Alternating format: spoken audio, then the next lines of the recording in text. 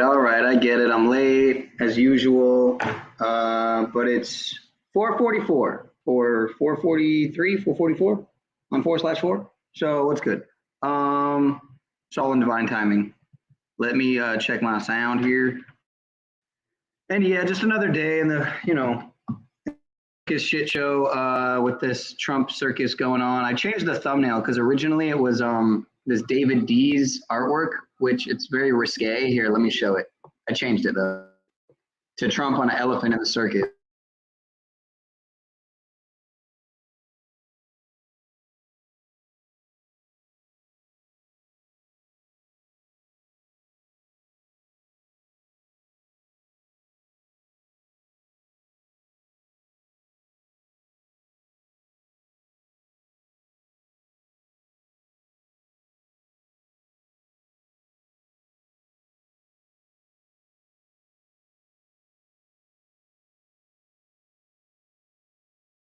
All right, I'm working on this. Anyway, how's my sound? Can I get a sound check? Because I'll just check myself. Whatever, I'll just check myself.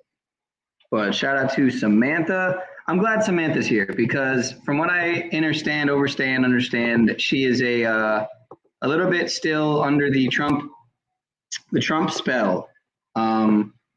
So.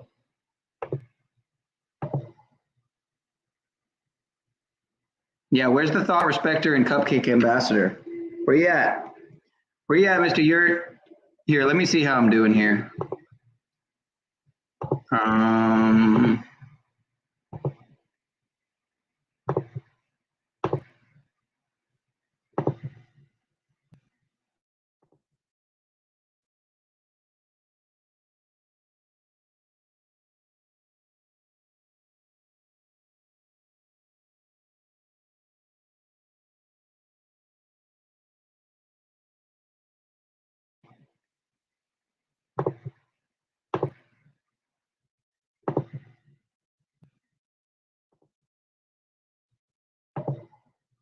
So whatever, I'll just check myself.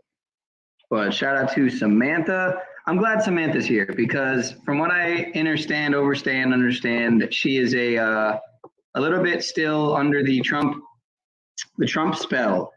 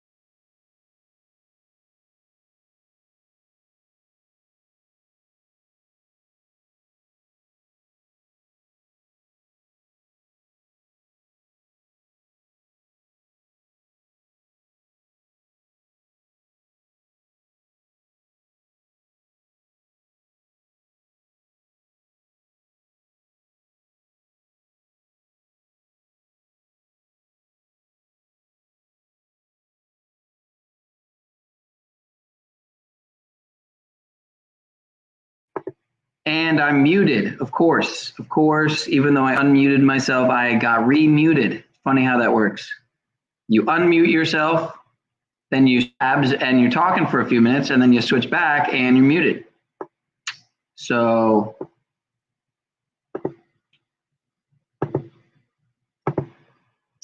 you checked out the Tree of Knowledge. No, I'm not familiar with the Tree of Knowledge. Let's see.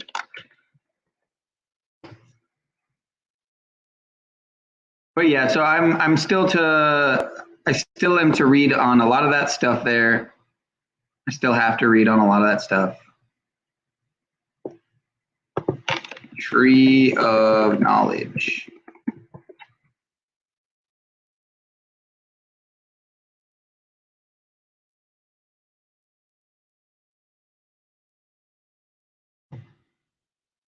Unrestricted raw search for truth.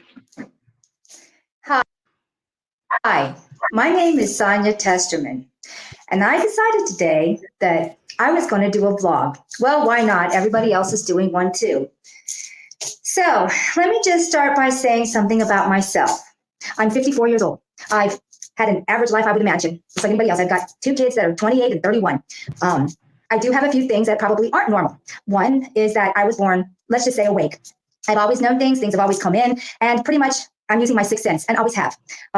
Been able to do all kinds of interesting things with this sixth sense that we all have. It's an ability, just like picking up a bicycle and learning how to ride it. Most people don't even know there's a bicycle to pick up to learn how to ride. So of course they won't be using these abilities unless they knew there was a bicycle to ride to begin with, right? Am I not right? Yes. So I can do all kinds of things, just like everybody else is going to find out that they will be able to do themselves if they haven't already started using them already. And these are abilities: seeing into the future, seeing into the past, feeling other people as far as their emotional base, seeing auras around things and people. These are just a few of the abilities that we're waking up to. From what I understand, we've hit a precipice point, and it was probably about a month ago. And at that point, everything started to change with mankind, as far as I can see. There have been waves of different people coming into this reality. Let's just call this a reality, because I don't know when I see this anything else but to call it a reality. Some people think that this is a holographic simulation. Some people think this is a matrix. All I'm saying is that I think it's more than all of that. But we'll get into that later, because that's way too advanced for me to just start talking about this stuff. I will say this: there is a mental war going on. You would consider it World War III, but it's done on a mental level. It's full of chaos and indecision. I don't know what to say other than it is a war, but it's a war on your psyche. If you wanted to imprison somebody, the first thing you're going to do in this day and age is you're going to lock down their thinking processes. You're going to paralyze them with fear. Okay, well, in fear of getting, hit with another copyright or whatever, ripping off people's content, I guess I have to stop to comment. So I'll stop to comment that I like what she's on, like what she's mentioning. I don't think there's anything else that needs to be said. So I'm commenting on it. I'm stopping it. So yeah, YouTube, is that okay? Is that all right that I'm doing it in this fashion? And fear is the choice of weapon today. I guess in this first vlog video, I'm just going to basically lay out a little bit of framework. If you're interested, I'm going to start making a daily video, and I'm going to start talking about everything that I have known and have been discovering up until this point. There's a lot. So nice to see you. Hope you enjoy this little bit, and I will be back tomorrow.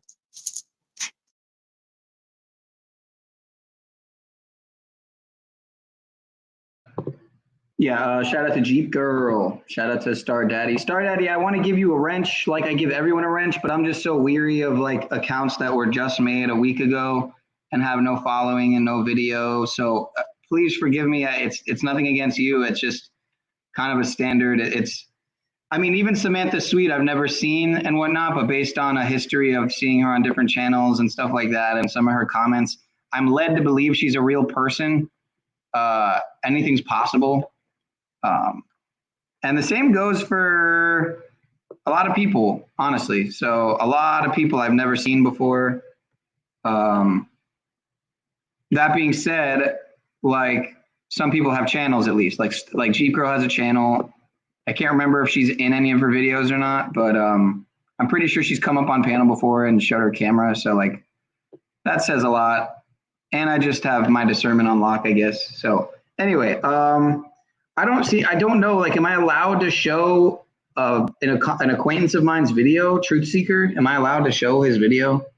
Because, I have it here. So I have his permission to show his video. So I don't understand.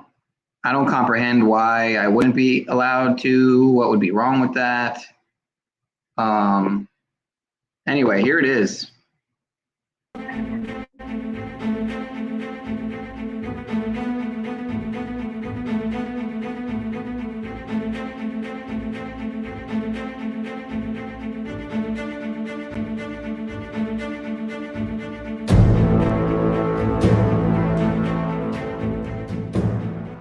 Putin announced this week that Russia will begin using the Chinese yuan for international payments instead of the dollar. Saudi Arabia is also in talks with Beijing to do the same thing. Speaking of Saudi Arabia, meanwhile, they're in talks with Iran as well to consider an economic alliance with China and Russia.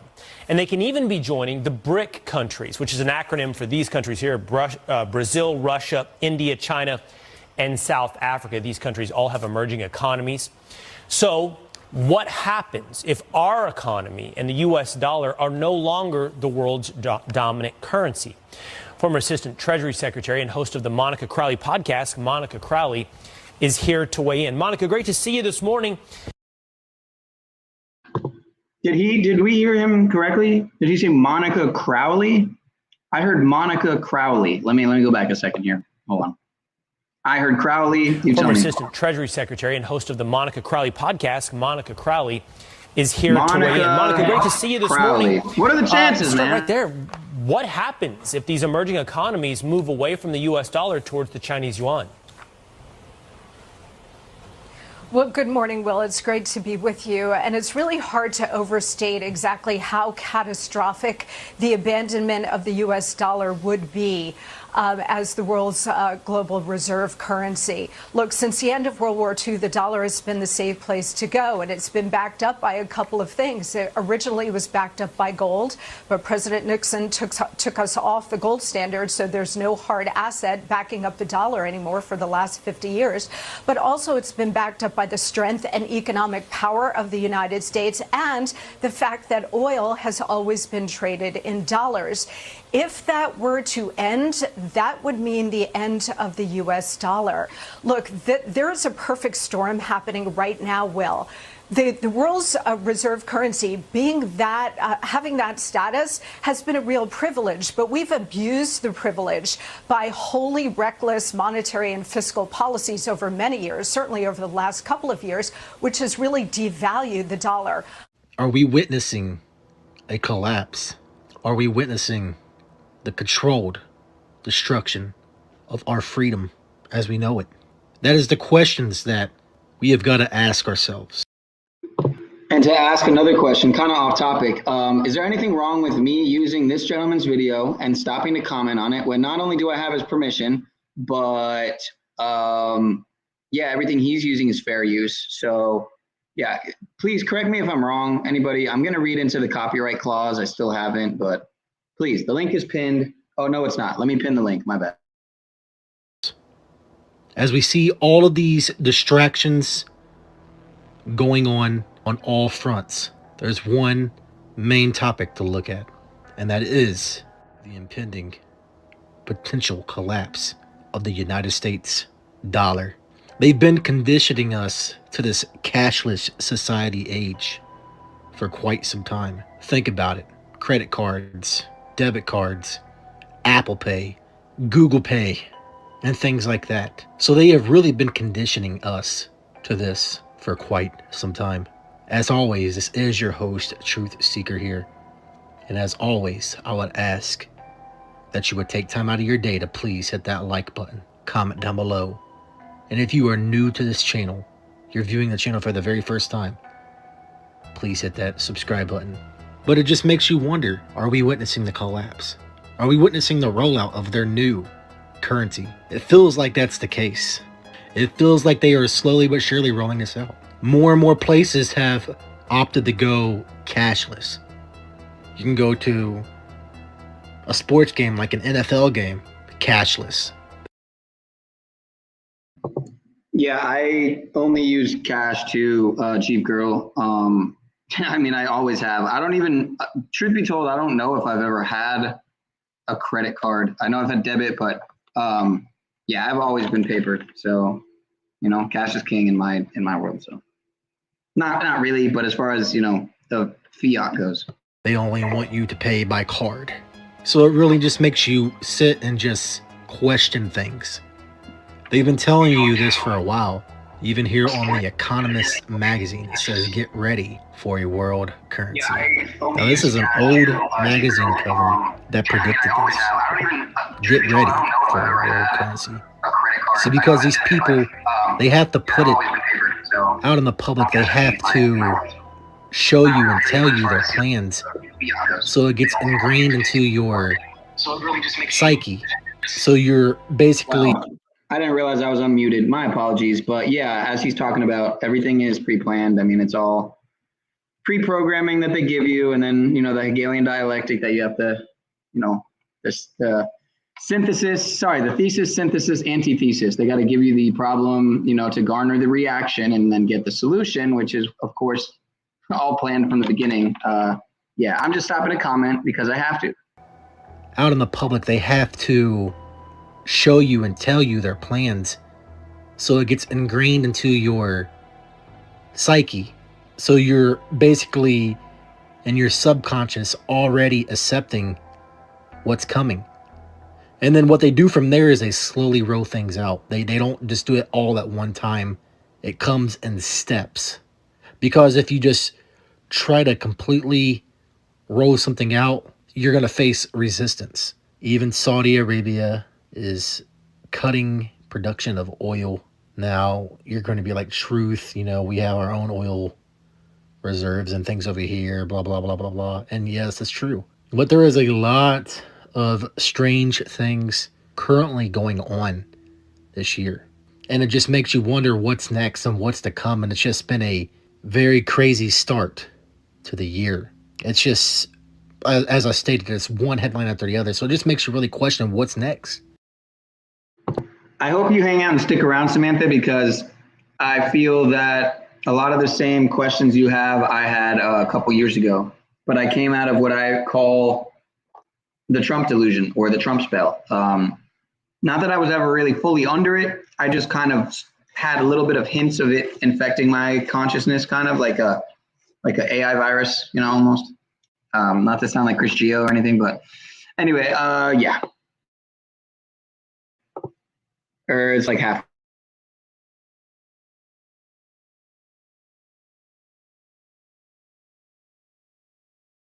Really question what's next. And are we really witnessing truly the beginning stages of their new currency coming into play? We have all of these different things going on right now that's happening to keep people distracted, to keep people occupied, to keep people fighting amongst themselves. Think of it like a magician doing a trick. They're showing you one hand something else while they're doing something with their other hand. And that's how things are currently going with everything. You see every day something happening to where the dollar is being devalued more and more and more.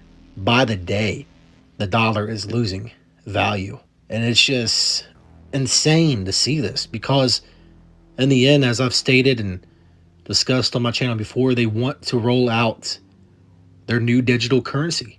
They want to control you through their new digital currency. They want to tell you what you can and cannot spend your money on, with heavy regulations. And it's not just happening here in America. Here you even see on screen, major Australian bank to end cash withdrawals from its branches as the end of paper notes looms. So it's not just happening in America. It's not just happening in one place to where you can just flee and go somewhere else and, you know, everything's hunky-dory. It's happening all over, because the end goal is going to be the one world currency system. That's their end game. People think, oh, I'm just going to invest in Bitcoin or Dogecoin or whatever other currency, digital currencies there are. No, that's not going to save you. I'm sorry to be the bearer of bad news. It's not only not going to save you, right? It's oftentimes a trap. So I'd say it's usually a trap. Some would say it's always a trap. It's entirely, completely a trap. So to each their own. I would say, yeah, it probably is entirely a trap. And only time will tell, you know, when things like Fed coin become more normalized and regulated. So, and these other coins completely fall away. Everyone loses everything they invested. And again, all these federally controlled crypto coins come into market. I'll play that video after this and comment. But that's not going to save you, because all that stuff's going to be heavily regulated too. And here you see China's currency has replaced the US dollar as the most traded currency in Russia. This is from Bloomberg reporting this. So it's really showing you the things to come and where we are heading. I hate to be the bearer, to have videos that are like fear-mongering videos. I hate doing this because I don't want people to feel down and hopeless and anything like that, because at the end of the day, don't be hopeless and don't be depressed and down. I know how that can be. Trust me, I've been there plenty of times. Just trust in God and pray and just prepare. This is all just being reported on to help prepare you and to show you what they are doing, because we have all these distractions going on. I mean, you have the Trump stuff going on, but this whole won't he be arrested, and then now he's turning himself in and whatever else. It's all a distraction to keep you divided and to keep you fighting amongst yourselves while all of this stuff is going on. Yeah, as far as the just pray and it'll all be okay kind of thing, having faith goes miles. But I do think we need to start to stand up for our rights and liberties and essentially show the system again who is actually in charge, who is actually in power, which is we the people, not the worker bees that are supposed to be the servants, but those that they are constituted to serve, right? So anyway, this video is pretty much done. So let me just. Around the world, they want you focused so heavily on all of this. They want all of your energy, all of your time focused on this whole Trump saga and the other things going on while they're doing what they're doing, because this is all part of their plan. They want to divide, they want order. And this whole entire thing going on with the whole Trump thing is one big way to cause order out of chaos, because it's going to cause a lot of chaos. They're already hinting at things that could happen after, he's arrested and things like that. This is all one big distraction. But then they're showing you and telling you, could the US dollar collapse? And this is an article from Forbes. And while they got the whole Trump stuff going on and have the masses looking one way, I just want to say, in terms of tarot, tarot does allegedly originate from Italy. Where do you think the Illuminati comes from, right? So think about that. They got this stuff that they're talking about, and it's going right under the radar because people are more focused on the political theater than what's currently really going on. And I've already stated that I believe personally their end goal is going to be the whole fake alien invasion stuff, because what better way to roll out their new world order than to create this fake alien invasion thing with a Project Bluebeam. And that's why you see them preparing smart cities, 15-minute cities, and this is nothing but a bunch of steps. They're slowly but surely planning their final move. And again, I'm not telling anyone, go over to his channel. So I'm not directing traffic to his channel. I'm just appreciating his work and commenting on it. So I'm just stopping to comment on that once. Another thing that I found interesting, I really never thought about this until I seen somebody else point this out, but just so no one's confused, Shane McMahon at WrestleMania, WWE is scripted. I mean, we all know this, but he's associated with money. The lyrics to his theme song is "Here Comes the Money," and then at WrestleMania he suffered a injury, went down with an injury. So that right there is foreshadowing the collapse of money, even in the WWE. And the numbers line up together. Shane McMahon 114, United States dollar 114 in reverse reduction, US dollar when typed out together like that 114 in reverse. So it's really showing you of things to come. They're putting it right in your face, even in scripted wrestling, because the whole wrestling stuff is there to push agendas too. I mean, they even had a guy wearing a Freemason compass, a skull and bones ring, and the number 15, which is associated with the Illuminati, and a upside down pyramid singing America the Beautiful at WrestleMania. So there is definitely strange things at work currently with everything. Be weary of all of these distractions. Don't allow yourself to get pulled into any of this. Stay prayerful and just be prepared for what's to come. I thank you all for tuning into yet another edition of the Truth Zone. And God bless each and every one of you, and you all just stay safe out there. I love each and every one of you, and this is Truth Seeker signing out.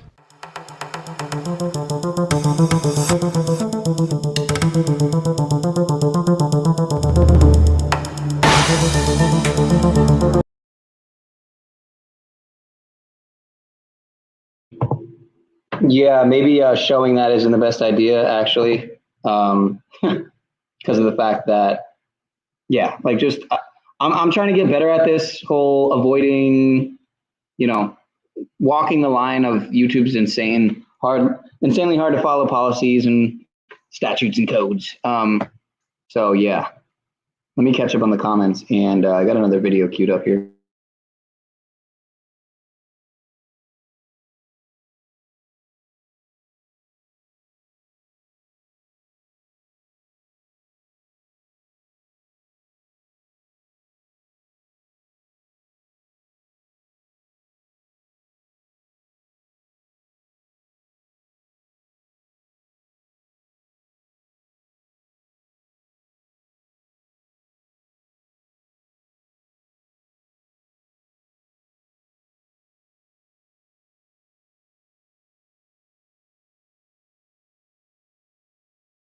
Electoral process.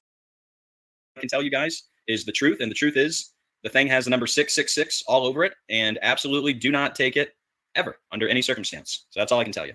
Within the Department of Justice would be the argument, look, how can we protect all our national secrets and require that our employees and people involved in sensitive programs protect the information if we turn a blind eye to something like this? So I'm sure there's going to be some pressure to pursue that case if they have strong evidence.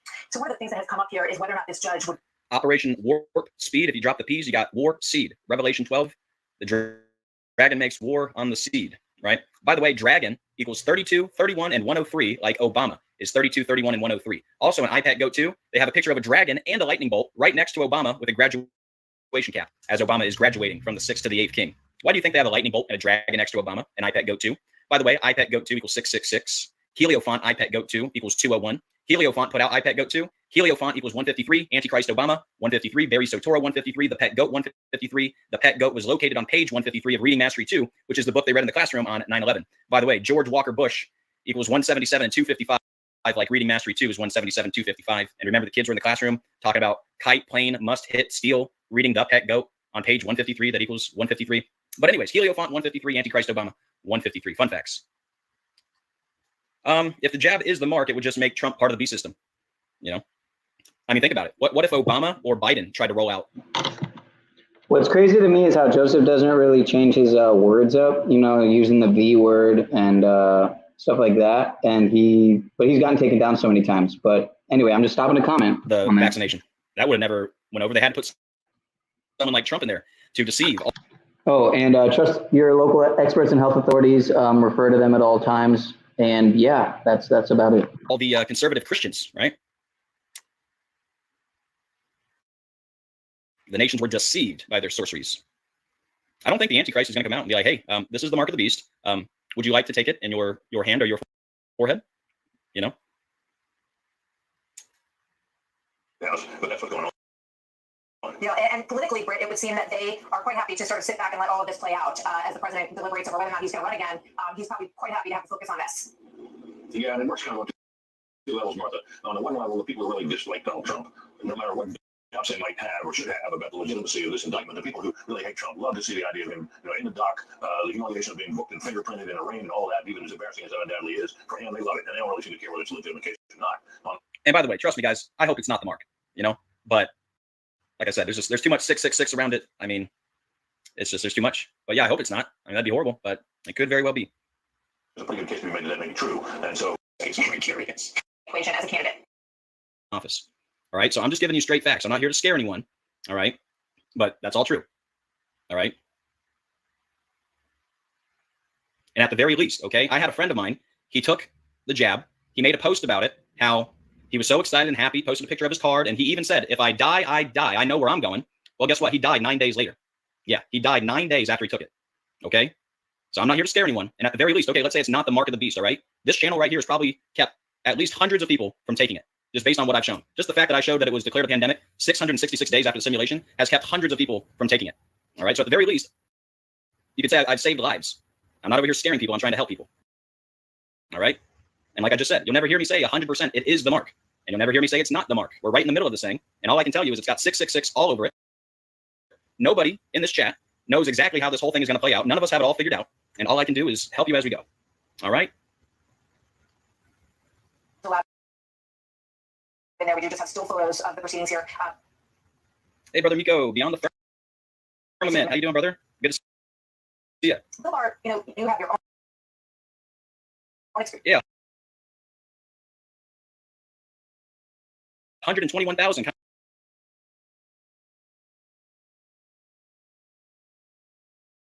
of like the word revelation equals 121. Kind of like the first U.S.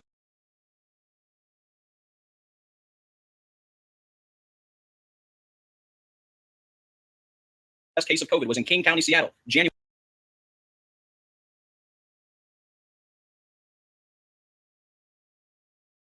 21st, 121. Exactly 2.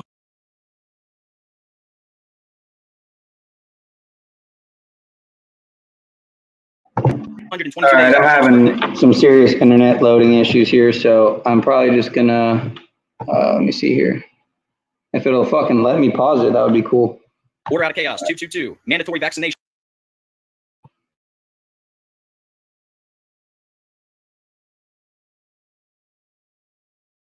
Hold on a second.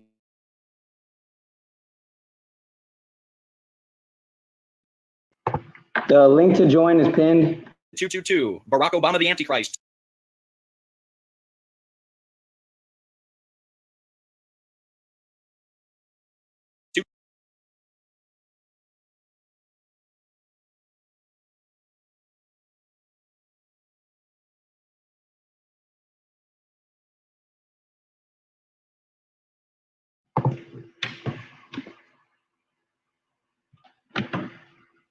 Yeah, what the hell? In the world. I don't know why one side is so loud. I mean, so hot. One of the earphones. Anyway, so yeah, the link to join is pinned, and this is my buddy Cut's Twitter.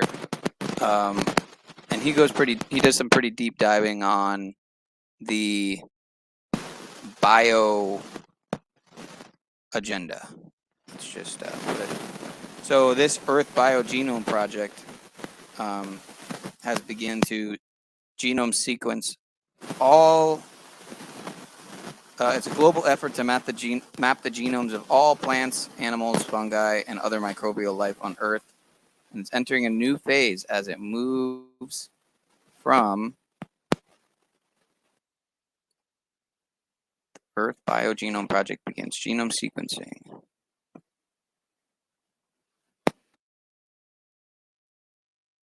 Sound here.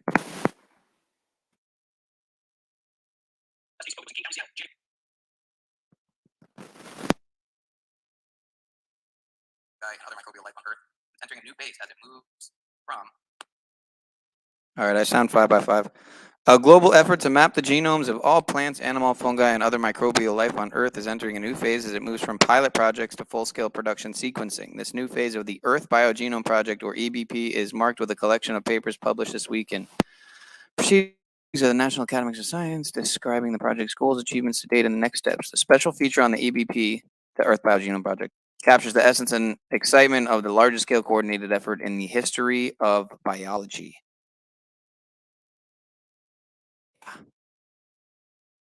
From fundamental science to breakthrough applications across a wide range of pressing global problems such as preventing biodiversity loss and adapting food crops to climate change, the Earth Biogenome Project's progress in sequencing eukaryotic life is humbling and inspiring. Achieving the ultimate goal of sequencing all eukaryotic life now seems within our reach. Unbelievable. The implications of this are just, to me, unfathomable. It's just bizarre state of men playing God, and the transhuman agenda is so much bigger. It's the trans Earth agenda, right? It's bigger than transgenderism. It's bigger than transhumanism.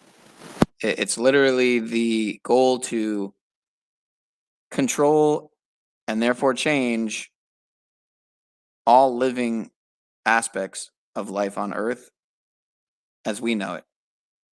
and probably beyond that. Definitely beyond that. So, I was trying to convince my husband that Trump was part of them, but the other part of me secretly that doesn't know. Be good.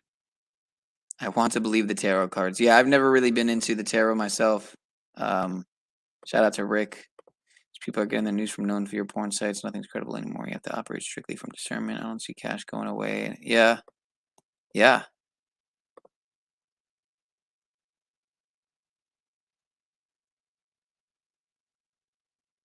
That's interesting. That's interesting. Calling for militias to form before the money collapses June 30th. I keep hearing that date a lot. And just June in general, June and July for major economic moves to be made. I've presented this video before. I might as well present it again here because it's a pretty interesting watch, and it's short. It was all a game. Physical Because to an crypto. illusion is being played on you every single day. And one lie can kill millions and control billions.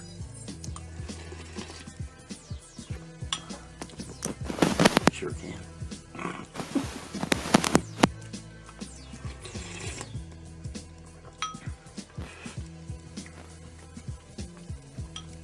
So let me ask you a question. You think I'm lying?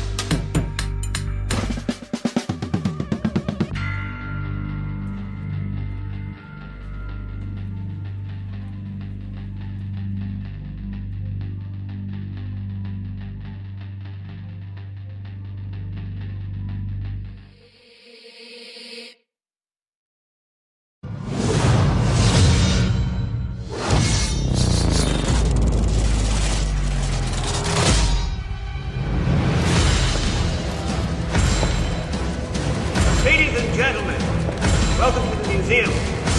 Tonight we are proud to unveil our greatest exhibit yet, a creature so rare it was believed to be extinct.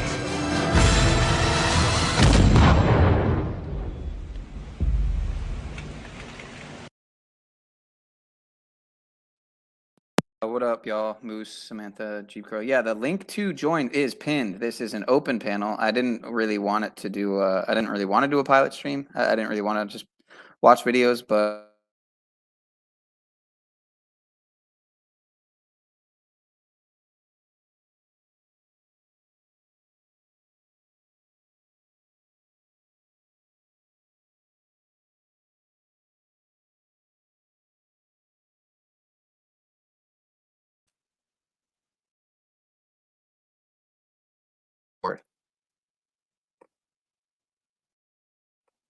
I'm having some tech issues here. Or something.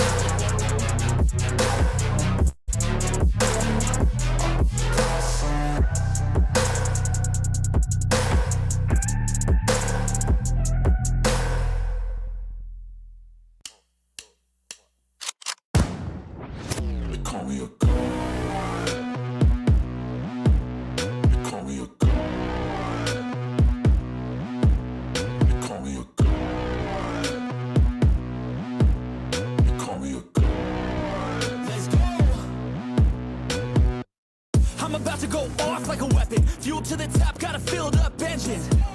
In my thoughts, obsession. I will not stop, no, I'm never second guessing. I got a cock. So again, these are just the Federal Reserve banks in the country. I don't even think these are all of them. These are just a good majority. Complex. Haters love to hate, but I never feel pressed. Got a lot on my plate, but I never get stressed. I'll take all the pressure like I'm acing this test. Tear it up like I'm Jason. I see the world like it's ready for the taking. I see this place like a game I'm playing. Straight to the bank to collect my payments. No negotiations, it's my way, I was born impatient. And like a damn Freemason, I'll run this nation. They call me a god. They call me a god. They call me a... No, that wasn't Zach, actually, Jeep Girl. That was somebody who Zach's had issues with before. Somebody who's called Zach out as being an agent. And other things. I'm again, you know me. I'm kind of what many would call a fence rider. So I'm okay with anybody who hasn't caused me direct loss, injury, and harm, and even then, I'm willing to forgive them. So yeah.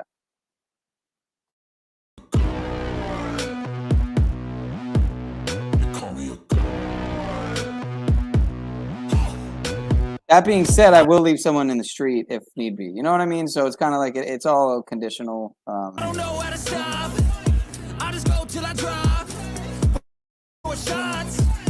Give it all that I got. You can watch me work in my element. Anyone in the way is irrelevant. You wanna cross me? Cool, not intelligent. Cause I don't forget shit like an elephant.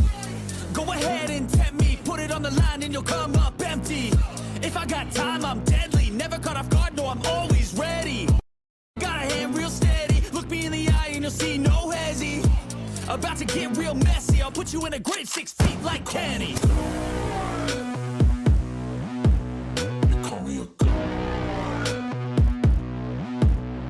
Call me a god. Call me a god.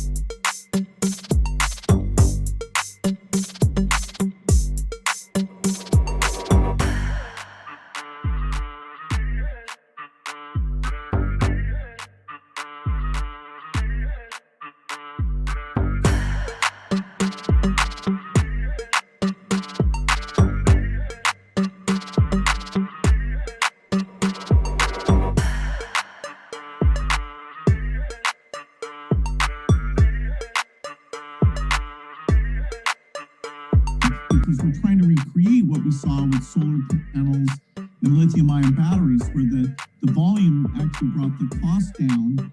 And, for the passenger car, within 10 to 15 years, all these improvements will mean the green. This is one of your experts I was talking to refer to, by the way. What you give up with an electric car where you might need a tax credit, that'll go all the way to zero.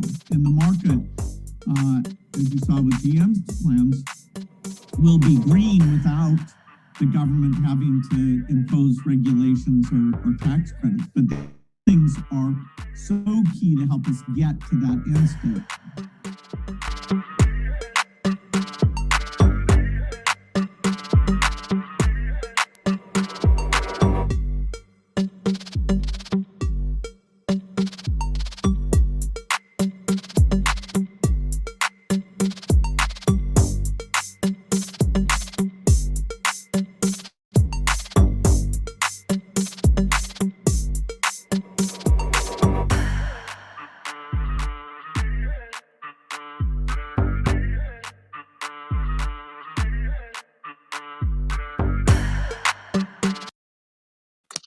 Again, if Snafu was here, he would say, "Why are you playing Monty's video, man? Why are you doing that, dude?"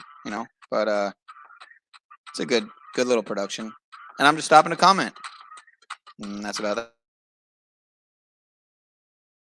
I have to, apparently, and I want to. I mean, I want to. So.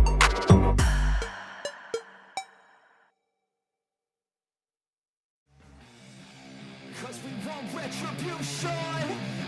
Oh yeah, we want retribution. Oh yeah, we want retribution. Oh yeah, we want retribution. Yeah, I've talked to Jay Dreamers before, Samantha, a couple times actually. Yeah, we ran out of patience. Boil up with the cold hard hatred. I can feel the vibration. Feet in the streets, it's a new sensation. I wanna break faces on the pavement.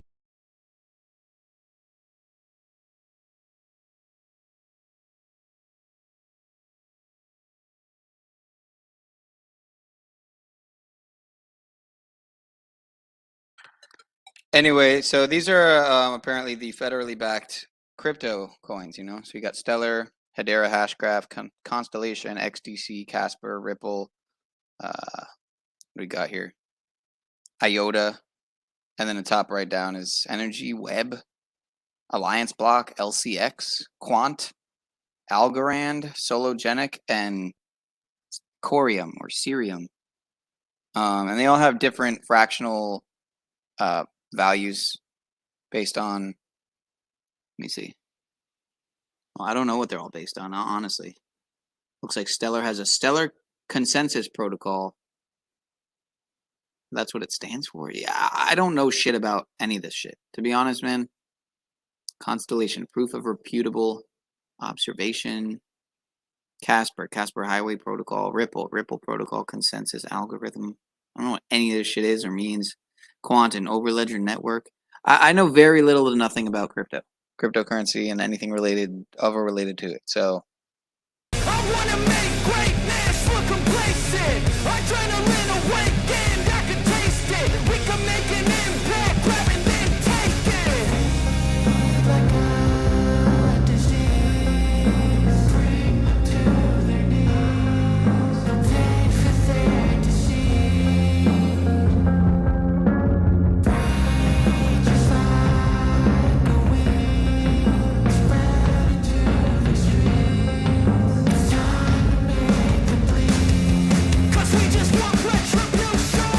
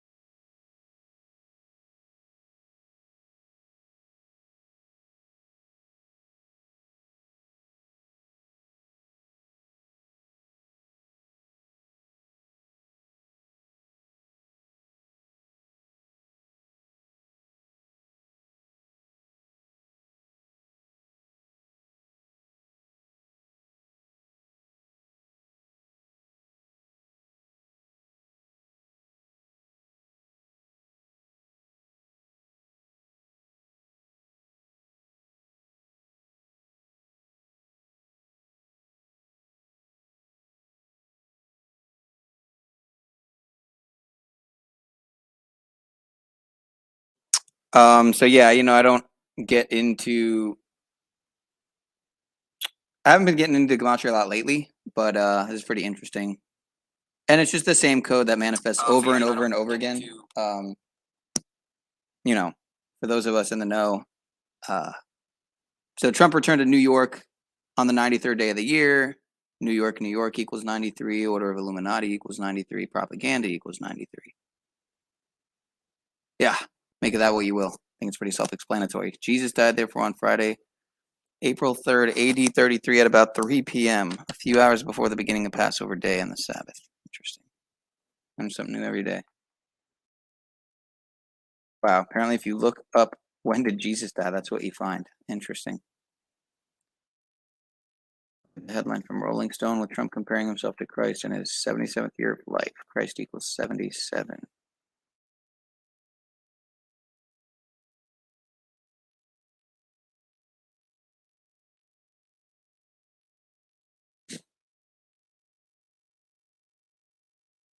Yeah, oh, that's right. That's right. So Passover starts tomorrow.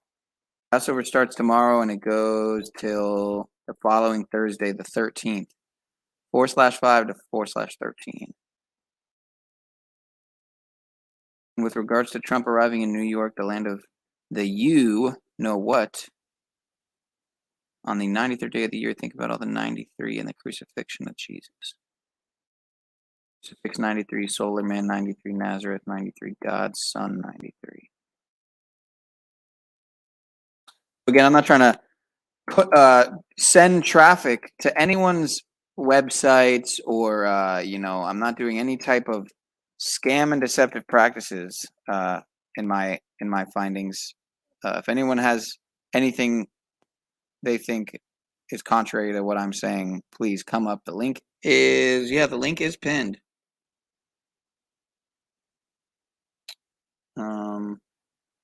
I got a lot of the chat to catch up on here. Let me see.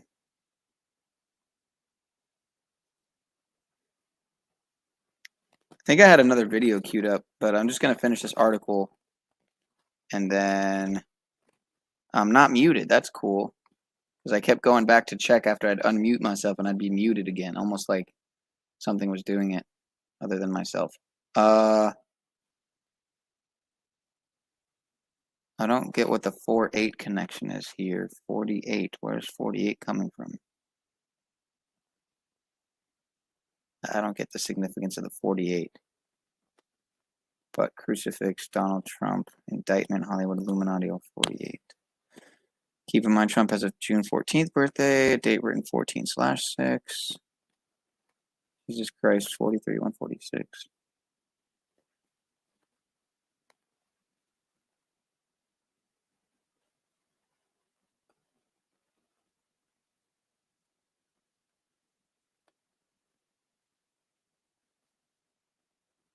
The first former president in history to face criminal charges has arrived in New York for an expected arraignment on Tuesday, which was today, after being indicted last week by a Manhattan grand jury. The former president will stay at Trump Tower tonight, according to a source familiar with his plans. But even before Trump's appearance, his presence will be felt in the Manhattan courthouse Tuesday as all trials and most other court activity is being halted before he is slated to arrive. Who cares? Who gives a fuck? Not me.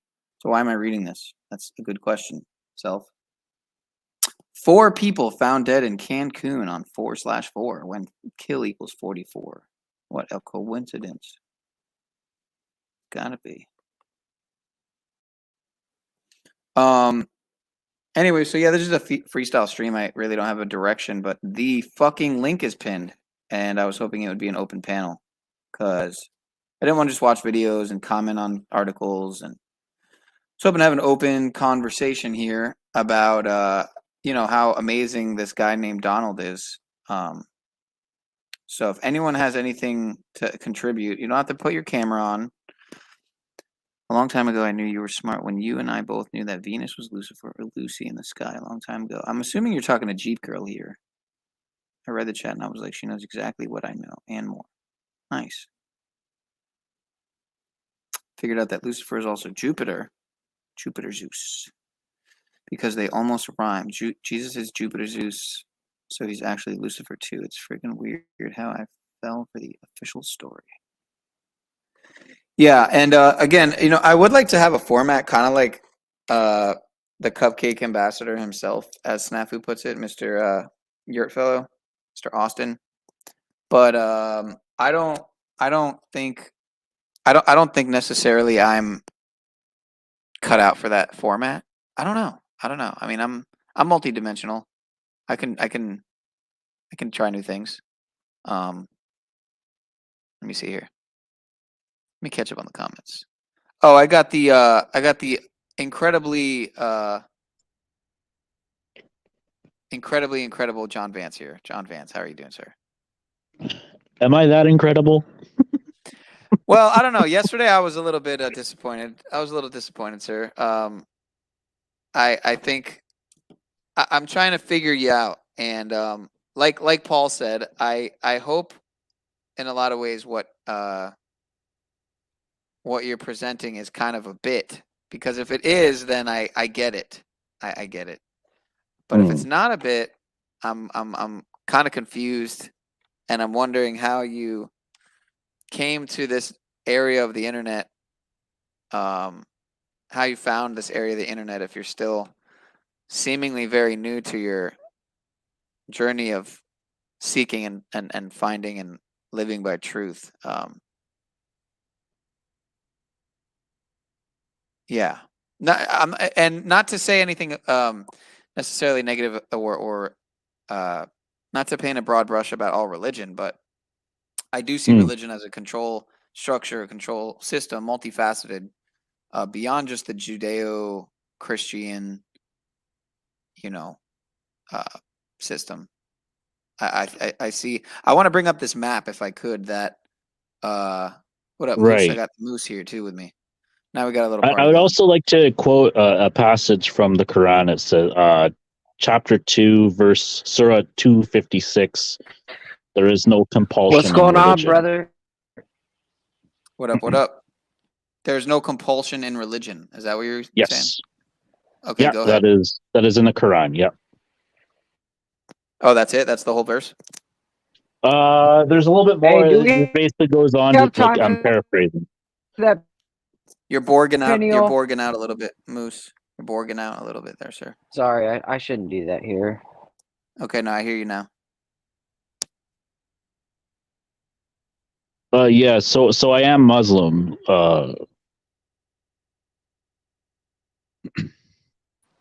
Sorry, I'm out in the shed. Are you up here by yourself? But I didn't want to. What's wrong with that, John?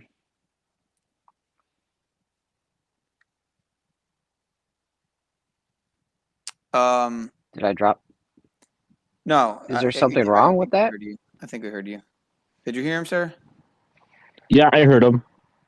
I'm not trying to be offensive. I'm actually like, because you said it in a way that like seems like there's something wrong with being Muslim, and I don't particularly think there's anything wrong with it. Yeah, no, I mean. Yeah, I mean, I get that and I meditated on this, and then I get that my delivery can really rub people the wrong way if I were to describe it that way. But I say that for effect.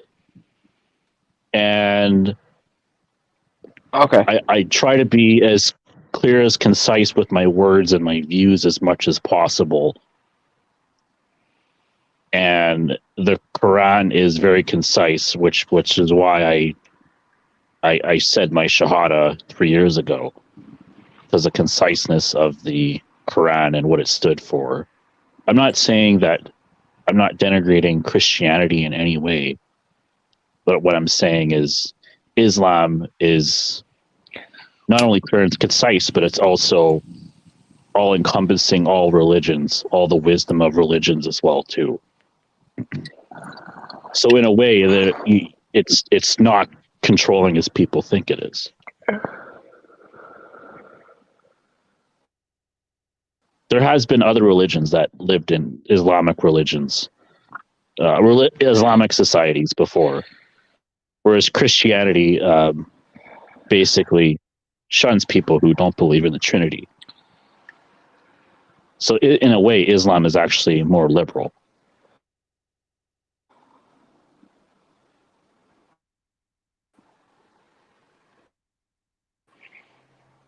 But obviously, a lot of people take offense to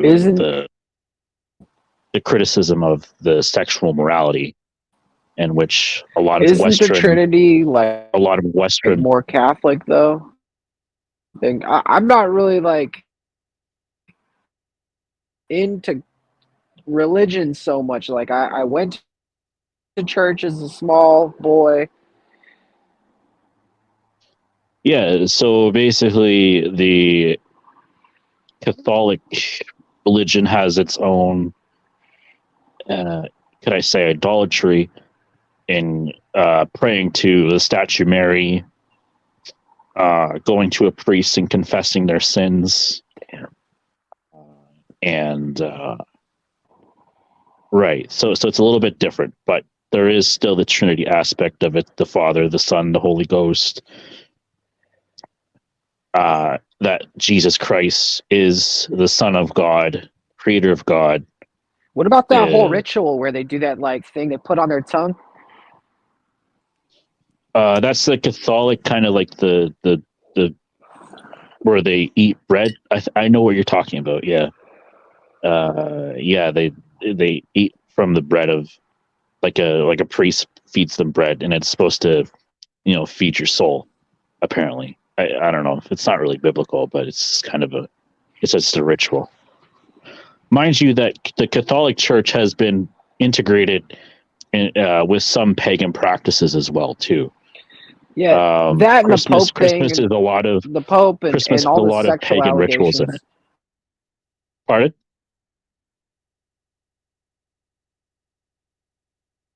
Sorry, what did you say? I don't know.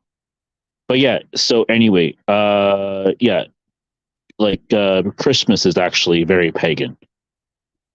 Like with the Christmas tree, that is a pagan ritual where they light up the tree on the first day when the sun rises 1 degree. That was practiced in many religions when they based their timekeeping off of the sun. It would symbolize a new life, a new dawn, basically, of lighting up a Christmas tree. So if you're an actual Christian, you wouldn't celebrate Jesus's birthday. You don't celebrate any prophet's birthday. That's the Muslim view of the messengers of God, or Allah, Yeshua, whatever monotheism that you practice.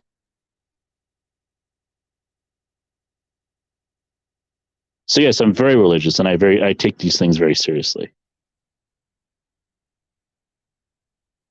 And you can't have freedom without morality. Give me a minute here, my fault.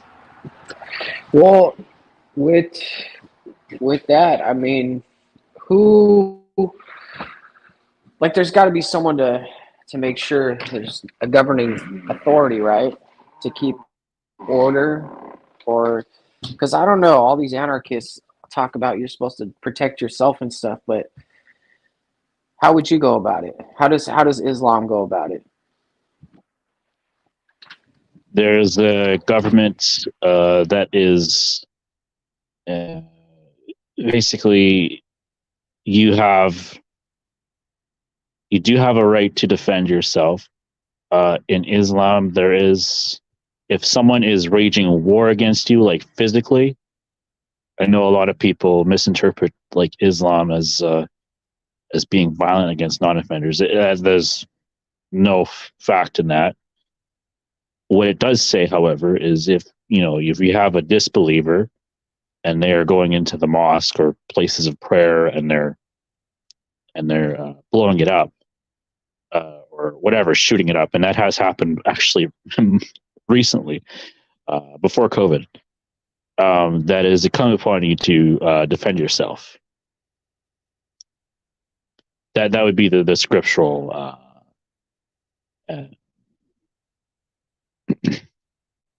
basis of self-preservation or self-protection based off of the Quran. Hey, so I appreciate your answers, and I'm going to go over this stream again and listen to it. Okay. I have a question about a lot of people are scared about Sharia law. Do you, as a member of the Church of Islam, would you say that there's something to be scared about coming to America or something? That people are freaking out. Yeah, I understand that people are freaking out, but there's nothing to freak out. If you want to, what I always recommend people is that you go to a mosque and you ask people questions, and you'd be surprised of how friendly they are. Like, as long as you take off your shoes, of course. But yeah, just go in and, go to your local mosque, ask questions, because there's a lot of ignorance out there. And obviously you have the 9/11 attack that basically denigrated Islam, and a lot of people still carry a lot of baggage with it.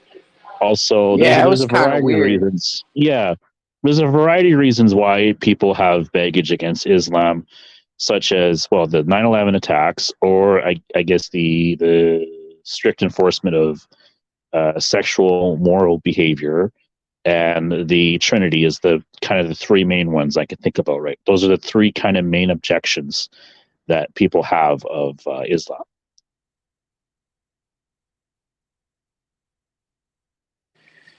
Yeah, man. What do you think about that, Sean?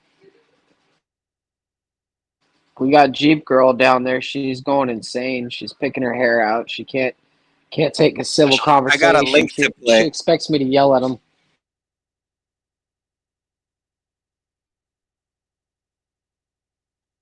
It's interesting that, obviously it's Ramadan, and I am doing what is called dawah, and I understand why people would be triggered, and I meditated on this, but there's a reason why you're triggered.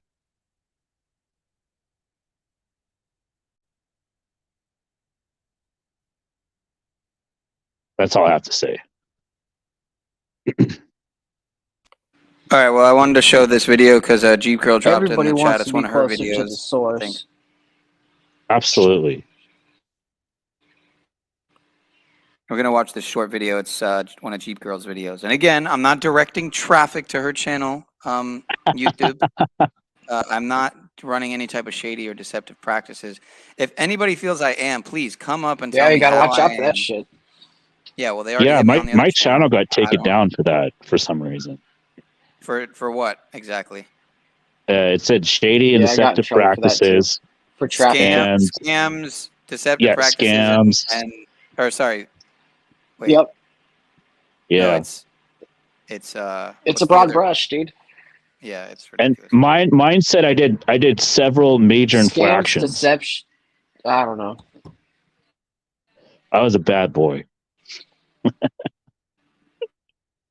Oh, scam, spam, or Yeah, you're right. You're right. Did you actually talk to somebody, or did you just a do bot? the? Yeah, one of the bot. I think one of the bot things there at the bottom here. I didn't even do it. I just said whatever. I actually did talk to somebody. Now I would recommend, like, I'm kind of on the fence right now, seeing if I can. I am keeping legal evidence, but right now, just due to complications of my situation, I just feel it's kind of, I'll just back off for now. It's this private stuff, but with you, I would say just go to search feedback, and then write down your situation, and you'll probably get somebody actually talking to you, actually emailing to you within a couple days. It should say like search live feedback, and then you can actually talk to somebody, and then they'll actually look into it for you, as opposed to a bot. Did the Legit, bot like dude, thank respond you. to you right away, or how did it work exactly? Did he say, "Well, we're gonna uphold it because we reviewed your content in 15 minutes. You have, even though you have hours of content, and we're gonna uphold the ban." Did I say, or are you still waiting?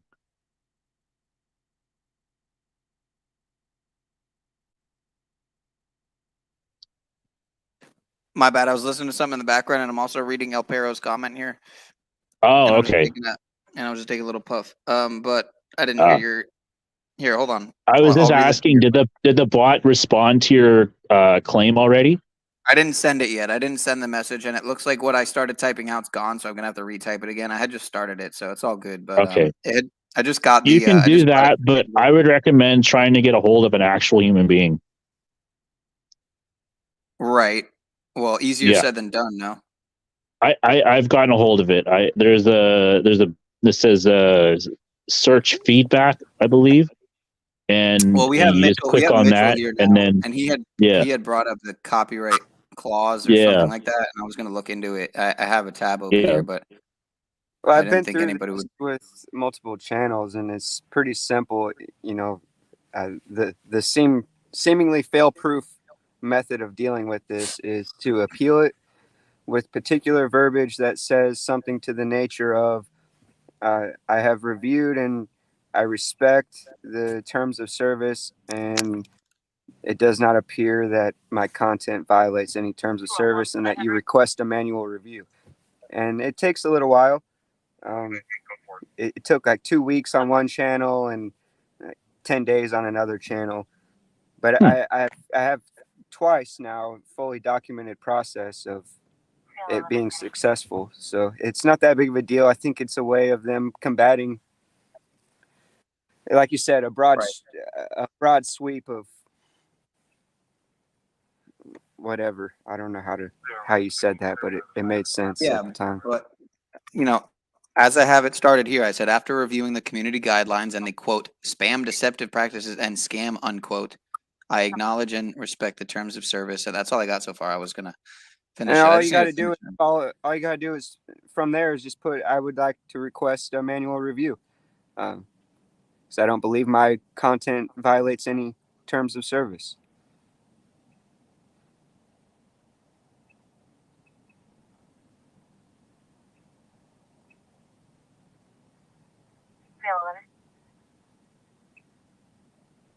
Go for the vehicle with the stolen plate.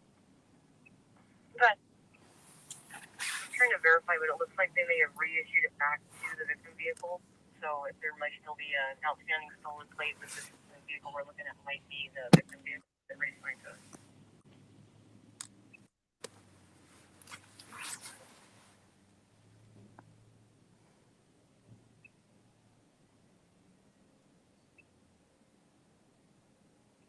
I would just put that my content doesn't violate any of the terms of service. And I would just leave it at that.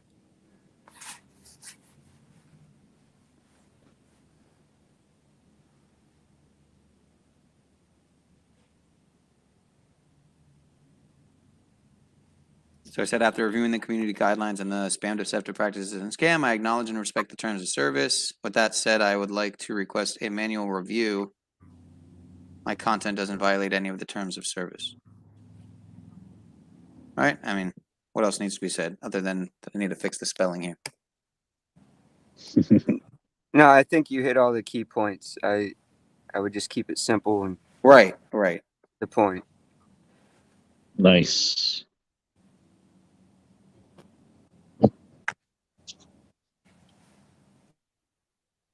And that's true. I mean, I'm trying to follow it to the best of my ability. So, I don't claim to be a fucking, have it memorized, but I have read it before multiple times. So over the years, I mean, geez. Anyway, so I have one of Jeep Girl's videos here. So, and it's on private. I mean, unlisted. So hopefully there's no prawn in it. Jeep Girl, I'll be really mad if you get my channel. Uh-oh.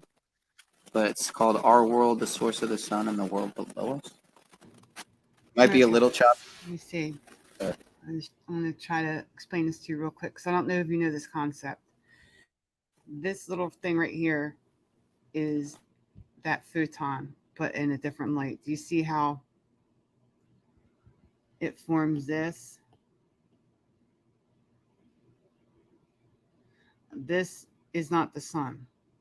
This is the source of the sun.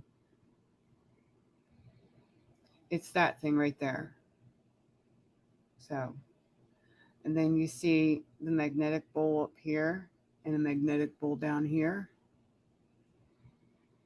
Okay, so we have a double toroidal system. We have this plane right here and this plane right here with the plasma ball in the center.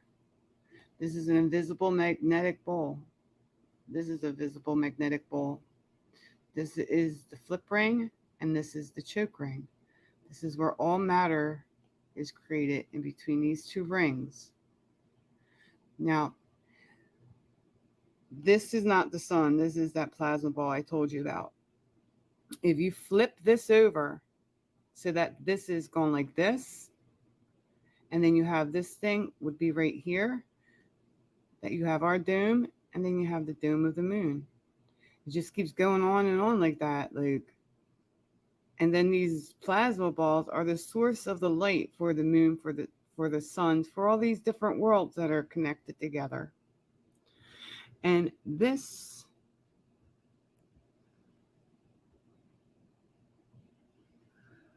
is our confinement dome right here. This is where the plasma spirals around up here. This is where we get the sun from. So when our sun spirals out to the top of the dome, becomes the star at the top of the Christmas tree, the sun returns to the Father down here, and we have no need for the sun, moon, and stars because the glory of God will light the world. The light will come up underneath this in the ice dome, and everything in here will trap that light. It'll be a different form of light. And then when that happens, even the moon, like when we look at the moon, we're looking at the bright plasma that's shining on that moon. When it switches directions, we'll be able to see the lands inside that moon by looking through their ice dome. So this little guy right here, where the plasma ball is, that's the Squatter Man. That's the Z-Pinch Nebula. That's the as above, so below pyramid. And then this is what we'll see in the sky. Is this guy. Plus a lot of other ones, because I think there's a lot out there that have different shapes. And that's what most of the petroglyphs are showing us. Hope that made sense. Welcome back, True Seeker. I'll do a lot bigger live stream on this later today, but I want My bad. Yeah, that was really interesting. What do you think of that? Mitch or Mike? I mean, yeah. 1 second. I'm in the middle of it. Yeah, there's a guy, I think you can even find him on YouTube, who recreates these sort of plasma experiments that show the nuclear energy field or whatever. It's atomic energy, basically.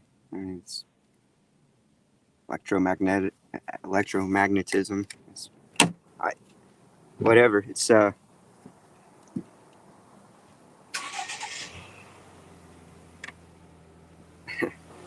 it's an interesting twist on things. Who dropped? Oh, Vance. Yeah, definitely. She has a very interesting way of describing things, which I hadn't thought of before in that way.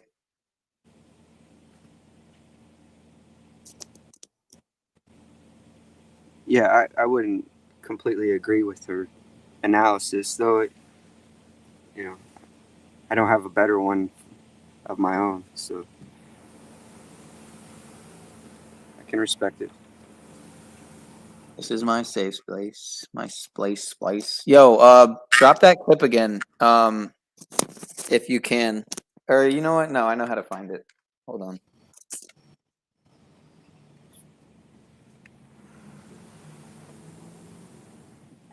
And I think what's his name is live, which is funny.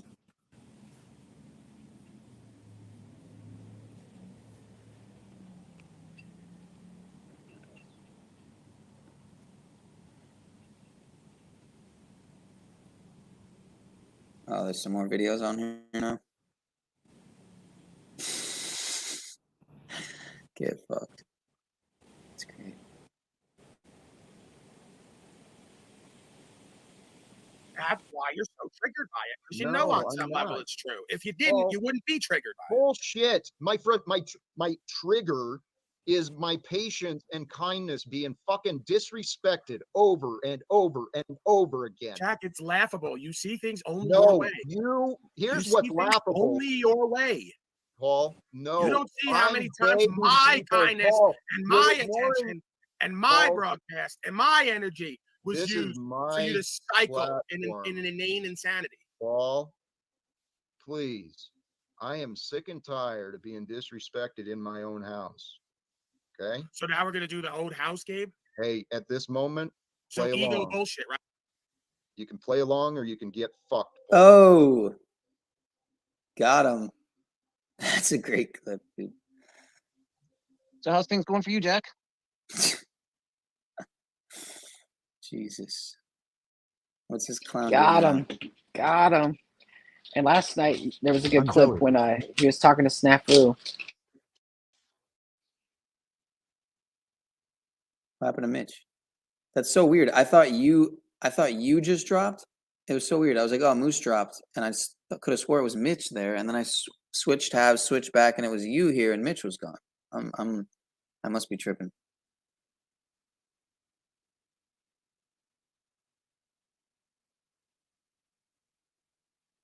I can't hear you if you're saying anything, by the way. So, wow, this whole fucking shit's corrupted. See how they do this? See how they do this shit? It's crazy. Important to the choice of attire. It tells me that they value our relationship. Whether I like their particular style or not isn't important. I just want to see that. The other day, I getting a deal done. Just leaving the room without getting shot. Except Flatland, okay? And you ruined that being hateful and negative, talking about me being hateful and negative when I was. I guess he's just videoing him traveling. Look, I'm listening to. I'm traveling. This is the part. You claim it's illegal, but it's not what the federal code says. It says unlawful use. So it's more pimping and macking where the claim becomes unworthy of prosecution. Because if you understand what unlawful means, You see how they do this shit with the videos? How they make it all corrupted looking? something that does not cause loss, injury, and harm cannot be made It's unlawful. crazy, man. It's not unlawful. Whether it's legal or illegal doesn't matter as much to me because I'm a man of God, not the legal society. So again, how many more times do I have to go to these places and educate these where I have to delineate the difference between a man and yeah, I'm not even gonna show this. It's silly. stay on the road, please. Roll them. You got children in the fucking cup holder, record on it. And never once That's crazy though how they look. man. So many videos look like this too, and it's never anything of value. I mean, it's never on. It's only on videos of value. It's never on just some like stupid nonsense. Up and shut something down for safety. Yeah, sorry, I'm getting nostalgic. I'm thinking back to the corded brick phone that never had these problems.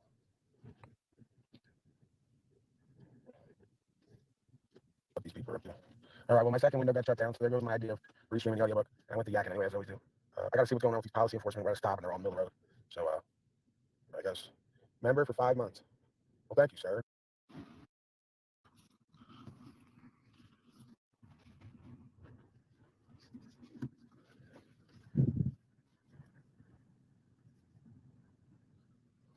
Wait, so he's getting pulled over, or? What is it, April? Yeah, April. Yeah, April, and my phone's too hot and shutting down. That's good. Peak technology. They used to have a phone in the Lincoln with a cord on it. There was a house phone in the fucking cup holder with a cord on it. And it never once heated up to where you couldn't use it. So if we could just bring back the corded brick phone, remember the brick phone that was, you could kill someone with it. It was also self-defense device. You pick up that phone and hit somebody with it. Had an antenna and everything. Never once heated up and had to shut down windows. Because I had an antenna and everything. Never once heated up and had to shut down windows. Because I could like these people, this society, you can't do two things at once. So even the best technology now up and shut something down for safety. Yeah, sorry, I'm getting nostalgic. I'm thinking back to the corded brick phone that never had these problems.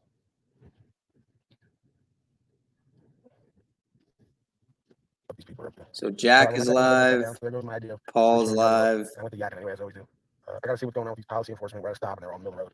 So, I guess, member for 5 months. Well, thank you, sir.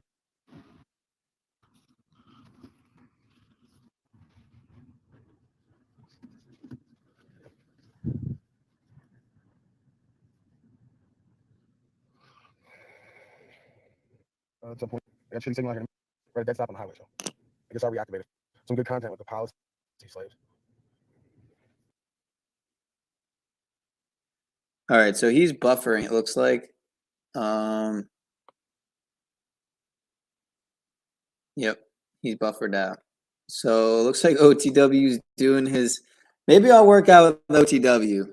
Ah, he pushed it off. Come on. Damn, he pushed it off.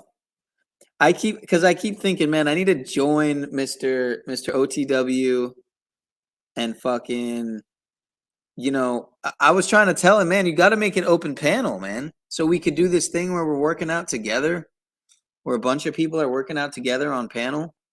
Why the fuck not, man? See what Jack's talking about, even though I don't want to. You know, is social media for me? Oh shit, it's Eric. I'm using this as an excuse Eric to and prevent me Vance. from doing up.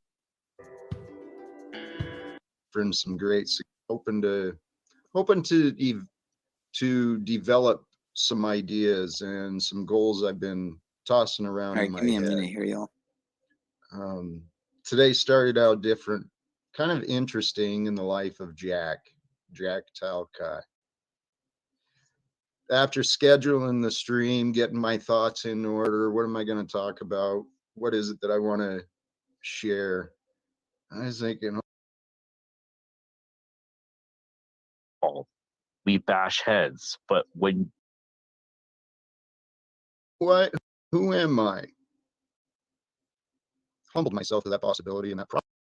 I know what people have been saying about me, and it's freaking hilarious. It is so funny. Some of the things that people have chosen to believe about me, which kind of brings me back to the point. So this morning I wake up to find my name is the subject of more time and attention from these creators in the YouTube platforms and the realms of virtual reality and social media.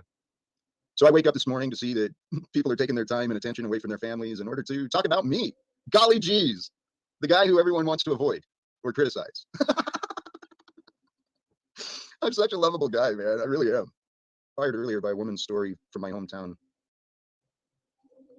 I realize now my thoughts are kind of bouncing around on a few topics. I had a lot of inspirations this morning. That was kind of a little bit confusing. I'm doing the best I can, not trying to be confusing, but to share observations on simple things. Is this See, real? being human is supposed to be simple. It's a gift. It's a gift from God. Is this from our my life Creator. right now? And hey, boy, I'm having some great inspirations. Some people I admire are showing up. BT, good to see you. Salty Siren, Joe R, Don McDouglas. Thank you for joining. And for those with interest and availability, you're welcome in hopping up. I do have two in the back here. We're patiently waiting. We'll bring in more people. But I went through the thoughts in the morning already, the uncertainty, but then I started thinking about it. You know what? Who am I? What is it that I believe in? Well, I believe God is with me. Humbled myself to that possibility and that probability of it being true, that God is with me. Wherever I go, wherever my heart leads me, God is with me. Or wherever I go, there God is. Either way can be true, but if I believe God is just with me all the way, well then, hey, what else can we do with today? Because that's what I've been realizing as well. I went out, went to support a local vegan bakery I love, but due to the economic changes and governmental restrictions, I'm not sure where they went. What a treat grapes are. Hydration. It's just amazing. God's gifts of fruits. I was thinking too, the fruits and the flavors, just like sounds. And see, that's what we are. We are sensory beings of growth and development, divine spirit. I'm going to bring some guests in because I can go on and on about God all day. That's kind of what I do. Welcome, Eric. It's good to see you again. It's been a little while. And John, good to see you too, bro. Back. I like that hairline, John. Thank you as well. And I like the haircut, Jack. Yeah. It's a different look, but that was kind of the idea. That's where I had to convince myself too. I've been facing a lot of self-doubt, honestly, guys, about what I should do in this online realm. Is social media for me, or am I using this as an excuse to prevent me from doing other things? What is real? So, well, I have a perspective of your activity on here and your purpose with this community, or the metaverse, or what you want to call it, you're an avenue for me to talk to people about ideas that I couldn't do on their platform. You are like a mediator. Like I said earlier, when I'm in a room with Paul, we bash heads, but when on your platform, it's a different story, and we have to face each other. And I'll just maybe, I'm not gonna make it about me, but obviously I made some comments on the back stream that was private, but it was restreamed with Paul, that would trigger people in a certain way. And I've been doing this for a while. And I made these comments because humans are not perfect beings. They are infallible. And sometimes they need a behavioral adjustment. That was my intent. And obviously with the situation at hand, it came across as shocking, provocative, and some people were offended. And to that, I do not back down from what I said, but I said it for effect. And I'll just leave it there. I yield. Hey, brother, it looks like we have another opportunity. Is this the man of travel? Paul Enslaved, welcome, brother. Is that you? Can you hear me, Jack? It's pretty robot-y, but it's audible, I think, somewhat. Maybe not. Hey, gentlemen, and Bochene. We're being nice today. It's a fresh start. Being kind. Nice is for wussies, right? The foolish. We're being kind. All right, well, if we're being kind, Bochene kind of looks like roadkill, like a possum that's been hit by a truck. Hey, and there's other eyes that see him as a beautiful man, I'm sure. The eye is the beauty is in the eye of the beholder, right? And we all find interest in love in different things. That's good stuff right there. Very, very, very high intellect. I find beauty in most living creatures, but not vermin. Dude, yes, they do. But you know what? One of my best friends, she's like an animal nut, and she opened my heart that you can even love rats, man. Rats are actually kind of cool pets. So I don't think Bochene to like lick a salt wheel and roll in one of those balls. I think we'll be honest. Oh my gosh, too funny. Hey, can we talk about me? I mean, what better topic on your broadcast than you? As always, please do. Oh, hey, Jack is grateful, Paul. Overwhelmed. Thank you, man. Seriously. And I just want to thank you again. You're sort of making me very, like, it's making me, you somehow found a way to get to me and make me uncomfortable by being generous toward me. It's sort of awkward for me because, again, I do care about you as a human being and I want to see you do well. And I just, like I said, I want to make sure that you have a living and a livelihood that produces something for you regularly so that anything you contribute to me or anyone else has a way back to you, right? From within first, not just some meaningless task per se. Amen. Hey, Paul, I respect that. And let's look at this. This is an opportunity for you to expand your trust in me, that I know what I'm doing, that I am responsible. And it's an opportunity for you to receive blessings, right? Well, you know, Jack, you're right. Sometimes. I'm going to, for you, test that out right now. So since we're expanding our trust boundaries, just go ahead and sign your whole 70,000 in estate over to me, and I'll manage the whole thing. Set up a little piece at a time. Like he's looking like, no, Paul, it's not quite what I had in mind. We're not going to expand that far. Jack, I'm kidding. I know you are. But the sad thing is, the numbers didn't come out as good as first presented to me anyway. So, but regardless, well, it doesn't really much matter as long as you. No, yeah, it doesn't matter. The future is where the gold is at. That's where I'm focused on, man. Hey, and I was brainstorming today, Paul. I have visions of doing like panel discussions, right? Specific topics. One of which I extended an invitation to several local pastors here in town, as well as a couple of online Christian pastors. I want to have a discussion about the problems of Christianity, of today's Christianity. So, okay, I think that's one. I mean, the whole thing from top to bottom is one big fool's errand at this point. If you're doing it the way they're doing it, I mean, you know, let's not beat a dead horse here. You know the rap. They're worldly, infidel, policy code following, warp speed slaves. So what kind of Christian who's going to walk in the way of Christ does anything these people do? That being didn't do any of it. He rebuked all of it. So why are they doing all of it if they claim to be followers of that being? Because they're not really living like it. They just want to believe on it so they can curry favor with God and get exculpated from what they created, right? They want to be excused from what they've helped be a part of. Yeah, it's a concept of the Trinity. Like, you know, cast upon your sins upon Jesus and you'll be forgiven. I believe that is also a crux that Christians use to get out of not doing works. Well, I know, yeah. It's the whole savior, you know, original sin nonsense. I'm sorry, that's the biggest bullshit that the feudal system, the old world, ever let go of. Hey, beautiful. That circle brings us perfectly to where my thoughts were today about the title of this, edging God out. That's what the ego does. And the religions have developed in the way that they have, and there has been many misinterpretations and misunderstandings of what is actually real. And see, this kind of where I'm coming from. A lot of Christians I've seen and met, and it's not limited to Christians. it's limited to maybe people, but people lack faith because they're confused, and it's only the ego that gets confused. If I can elaborate this, the thoughts I was thinking earlier You just smashed his about legs into the the desk. spirit is timeless, right? The spirit of us is the consciousness and the awareness that feels and expresses love. And so the spirit knows love. It just loves being. But our ego, this is the From your perspective, Jack, like from what you're seeing and feeling, do you make a differentiation between what you call spirit and what we would refer to as pure consciousness and awareness? I think I might, because I think I think where you're going, the pure consciousness and awareness is just that. It is the awareness of Yeah, I'm saying if we intelligence. drop our body, right? Like I've Yeah. left my body before and I didn't feel anything. And then I come back to my body and I cultivate the space of detachment where I'm neutral to all things so that I can be present for all things and conscious and aware. Right. So I suspect that what we call love a lot of the time is a product of the body itself, not actually the pure consciousness and awareness.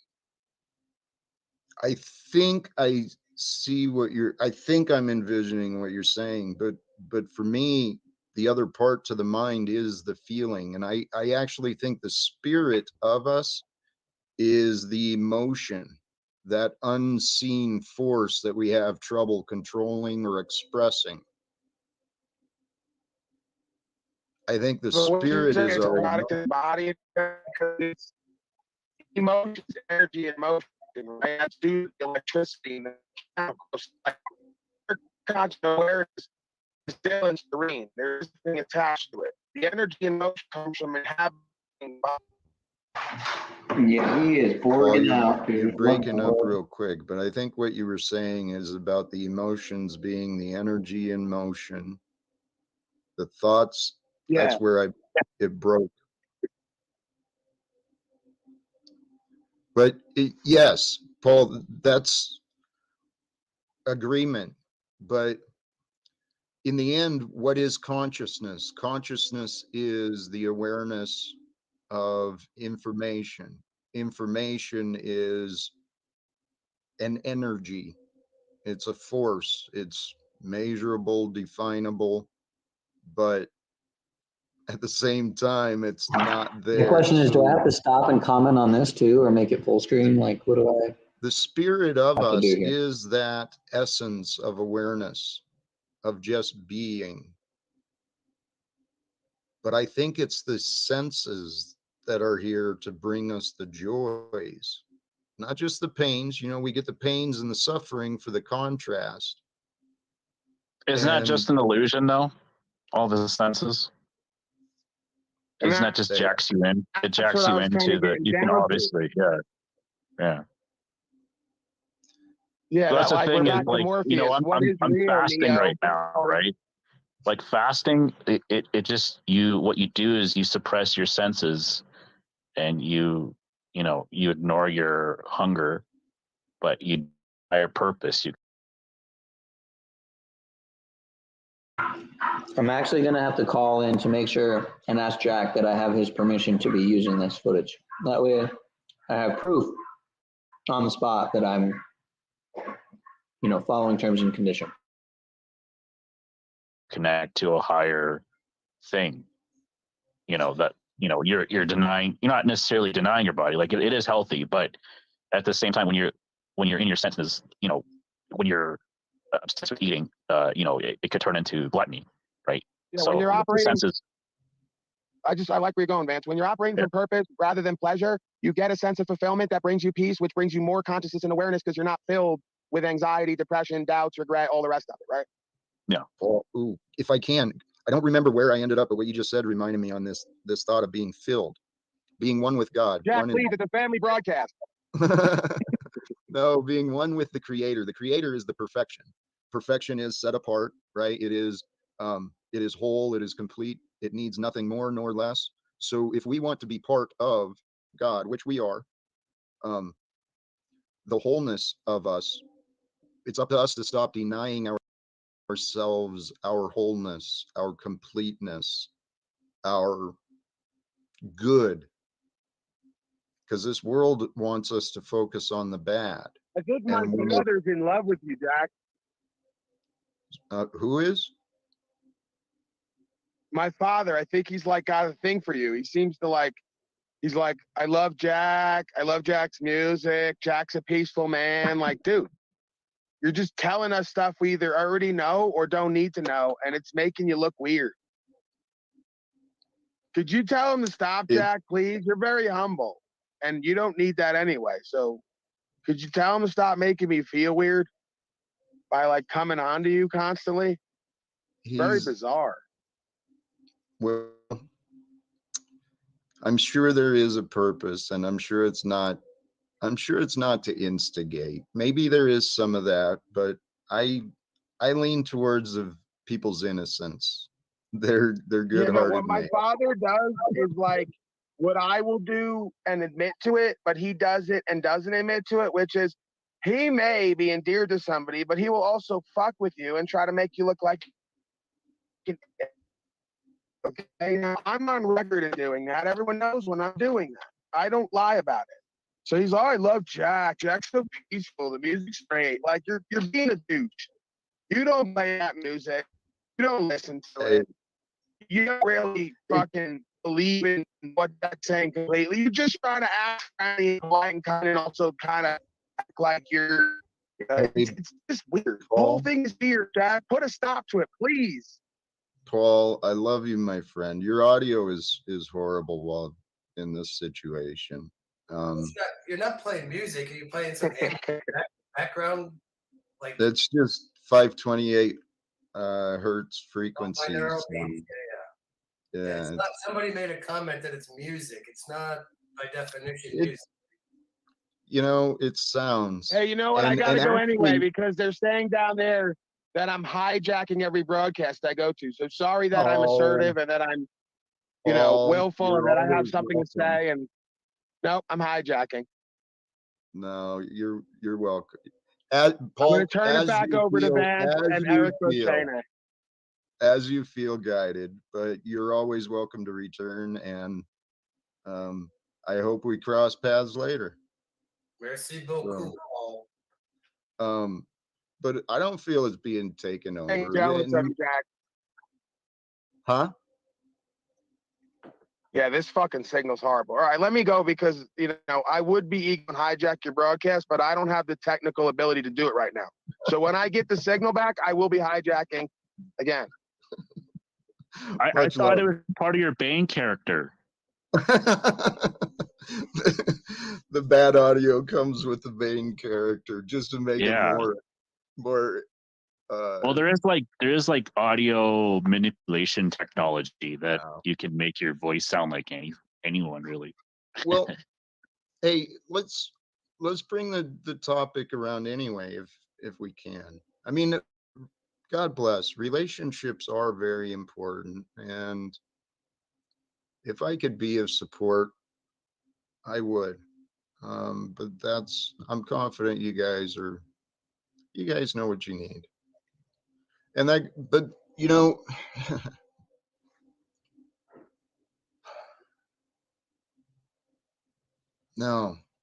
Go ahead with it, Jack.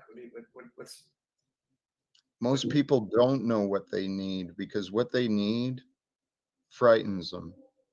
Of course, we don't know what we need because we have a memory wipe coming in here. I mean, unless you believe in one life and you're either going to heaven or hell and all that. Okay, thank you, Eric. That brings it kind of back on track. Is the best thing we need to know. You train yourself. The only thing that matters is now. Generally, well, you can't ignore your past transgressions, which we all have. Oh, Eric, thank you. That reminds me of another thing I was considering earlier. disagreements between people happen. Okay. But when we, and sometimes you know, at the time you just won't agree, you won't see eye to eye, but it doesn't mean that the next time you come together, the disagreement has to take over. You know, sometimes you can move past a disagreement, but you also can't be in denial. You got to recognize that a disagreement still exists. Well, So can if we're truly quote unquote friends and care about each other, can we have perpetual disagreement about some things, or do we have to be in absolute accord to be quote unquote friends, or whatever you want to say? Because you know, personally, if I need to disagree with some fundamental things about with certain people if we're going to be friends and accept them. well, here's the thing. Yes, Eric, that is an option, and certainly I don't claim to know everything, but I do know from my experience that peace is so much better than conflicts. And I also know that our lives are short, Eric.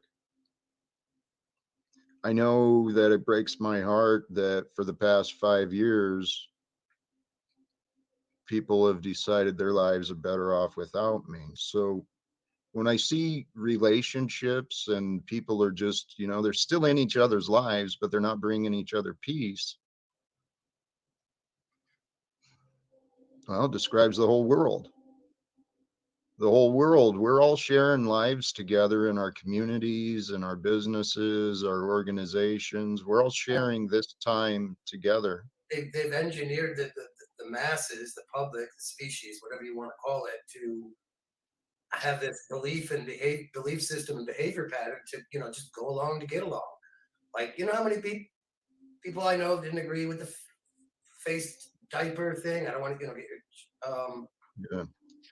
but so many people did it just to not make waves.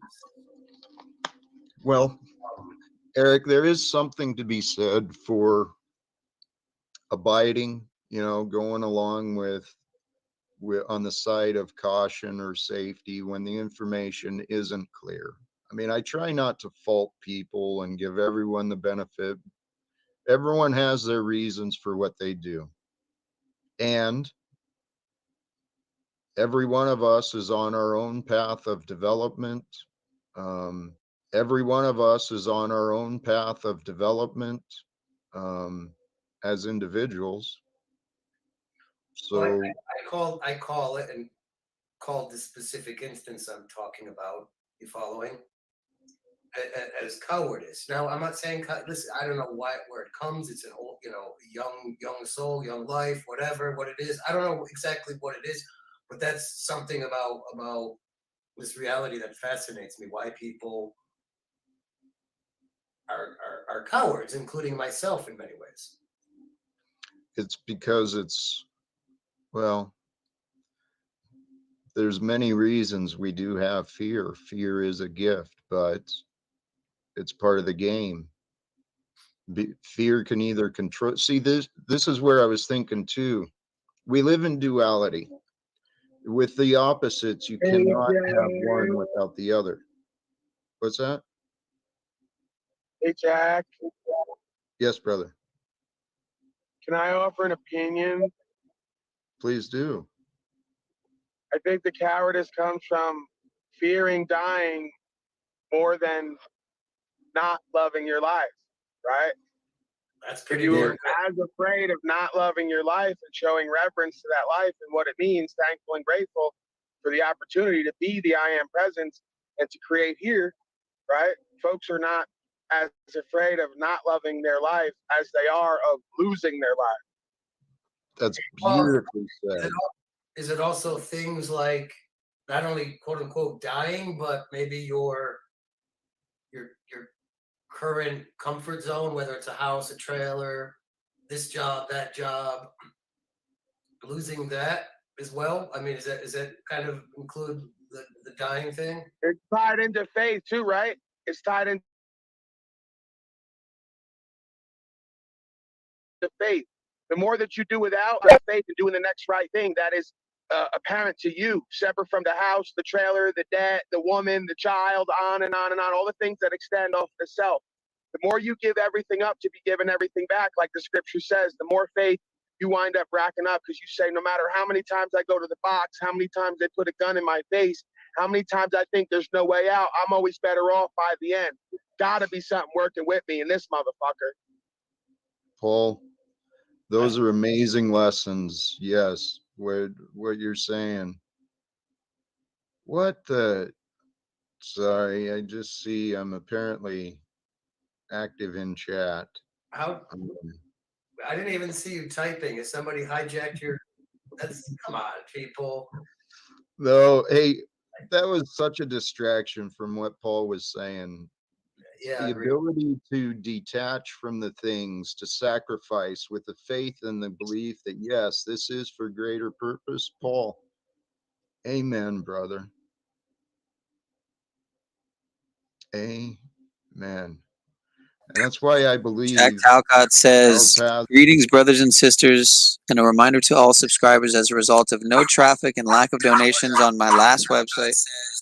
Well, my third website is now up and accepting donations. Life coaching sessions, unfortunately, are no longer available to lack of it. Got the stuff.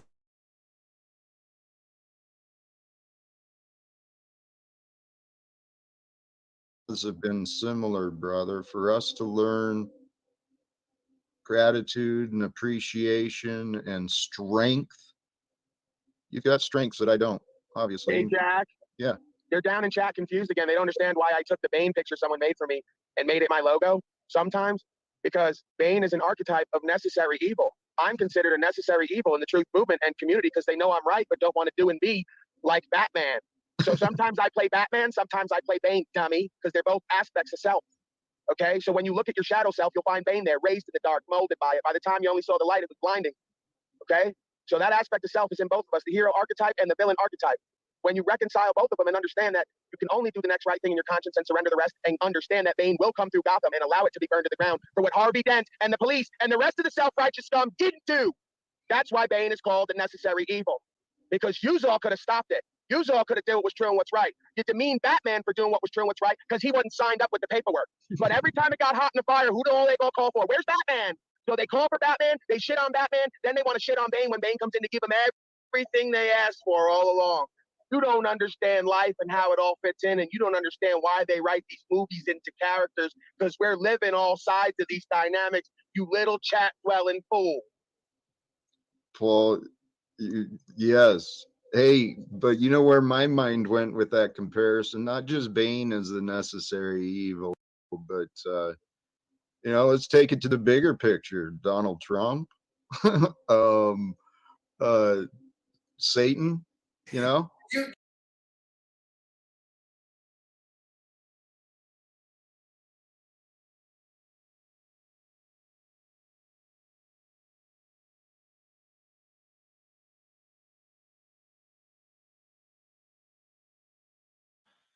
And Bo Shaney was over there today. Bo Shaney, why won't you just talk, man? What's up, faggots? Oh, here he goes again, right with the All right, I'll F-bomb. see you later, Bo Shaney, because that's you and you're cunt. I will fuck you up, nigger. Whoa. You like?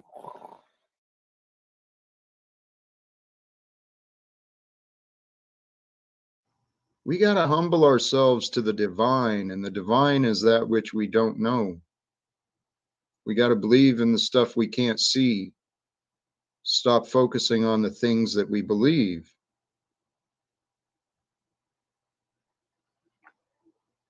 That's what I think.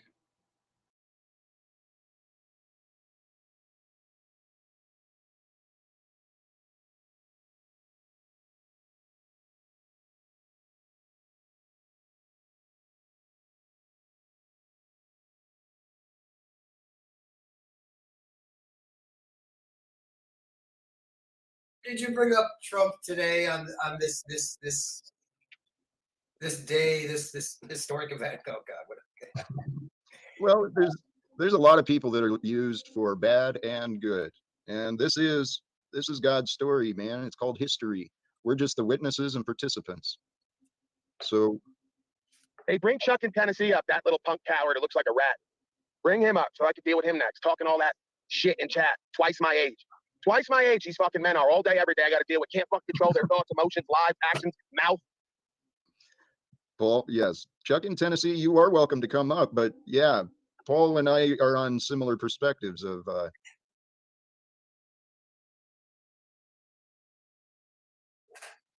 what you think you bring. But it's amazing how one man's passion is another man's anger. As if, and then I'll take you all the way with it. Socratic method. As if you ain't supposed to be a little bit perturbed nowadays with all the damn slavery and genocide Jews are all creating for me and everyone else and yourself, right? You ain't supposed to be a little bit righteously indignant, huh? Man, it's hard to hate Paul sometimes, man. Yeah, because I'm fucking right. I make it so easy for everyone to hate me. It only proves that the truth is so powerful. I purposely express aspects of myself in a way that I know they're going to be received a certain way, and I don't care because the truth is bigger and better than that. So hate me or love it, it's not going to change the respect because truth is truth. It doesn't have to be upheld and it can't be diminished. I think hate is misunderstood, again, thanks to social engineering and societies. I mean, just like love, there's different kinds of love and there's different kinds of hate, and sometimes the lines between love and hate are, well, I mean, maybe I'm speaking too much of a Taoist philosophy, but in Western. well, here's something to consider. Sorry to interrupt, Eric, but something to consider with the fear and hate. Hate is a reaction from fear. So love and fear, they're the controlling energies. They will, I was thinking about this earlier, love and fear will like keep our mind focused on specific things.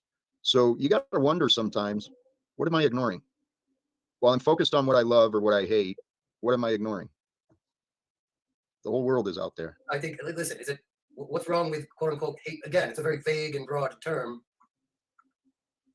even more so than love. Yeah, the hate is an angry expression, like Jack says, of what I perceive as a fear insecurity state. It's why we get player haters. When a motherfucker's powerful and making moves that you perceive you can't make, you go to hating because it's the only thing you got left to do. If you can't beat them and get like them and get what they get, the only other source of power you have to equalize is start hating. I think I know what you're saying there, Paul. I think that's more in line with terms that are more precise, like envy. Isn't love and hate two sides of the same coin, like they say? Don't everybody love to love Donald Trump or love to hate him? Because really underlying, they either want to be like him and they think they do and get what he has, or they think they can't get like him and have what he has, or they think that they could do it better. So instead of just doing it better and being better or getting to what he's getting to the way he is because they want to, right? They got to hate.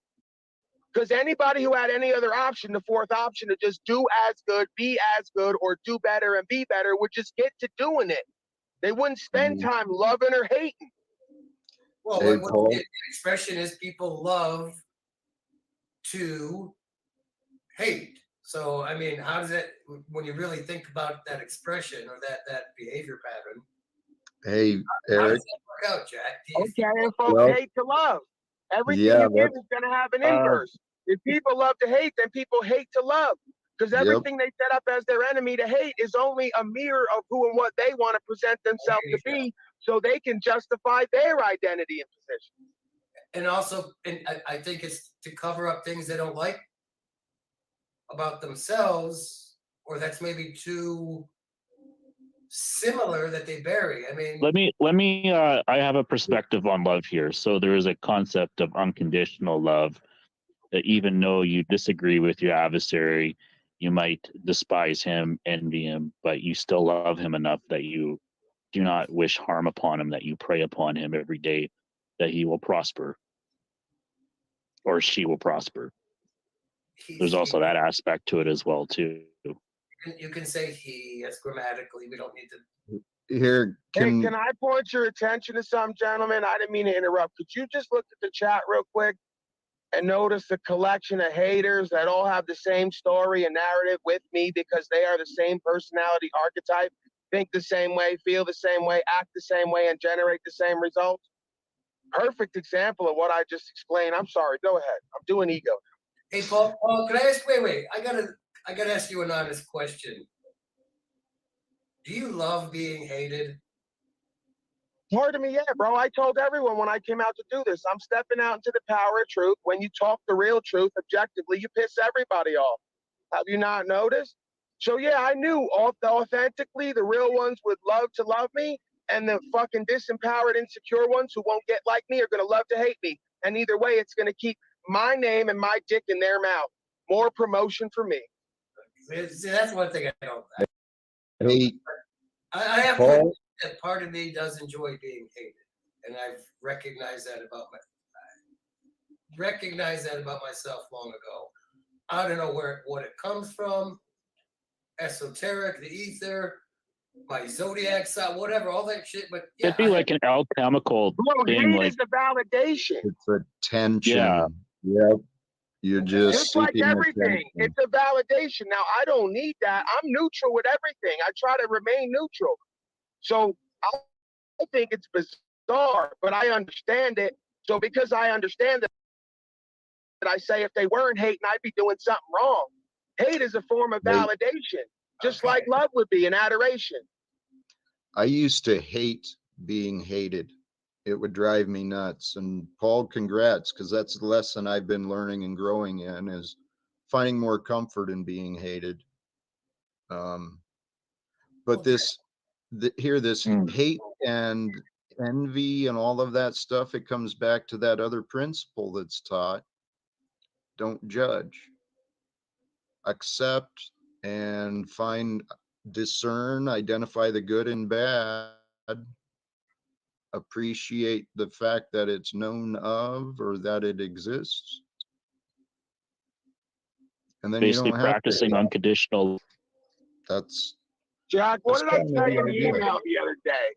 I said I practice unconditional love, but I practice conditional respect and trust. If you can't get on board with unconditional love and conditional respect and trust, I don't know what to do with anybody at that point. I told you I love everybody, even the infidels who want to destroy me and try to. Just like policy enforcement and the rest. The difference is I'm conditional with extending respect completely and trust to motherfuckers who ain't respect able and trustworthy. Well, here, Paul, let me, if you'll allow me, this is something I'd like to kind of bear and figure out for myself. I was looking at my past, and I've been a fucking generous schmuck. And that's what I was Completely telling you, taken even aback. donate with me. You're telling me I'm a grifter, bro. I'd be like everyone else. I could get a hook in you and work you and get more. That's not what I'm on. I'm not that on that kind of But time. Paul, I identified the pattern with you, and I told you, Jack, you're an unconditionally loving man, but you've extended your trust and your respect unconditionally, and that's caused you harm. But it has and it has not, Paul. And this is part of the part I've had to overcome within myself. I mean, everything I've done, yeah, I've been overly generous and given away too much of my choice, but it was at a time where I felt comfortable, and it wasn't a stupid decision, except when people didn't follow through with what they said. So I think God has been using me for that purpose, to be a generous man, to help share, regardless their intentions. I know that they received a benefit from me, through me, and you know what? I wouldn't have had something to share or to lose had God not already allowed me to receive it. That's fine, Jack, but when everyone's intentions are pure, there's equity. Everybody gets equal or more benefit. They shouldn't have to gain from you losing. I know. But that's so don't accept less for yourself. Why are you providing a come up for motherfuckers accepting less for themselves, trying to game you and being a willing sucker? You extend your respect and trust to folks who could have benefited themselves and you with you and them back and forth with an equitous process. That's not how that works. We don't need to make someone lose for us to benefit. We can all benefit and grow in different ways together at the same time. That's not according to the current paradigm, but I know it. I agree with what you said. The current paradigm exists because motherfuckers have become or have always been incompetent. Because folks can't compete, everyone has to get an entitlement trophy and benefits and privileges. Damn it. Paul, that's part of it. The other part of it is people are so focused on competing that they're not paying attention to developing or growing. There's healthy competition that leads to growth and development because it's There based is. off of rules and a fair play, right? And then there's competitive capitalism, which is pushing someone down to raise you up. That's right. And we've had what, at least in this country alone, what, 3-4 generations where we went from a pioneering, homesteading, agrarian, whatever you want to call it, that sort of thing, to this careerist, go to college, move up the corporate ladder like a piece of trash. One of the biggest cons ever. So we're back to the root. The root is we have no spiritual faith in our life. We have no village and community that is functional. We have no true value systems that start from within and get us the things outside of us we want and need. We have no principles. We have no ethics. We have no morals on the whole. We don't. I do. Others don't. And then wonder why they're incompetent and can't generate value outside of themselves because they have none within. You can't be a valuable man if you don't stand for rights, freedom, and principles. That is what makes an American, especially. And I'm not doing the whole hing hong bo shene exceptionalism. I agree with you, Paul. You bring a tear to my eye because that's what I was led to believe in my heart, what a quote unquote American is about. But apparently that was an effing lie. Well, no, it's not a lie. There's American idealism, which we can shoot for the moon, land amongst the stars. It's a spiritual faith concept. Nobody's embodying that, so it seems like a lie because your leaders are misleaders. They're un-American, red coat trader trash.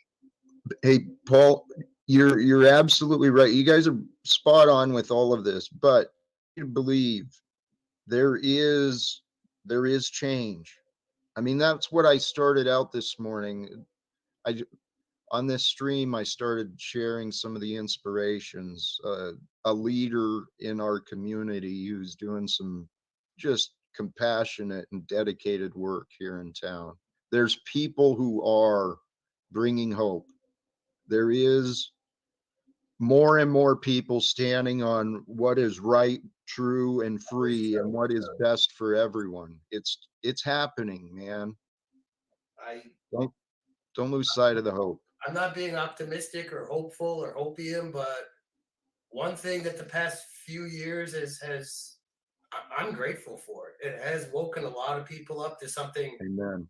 I thought I was going to be in my 60s or near death before I saw people getting towards what I used to call the anarchist, liberal, whatever you want to call it. This non-authoritarian, people have woken up.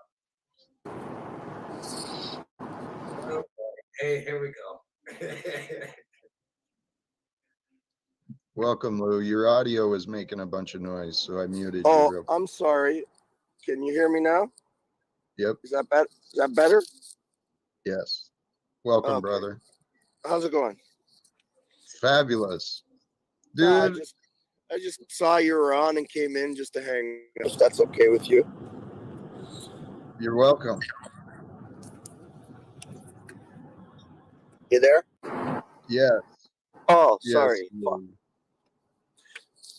These darn earphones on these phones are a pain in the ass. Anyways, I'm just here just to hang out. All right, I'll mute. I'll be quiet. I'll pay attention. Help me out here, Jack. Make sure that I'm flying a straight line. Hey, if you're traveling, pay attention to what is real. Okay? This is just background. Yeah, that's what it is. I'm just listening in the background. That's all. No, we'll welcome. Looks like maybe we just lost Paul, but I'm Paul sure. was here. He was. I'm wondering why Tommy, I don't know who he was talking about, whether it was Paul, me, or Jack, but saying that American soldiers are killing. Well, they are. Was Tommy in the military? I believe briefly, but you know, I miss the chat. Honestly, guys, this is. I just looked at it and I don't know who Tommy was talking about, but as much as I disagree with Paul, I was in the military briefly. Jack was in quite longer. Paul was not, as far as I know. What do you disagree with him about? Just so I understand. Paul? A lot of things. Yes. Can you Is help that me what you were- understand what it Jack, is? What is Jack, the point? yeah, I just don't. Go ahead. I just wondering what the problem with calling out the U.S. military or any military, whether it's the French Foreign Legion or the British military or the Chinese well, especially the U.S., the Western militaries as being killers. What's wrong with that? Well, Eric, it's a good question. I don't think anything is wrong with it, and I'm not sure why it became the topic of conversation. But hey, if we're going to talk about wars, let's talk about ending them, because you're absolutely right. Maybe some people should go hang out with I don't know if they're still how active they are, but they were under George Bush, the Veterans for Peace. A lot of people have been traumatized that went off the war. Vietnam, Afghan, whatever, Middle East 1, Middle East 2. What anybody has questions about calling out the U.S. military, maybe you should go hang out with some of those guys and then get back. Well, Eric, how about we can allow people to be themselves, and even those who have confusion about the military, they are invited to pay attention. Because, I mean, I see it looks like Jeffrey just joined, and Jeffrey and I have also had conversations similar to you and me, Eric, you and me, John. We've talked about ending wars, the benefits that humanity might be able to experience. Hey, I've never heard. Are you saying that Paul supports the military, Eric? I don't know. I don't think I've ever heard that. No, I'm not. But he's called out the military men as being what they are a few times, from what I recollect. There is a kind of historic. There is a bit of like character building that is in the military that is honorable, and serving your community, serving your brothers and sisters. Possibly using lethal force for a threat, but I think what we are maybe, this is just my view, is that all these wars that have been happening since 9/11 have been fruitless wars in terms of increasing national sovereignty or John, I'm sorry to interrupt. I mean, yeah.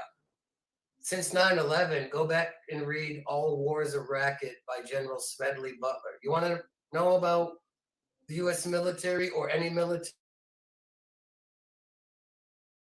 in general? Read that, okay? Wars. I've heard of that, yeah, but obviously the intent of wars is to protect a nation from invasion. Wait, actually, hold on. Let's. I'm Like to not sure protect your where this neighborhood. That's what they tell us. That's just what the mafia does too. Pay us for protection, and we'll keep you quote unquote safe. But all it is, the wars are results of the government games. The government games are the result of the bankers' monopoly. It's all tied together, and we are the solution. Well, they tell you the truth. For the past few decades, they say, well, we need to go here, we need to do this, we need to do that for U.S. interests. Well, now we all know that the United States is a private corporation. They never use the term the American. Well, they but they always say U.S. interests. Well, what's the U.S.? We know the definition.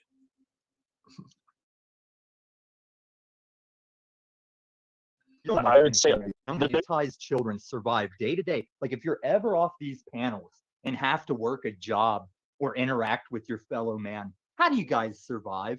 Like when you just pick words and change their definitions and then try and act out your superiority by making yourself look stupider and stupider. Tom, I love you, brother, but let's not turn this into Yeah, an let's put it argument, straight to okay? Eric. Just me and Eric then. How about that? Because Is there something that I'm not here to argue or debate. You have fun. Oh no, you're here to just get words wrong and just speculate things you don't even have straight or Well, correct. hey, And then Tom. do that in a sense of like credibility. How about if it happens again, we'll work together to correct each other. Okay, we don't want It's people all that misspeaking. happens every day, even with that pig monkey that just fucking left. And I'm over it. I'm over all of it. Truth or to get the leave. fuck out. You don't have to participate, but today's a new day, and just as I said, Just we can like have the old day. conversations. What's that? Today is a new day, just like the old day, just like the day before. And what are you No, doing? today is different, Jack? different. Today is different. Yeah, but I hear the same old record just spinning. But if The we only stopped fucking, talking, it would stop. I mean, Mitch is great. Like ever since the beginning, I've watched that dude stand alone and do a similar stance against all of you, like I have. And Can we talk about some other things other than gossiping about people? I ain't gossiping about shit. I'll back everything up I say. Oh, so it's about going against people. That's good. You just said It's about standing up for the truth and going There against we all go. these I have a question. falsities and untruthitudes. No, I you was just said here about- for you, Eric. Let's do it. I was just here for you. Let's do it. Tom, this is not the time nor the place. I didn't hit anybody in the face, Jack. We're using I have our a question. words. Please, Jeffrey. Hey Eric, what wars do you think were just pre 9/11? Oh my God. Great question, Jeffrey. Did you make the case that some wars No, were? I mean World just? War He II. said all the wars post 9/11 have been bogus. No, I didn't say that. Oh, okay. I thought that's what you said. You said pre 9/11? I said all war. I said go back and read Smedley Butler. That guy was a. Oh, okay. Then maybe that was John or someone else said something Listen, about. so let me correct this guy's grammar real Okay. quick. So I guess that was directed at John. Yes. Correct, Jeffrey. Yes, I was saying. So what wars were just pre 9/11? Some would say World War II when Why would that be? the Japanese attacked Pearl Harbor and they declared World war. War II was an extension of World War I, which was the creation of the Federal Reserve, and your pig monkey won't tell you that history. Yeah, that's true. That vegan fucking grimace, man. Hey. If John, I didn't catch that conversation, or that comment, and Jeffrey, thanks for Jeffrey bringing Phillips, it up. good to see you, man. Nothing but Yeah, love good to to see you, bro. Tommy. Yep. The Jeffrey thing Phillips, I'll argue with Jeffrey on shapes and For the spaces, record- but other than that, he's good people. I don't For want the to hold that record, against I him. would say that a lot of people in society say that, oh, the law of the jungle and man is a warlike species. I beg to differ. Propaganda, yeah. Agree. I don't see any evidence. Right. I don't Yeah, think but you got no context, Eric. It's just like the have no chat context. you read wrong whenever I Okay, was saying what is your whenever okay? I, So whenever I have Tom, a you're problem bringing with up a calling complaint. the military murderers. Like there's a difference between killing and murdering. That's why there's different words, Eric, and you can't keep them straight. What is your point? Are you asking me that? Yes, you're up here being a fucking grammar police for some reason. No, I'm being a grammar police because the issue was over my words were read and then misspoken, and now this Okay, dude. all right, right. Okay, so Tom, so let me get this straight. Eric brought up something from the chat that I felt was completely irrelevant and disruptive for the conversation. Well, it's not irrelevant So because even you though get that told was you get expressed told that by your me- military check is welfare, and that goes right along with the army is not Tom, murdering, the injury can you checks are not please- welfare, and you want to fight me from helping your goddamn side, Jack. You're a buffoon. Don't call I know Jack a nothing to bring buffoon. up, Jack is not a buffoon. Yeah, I'm not actually. Thank you, Lou. But hey, John, I'm not sure. You and I, we're all kind of learning about each other. And the reality is, if what we're sharing has a lot of distortions. So, John, I don't know what you do or don't know about history, but what was being said about General Butler? Is that right? Dewey Butler? Oh, I'm not saying that it Butler. is Smedley Butler. I'm not saying that there is war. There's not wars that are, you know, used for nefarious purposes for establishing nefarious organizations such as the Central Bank or the United Nations. And some would say that history is just all a play. But I'm just saying that there is I'm just saying I'm not like a pacifist or I'm guessing I'm Can I you ask know why like not? I'm for defending your property, and your defending your property could extend to your community or your tribe, and tribe is interchangeable with nation. So that's basically my like, and governments are different than a nation, and so I view that as differently, and maybe this is why All maybe I right. get mixed up in these spheres here. There's only two organizations that create wars: the church, and I'm not picking The on one church, yeah, religion, or the state.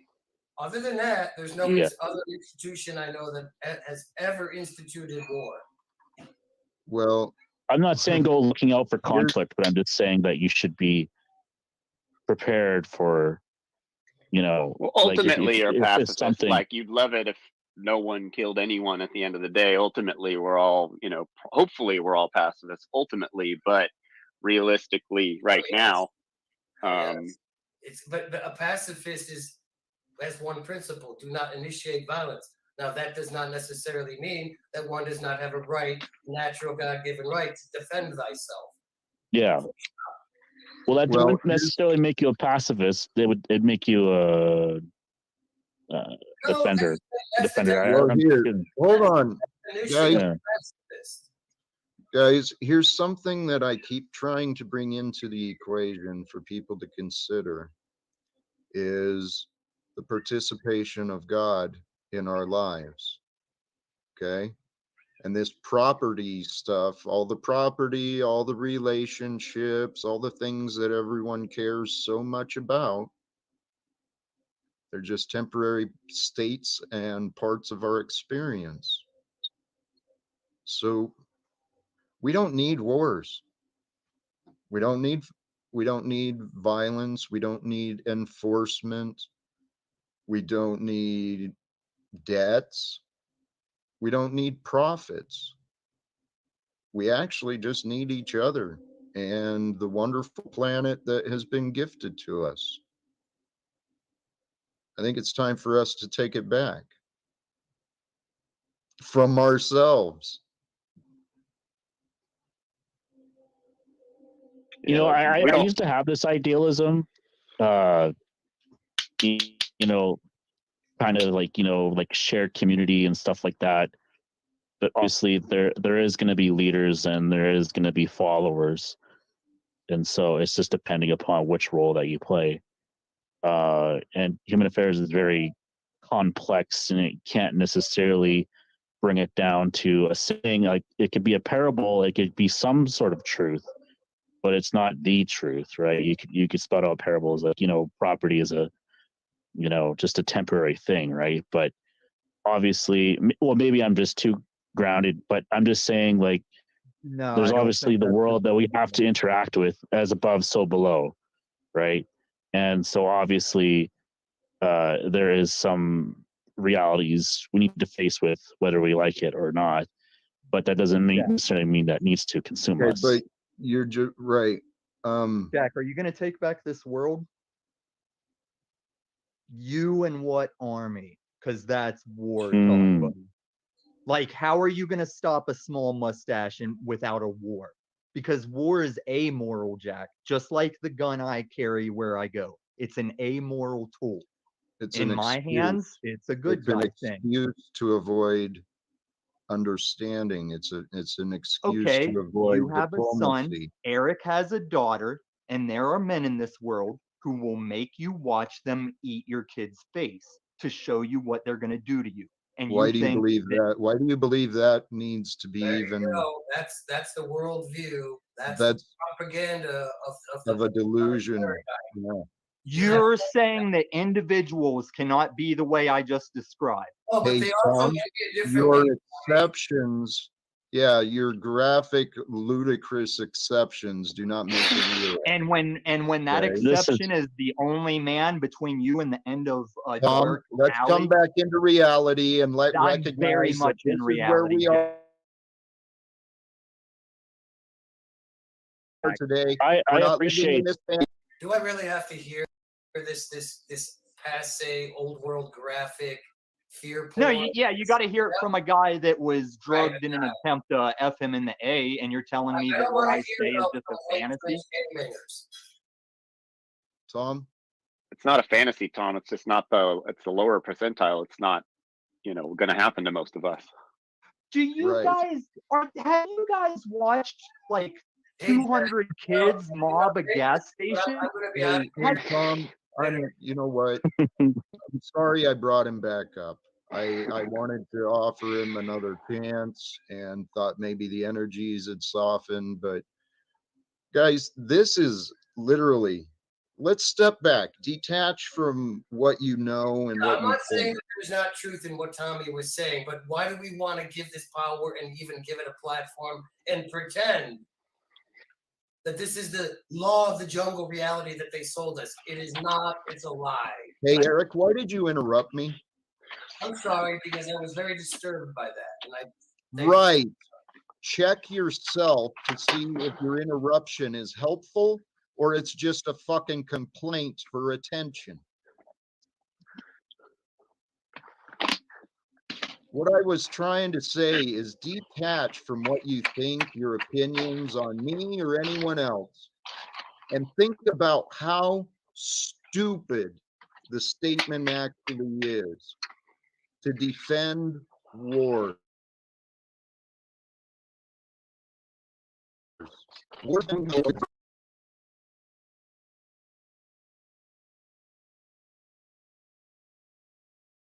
Not for safety, not for defense, but for profit.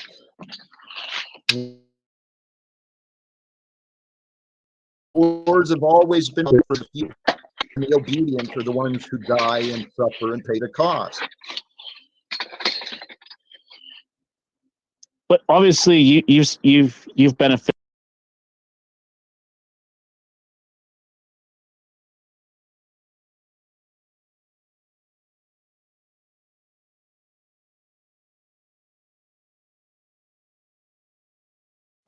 We got to humble ourselves to the divine, and the divine is that which we don't know.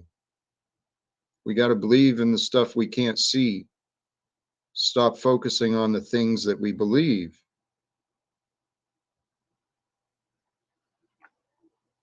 That's what I think.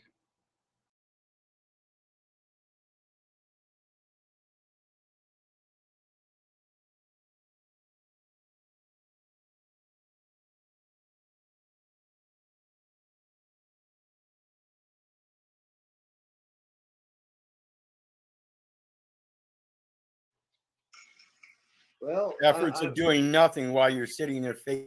You don't know what I do because you've asked me no questions that are relevant. I asked you what you've done What do you about your do? bankruptcy or about your eviction. You said nothing. What do you do for rights and freedoms and personal property and your destiny? What have you done and what do you do? There it is. The silence speaks volumes. There you have it. Every time I ask them, it's always the same thing. They look up for God and then they go to silent because they have no list of things they're done or doing. No, It's there's all no imaginary. answers. There's no answers that you fucking accept, you fucking prick. Yeah, let all that hate and anger out of your passive-aggressive, fake-ass personality that you No, masquerade with. it's Let all the real you out, what you the heck do infidel I have to scum. do to You're communicate frustrated with because you you can't or push your anyone? bullshit on everyone. If you could, you'd be blissful. I'm not You pushing fake-ass anything. motherfucker. I'm asking you to accept what I say. Show us what the fuck you do or have done for rights, freedom, and protect your property and secure your destiny and the destiny of humanity. Show it and tell it now. I've been pursuing goals, which Pursuing, I believe. that's not done in doing. Pursuing is not done in This is doing. why you Jack don't Lord. know, Paul. Pursuing is not done in doing. That's trying, which is what happens when you fail to do. Shut up, you fuck slave. You do and have done nothing. As I said, no answer is accepted. Fuck you. Scream a Paul. little more, you punk pussy. Get in the room with me, coward. Yeah, I'd love to, man. No, you wouldn't. You'd fucking shake and shit yourself because you're a punk coward No, in all you areas of would your be life. so You fucking hateful disrespectful, demon. you little- Yes, I would. I'll tell you, you're an infidel, hateful, passive-aggressive, manipulative demon right to your face. And watch And you you would shrivel up. see- And watch you you would shrivel look up, me you in the pathetic eyes like a slave. man, Get out and of you would everybody's know face. you were You'll wrong. never work in this town again, you manipulating scum. You I ain't don't taking plan some to. old God's ladies. got me You covered. ain't You do taking not know. some You old do not ladies' know. last $5 thinking you're going to love her into freedom. You You don't pathetic know. scum. Shut You up don't and know get what you behind don't me. know. You don't know what. I see right through you like a pane of Oh. glass.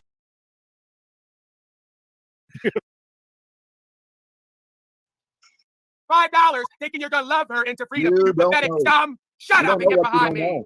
You don't I know what know you all don't about you. I see right through you like a pane of Oh. glass. You see what's within you, dumbass.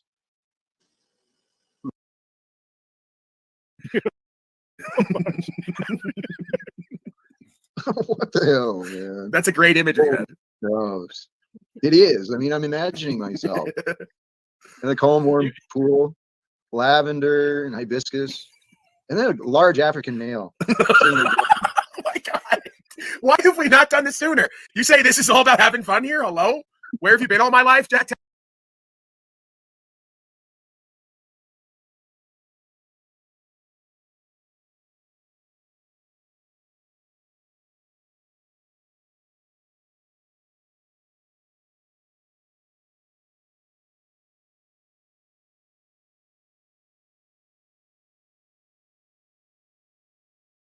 From the military structure, right? And so, not I always have the option of peace through strength. Right. Right. Carry a big stick and what is it? Walk softly and carry a big stick, something like that. Yes. Yeah, just the Abraham, walk softly but be strong in your faith or something like that. Abraham was like that. Right? Just like a lion, right? Lion lies next to a lamb, but it can roar, but it doesn't choose to roar. And that's what we can all do. But we don't have to be lions at each other, right? Yeah. We need to recognize that we're not in competition in battle with other humans. I mean, we are and are not. John. But the survival of our species, for the humanity to grow and evolve past some of these challenges, we got to find new ways of getting along. All right. John, I hear a lot of what you're saying. But I think and maybe Jeffrey can expand on what I'm saying, is you're conflating defending yourself and maybe working with your friends, family, and neighbors against a roving band of pirates coming on shore and raiding. Well, it you. doesn't necessarily have to be violence, but it could be like just asserting yourself, right? I'm trying to say there's a big difference between defending yourself with your friends, family, and neighbors, and then joining a military for a nation state, which are all corporations, to go off to a foreign land. It's not even the same thing. I mean, I know what you're saying. What is like John? World War II started over a land dispute in Poland. Like that wasn't a reason for us to go over there, and we didn't know about the Holocaust stuff until after the war. So it's like, clearly that was a story that was made up by the victor to cover up whatever they were doing. So it's like all these stories all these wars are all started off bullshit, and they're completely. I mean, if you Wag the Dog movie, Wag the Dog explained it very well. You could completely fabricate everything about a war because it's chaos, and there's a thing called fog of war where no one really knows what's going on. So it's very easy to deceive massive amounts of people. Like if you were to have something to defend your community, it would be like a militia or some sort instead of Hey, hold on, just a moment. Yeah, Hard Hat, I want to give you a chance. You've been up here a little bit. Well, I'll just jump in. I kind of wanted to sit back and get the flow of stuff, but just to comment. Oh fuck, I'm drawing a blank. I know your name, bro, and it's good to see you again. What fuck? Eric? Which Eric? No, not Eric.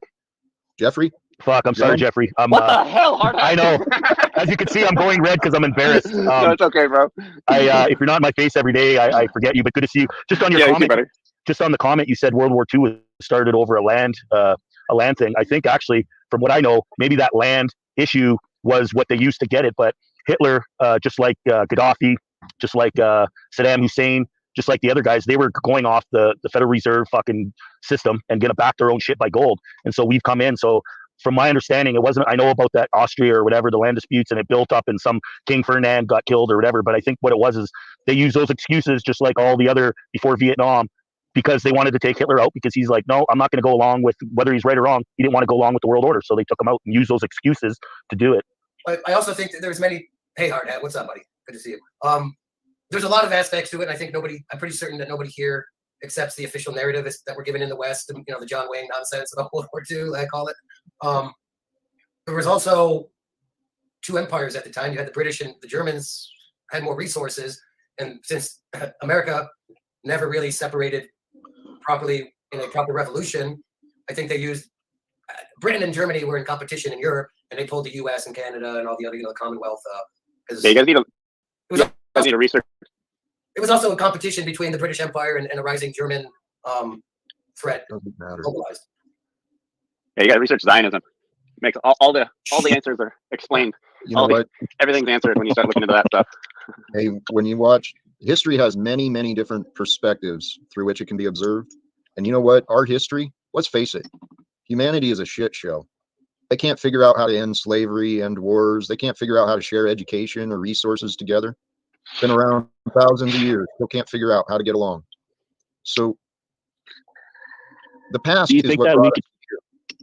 here. What's that? Do you think that we could actually change the collective as a whole, or just influence our environment and individual people? Because honestly, there's no separation. There is. It spreads. I view it as there's a separation, is that we're all individualized souls and we're having a different experience. And obviously, there's people that are just not going to get it. So That's right, John. I mean, if you look, there's a partial truth there. Sorry. When you said individualized souls, I mean, that's, again, it's not perfect. That's why I lean more towards Eastern philosophy, especially the Tao, because it's about self-enlightenment and less collectivism. Now, ironically, the Chinese and Japanese are so. Eastern philosophy, enlightenment, any enlightenment scripture is about it's about the path that you find. It's not about the path that you find to bring you to the realization of unity, and to dissolve the egoic belief of separation. That's the path, to find your way to dissolve your ego and to recognize that peace and love, those are the reasons for our being. Peace and love it's are not for a job. Those are hermetic principles. They have nothing to do with the Buffalo Bills or Yankees versus the Mets or Democrat versus Republican or left versus right. Or those are all material, superficial, nonsensical. So what you're talking about, Jack, I agree with you. You know, the oneness is an energy. It has nothing to do with anything superficial, material in this bullshit matrix. But that's the trap that they confuse people with. They're like, oh, you're black, you're white, you're Muslim, you're Christian, us versus them, north versus south, left versus right, this and that. Eric, now that you've taken us completely away from what we were talking about, what you're saying is true, but all of that stuff brings up confusion. What I'm trying to do here is bring the conversations to the idea of eliminating the separations, recognizing that we are all one experience. We are all one time together. There may be other timelines. There were obviously other times in history, but all we're going to know is this timeline together, which has a very confusing, chaotic history of mankind. A lot of lies. We all know there's a lot of lies, and there's been a lot of false conflicts created. It's up to us to unite, to overcome, and to bring in the new. And this is where the uniqueness of I started out this stream almost an hour and a half ago talking about the bizarreness of me, that these words are actually coming from me. Who the hell told me to start thinking about God? Man, that's just crazy talk.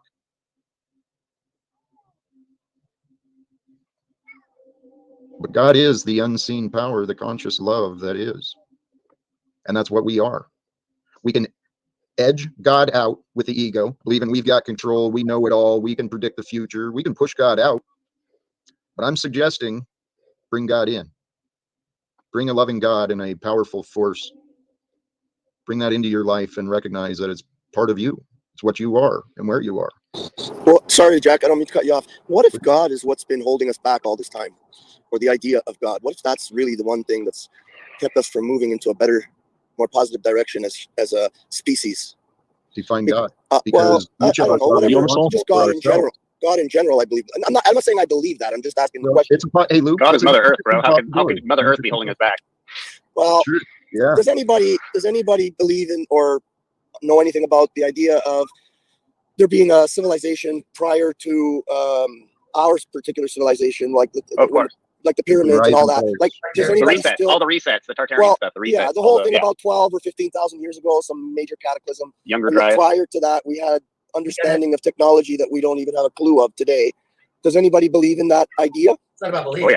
It's just self-evident that that's what they do. Yeah, I believe that that's probably what happened to us. And the reason why I'm saying this about, like I said, I'm not saying I believe that God is holding us back.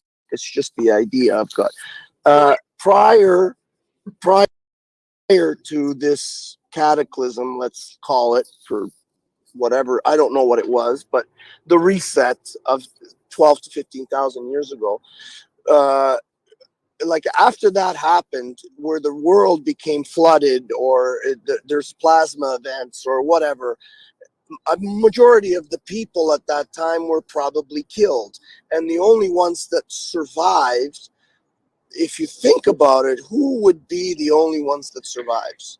The only ones I believe that would survive that type of cataclysms are the fucking toughest, meanest, baddest motherfuckers who were not afraid to eat babies. Right? Wait, Lou. Are you following This is me? how Lou justifies his diet. I'm not justifying eating babies. Follow my. Don't get all scared. Don't get all scared. It's just words. Don't get No, scared. wait, it's a good question. Don't get Lou, scared. you It's should just start words. figuring out how And powerful words are. I don't believe we should eat Not babies. just It's just Lou, I'm good trying to question. dramatize the idea that I have, I right? know it's a good question, but Because if the weaker of the people died off, and when I say weaker, I mean like scientists, they're not the strongest people that are going to be able to go out and survive in the wilderness. You're making generalizations. So Generalizations again, Lou Bass. I'm not generalizing. Can you hear me? I know plenty of I can hear scientists that are super fit and could totally survive out in the woods. Okay, but that's not what I'm saying. Don't bring this It back is to what you're something other saying. than- It is what you're Don't- saying, Lou. No, You're saying nonsense, brother. I love you. I'm But saying the word science because I'm using the archetype of the nerdy scientist, right? It could be anybody, right? But generally the intellectuals, generally, I believe, in our society anyways, generally the intellectuals seem to be more physically less interested in physicality. The intellectuals, What about also hard are the hat? first ones to get persecuted. Right. is that what it, Lou? Let me ask a question. But Or maybe you're blaming God. You're blaming God for keeping you. I just ask dumb questions and hope that I find smart answers. I'm just a dummy, that's all. I would think that luck would have more things to do with the survival than any sort of physicality or mental constraints. Like you would be, I mean, if there's a huge cataclysm, obviously the farther away you are, the more you're going to survive. So I don't think it would have to do with like actual, like the ruggedness of the humans. Humans want to survive no matter what, in any kind of circumstances. People don't just give up and fall over and die because they're not very strong. I would say it would have more to do with luck than anything. Well, Lou, I would also say too that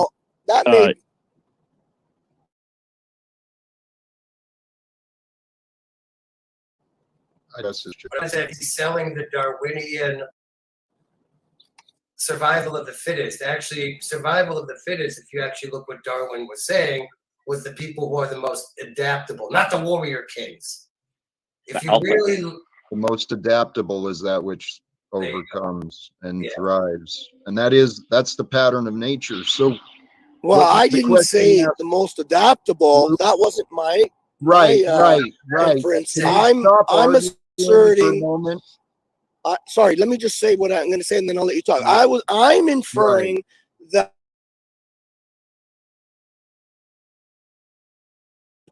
the baddest, the worst. Yep. That's us, right? Right. That's That's what you're representing, Lou. I totally understand why you believe that the smart ones were eaten and you're the result of the tough ones. I got you, brother. Same here. You're confused. So you ask the question though, what if God is responsible for holding us back? Sure, there is a possibility. How would it be an intentional retardation of the development of humans, or is it part of a very complex order of cause and effect? We exist within a simulated realm where our spirit Can you mute experiences form. Can you mute? Oh, sorry, am I making noise? Yeah, there's actually been archaeological evidence of people surviving the Sodom and Gomorrah blast, and they just basically they lived in a reality where they didn't accept any negative information, and or they were basically the oversoul spared them because they were living holy and they were living outside, sin. And so I deeply believe that we are in a simulation and that weird shit just happens that we can't explain. But, there is an oversoul that does spare you because you don't give into negative information or the division or us versus them or, immoral acts, lewd acts, sexual acts. That's part of it as well, too. So obviously there's an oversoul that gave us religion as a guide to, avoid these things. As the Christian Bible says, be fruitful and multiply. Well, that's because of a cataclysm. It's the way nature is. Nature is, it's a result of the environment in which the seeds are planted. It's a result of the elements it can absorb and incorporate into it. We are nature. We are, and I kind of get what you're saying, the idea of an oversoul or a greater spirit. That's where I was trying to go with what I was saying earlier. The spirit of us, the essence of being, it is one, it knows it's one with creation and time, but it's our physical body. The physical body that feels the age and it feels the beat up, the stupid mistakes we made of our past, right?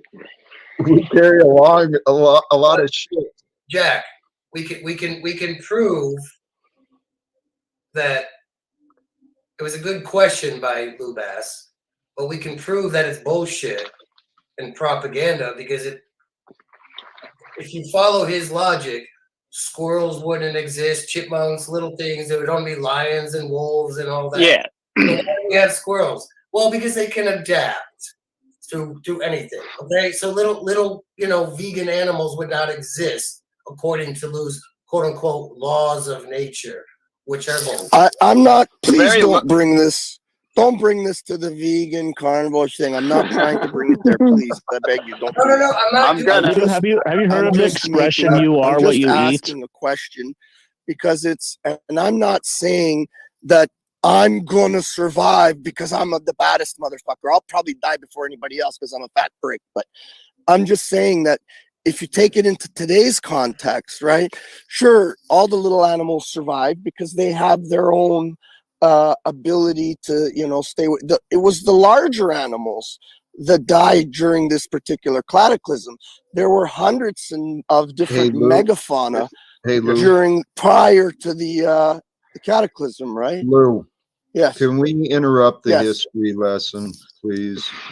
Okay. No, I'm not trying to give you a history. I just don't want it to devolve into a vegan meat eater thing. Let's stop the It has a lot. discussion and just change the conversation to a different direction. Okay, well, or even bring it back to the question. Here's a theory I do have. If you detach and you look at our economic system, everyone who's voting for capitalism to continue, it's the voting of wealth inequality and depression. So I believe God is allowing us free will. Throughout time, we've evolved our ways of living individually and collectively through combinations of the two. And we are literally, by our choices, creating our own misery and suffering here on earth as a collective because we've chosen to allow secrets to be legal. It's that frigging simple. When secrets, but Jack, if you make secrets illegal, and I'm serious, I'm not trying to, I'm seriously considering your question, but when I think of that question, making secrets illegal, what it brings to my mind is that it would kill free speech. Because if I'm not allowed to keep a secret between me and my buddy, then we cannot speak to each other anymore. I can't say what's in my mind anymore. Stop. Am I That wrong? actually makes Ryan? complete Is my sense to mind- me. Ooh, bad man. Lou, number one, there's a difference between legal and lawful. Slavery used to be legal. Secrets. Well, where's the line between secret, something that you have in your head and something that's a secret like that? I mean, that's what Lou said made complete sense to me. Wow. Like that would be like, oh, you're not allowed to like keep any secrets from Can people. I, Like let that's, me tell you what, if you can allow where would the your line be mind, drawn? if you can allow your That's a good mind to point. open up to the idea that there is value behind this, it makes perfect sense. Okay. Secrets and lies are what divides human beings from one another. We can all understand each other. Okay. But we have the right to lie, Jack. Lou, We have the sounds right. like some yep, weird Satan, Jordan Peterson stuff God here. gave you free will, and you have the right to be a manipulator, to serve the Lord of Oh, lies. come on. I'm not saying Well, that. Come on. Lou, I'm fucking trying to look be, at what you're be saying. honest. Lou, look Well, at what don't you're we saying. have the You're right? trying to Don't I have the defend- right to lie to you? Lou, isn't that free speech? Lou, Wait, you better be prepared for the consequences. And this is the problem. This world doesn't care about the truth. It cares about authority. It cares about contracts. It cares about whatever, money. It doesn't give a shit about relationships. Lou, and relationships don't exist. I know. without I agree with you honesty there. and Are truth. you confusing private with secrets? Because you have a right to keep things as private the best you can. Well, how would that? Where would that line be drawn if it was illegal to How keep about secrets? this, Jeffrey? Like, Jeffrey, where would how the about this? privacy and? How about instead of trying to defend secrets, try and think about it the other way. If corporations, No, I'm simply didn't have- asking a question. I'm trying to. I'm get more trying to get you information to on what you're saying. understand. I'm trying to get you to understand why I'm saying this is good, rather than defend your opinion of why it's bad. Okay? Exactly, Jack. state 'Cause an he's opinion. trying to I didn't state an derail you opinion. again tonight. That's why I came back up.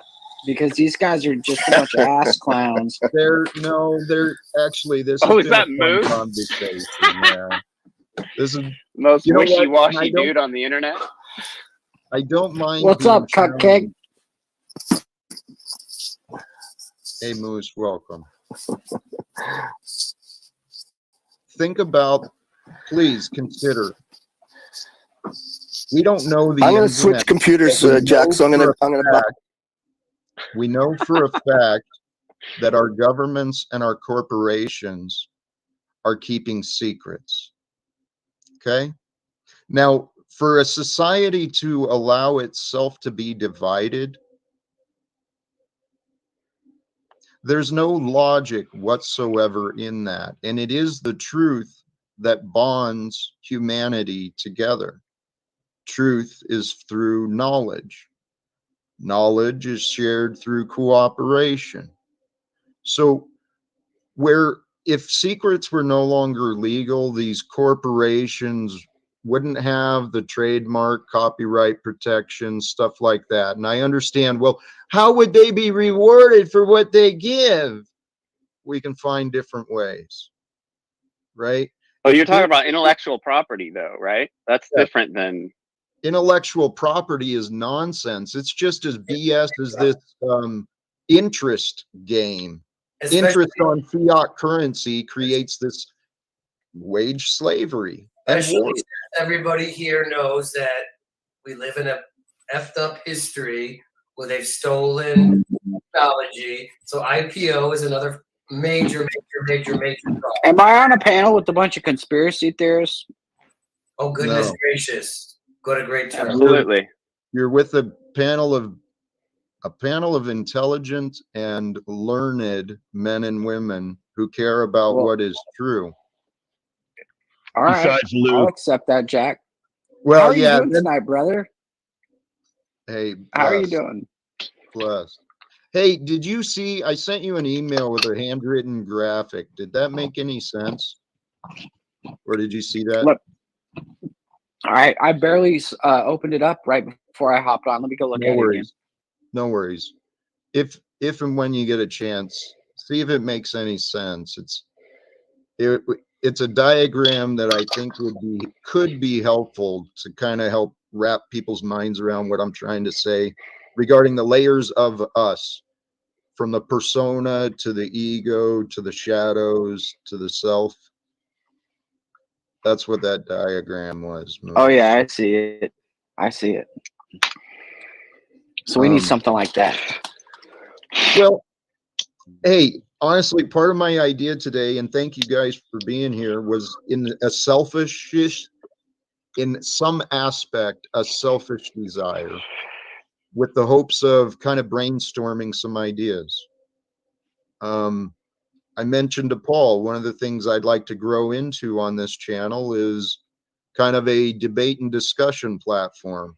One of the first conversations I've been trying to pursue is people reaching up, people who have a higher subscriber count than me, but I'm hoping to have some conversations regarding leadership and the problems of today's Christianity, and talk about God. So I'd love any ideas on how to get attention of other people, how to try and get, I don't know, how do people get noticed?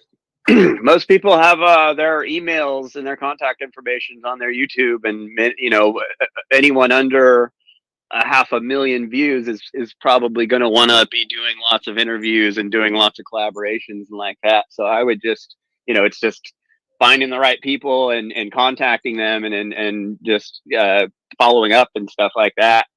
But it's easier than you think getting a hold of YouTubers, because they need content all the time. So if you bring to them good content, they'll probably be down to collab. But it's mostly, that would be the best thing, is just kind of taking the time, finding the right people and hitting them up. Thank you. I mean, I understood. And StreamYard's amazing. Like this platform is amazing. Really, it's fucking amazing. Like, it's cool, man. I'm someone who's been doing social media a long time. Like, this is really cool, because we had Tiny Chat like 10 years ago. It was like similar, but not as good, not as streamlined. But man, it's good to see you again, Jeffrey. I haven't seen you in a while, by the way. Thanks. Who's that?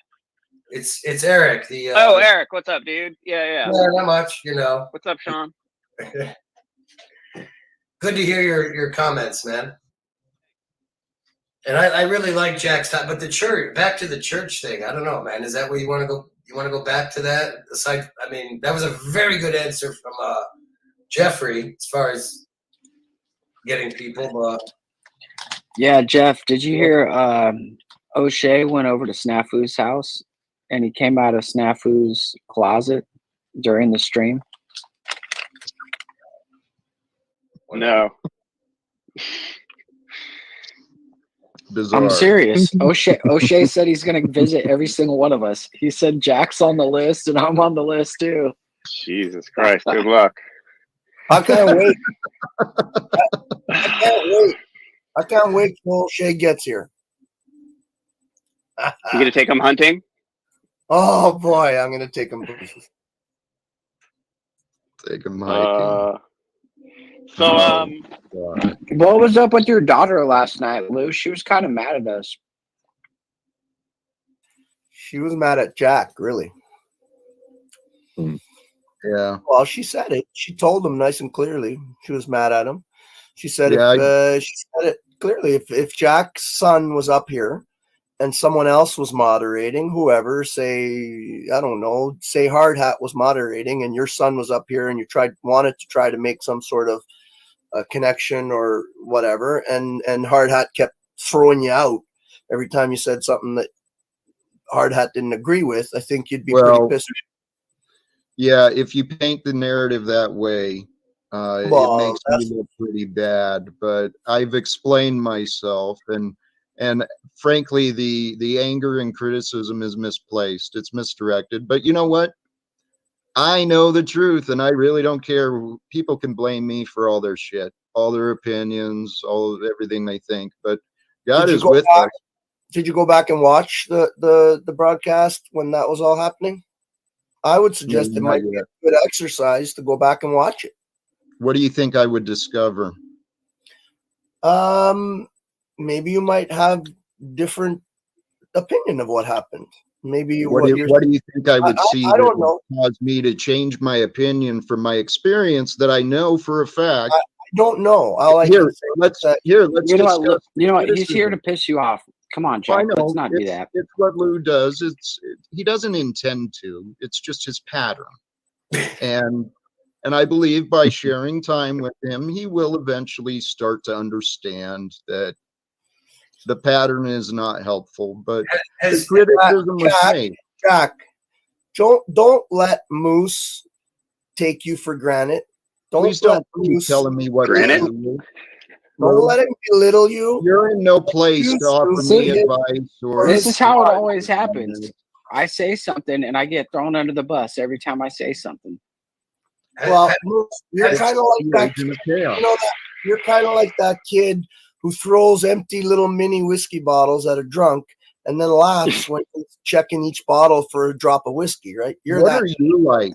What are you like here, Lou? How if I was to describe you, Lou, in my experience, what should I honestly say?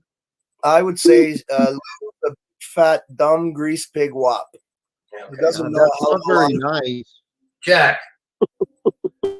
And what about what's been offered to me by this? Your words. I don't want to repeat those, but well, what has that guy been offering to me? How do I describe that? What has who been offering? The grease pig? No, listen, Jack. I've said it very clearly how I feel about you. Right, but this is the point. Why? Why do you think I care about you? It helps. But you're talking is just a distraction, and it's really pretty insulting and offensive in many times.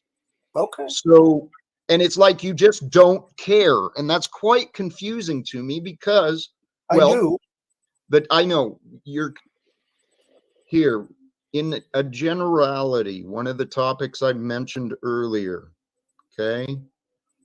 It's what I shared on Facebook. People need to care, but they need to have clarity in what they care about. What the hell is that noise? It's got to be moved. Lou, has Jack not Let Jack finish. Hold on, Eric. He wasn't finished. Has he not said that he tries to live in the moment, and if you want to come on here and suggest he goes and watch a 3-hour live stream and rewatch it? What are you missing?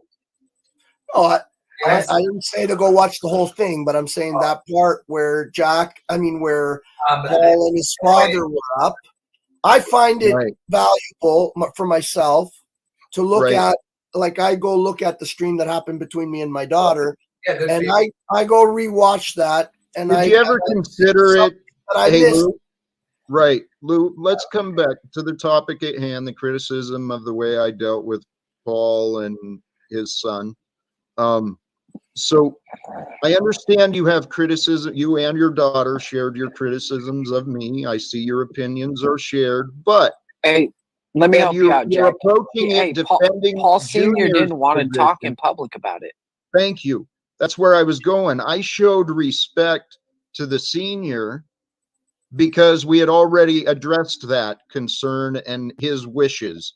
So for you to disrespect, for you and your daughter to come up and disrespect me for being respectful towards another, figure yourself out, Lou. Okay. Let the door hit him in the ass. I'll work on it. Check yourself, please, because I'd love to love you, but so far you've been an irritant. You don't have to love me. I still love you. Yeah,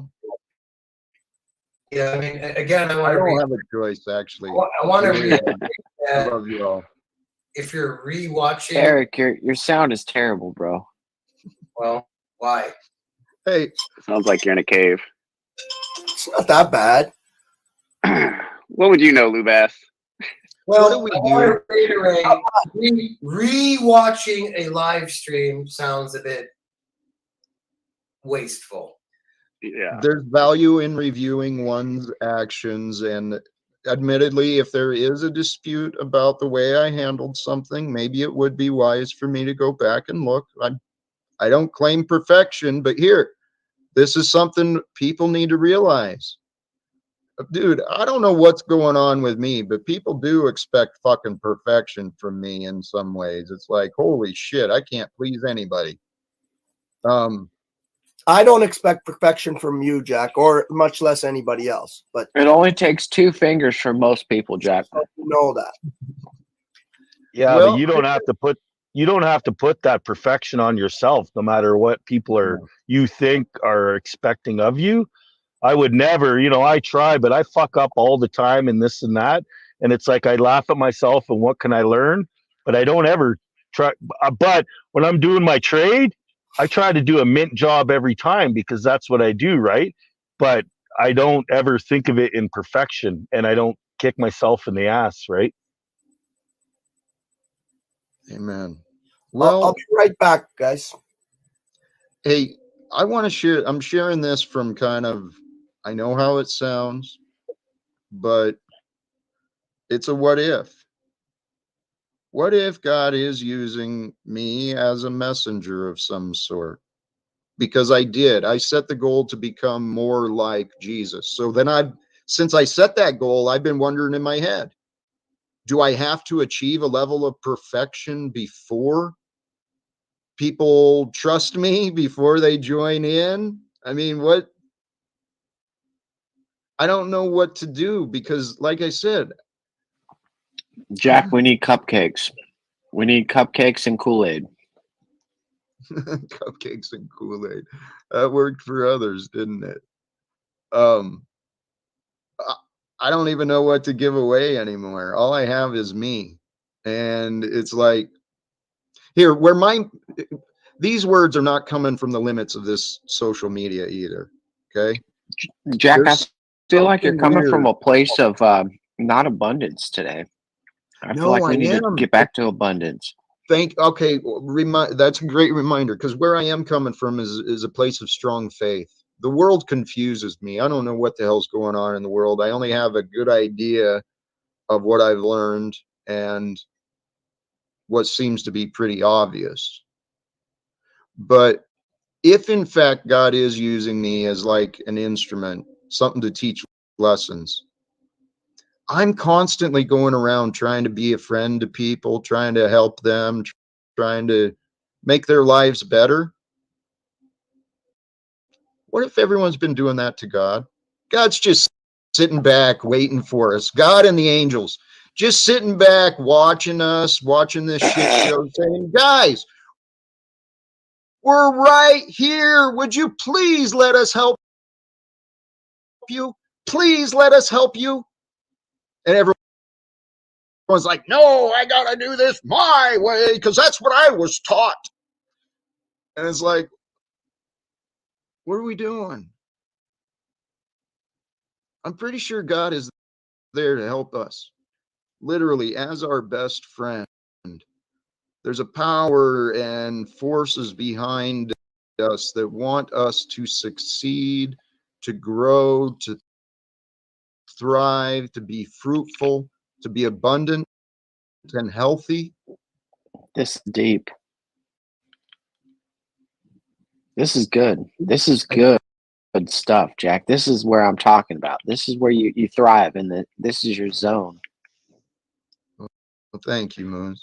Yeah, I don't know about Moose's little radio persona here. Don't really much like it, but that's cool, Moose. Hey, Jack. I love you, brother. Even though you ran away to China. Oh, we're gonna pull that again. Hey, Ran away Jack. to China, really? Hey, I'm hearing feedback here. That's what I was testing.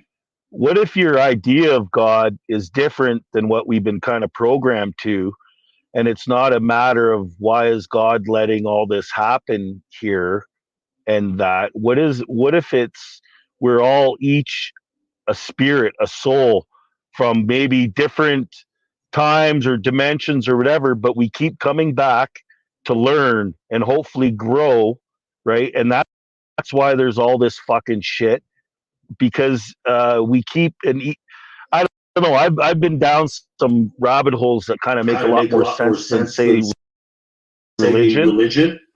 I'm getting feedback from someone. Hard hat. You know, there's a theory out there that there's all the souls. Oh my God! Come on, Eric. Hey, Moose, that's you. Yeah. That's not me. It's Eric. When he unmutes. I don't know. Well, anyway, Eric, what Hard Hat just said, there's a theory out there. Can you hear me fine, Hard Hat? Thank you. Thank you, Moose. There's a theory out there that I think that what he's talking about is that it's not me. Eric, I went ahead and muted you because it is him. It was you echoing, and what Hard Hat was saying, I didn't hear as a theory. I heard that he was expressing his experience, that it's different than what the religions are. Am I right? I mean, that's. Well, I think it's a matter. There isn't a heaven and hell.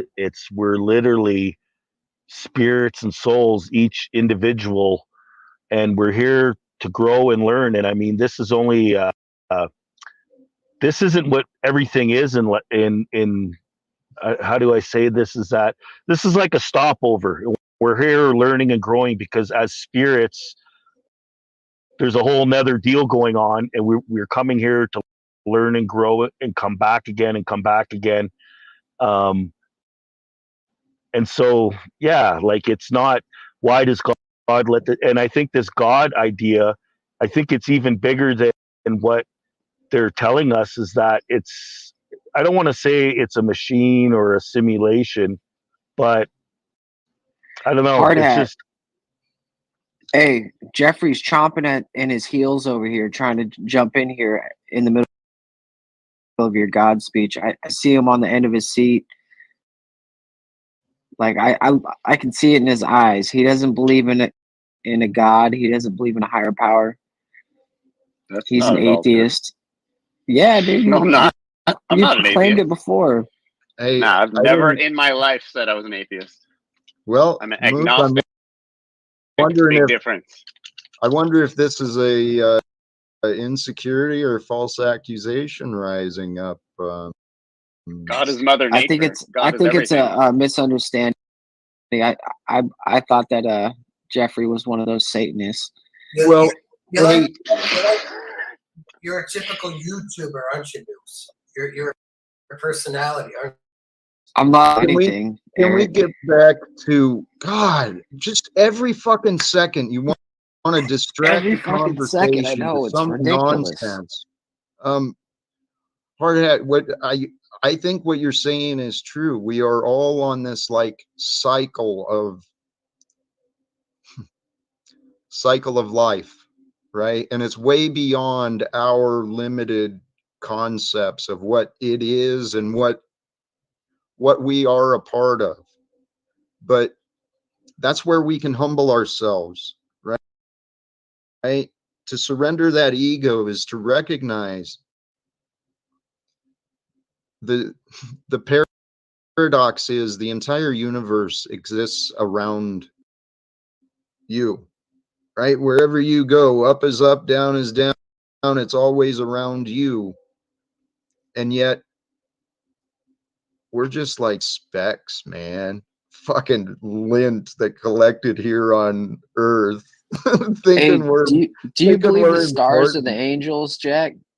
Do you believe like the stars are like our ancestors looking over us? You know, kind of like the Lion King. Fucking hope not. I think that all that is intelligent awareness, and through that infinite consciousness, infinite intelligence. And that's the whole purpose of life, is that we are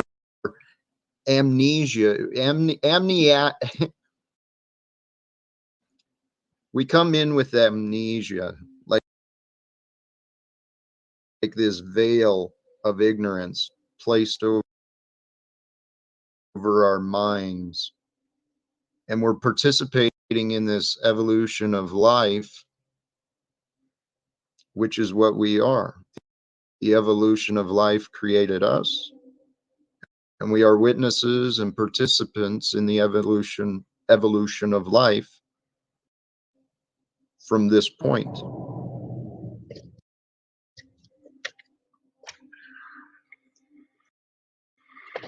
So if we can recognize that we are just the time, we are this time. That's who we are. So if you can become one with time, one with the moment, then you get outside of the body, you get detached from the material thing, and you recognize that the body and the material things are just tools for the experience.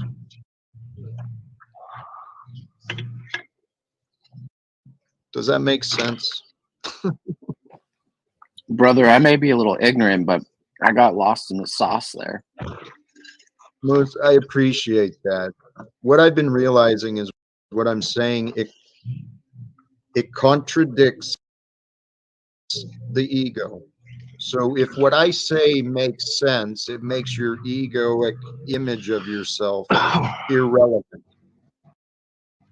And that's a humbling thing for, it's the first death. It's the spiritual death that the Bible and Christians talked about, is sacrificing the worldly version of the self, which is just imagined. Let go of that thought process of you and become one with what you are and who you are, where you are. Fuck, you are on fire today, Jack.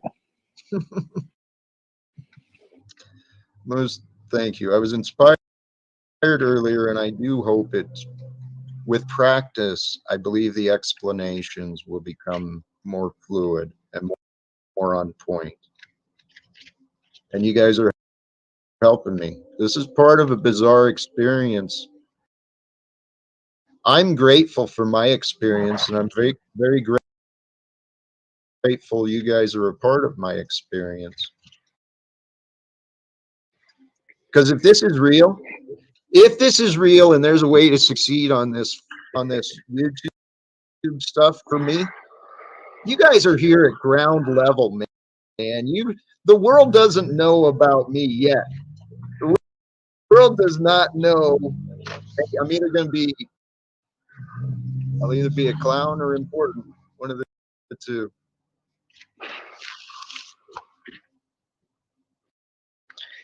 I don't know. I think you're rising, dude. You're on your grand rising. I didn't mean to interrupt. Where's Provo Kid? Where's Provo Kid here today? I saw him in the crowd, and he stood up for you today. He stood up for you. I kind of detracted a little bit, and then he came up on the panel and he was like, "You know what? You don't understand, Jack." And he made a good point that I wanted to bring up. All these negative people out here, right? They're all negative with you. They're trying to take you off your path. Like, you know what your path is. You're doing good right now. Your numbers are rising every day. You got Paul coming in here. You don't have to do anything. You just keep doing what you're doing. Be yourself and doing your way. And all those haters out there, they're just like crabs in a pot. Let them go. Let them go. Just let them drop to the bottom of the pot and stay out of it. Moose, I receive everything you're saying, the encouragement, and I appreciate it. For those who are listening, please, do subscribe and share if you think people would be either entertained or enjoy what's being shared. Please share it. But and the occasional one-off handy in the bathroom. No, man. The groupies can figure that stuff out, but at this point, all right, we'll figure that out. at this point, we're all figuring it out. I'm figuring me out, and you guys are helping me. I do appreciate it. I do listen and I do pay attention, but Jack, where there's this that I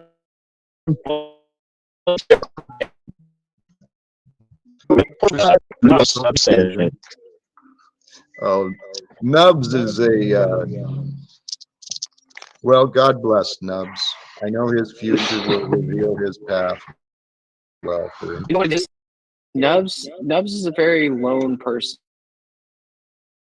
Like you, doesn't have a lot of outside, stimulation, and so when he comes, he's the center of attention. I'm gonna fucking piss like a racehorse. Oh yeah. Yeah. All right. Hey, That's totally not respectful to be saying on our broadcast, but thank you for adding that. Actually, on that note, this probably is a decent time. We've got a couple hours. I do appreciate it. Are we really going to kill the stream Can I do the right outro, now? 'Cause Jack? I we're wanted going to to have read to you do an something. extra stream after. I don't know. The future will reveal itself. Jeffrey, what were you saying?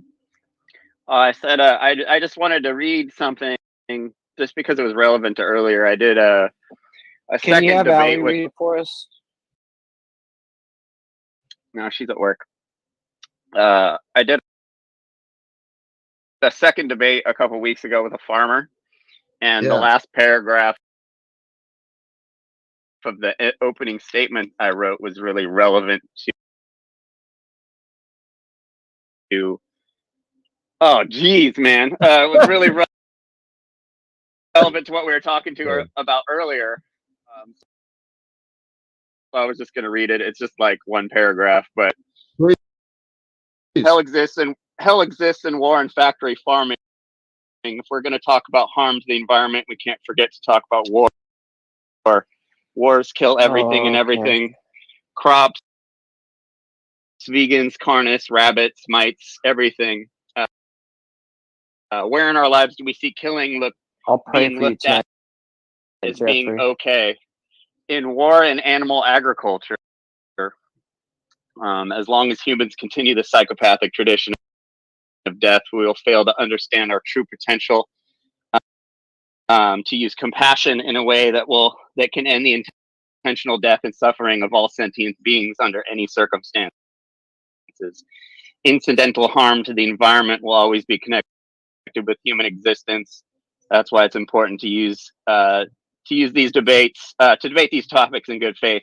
We expect to progress as human species and make an attempt at world peace. The easiest way for us to do that is to end the intentional killing of animals for food.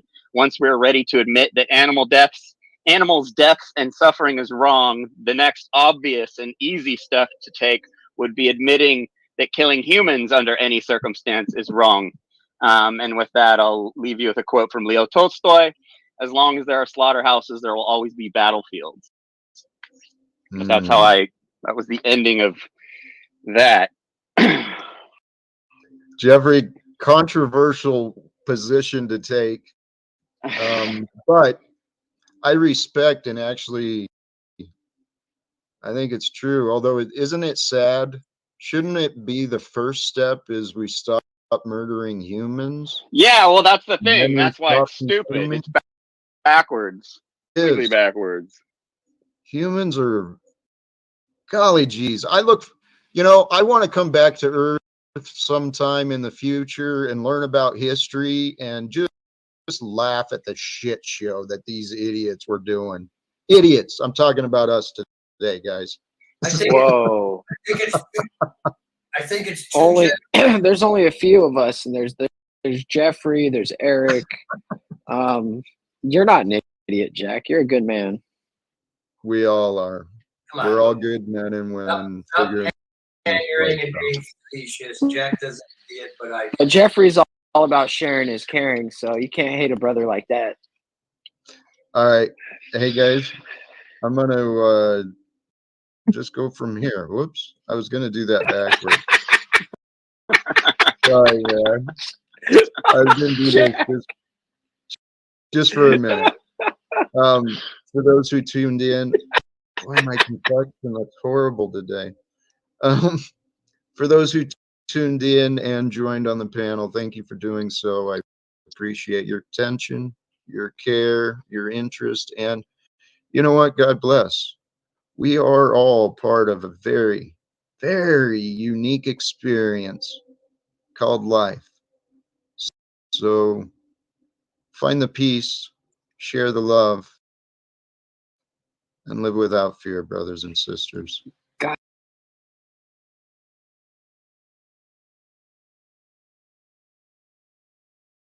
I think you're a necessity in this world. Well, thank you.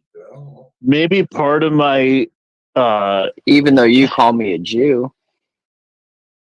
well, you are Italian. Eric, I'm part Eric. Jew. I can call you anything I want. You're part Jewish, Eric? According to Don't talk about the Jews. You're not allowed. Hey, we're backstage now. It's uncensored. You're not allowed to talk about Lou, relax. We're backstage. You're actually being broadcast on Pinions. So on who? You know, that's suicide. Thanks for That's that. just suicide. Yeah. Sean, it's just interesting how people believe He's that just like, yeah, I'm you know, it's like, yeah, I'm gambling. Oh wow. It's interesting how people think the Catholic Church is what's in charge of this world, right? Actually, it is. It invented Islam, Christianity. The Catholic Church is in charge. Yeah. The world, who runs the world? Is that the case? One of the major They institutions. have some power. They Yes. have a lot of influence. Okay, so The Vatican. are you allowed, The Vatican. Lou, the Vatican. Are you allowed to say whatever the fuck you want about the Vatican? I can say right now, every priest is a pedophile. The Vatican is a bunch of snakes that drink baby blood. No one will censor me for that. I can say anything about the Catholic Church. Yeah, you know who rules you by who you can't talk about. We get that. We get that. We get what you're saying, Lou. We get that. We know that. So I could say whatever I want about Muslims. I could say whatever I want about everybody except one group you can't talk about. You can't talk. Listen, only one group. They shift the goal. I mean, you are the people who've been censored for criticizing, well, Muslim terrorism, I guess. Not really. Lou, yeah. They shift the goal. You can talk about Muslims as much as you want. No one's gonna bug your ass. It depends. I guess, yeah. But there's one group that if you say anything, yeah, we get that. Criticizing, you're out the door. Hey, kind of think about this though too. There is something to the idea that thoughts create reality. So if there was this group of people back in the day who convinced themselves they were the chosen people, that all of the others were there to serve them, serve their needs. Well, they're garbage. Honestly, one of the topics I mentioned discussing is the problems of today's Christianity. And there's that guy. Christianity rules the world. Like we can. Well, but you just said. But what if it's a manipulation of the Jewish mindset? The Abrahamic tradition came and evolved. What you say, Jack? Careful. No, we're backstage. We're backstage. Well, we're backstage, Lou. What does this mean, backstage? It means we're not live, you dummy. Well, Sean is streaming, so if anybody gets canceled, it'll be Sean. I told him he's practicing suicide with his channel at this point for restreaming our backstage. He's gambling. We're speaking. I know I'm speaking truthful based on the history that I can point to and explain to defend my words. So that guy Jeffrey Doherty, I did a brief discussion with him on his platform recently, and I reached out to him today with this idea. He's the one who actually presented it to me the other way that made perfect sense when I heard it. If you look at what the results, the Abrahamic tradition, the idea of law, right, morphed into what we've got today, and the people who call themselves Christians, many have chosen the mindset of being helpless and hopeless, waiting for someone else. They become slaves instead of servants.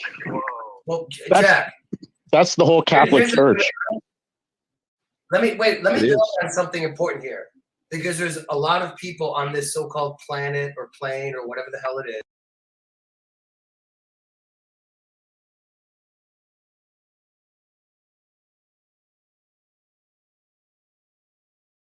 People on this earth that don't fall into these stupid categories that are somebody. Moose, is that really necessary? It's a song called "Fuck Your Feelings," and I thought it was like very like to the point when it comes to Eric. I was trying to say something. You know, Moose is that kid. Hold on. Moose is that kid that goes to the fucking zoo with his best friend and throws rocks into the bear pit at all the bears. And then when one of the bears comes up over the wall to get them, he trips his friend, drops him in the ground, and then runs off so the bear can eat his best friend. Never. I would never do that. You have some fat kid like fantasies or something about getting left at the zoo.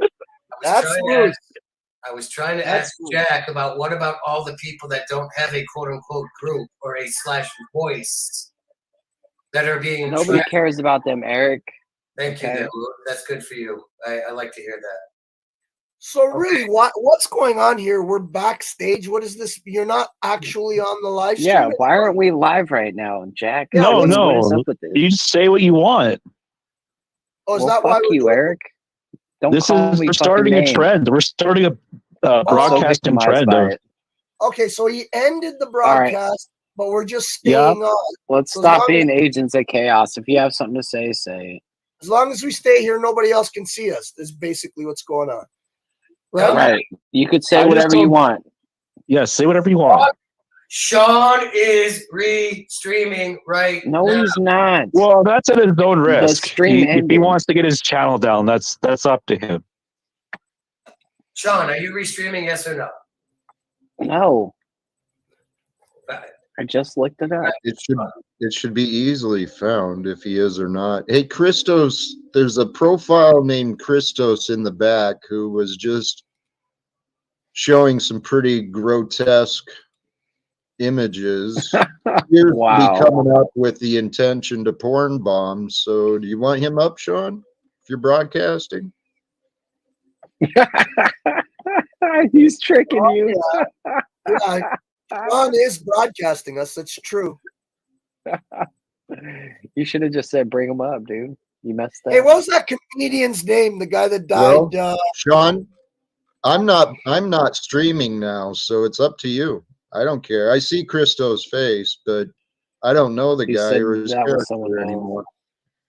No, bring him up. Yeah, that wasn't me. Whoever was using the name Christos and throwing up obscene images backstage, that's definitely not me, man. I Glad to might hear that. might give you shit and fuck around, but I definitely wouldn't do something that underhanded. I'm glad to hear that. It was gross and disturbing, to be honest. Why, you can see who's backstage? Anybody can see who's backstage? How do Oh my The host can, yeah.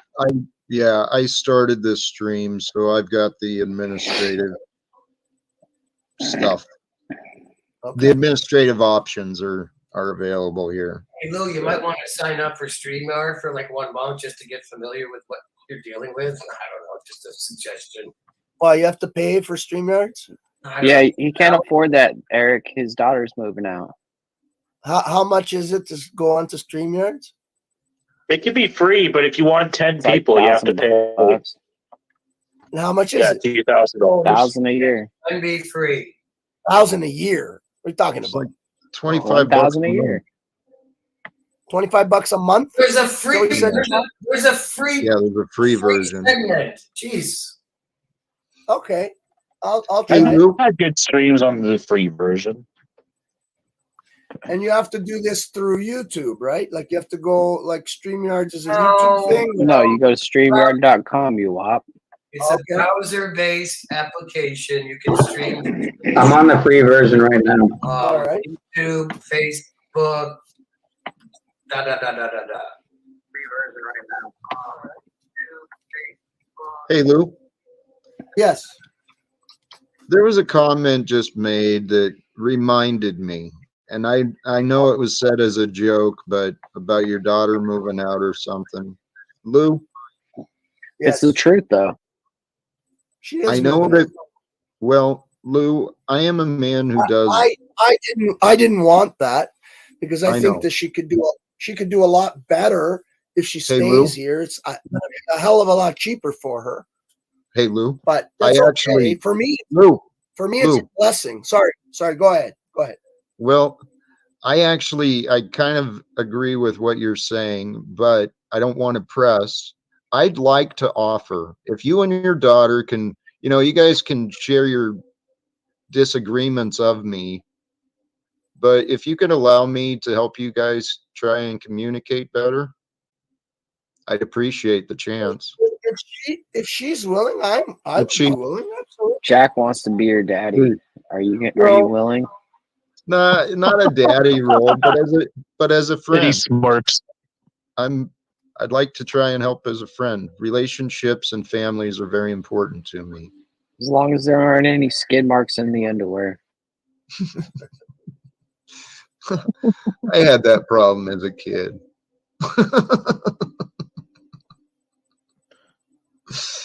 I don't know why I mentioned that. I had that nickname for about a year. You had a nickname, Skid Mark? They called you Skid Mark? As a young kid. Get out of here. Why they call Backstage with Jack Talcott. The truth gets bared, man. I've got stories, embarrassments, all sorts of Dude, shit. let's bring him out, Jack. Let's bring this whole fun stuff out. Well, the nickname. Are you serious? What was the reason they called you Skid Mark? Just that. I didn't wipe my ass well enough, and in gym class, someone saw my skid marks, so they fucking told everyone about it. Oh, fuck. I think Eric Isabel threw up. It's all starting to make sense. It's all starting to make sense, Jack. Hey, I'm seeing things I just- clearer now. I just Now noticed. I understand you. I just noticed that Keith is live talking about the legal name. Who cares, Eric? Stop being a jealous bitch.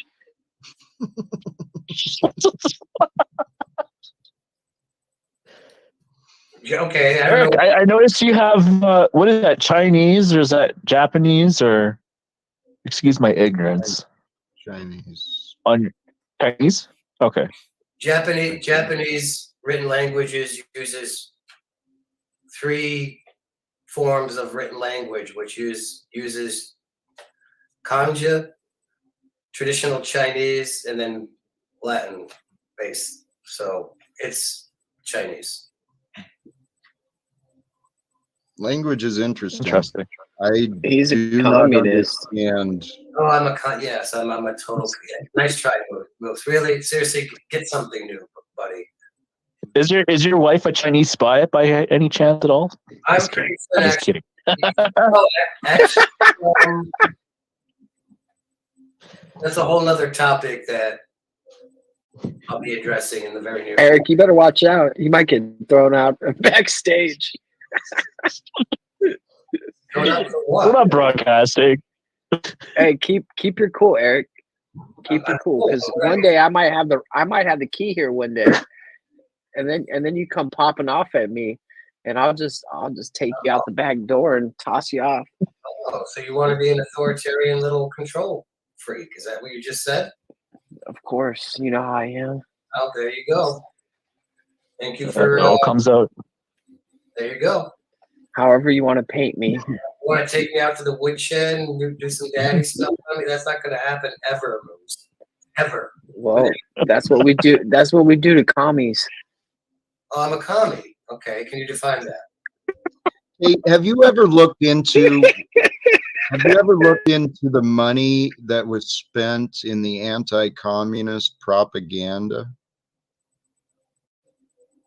Have you ever wondered why everyone is so afraid of communism and socialism? Let's divide and That conquer. was so they can go to war in Vietnam. You like socialism, Jack?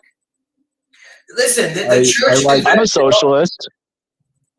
Socialism. Communist, capitalist. Power the people. They I'm invented. a humanitarian. I believe in people. Yeah, there you go. You really want to Oh, talk we figured Christos. Well, that's the biggest problem of the capitalist system. It's in the name. It takes the energy out of life and it turns it into a thing, turns it into capital, and it doesn't exist without money. And that's why they capitalize your name in the capitalist system, because it's capitalist diminishes. It diminishes your status as a living being. Look it up. See, that's the crazy part of this. Your computer, Jack, is that yours? It might be. Is there a problem? Was it lagging? And No, why do you own your computer or does the state? Oh boy. What are you talking about? He doesn't get it from Micro Center. It's in my Just possession. curious. I mean, I exchanged. Why don't you let some poor kids down the block use it? You know, 6 times a week. You use it 1 day a week. We could do that. Then we can, this way the capital. This is why we're backstage, Lou, because you're Lou, get out of here. I want you to see how stupid you sound someday. Someday I want you to hear how dumb you sound. Well, Lou, so here's an example of your mind, Lou. Rather than consider the ideas of what you might be able to offer your fellow neighbors, you want to mock me and find one little aspect of ownership and suggest that I sacrifice it to people you imagined. This is Don't you know any real people you could actually help rather than wasting? You do know he lives in like the wilderness, Jack. He doesn't see anybody except his daughter. Yeah. But I also do help people, and I don't live right in the wilderness. I'm not too far from the city. So if you own your hammer, why don't you get your hammer to But I do help people. Shut up, Lou. You come up with dumb mental Shut up, Lou. Well, but hold on, Lou. Right. What's so wrong you with do letting help other people. people use your computer? Right, Lou. Why do you think, Lou? Why do you think that would be a necessity or a good idea for me to do? Why can't you just assume Because that you're I the one that also help gets people capitalism. in ways that I help people instead of your dumbass fucking stupid thoughts? Come on, don't get mad, Jack. I'm serious. No, because he said something You're serious about ignorance. Why? Seriously, he's probably the most ignorant person I've met in a while. No. He doesn't have to This be. is a- He's creating his own. But isn't it your confusion. capital? Isn't your computer your capital? No, it's not. You don't even It know what is. capitalism is, do you, Lou? Whose capital is it? What is capital, Lou? Lou, you define capital for us. Capital is property. Okay. No, it's not, dumbass. Yes, it is. No, it's not, dumbass. Well, Hey, What is it? for this conversation Well, and for Okay, what Lou's is it? point, Tell me. And not in like capital is property. What So is what it? is Property your and point? What? Tell me what capital is then, if I'm wrong. In the context that I've been explaining, capital is the idea of the materialistic, right? And so, yes, the property is, Lou, the property is a tool. It's a tool for what? Yes. Experience, not ownership. But there's Okay. kids on the street who control. don't have a computer. Right. So Lou, why don't you, instead of wasting my time and wanting to take from me what I have, Because why don't you are find ways, for socialism. Lou, shut up and listen. I'm not. I'm offering you the other, Lou, here's another alternative, right? Maybe find a way. Oh, well, okay. So now it makes sense. Never mind. You're for capitalism, so you put yourself against me. No. Yes. You can do. Yes. Look at your behavior. Look at your Jack, behavior. you're and your exactly pattern. right. I can't This believe is you figured it out. I agree with this your is a right. feudal European system You have the that right has to transferred from the Vatican to corporations. You have the Lou, right. John is right. And people Are you and listening, people. Lou? You're not listening, are you? Okay. Lou, I'm going to give you a history lesson. So you're from Canada, right? And I'm from Canada, so you understand the plight of the Indigenous people. So basically, so now you look like that. So what the treaties were is that the Indigenous didn't understand the the property agreements between the colonialists and the Indigenous leaders. So the Indigenous leaders read the documents thinking that they are going to share the land Hey, just like Lou, they did, did right? you ever have any And that weird like they're nicknames going like to skin cooperate marks? with each other, as opposed to as opposed to having reserves as they have now. So the Indigenous, there's a reconciliation going on, obviously, because there was a misunderstanding, there was a misleading, there was fraud, potential fraud in those contracts. Yes. So they can't really undo what they did. But what I'm saying is the Indigenous had a concept before colonial Europeans came in, think of sharing the land and cooperating with each other, as opposed to having zoning and property rights and incorporating everything. Hold on. That they actually had a coexist. I'm not saying that there wasn't warring tribes. I'm just saying that they had a different concept of ownership of the earth. They didn't look at earth as a material thing to be owned and controlled.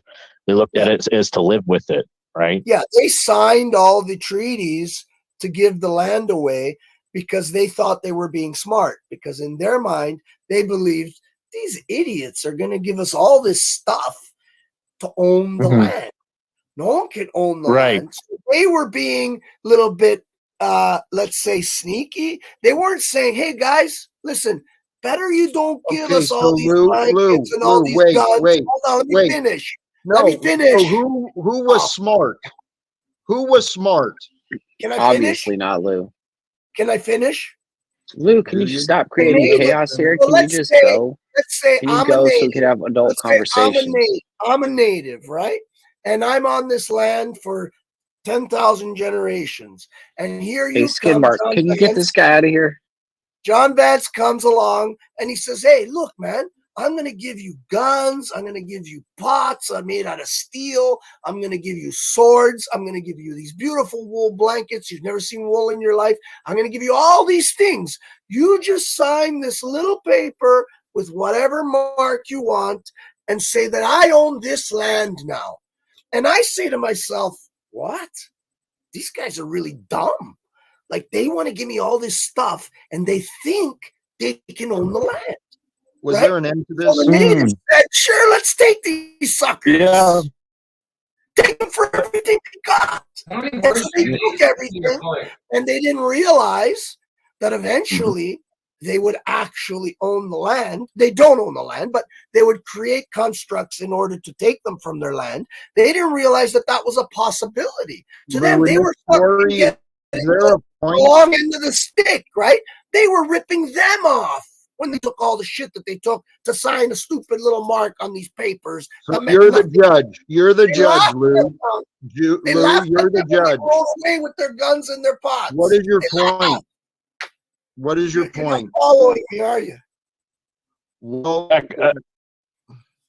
Can I ask Lou a question? So Jack just makes one little I question. think. Wait. Eric, can you just shut up and Yeah. get back in your corner for a second? Let Lou finish. No, Moose. Simple question. Jack. Nothing is simple when it comes to you, Jack, Boshane. can you be quiet, please, Moose? Jack makes. I would reverse that and say everything. Yeah, 1 second. Everything is simple. Jack makes a comment about capitalism being a bad Yeah, thing. I know. Capitalism is great, right? It's great. It's great if you suck. No, I'm trying to figure out Lou's thinking because I Jack am too. criticizes the term. Jack criticizes a You term. guys understand what I said? Yes, Lou. Lou, I don't Please think they shut understood up. what you I'm said, trying to but hear I don't what think Eric they is understood what. saying, because I Yeah, think but Eric Eric's and I gonna are on the attempt same at it. page. Trying to figure out why Lou wants to jump to conclusions where he needs to defend this thing called capitalism and presume that Jack is some sort of socialist or communist just because he criticizes one theory. Just because I assume you're a communist because you left the country. I get. Shut the fuck up, Moose. Okay, don't get upset. We're I didn't just leave the talking. Whoa. country. Somebody take your tailpot out, Boshane. Lou is clear. We're Lou just is talking. clear that he believes capitalism is the best, and he went on and on with this story where he claimed there was an end, and I heard him pause, but I saw no point ever being made. So you were thinking the Indians, the natives, the indigenous, they were the criminals for taking No. advantage of the deal that was offered? No, they misunderstood. They believed that. Well, he was painting it out as though they were getting away with. They were fucking robbing the invaders. That's what the they case he was believe. presenting. Oh yeah. They believe. So what do you believe? What do you believe? I know that what I'm talking about is the truth. This About what? That the natives, when they signed those treaties. Who cares? Let's talk about your relationship to capitalism. Okay, now that's a different question then. That's the topic we were fucking starting with when you took off on the goddamn history lesson, dude. That's right, Lou. You fucking asshole, Lou. Why are we talking about this communist Eric on your panel? Jack. So to be fair, Jack, I brought this up. The optics are high, bro. Snafu's right? watching you. And obviously that we're both countrymen and we both like jive on that same. Americans don't treat the indigenous very well, unlike the Canadians. We give them all this stuff. You think we treat the indigenous well? Better than Americans. Buddy, do you know what the native tree? What is it called? The native. Fuck! I can't remember the name. Anyways, we have a whole system. I understand your plight. I understand where you're going with it. Yes. To eliminate the concept of a native. We're in that process now, and we're almost at the end. Canadians are. Yeah. Guys, there's so much crap in history and so many injuries and injustices to our fellow human beings. Differences, different backgrounds. Property.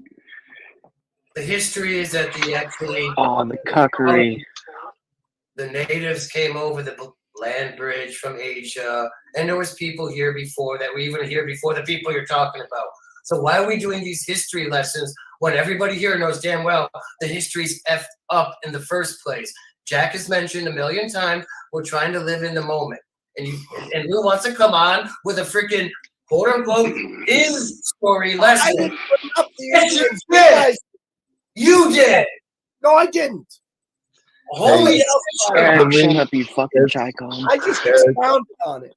We'll get past the frustration. Does it make you feel bad because you're a traitor to the nation? You're a traitor to your people? No, seriously, dude. You are an agent of chaos too, man. Holy shit. Sorry, Jack. If you wanted to rein me in, you just had to say it. Hey, you know, hey, Jack, I remind you of the positive vibes. Why didn't you remind me? Thank you. You know what, Moose? Thank you. You're right. I could have addressed that differently. Capitalism, this concept of our money system, it's something we need to figure out. People need to get past this stupid, Oh, so you must be for communism. You must be for socialism. What idiot wants to be behind placing economic value above human life? Because that's what capitalism does. They're all theories. They're all religious. They are. Socialism isn't Religion. Capitalism does that. Hey, you A know, very So small let me extent, play though, devil's Jack. It's not advocate. I'm going to across play the devil's board. It's like advocate. Jeffrey calls himself on his subtitle anarcho-capitalist. I'd like him to weigh in on that because I have a theory on that term. But that's okay. I think I know what he's going to say. I think I know what he's going to say, but I'm going to let him say it. I think I get the gist of what he's going to say. But Jeffrey, please. Well, enlighten us. capitalism has brought people out of living in caves, so it does a lot of very good things. When Jack says that it just does one thing that's negative, it's not necessarily true. You know, like I've explained to Jack before, in order to you know, convince a new generation of people to you know, leave the government and you know, become ungovernable, I can't really explain to them how to do that without using capitalism, some sort of capitalism, and that being free market capitalism, not the crony capitalism we have now. Crony capitalism that we have now is a result of men not being men and sticking up for themselves and sticking up for their tribes and communities. So, can you define this vague, broad, you know, socialism, communism, socialist democracy, capitalism?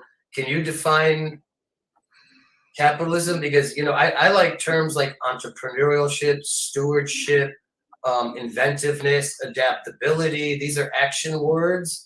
So can you, I mean, I don't know really what capitalism is any more or less than I do socialism or communism, but I'd like Jeffrey to actually, what is capitalism? Market anarchy is basically free market capitalism, is where people can do whatever they want without being controlled by the government. People can start a business out of their garage, or, you know, like do you know, you know, like it's markets, like it's having markets that aren't controlled, monopolized by the government. That's what we have now. We have crony capitalism, where there's a government that's bending the rules for them and themselves and their friends. Yeah, and they don't have to pay a fee or a tax or a license or a permit to start a business. They just start do whatever the fuck you want. Right. Yeah, I call that. How do you settle disputes? How do you settle disputes of like fraud or people ripping people off? Well, I don't have all the answers for what the free market may bring in the future. I don't know what the free market's going to bring, but there will be, you know, communities. I mean, I would have to go, like, I got a good 3 hours on this subject, but the different communities would pop up with different flavors of politics and stuff, basically, and you'd move where you'd have the ability to opt out of any of these places, which is what we don't have now. With government, we have no ability to opt out of their bullshit. You have to do it. Hold on, Lou. We live in a global system. Putting capitalism aside, socialism, communism, so-called communist China, putting all that aside, all these nation states. We all know here that we live in a matrix of essence and, most importantly, scarcity. Exactly. Hey, let me. Well, not if we live on a ball floating in space. Only if we live in a ball full of space are we have scarcity. For the love of God, please. The world's round. Come on.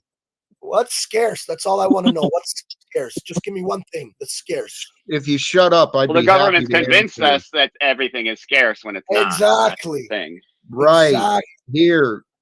This is something, please, I'm begging. May I please, for the love of God, be involved in this conversation, considering this is exactly my goal, is to fucking wake people up to the truth of capitalism. And Jeffrey, you know Michael Pickens on Facebook? Yeah.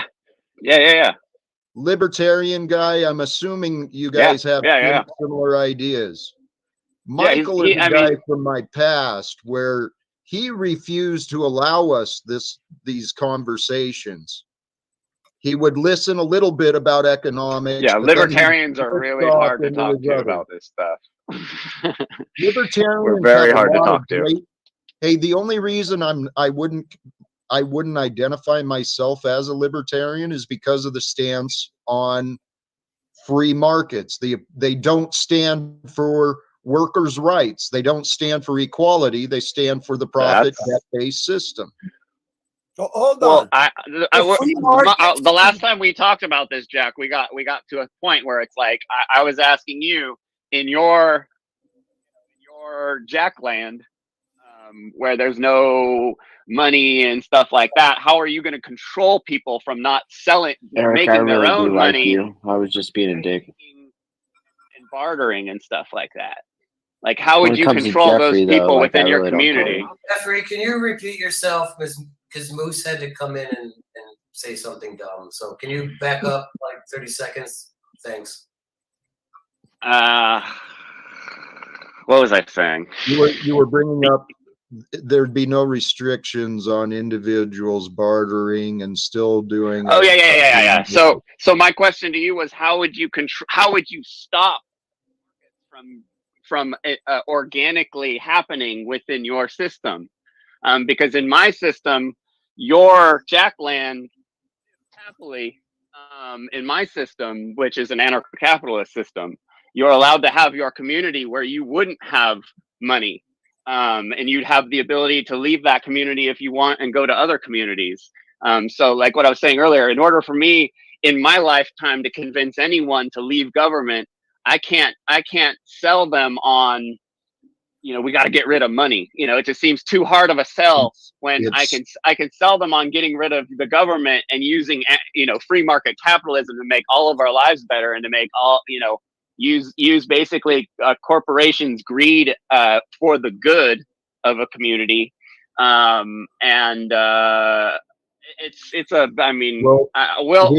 definitely go ahead.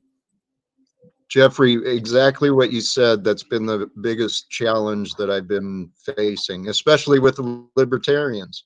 They see through the idea of getting through the government, but see your way of working. I don't see what you want to do working without you having to control people. And in my land, no one gets controlled. Well, I believe capitalism naturally, organically happens in communities. So you would have to quell that some way, and giving everyone a little bit of money to live off. I don't really think so. I think you're wrong. Articulate why instead of just saying I'm wrong. Sorry, can I ask a question, Jack? If I could ever talk, I would. Do you think we live in a capitalist society right now? Are we in capitalism right now? It's what capitalism is, what people call the economic system. Eric kind of looks like a thug. Capitalism, one of those New York City street thugs. Look at the beanie, the jacket, cigarette. Moose will answer. Jesus Christ! I'm sorry, Jack. You could tell me to be quiet, Jack. I respect you. Moose, do we live in a communist or capitalist society? Bro, we're sitting next to a couple communists and a couple cucks. So I mean, what do you got, dude? We got Chai Cobb Eric over here, Boshede. We live in a part socialism. Are you Canadian? Answering anything. Moose, what day of the week does your wife go out with her friends? Hey, I hate to tell you, my time. That'd be never. Hey, Moose, for your information, China is. Wait, what, Eric? What is China? Is China listening to you right now? They're listening. They're listening to you right now. So don't talk bad about them. Keep smoking the bong, Moose. Keep smoking the bong. Keep drinking the beer. Keep drinking that hard alcohol. Stupid stoner. Hey, at least you're not drunk tonight. Hey, Moose, I love you, watching Eric. this is really not very fun, to be honest. Maybe you're having fun. You and Eric just going back. Well, no, Eric doesn't want to come correct with me, and so if he doesn't want to come correct, then anybody want a nice chicken foot soup? That's the thing, Jack. See, I treat everybody with respect, but he never gave me that respect. So I can't. Jeffrey was drooling there. Jeffrey was drooling there. All right, so you want I me call to you yield? Jeffrey. I'll yield. I'm gonna take a step back. I'll stop being. No, such you a- don't, Moose. You're full of shit, dude. You know what, Jeffrey? Every time I try to yield, you pipe up like a fat slave. Okay, let's change the subject. Let's talk about How does Brian Chinese O'Shea influence. taste? Let's talk about the Jews. No, it's a trichoms, okay, Lou Bass? It's a trichoms. That's what I asked to talk about. Let's find a different subject. Sure. Yeah, absolutely. More. You know what? That's what I'm Yeah, saying. who wants to learn anything? Jeffrey gave a good information, and I thought Jack wanted to respond to it, but apparently people want to come in and say dumb shit. So I don't know why I'm here. I'd like to hear what Jack has to say. What Jeffrey said. Yeah. All right. All right. I don't know why you're here Appreciate either. that, Eric. Because after sitting here watching Moose and fucking Lou, I'm wondering why am I here? And then John wants to talk about it's a little something frustrating. else.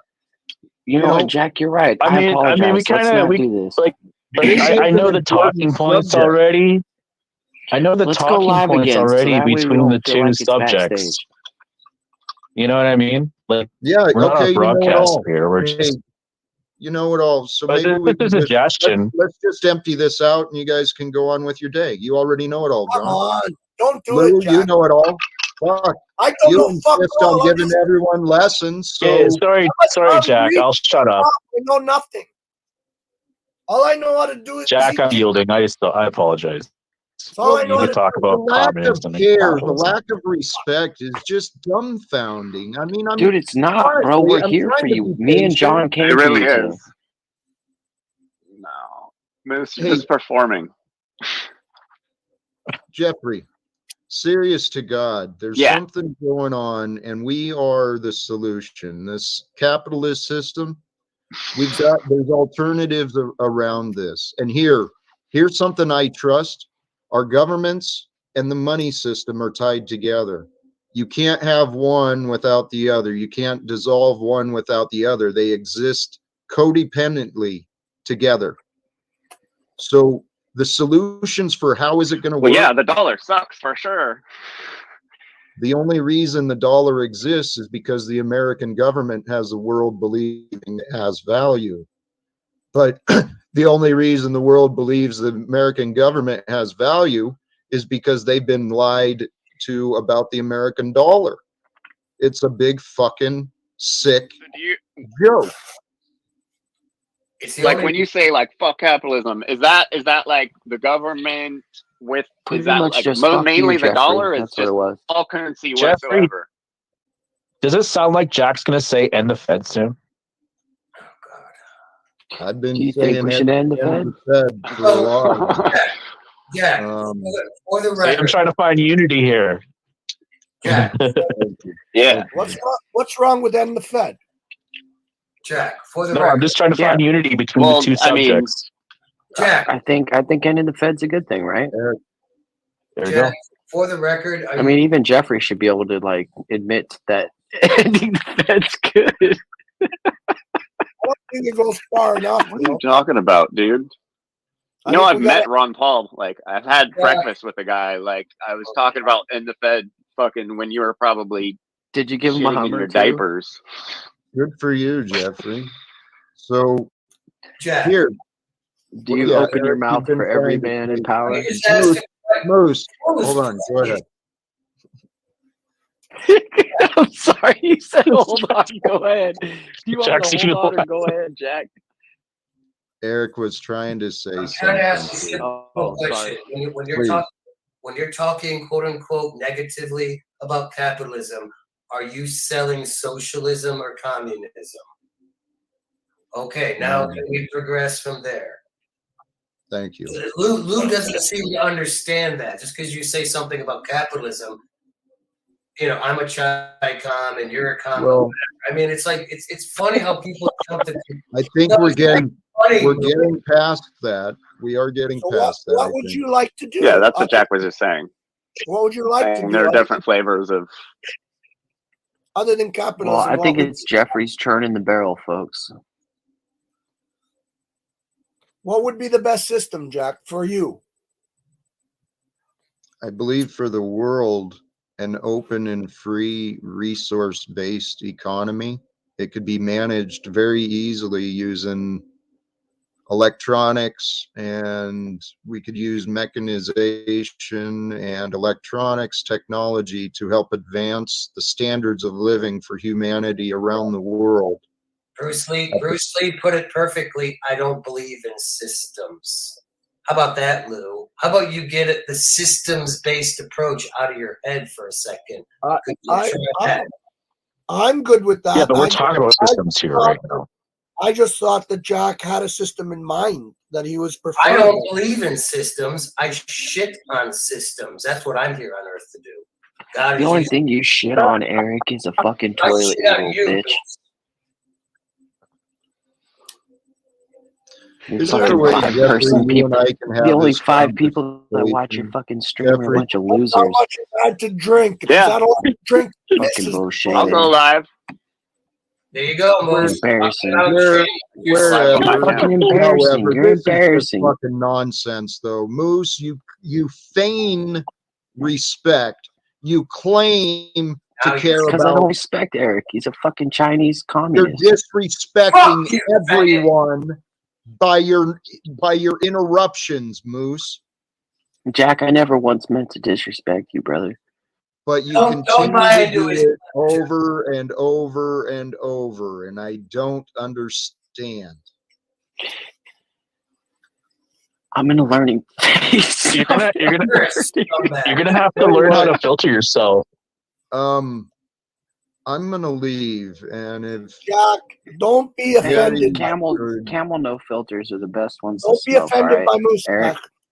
I'm not, he's not. He's my Lou, friend, dude. Me and Jack are here's the pals, thing, dude. guys. I'm not offended, but I am saddened.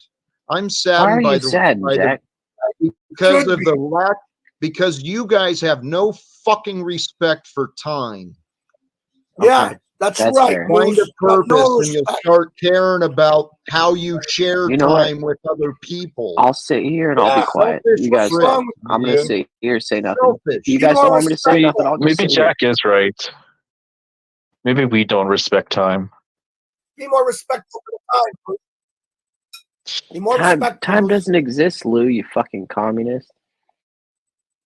I'm not a communist. I'm not an anarchist, and I'm not a Well, capitalist. then why are you against me? You shouldn't be against me. I am a wilderness. You're a primitivist. Fucking wildebeest. Yeah, he's what you call an anarcho-primitivist. What is that? A fucking God, you're eating a fucking pig dick. That's like raw fish. Oh my God, dude.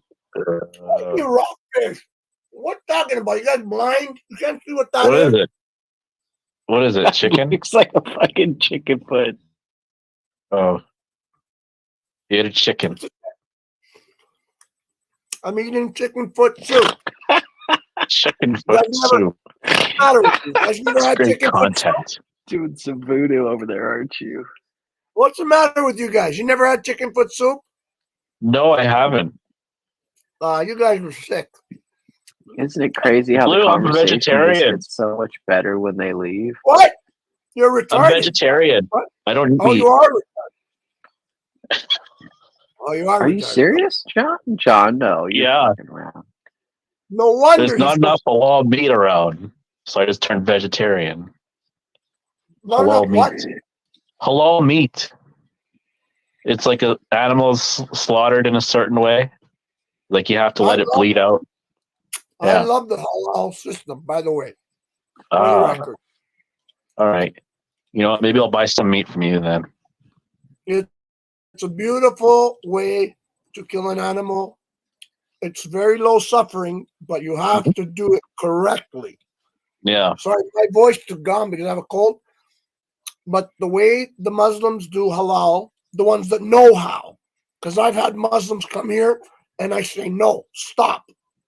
and I kill it for them because they have no clue how to kill an animal. But I've also had others.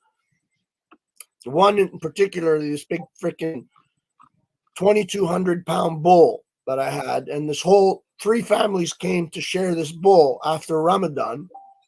Was it like a papal bull? Well, they kill sheep and goats and cows after Ramadan as part of the ceremony, right? Yep. Now they did it in a way that I've never seen before. It was the first time I saw the true halal system. And the what do you call him? The priest guy. What's his name? What do you call him? What do you call the priest for Muslims? Like a bishop? The Wait, you said Muslim.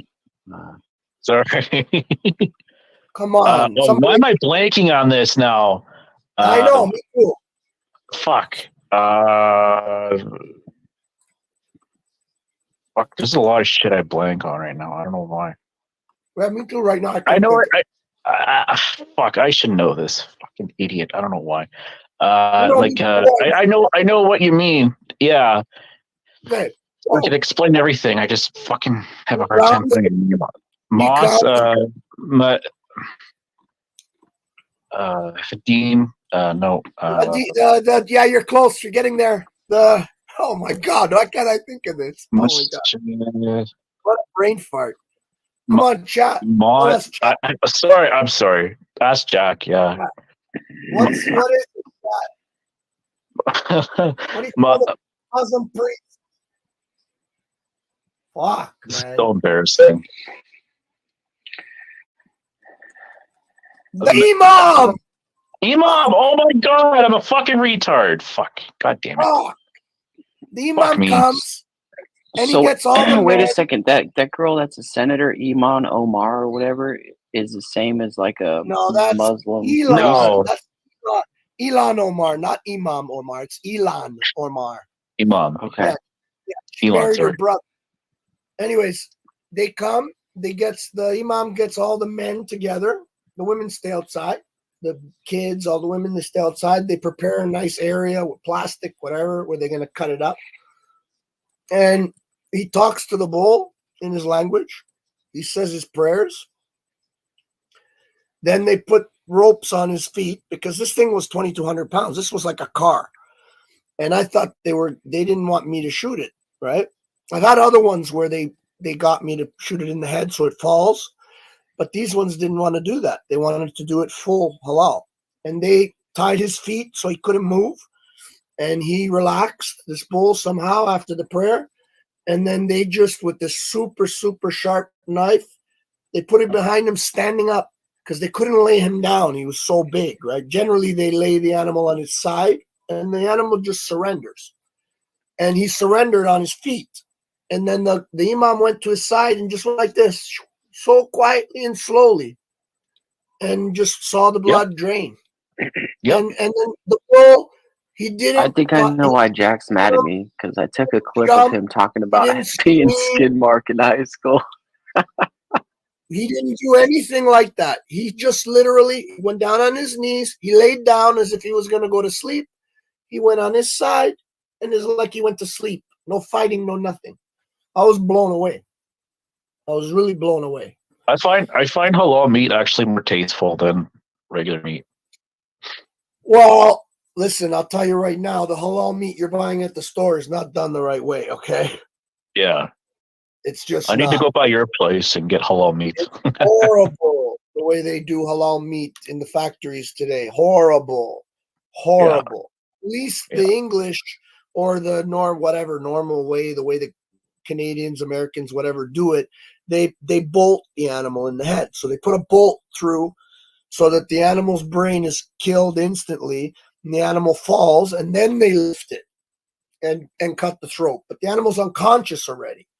But the halal meat, they literally pick it up by its back legs, these large animals that cannot breathe when they're upside down like that. And they're fighting, and they just go raw, no bolt, no nothing, and they just cut their throats and they move down the line.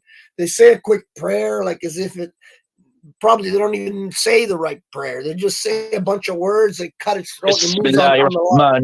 Bismillahirrahmanirrahim. Yeah. Kicking and screaming, blood everywhere. Trust me, what you're buying in the store is not done the way I'm talking about. The way I'm talking about is the real way, and it's a good way. And the Jews do the same thing.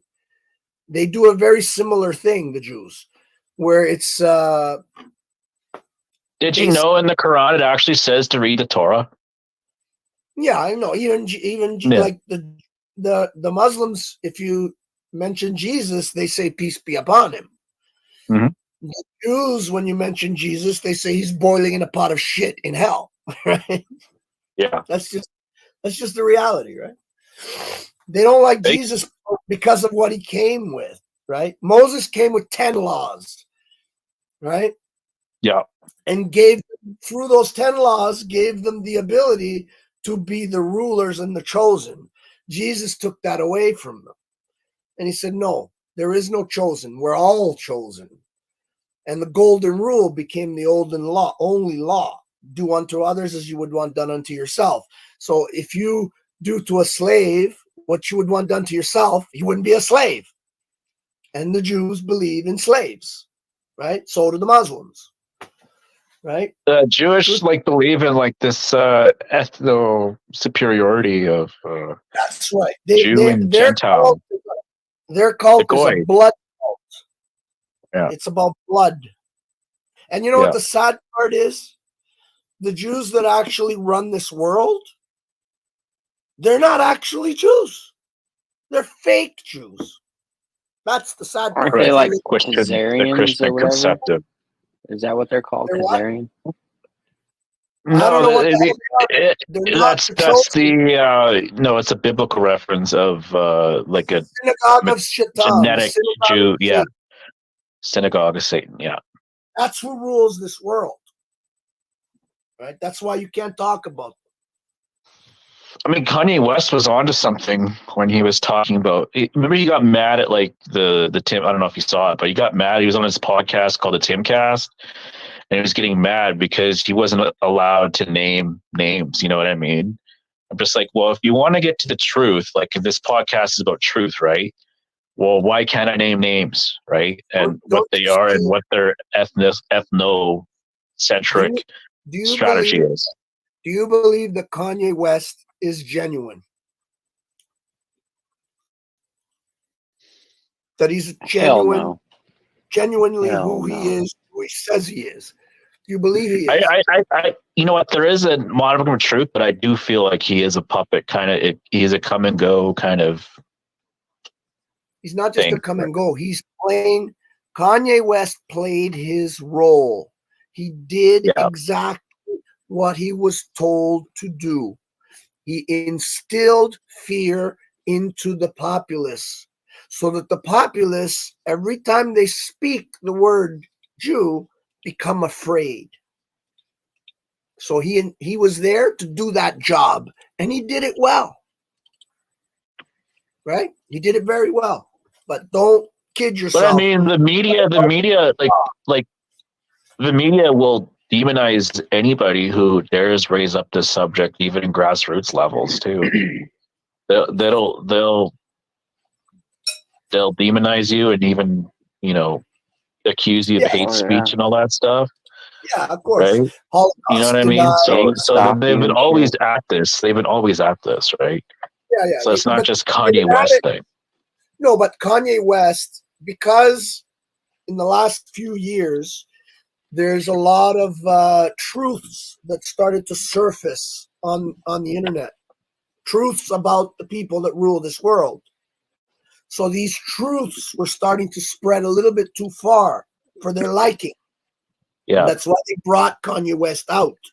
They brought him out to fulfill his job. And his job was to send fear into the goyim, into the populace, into the nations. Right? Look what happened to him. He is canceled. He can't. You speak about these people, you will lose everything. Right? But don't you Well, think? it's the Christed way. You know, you lose everything and then you get it all back, right? He was alluding to that. Like, he went on these like long rants. He was even on like Tucker Carlson on Fox News, like, and he was like, he wanted to run for president, and he had some ideas of his own, and he was on Alex Jones saying that I love Hitler. Exactly. And you know what I mean? But that was like the That's Christian all. concept, right? But It's all planned, brother. All planned. yeah. I get what you mean, man. No, no, Sean, I you don't see. believe? Sean, What? you don't believe it was all planned? Sean of Source. You don't believe He's it was mad. all planned? He's mad. I said I love Hitler. Now his channel's gonna come down. Just kidding. You don't believe like Kanye was just a big psyop to scare the goyim into silence? Kanye, you're right though. Kanye West fulfilled his plan. I mean, I think there's still more to be played out, but yeah. Can't hear you. You can't hear me? Oh, Can't you hear gotta. Sean. Oh. Yeah, I know why. You gotta Just- switch over to my here. Switch over to my here. I'll drop the link. Hold on a minute here. Where are you putting it in the private chat? Yeah. Okay, go ahead. Just switch over to yours. Yeah, dude. Because why are we even over here? It doesn't make sense. We're not getting restreamed or anything. I am fucking restreaming, bro, but it'll be better on the other. Yeah, it's better. Let's go Where to you his can channel. control it. Okay. You know? Sounds good.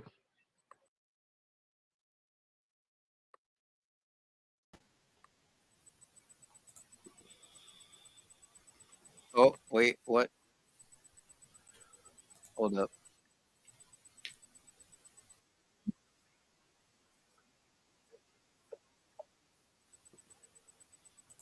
Did you hear that? Hold on, Sean, I have did some background. I have some background shit going on. I don't know. I think it was me. I think it was me. I had a YouTube link open, a YouTube tab open. Sorry. Oh no, it's me. It's me. It's you? Got it. My bad. Yeah.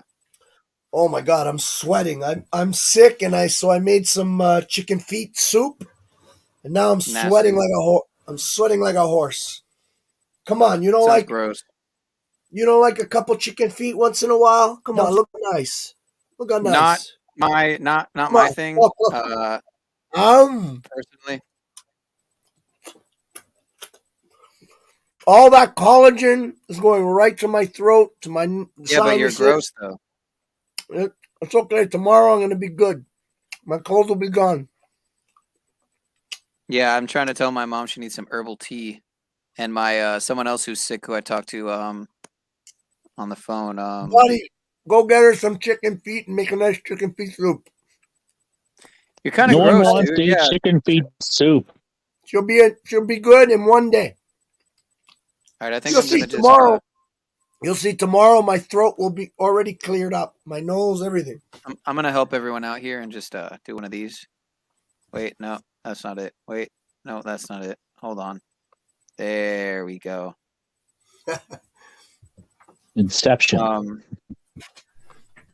Yeah. Stream with the link stream and to a stream. join. So it's not me and Lou Bass and John Vance, because that will just make me upset with my life and where it is right now. So if we could We get make some, you upset.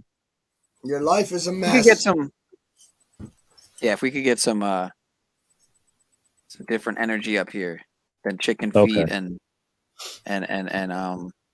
What yeah, about pork chops? oh come on, Lou. What's wrong? Come on, man. There What's we wrong go. with Lou, some you're good- ruining the vibrations here.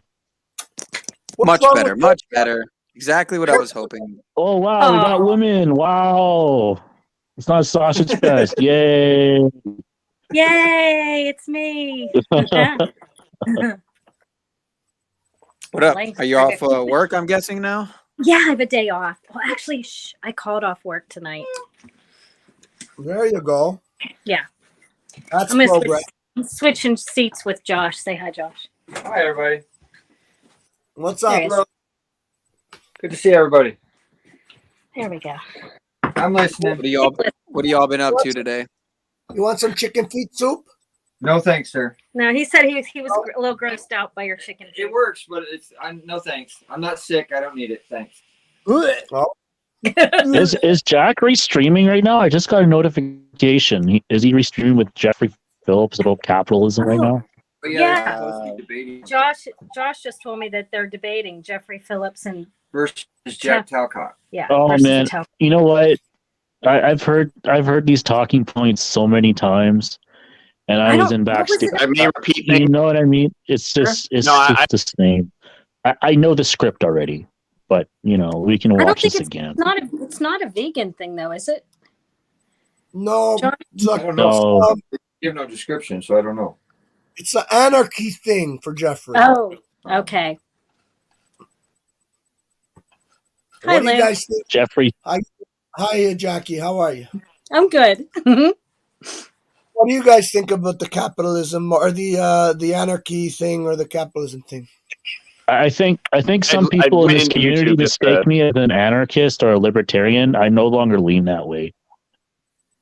What do you lean? There's Well, always you lean. the government.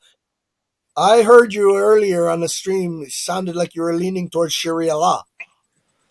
Yeah. Oh yeah. Okay.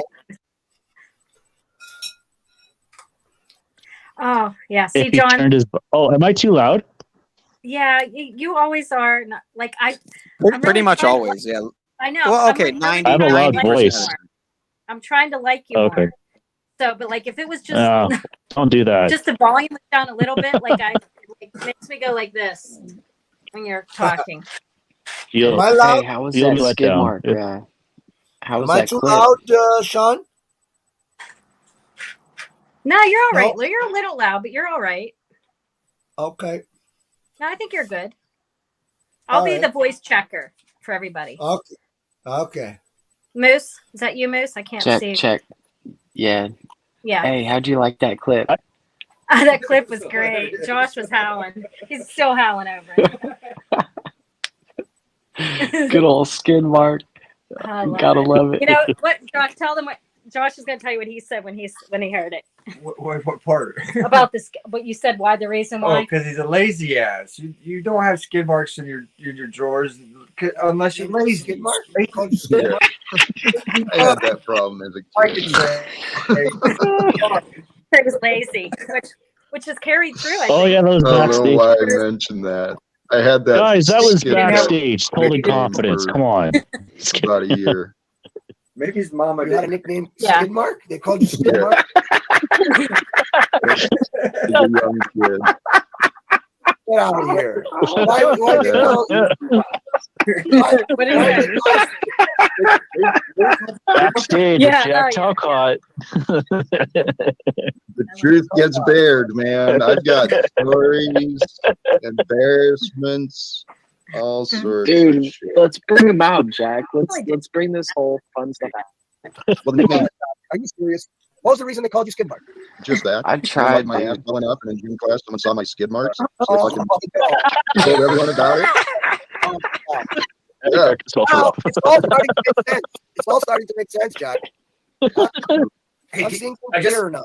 I just Now I noticed, understand. noticed that Keith is live, talking about the legal name. You know, Who cares, Eric? Stop being a jealous bitch.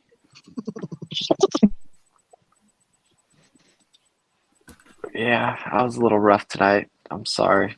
Sorry for my display. Lou, you held it good. Thank you for understanding what was going on.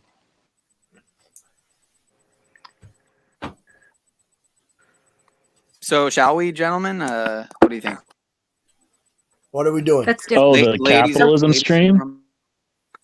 I think we should let's watch it in 3 And minute analyze it. increments. 3-minute increments. I like And then that. we'll Stop and comment. I like that. That's a good And then we'll idea. stop and comment. Okay. Do you want me to do the timer? And then whenever 3 minutes is up, I'll put my finger up. Yeah, it's like we're playing a Oh, game. no, the finger is mine. Doing all the things. Oh yeah, you're I right, know. Lou. Okay, but Lou, are you The going to be able to finger's pay up. attention? Oh, I'm just, You're going to be able I'm to pay just attention for kidding. 3 minutes? I don't care. You could use the finger. All right, I'll use your finger. Okay, so All let me right. cut this and then cut. How do I? It's not letting me comment. That's strange. Good for guys. This is the first time I've done anything on the phone instead of the computer. Oh, there we go. We have more viewers here than they have there. I love it. Cool. We're left. We're just continuing a discussion that we've had a couple different places. I may repeat things because Overthinking everything. I may repeat things and might sound redundant because I've talked to you twice about this, but I think it's good to have the whole conversation in one place. Because it's an important Why does conversation. he talk like he's so feminine? Anything I've learned in doing debates is like things have to be in good faith for anything to actually happen. I've done a bunch of debates with people in bad faith, and it's just there's no point to it. It's a complete waste of time. But I know you were just talking about wanting to do more kind of debate discussion, deeper dives, and I'm super down for doing that kind of stuff, especially about this topic. There's a Mises Institute. This guy Robert Murphy wrote this lecture called Chaos Theory, and I want you to watch it with me sometime in the next week or two, because I think that would be really interesting. I've been wanting to. It's an older lecture, but it's the most important lecture that I've heard like in my like political-ish career or anti-political career. It's just really dusty and old, and it needs to be revised. And I've just been trying to figure out ways of making new videos about it. It's a couple hours long, but now that I'm used to large format live streaming, it doesn't seem so long. Like it really, in the past, I've always been like, man, I can't do a 2-hour video. No one's gonna watch that. But like people are watching 2-hour videos. So yeah. So right thing. Please, yeah, I'm interested. Yeah, so that'd be fun. Or we could even, we could even do it now. Or we could continue. I think where we've gotten to, in our discussion, I'm an anarcho-capitalist. I still believe in open markets. And I don't really have, that's like, it's kind of integral to my whole ideal, I guess. My whole like anarchy land in my head it would have open markets. And I understand your position being against capitalism and the dollar and the Federal Reserve and all that stuff, and we're pretty close on that stuff. But I can't see myself being happy in a fully controlled society, I guess. Even if it's easier, like it just seems really vanilla to me. And in my opinion, like without the sweet, you can't have the sour, and like without hard times, you can't have good times. And if everything's kind of like a little too easy, and a little not as exciting, it just seems not as exciting to me. And I'm an anarchist, so the idea of any kind of control, I'm against that. And in any other society, I guess, or any other system, there would be control, and especially one that was quelling any kind of markets that were organically happening. So I think Chuck's asking if you're a socialist. I don't think you're a socialist, right? Saying that because you just don't want to be an ist, or you don't want to be labeled. Is that like the closest thing that you could? That's a fair representation to my reluctance to identify with an ist. Yeah, okay? But if there is an ist that is close, it might be more along the socialist ideas. Yeah. Holy smokes! Finally. Where I'm coming from is the concept of beyond. What the money. hell? A moneyless type society using what's Pineal, are you one of the there? more widely known as the resource-based economy. That principle put forth.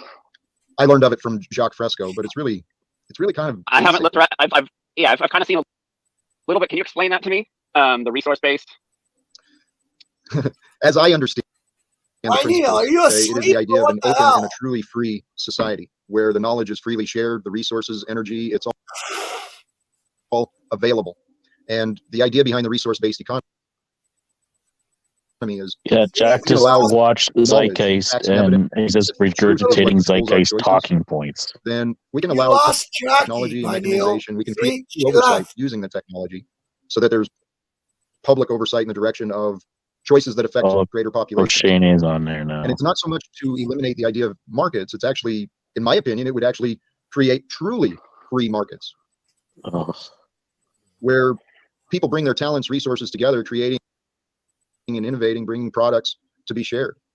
And without the manipulation of media, right? The lies and deception of our education and political systems, our entertainment systems, without those lies, I think people would get along better. And I honestly think that's the destiny for our future. I really do. Like a Star Trek generation. We're at that point. We could I think we can change it. Zeitgeist. Yeah, it's funny because We've always used the term Star Trek socialism. It's never been in a nice way. They'll go on a circle for hours. That sounds scary They'll not to just me. circle That's jerk. like what Elon Musk wants to do in Mars. You know, it's like, gee, I don't know if I want to live there. You know, everything. It'll be circle Dude. jerk and finger in the eye. sounds like jail. Luke, didn't they get mad at me because I man. wanted to change the Shut your mic a little bit, subject? maybe. Hold on, They got mad at me because I was like, listen, I've heard these talking points like 10 million fucking times. Yeah. And then you're like, well, no, let's just let you try to keep them going. But like, fuck, like, no one really cares. Like, they're just like pie in the sky ideals. Like, it's nothing. Did you wipe You know up? what I mean? Pioneer, did you wipe up?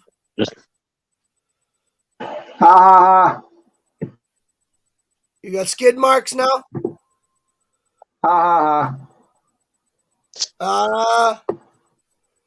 Jackie said, screw you. You're not paying attention. You didn't see her finger. She had, What are we? Oh wait, I'm not on my. she had the, Can you hear me right now? she had the finger up, and then she gave you the finger and fucked off. Great job. She's here. She's still here.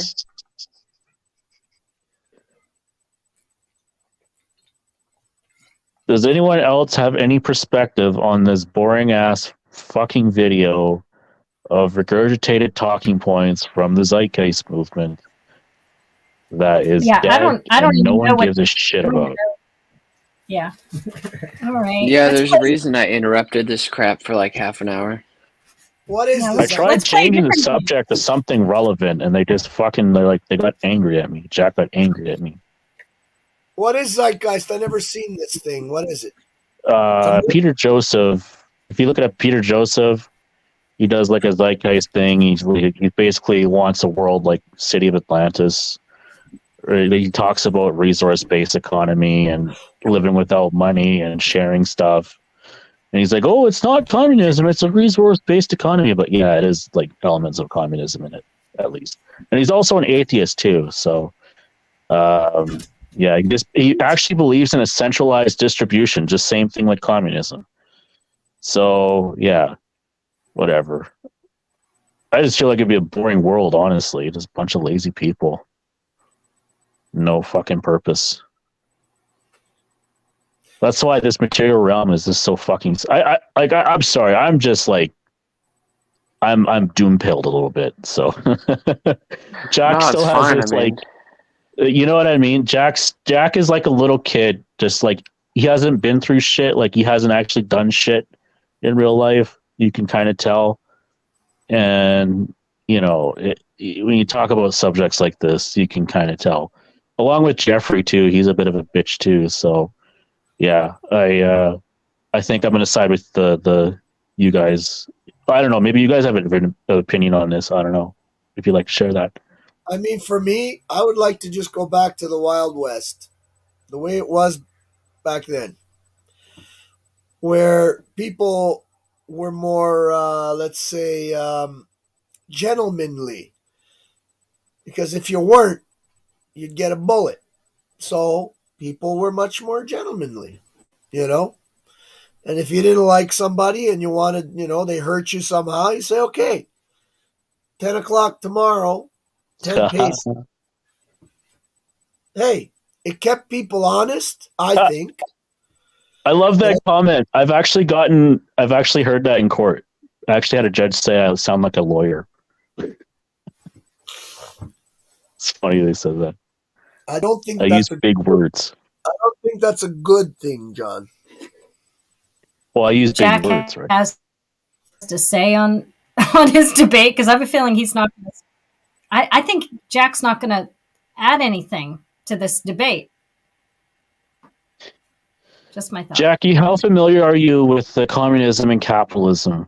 Because I've been at this for a while now. Are you familiar with it? Or are you new? I don't want to, gaslight people. I'll let them have their views. No, I'm not. I don't know much or nothing about it. So honestly. Oh, okay. I apologize. I just ruined it for everybody. Okay, I'll shut up. All right, keep going. You know what communism is, don't you? Right, Jackie? You didn't. You know. No, I think Jackie's right though. He's not going to put anything on the table in this whole entire whatever 6 hours he's going to do tonight. It's going to be a pussy powwow. They're going to be sucking each other's dicks, and nothing's going to get done. Well, since when does Jack add anything to the conversation other than his pre-programmed liners? Just get out of your imagination. It's your opinion. What else does he do? We want to say a prayer. We want to say a prayer for Jack Talcott. He is a man of good faith, good standing in the community. I want everybody to please bow their heads and please, Lord, look over this man. Please watch over this man. Keep him safe from harm. Please Keep him shut up. blessed. What the fuck, Jack? He's just saying a prayer for you. Right. The only prayer I want is for me to be heard. Oh my God, I need this. So he's not going to be heard. It's all about you all day. The Lord does not like being interrupted. All The day, Lord every does day. not He's like so being interrupted. thankful and ungrateful. He's trying to pray for you, and you're sitting here yelling at him. What is You the really think purpose that's of the genuine? time? That's If not he'd genuine. shut up, we could move on. I was Oh my trying God, to all the continue the anger and hatred. conversation. Can't I we was just trying. love? Shut up, Paul. Fuck. Oh, God.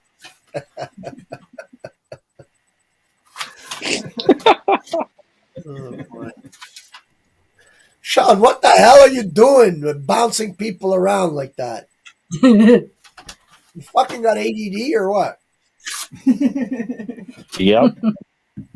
He can't stay still, this kid. Hey, be nice, dude. That was the priest. That was a good pastor. Fuck the priest. Talking about ideal. Do you want to hear me preach for Jack? Yeah, go, Jackie, go. Father God, we just come to you right now, Father, and we just ask that you just bring down all your angels and all your warriors to come and just surround Jack and just lift him up, Lord. Just show him the way, show him the error of his way, show him his power, show him his peace, show him his path that he's supposed to be moving in. Lord, we ask this of you. We ask this of you because we all need Jack. We all need this. We all need this in the name of Jesus. Praise you, Lord. Praise you, praise you, praise you. Hallelujah. Amen. I used to do that in real life. That's why Please, Father, rolled off my tongue please so well. watch over this man, Jack Talcott. Raise him up. Raise him so high into the sky and drop him right off a goddamn bridge and save this planet. All right, we're gonna catch up. We're gonna catch up, and we're gonna do the commenting every 3 minutes again. So I think it's a good idea. All right, I'll Yeah. keep track of the time. Sounds a lot better than it did in the other stream. Oh my. Yeah. I don't know if it was the audio or the company, but good grief, the patterns of interruption were. Well, better. Check 1, 2, 3. Yeah. So Jacques Fresco, who died a while back, and I had some experience with. I guess my question was, I want to go back to this. When you said inventing things and entrepreneurship, whatever. I'm a classic. The Renaissance period, a classicalist. If you know what that means.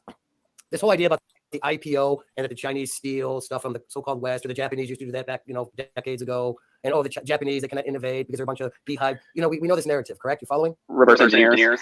Well, I mean, this whole IPO thing is, I don't buy into it because we all know our history is bullshit. We know our technology has been here for a long time. So I don't buy into this whole IPO nonsense. And where does that come from? Is that part, Jeffrey, is this IPO intellectual property, is that part of capitalism or is that part of No. propaganda? Is there echo? There's I think you might need to. Yeah. I just can't win. Check. Yeah. It's still there. Cancellation. There we go. Yeah, that's on now. No, that would be crony capitalism. Crony capitalism is where governments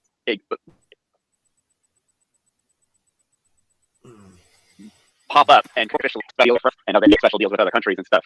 That's something that clearly needs to stop. I met obviously, Ron Paul. but is not something that we're going to be able to control in any way outside of completely somehow getting rid of big government. Do you know what I'm saying with this whole idea, Jack? You follow the question, this intellectual Guys, property I concept went and met Ron Paul. quote unquote Chinese are stealing this from the West or the US or Yeah. that whole narrative. I know that secrets create divisions. Divisions create the illusions of enemies, and mankind has been at war with itself for generations and generations because we allowed the shiny little gold and the shiny little silver objects to take over what was important to us. And honestly, this money system, regardless of the names we give it, capitalism, cronyism, whatever, it's a method of deception. It is wizardry. Man has devised ways to manipulate words into creating man's legal system. Man's legal system is designed to protect the debt system. So, Eric, I know how you feel about systems. I think these are the systems that we mutually oppose, the systems of oppression that have been used to divide us and defy nature. Government is fiction, man-made. Yep. It's all in our heads. is. And it's up to us to stop believing this. And this is where the message for my videos is what I've been trying to get people to consider is what is real, what is important to you. And what is important to each of us is the experiences, right? The experience of our day, who we're spending time with, how we're spending that time. The money is a distraction from what's important. It's just a method to, it's a method to keep us confused, man. Seriously, I'm saying this with confidence. I view money as the tool for slavery. Well, Without money, slavery would not exist. I like that analogy. Are we talking about money? Or are we talking about currency? Are we talking about fiat? Are we talking about? I don't see any. There always has to be some sort of store of value, right? You know, when you're dealing with billions of people, that's where I think we're so close, Jack. But like, we're as the first step, like changing what we have now, I think is what we really need to focus on talking about, because I think we're really close. But I can't see, like, I get, like, ultimately, yeah, I'd love to live in a world where everyone just, does their job and everyone gets everything they need. But I just don't see nature being set up that way, nor us being able to bend nature in a way to make that happen with the resources we have at the moment. So, but this is going to be the fun conversation, is talking about this stuff. I hate to sound like an asshole elitist, but there are quote unquote useless eaters, and they exist in the elite class and then the welfare class. But then there's people in the middle that want to be creative.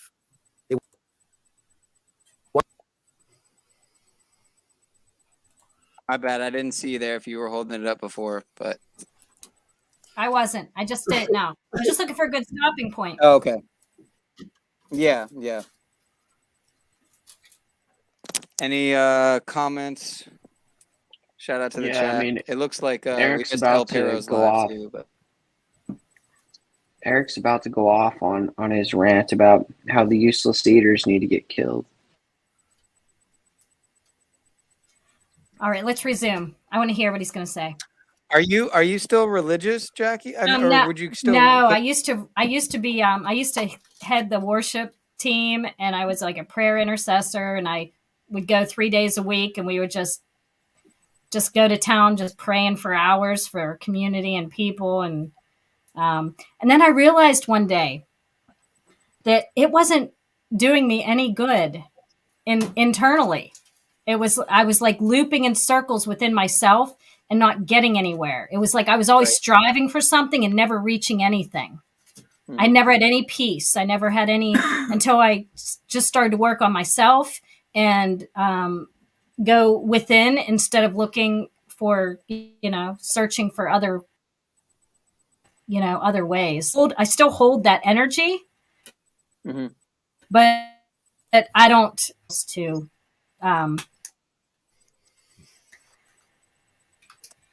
do it, and I don't do it in that way anymore. It feels very funny to me, even whenever I was doing that. Like, it feels natural, it feels very funny to me. And even I used to move in the prophetic and give prophetic words to people, and and good time for years.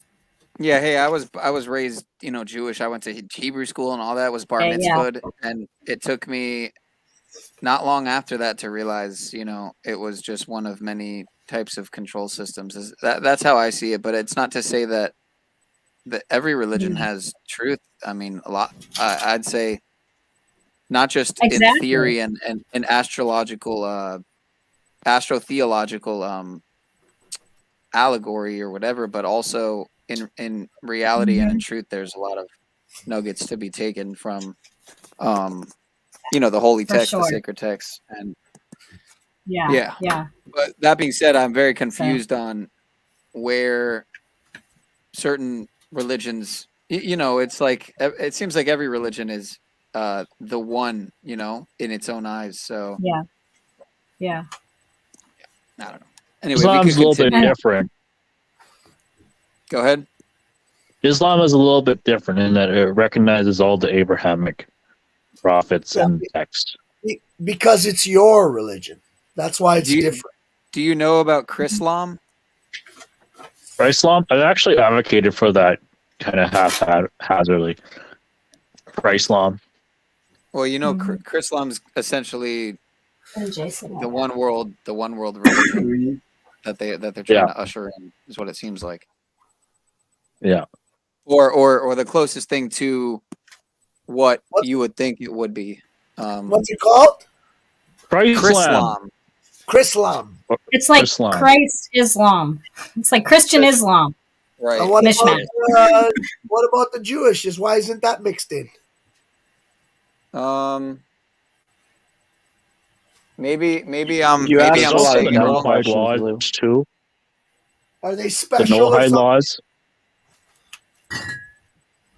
Noahide laws would be like more like Jewish laws from the Yeah, Torah.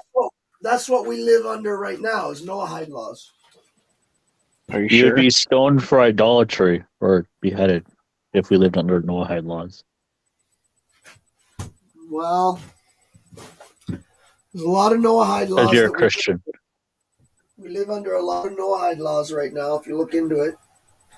Fuck! I lost my glasses. Damn it! How could I lose something that is sitting right in front of me somewhere? All right, let's get back to the video. All right. I'm gonna be bossy girl. Be the Want to be entrepreneurial, whatever you want to call it. But we're a minority because we got these elite, people that are judges, bureaucrats, welfare recipients, voters, the statists. And that goes from the upper class to the middle class to the lower class. But then there's people out there that just don't want to fit into this BS class system. Well, let's say a caste system as they have in India. And we're kind of sitting out here in the wind, surrounded by all these people from every level that are part of this system. That's the problem that I see. It's not the poor, it's not the middle, it's not the elite. It's the whole. There's a two-party paradigm, and like stepping outside of it is really hard for us because it's been pushed down our throats our whole lives. But yeah, I mean, I call it voluntarism, anarchism, agorism. Agorism is the fine art of eliminating the government out of your life as much as possible, because a lot of people do allow a lot of government into their lives on their own without knowing it, and then go and complain about it. And it's like, dude, you're involving yourself in their bullshit, And I just want to stop and comment on this. This is fucking hilarious because someone said, that a kakistocracy is the best way to explain what we live under and to look that up. And yeah, I agree. A kakistocracy is the best way to describe it. But Joe R says, what about the cup kakistocracy? The cup kakistocracy. I'm done. Anyway. Like removing yourself from all that is, that's key. And it is very hard in our society. What is the definition of that? Here, I'll show you here. Okay.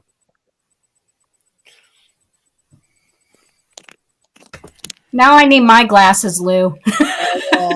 I'm sorry. That's all right. I'll just squint.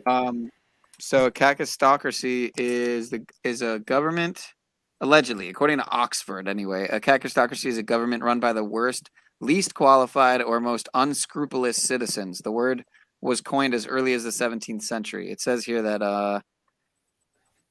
the government by the least suitable or competent citizens of a state. And it says, quote, the danger is that this will reduce us to kakistocracy, a state or society governed by its least suitable or competent citizens. Yeah. Quote, the modern regime is at once a plutocracy and a kakistocracy. That's on purpose. Yeah. Right. Of course. Yeah. Of course. Yeah. It's all by design. An idiocracy. There you go. I see a COVIDiocracy, as I call it. But yeah. Yep. Yeah, those are the people that have been put in as to give us the illusion that we have a choice, but the real leaders, we never see them. They're never known. We don't even know their names, let alone even the Rothschilds, I believe, are names that are given to us so that we have a place to look, so we don't look in the real direction. Don't you find it funny, Lou, when you're describing about the Native Americans and their agreement with the colonists, that Jack got pissed off that you described the Native Americans thinking that they're getting everything when they did that? It's almost like a typical progressive reaction when there's facts on the table that go against the narrative of the plight of the Native Americans. Yeah, today, most people, you can't say anything that goes against their mental image of the noble native, right? Because it's been created with Disney, with all the noble native has been implanted into our brain, right?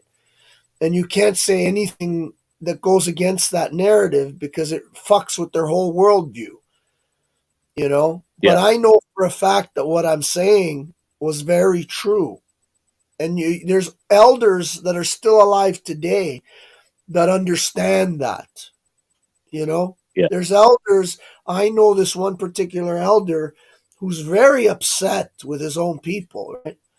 And he's upset because the way he explained it to me is, he says, we were on this land for thousands and thousands and thousands and thousands of years, and we could never get out of the Stone Age, and so he was very angry about that, that they were never able to get out of the Stone Age because they were too busy fighting each other, right? They were too busy looking to conquest, and enslave other tribes, So, and that goes against Jack's narrative in his mind, right? The natives Yeah. can only be noble in his mind. They can't be anything else. Yeah.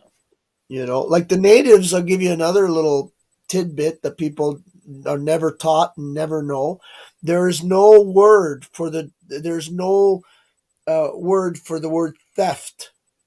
Theft does not exist in the native culture, right? If I can take your horse, it's because you're a poor custodian of your horse. But it's my duty to take your horse, to make sure that you're taking care of your horse. So there's the idea of theft didn't exist, right? And then this other part blows my mind. You see all these people going like off grid. And a lot of these people, they go out there and they want to use a handsaw and build a giant cabin with a little handsaw. The freaking natives, when the white man came, any technology that they saw that would benefit them, they would take advantage. And if there were chainsaws available back then, they would be stealing chainsaws. And well, look at this. We're going to cut this tree with this friggin' axe when there's this machine that can do it. Fuck you. They're going to steal one. Right? That was the culture. Right? Like it or not, it was the culture. But anyways, go ahead. Are we going to watch OTW work out now? That's interesting. I like that.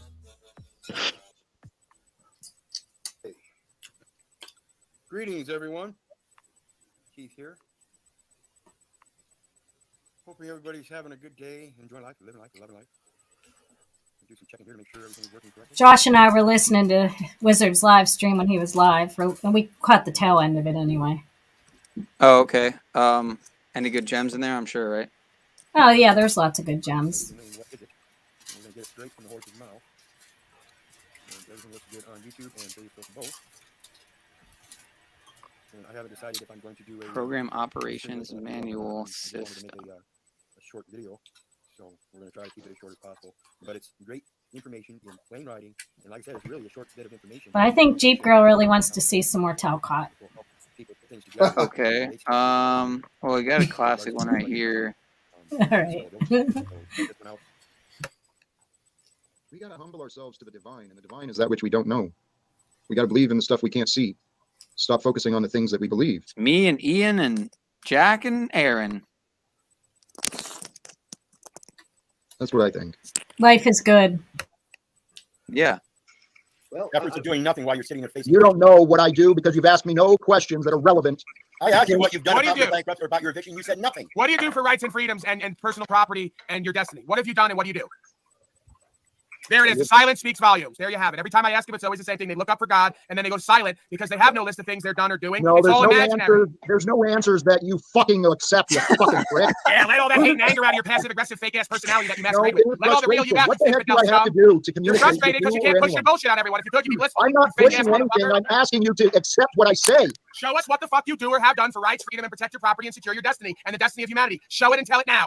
I've been pursuing goals, which Pursuing, that's not done. Oh, God! Pursuing is not done in This is why doing. you don't know, Paul. Pursuing is not done in doing. That's trying, which is what happens when you fail to do. Shut up, you fuck slave. You do and have done nothing. As I said, no answer is accepted. Fuck you. Scream a Paul. little more, you punk pussy. Get in the room with me, coward. Yeah, I'd love to, man. No, you wouldn't. You'd fucking shake and shit yourself because you're a punk coward No, in all you're areas of your gonna life. be You so fucking hate disrespectful. Josh is Yes, I would. giggling in I'll the tell you, background. manipulative demon right to your face. And watch And you you shrivel up. would see, And watch you you would shrivel look up, me you in the pathetic eyes like a slave. man, Get out and of you would everybody's know face. you were You'll wrong. never work in this town again, you manipulating scum. You No, ain't dating thank some you. old ladies. God's got me You covered, ain't dude. You do taking not know. some You old do not ladies know. last $5 thinking you're gonna love her into freedom. You You don't pathetic know. scum. Shut You up don't and know get what you behind don't me. know. You don't I know what know all about you. I see right through you like a pane of glass. You see what's within you, dumbass. Oh, I thought we were gonna get the fuck you now. What the hell, man? That's a great image, man. Dogs. It is. I mean, I'm imagining myself in a calm, warm pool, lavender and hibiscus, and then a large African male. sitting there. Oh my God. Why have we not done this sooner? You say this is all about having fun here? Hello? Where have you been all my life, Jack? We want to say a prayer. We want to say a prayer for Jack Talcott. He is a man of good faith, good standing in the community. I want everybody to please bow their heads and please, Lord, look over this man. Please watch over this man. Keep him safe from harm. Please Keep him shut up. blessed. What the fuck, Jack? He's just saying a prayer for you. Right. The only prayer I want is for me to be heard. Oh my God! See, it's always about you being heard, and it's all about you all day. The Lord every doesn't like day. being interrupted. All The day, Lord every does day. not You're like so being interrupted. thankful and ungrateful. He's trying to pray for you, and you're sitting here yelling at him. What is You the really think purpose that's of the genuine? time? That's If not he genuine. shut up, we could move on. I Oh was my trying God, to all the continue anger and hatred. conversation. Can't I we was just trying. love? Shut up, Paul. Fuck. Oh God! Greetings, everyone. Keith here. Hoping everybody's having a good day, enjoying life.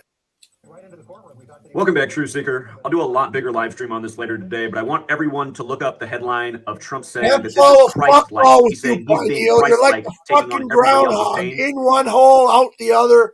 Can't follow fuck all. In the biblical story, Christ was crucified the day before Passover, and tomorrow, April 5th, Passover begins, 4/5. R.I.P. to his wife, who died last year by the code, 45 years after their marriage, his ex-wife. We'll cover this in a lot bigger way, but the jokes are so deep, you guys, from the Joker parallel, as we've been talking about, to Passover, to him saying Christ-like. Keep in mind, he's in his 77th year of life. Christ equals 77. It's always biblical, you guys, because the Jesuits, the Society of Jesus, control the show. Of course, Donald Trump, a Jesuit, went to Fordham like Andrew Cuomo in New York City, or should I say Gotham. We'll continue this later today. Until next time. Hey, what do you guys think? Trump's going to bring in the digital currency. That's what they've been saying. Somebody has to bring it in. That's when the war starts, eh? Once they hit that switch.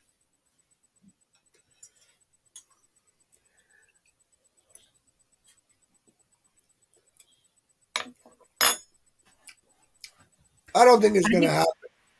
I think we should go back to Jeffrey real time and just see what's there for a moment. Pineal can't do that. He's like he's like one of those moles on the golf course. You shoot at one hole, he pops up in another.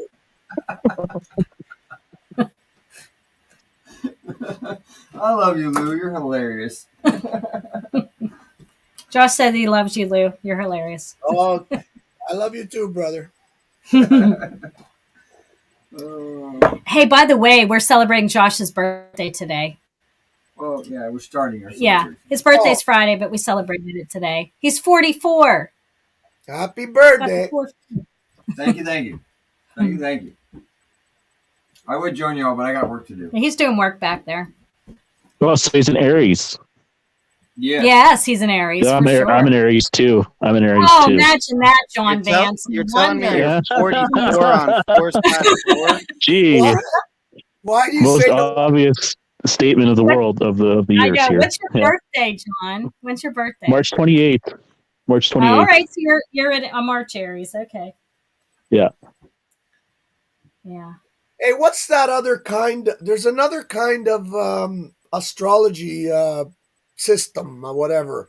There's the one that most people think about when they talk about, Libra, blah, blah, blah. But there's another one, is there not? Some kind of like Yeah, it's at the end of May. Is it a Norse or North like something like that kind of astrology? Norse mythology, like pagan mythology. I don't know. Someone I heard about this, and I never did get all the information. And any of you guys, Pineal, you must know what I'm talking about. Is there another type of Vedic. astrology? Sidereal or Vedic? The Vedic is the other one I've heard of. Oh. It doesn't really matter. Okay. So what is the one we use, like generally today? Just, I don't know. What's it called? Like that's the regular. Regular. We're gonna call it regular. Okay. Astrology, regular astrology, mainstream Yeah. astrology. So Vedic is a different type of astrology. Sidereal. Oh, Vedic. Okay. Yeah, maybe that's it. And that's apparently much more accurate from what I I think. understand. Yeah. What are you, Lou? What sign are you? I'm a Libra. Oh, you're right close to me. I'm a Virgo. What are you, Pineal? Pineal, what are you? Oh, you don't even have his head. You don't even have his difference. Scorpio. Yeah, Scorpio. All right. All right. Ooh. What are you, Moose? He's Moose. retarded. Moose is retarded. He's a moose. Where does the inspiration come for Moose? Where does the where do you get that name? I don't think he went to the bathroom. He's getting a what is it? A streak? What's that called? A skid mark. A skid mark. He's going to get a skid mark right now. He's away from the laptop. Yeah, he said in the private chat, Moose is in bed. It's 10. Oh, okay. Well, who's Really? up top of you? Who's up Yeah, top I of know. you? That's why I'm confused here. Okay. Yeah. Anyway, Well, all right. So what was I going to play? All right, we were going to go to back to Jack and Jeff and just Right. see. I was going to play some real clips, time. but fuck it. Why not? Let's go. Just don't. It looks go like wherever they're at my real neighbor. My neighbor, literally, my neighbor, like 5 houses down, is here in the chat. I can't believe it, man. time. Oh, so you're a commie. Like there's nothing else but these two things. You're either a lib or a neocon or The Jays or the Muslims or whatever, but Christianity, Southern Baptist, born again. actually like have any skills at getting along. To become tamed. We haven't learned and evolved. We become tamed and conditioned through obedience. And obedience is conditioned because humans, the selfishness has been, we are both selfish and selfless. It's within our nature to be both. But the selfishness is based upon the material, and the material is all the world. It's nonsense. If we break from the past and recognize that the past brought us to here, we don't have to be controlled by the past anymore. And I think humanity should learn the lessons of the past wars. These wars were based on lies. History shows all of these conflicts comes down to the almighty dollar. And that just means everyone else who was participating deceived themselves. And those of us who are standing by and allowing it, we're enabling the wars to continue. But we're not helpless. The government, the police, it is us. We are responsible for the world as a collective. I'm pushing the ideas, and I'm not giving a lot of details to paint the future without money and governments. But it This comes down isn't a to debate. Why did they call it a debate? as the individual morality increases, we'll be able to have honest exchange and fair trade amongst us, right? Be able to pool resources together equitably, and produce something for the greater good, for the greater society. Oh, it boils down to EQ instead of IQ. Need to teach emotional intelligence. Amen. Hell yeah. Jeffrey really is true. thinks that disagreeing with Honestly, somebody and having a discussion is automatically a debate. All you have to do is disagree with them. But he's a debate specialist. Oh, he's very special. He did. Lou, he hated our conversation of substance, so he couldn't have cis white male people in there, so he wanted to get Jack the brain dead progressive and Jeffrey the effeminate man to go on there and have a little powwow of saying, "Oh, look how smart I am! Look how civilized we are. We're having a debate, which is not really a debate. It's just a circle jerk at this point." It's a mass debate.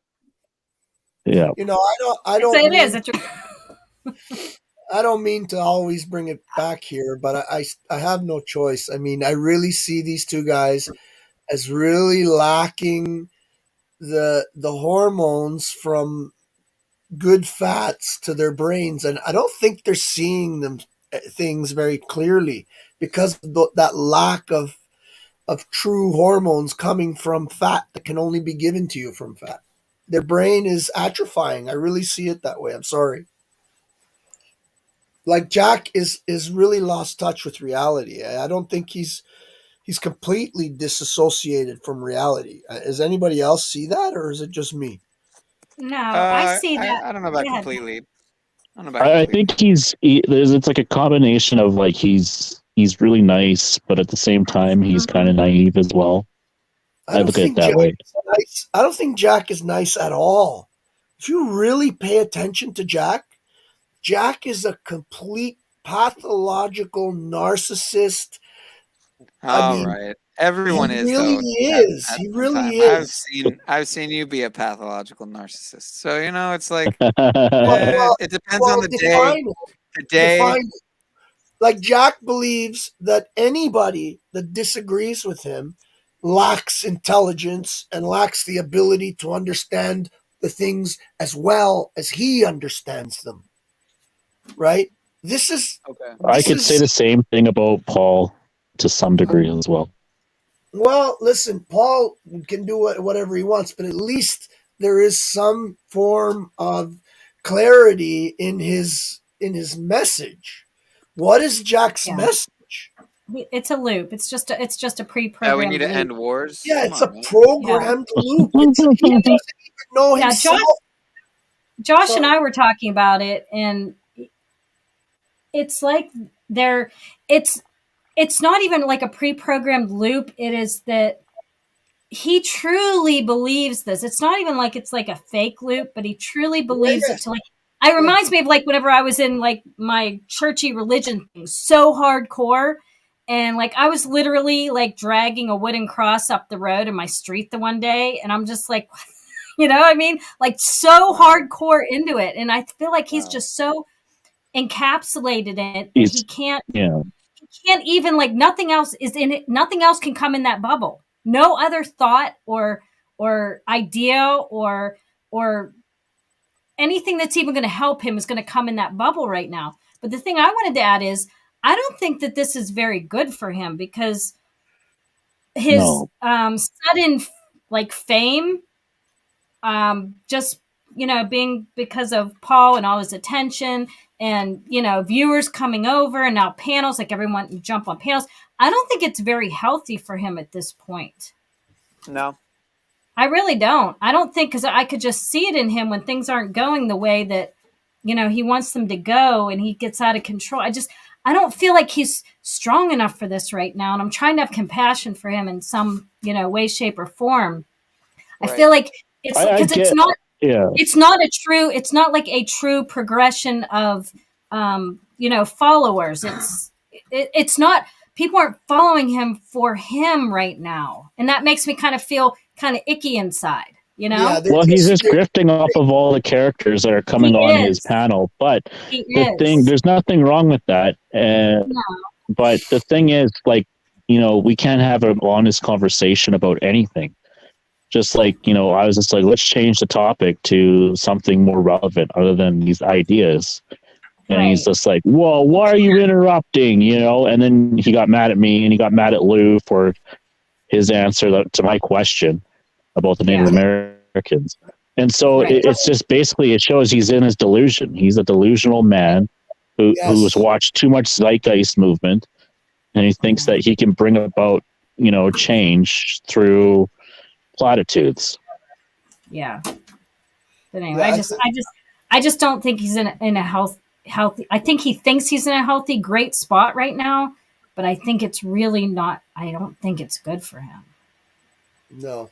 Could you imagine why, or just picture knowing him now all this time that we know him and we've got a good idea of what character he has. Yeah. And just imagine his ex-wife and their son, who was probably very young, going through this type of looping with him and not being able to reach him, and him probably him probably getting really angry with them, Right. and maybe even attacking them because he is very angry. Very volatile. Mhm. Okay, like he could snap in a second. Now, I don't know. I mean, like I said it before. I believe he has a mental dissociative disorder, right? Like he snapped at some point, right? Maybe Yeah. when his wife left him, maybe when he lost his job, maybe whatever. I don't know where or when he snapped, but somehow he snapped at some point. You know, and Don't you now find it kind of weird that you have to be like sensitive, like even if you push back at him just a little bit on some topic, you're like, oh man, I'm probably like 30 seconds away from getting kicked out of the stream if I keep pushing this way. Yeah. and it's really scary, because guys like this sometimes get power.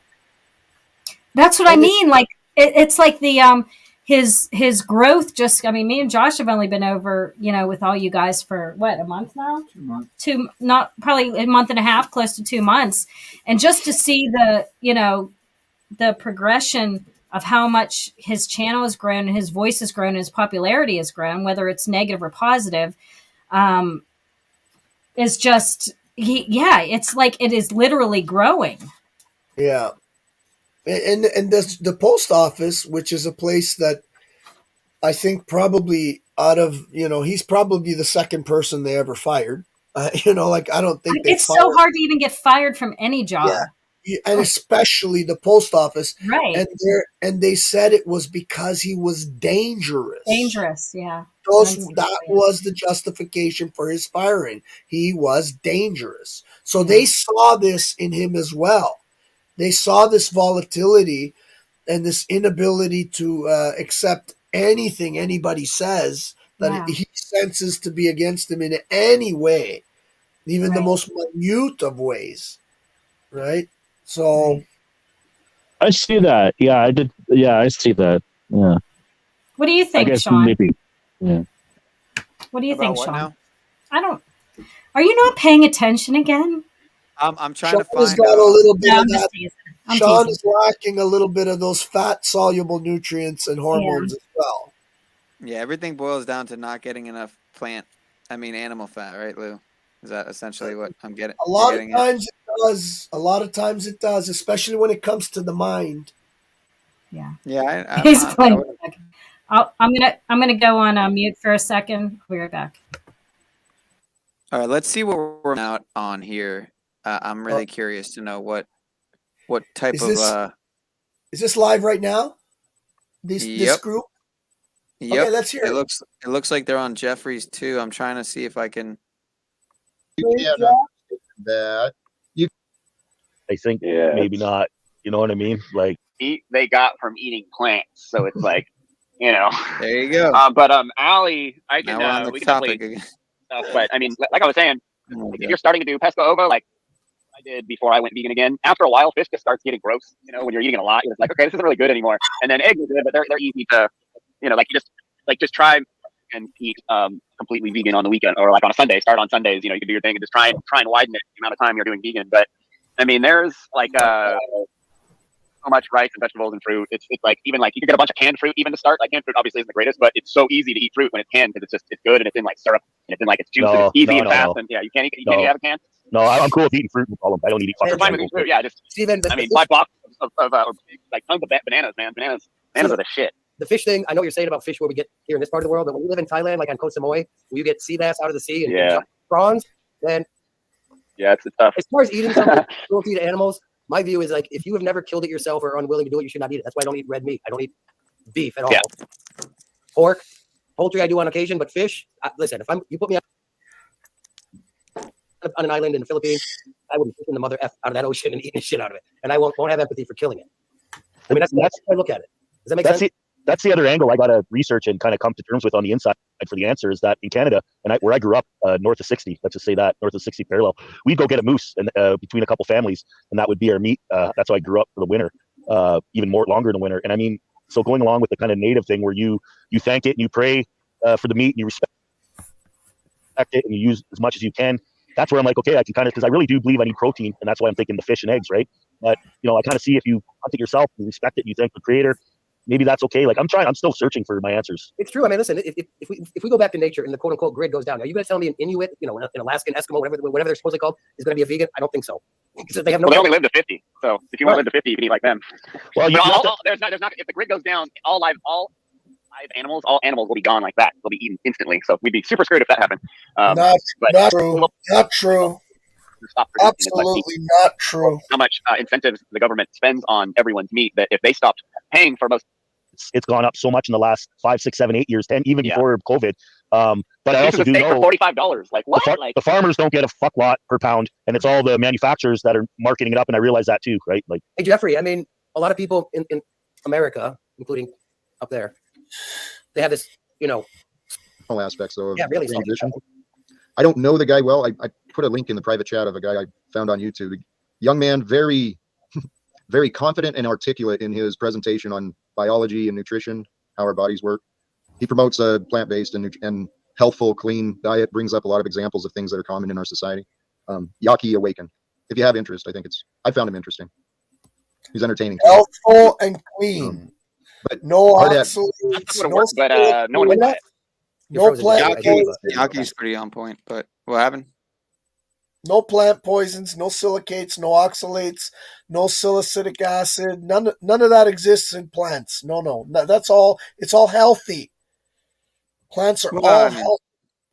I found it's pretty much equal in plants and in animals. I mean, as far as toxins go, it's copious and endless, really.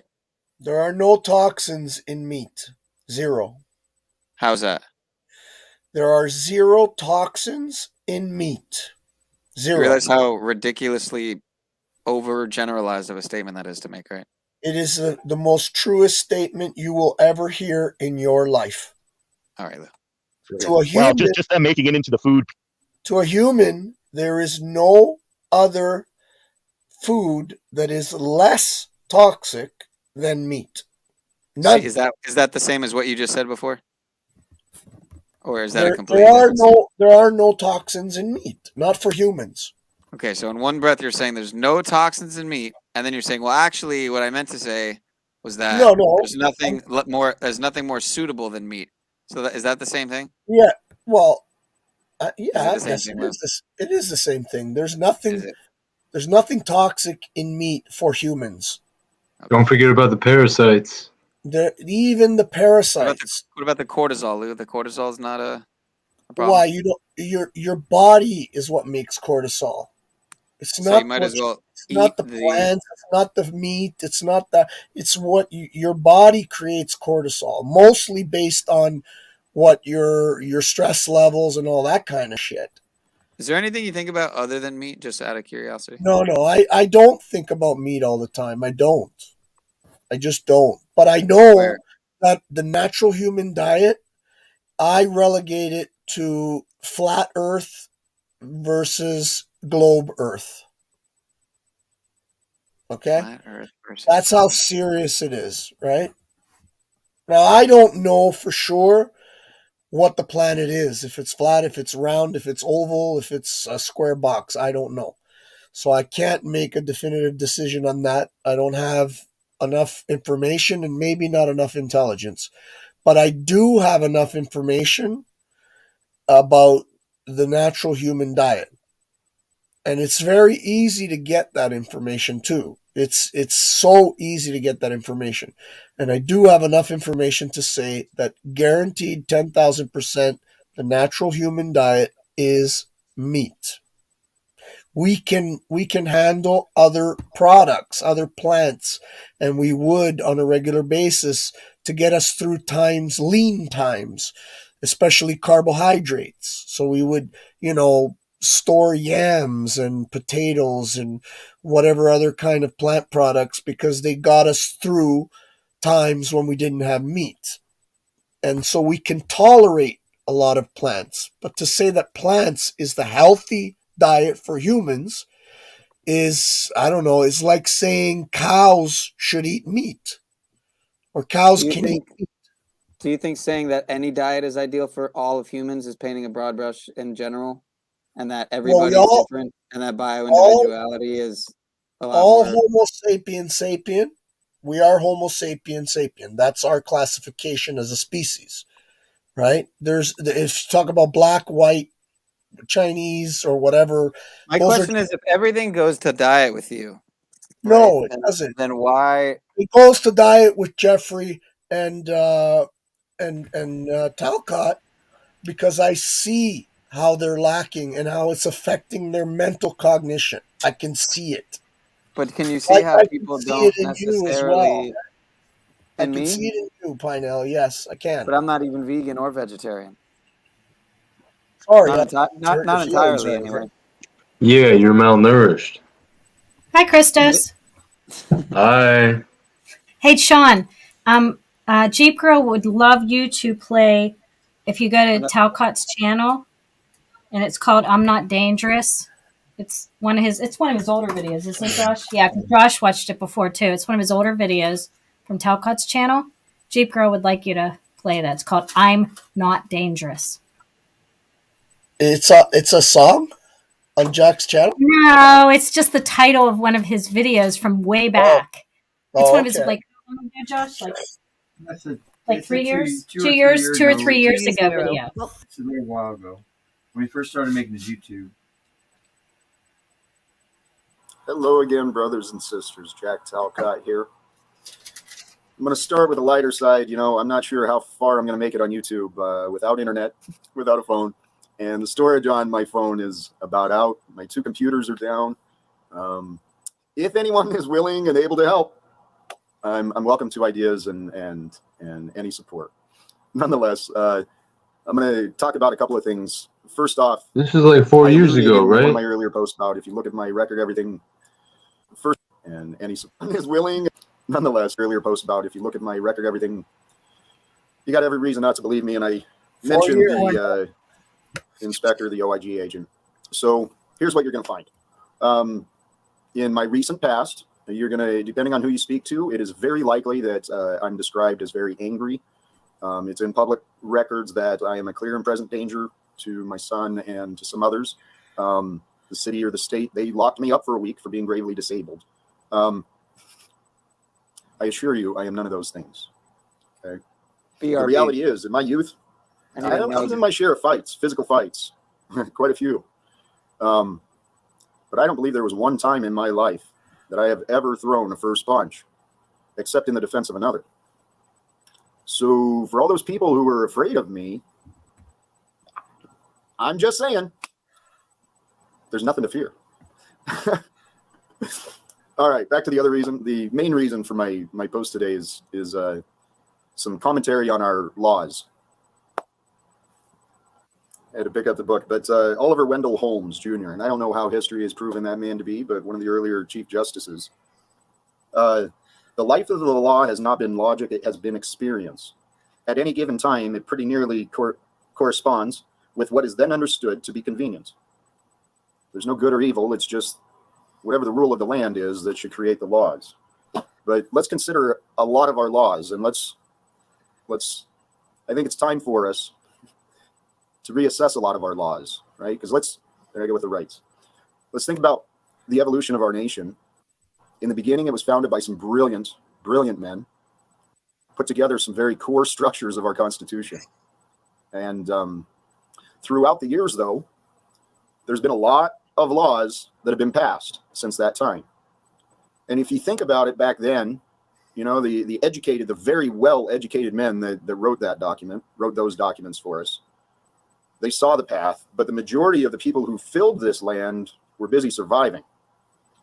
When you live in a world that's tough to survive, you know, it's hard to have a lot of time for education. So the more educated came in, and they're already in control. They're already empowered.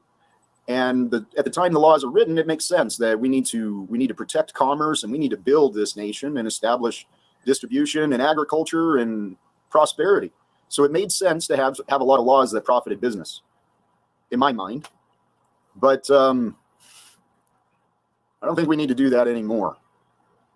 We do a lot of things that are legal under the laws that were written, under laws that have been passed, while the majority of us are in survival mode. trying to earn that dollar so we can support our families. We are in survival mode, and those who already have the time for education and thought, they put together some pretty slick laws for us over the years. Some pretty slick laws that protect the investments that they made. Surprised I missed this one. You know, regulatory laws on companies going public. Number one priority now to those shareholders. No longer a business for its employees and its customers. They've been pretty slick. We have been pretty slick throughout the years. And I'm sure there was a reason for every law that's passed, for every decision that's made. There's usually a reason to back it up, but when we don't consider the perspectives and the views of others, that's when we run into problems. So one of the things I'd like each of us to ask ourselves is, you know, are we following laws that are just? Thank God not in Washington anymore, but taking men and women away from their children, locking them up in for-profit prisons for carrying some medicinal marijuana in their pocket. Come on now. I think we find when we start paying attention and really start looking, ask yourself these questions. If the purpose of life is for the experience, for the enjoyment of it, if that part is true, then look at some of the laws we've passed to deny ourselves enjoyment. Look at some of the lies we've told each other. Holding each other down and saying we're different and evil and good and bad. And brothers and sisters, we can change this planet.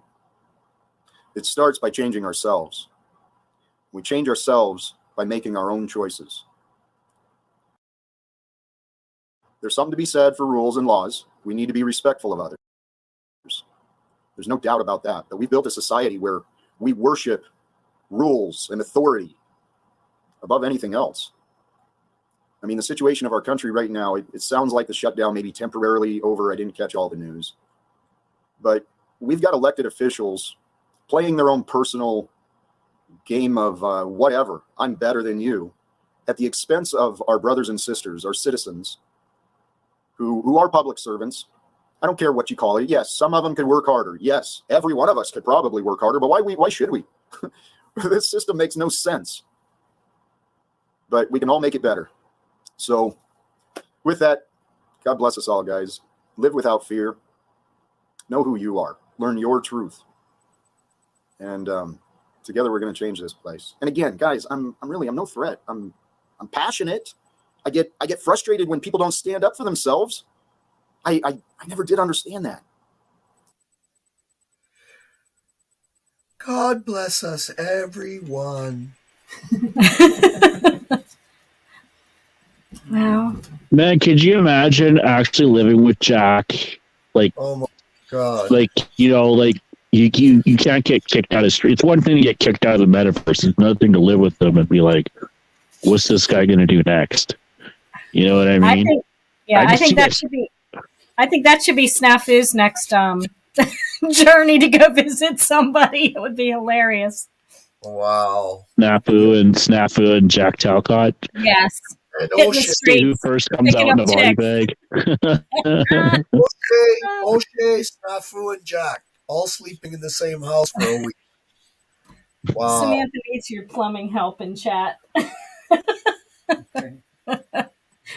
Her son's flushing things down the toilet. Oh my gosh. Oh my. But he wasn't he's not dangerous. You want to see? No, well, you never know, eh? You never know. He's not dangerous because he's on the internet, right? How do you know when he's up, in your face and that "fuck you" man comes up? Fuck you might just be, Oh man. Yeah. But you guys want to see an interesting video? Pineal. Yes. Pull it up. It's on the channel is Jubilee, I think it's called. Her name. It's his friend. Is that the one she was on Jack's panel before, right? Yeah, she came up to Paul's panel once to try and help figure out Jack, I guess. And I think she came up a couple times and then she just kind of gave up on it. But if you go back and look up Jubilee meets Jack Talcott. Just punch that in and it should come up on YouTube. Something like Jubilee meets Jack Talcott, or finally Jubilee meets Jack Talcott, or something like that. Fuck, I can't remember exactly, but I'm looking for it. I'll put it in the private chat. I'll put it. Let me see. it randomly came up on Yeah, my. Jubilee talks Jack Talcott, first of many encounters. Yes, that's it. Pull it up, Pineal, and play it. Yeah, Pineal, if you just search Jubilee meets Jack Talcott, it will be the first thing that comes up. Is Pineal there? We watched that already. It's here on here. They already watched it before, Lou. Oh, really? Oh, I didn't know That's that. what he put in chat. I did not know that. It was the first time I saw it. I listened to it on the way down to see my dad, and it was a bit of an eye opener for me. She was recently on? I think it was on Jack's panel. I swore he booted her off or something. Or she made him really mad. Probably he puts everybody off. Let's get real, And she's a nice girl. Like she's no different than anybody else, I guess.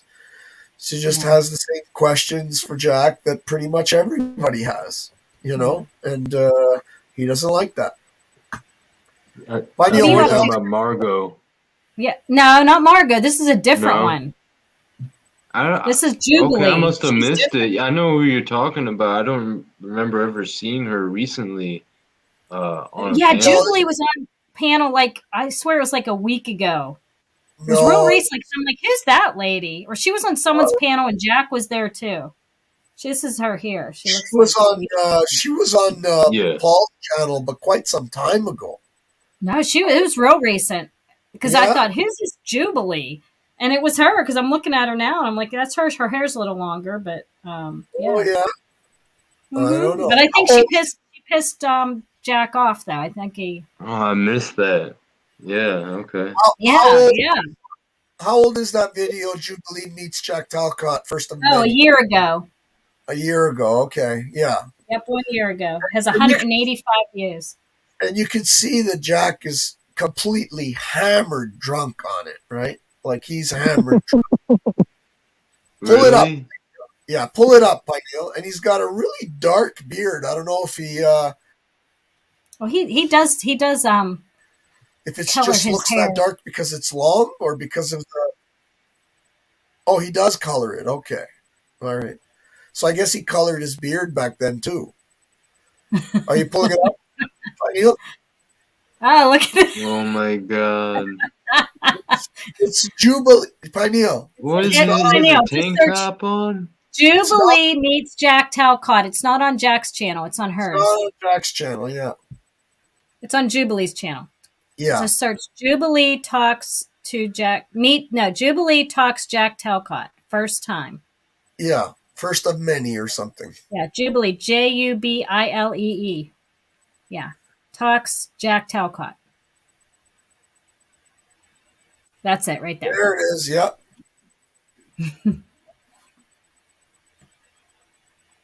What happened? We watched that already on here. That's the one we watched on here already. You did? Okay. Sum it up for us. So tell me, his is beard. she local? Is she local to him? I don't. I think I'm not positive, but I think they met through some group. I don't know. Through some, I think maybe through a Facebook group or something. All right, let's watch a little bit and then let's see what these goons. It wasn't are talking AA. Was it AA or was that someone else? I remember. Oh he no, met AA someone was in Margot. AA was Oh, Margot. okay. Okay, see, I might have got them mixed up. I don't All think. right, Jack, you want to Yes. introduce yourself, say why we're here, you're looking for, and I'm open. You've seen Okay, this, well, Yeah, you could do it a little faster. My name is Jack Talcott, and I'm asking for support Oh and my for God, people look to at understand Jack. me. You see him, Jack? I don't know what I should say in order to convince anyone to try and listen, but we are here, and God bless. You created an opportunity because of your choices and your guidance, and that brought us to today and here. And this is what I am. What doesn't matter about me, I can explain God's evidence. I can explain logic and meaning. Look at the eyebrows. For that explain boy. God He beyond gets the limits of really religions, mad at some and point in this explain the video, connection of Jesus and and he each of us looks alive today, right now. He gets mad. So I've lived a perfect life, honestly. God is a I perfect think she was on a storyteller. panel a Told the couple story of days ago, Jesus. Jesus wasn't had an she? opportunity to be tested. He passed She those was, tests so John. that he I could live said his I life. saw, I And saw no, we're like alive within today. the We're all past one. week. We are one moment. Yeah. I think it was on Talcott's. I don't I'm know. I not didn't sure see though. it. So No, I no. can't say. Oh, yeah, it was on. I recognize this woman. Not Yeah, this, she was but up. I recognize this woman. She was. I think she was like saying, "Oh my God, I can't believe Jack still has his house. I didn't think you'd still be at his house Yeah, or whatever." yeah, Yeah, that was it. Okay, mute. I think so. Yeah. Anyway, sorry. All right. Keep going. Moments in history, and we've got to stop fighting. And so my past brought me to these goals, and I set a goal to become more like Jesus. And then the truth is, I fought religions. God was the last place I looked. And so my story today, right now, is a very similar yet different story of Jesus. And if you're listening to me right now, you've been tested too. Here's what I accepted about myself today, okay, to share something personal, where I'm at. My story has so many differences and similarities. God proved I am not Jesus. I am a perfect imperfection. Okay, I need glasses. I'm missing teeth. I am not Jesus by any sort of stretch in the imagination. What I am is a guy who's been challenged. And even when I screwed up, my heart was in the right place. And so if you're talking to me today, I'm guessing those words apply to you too.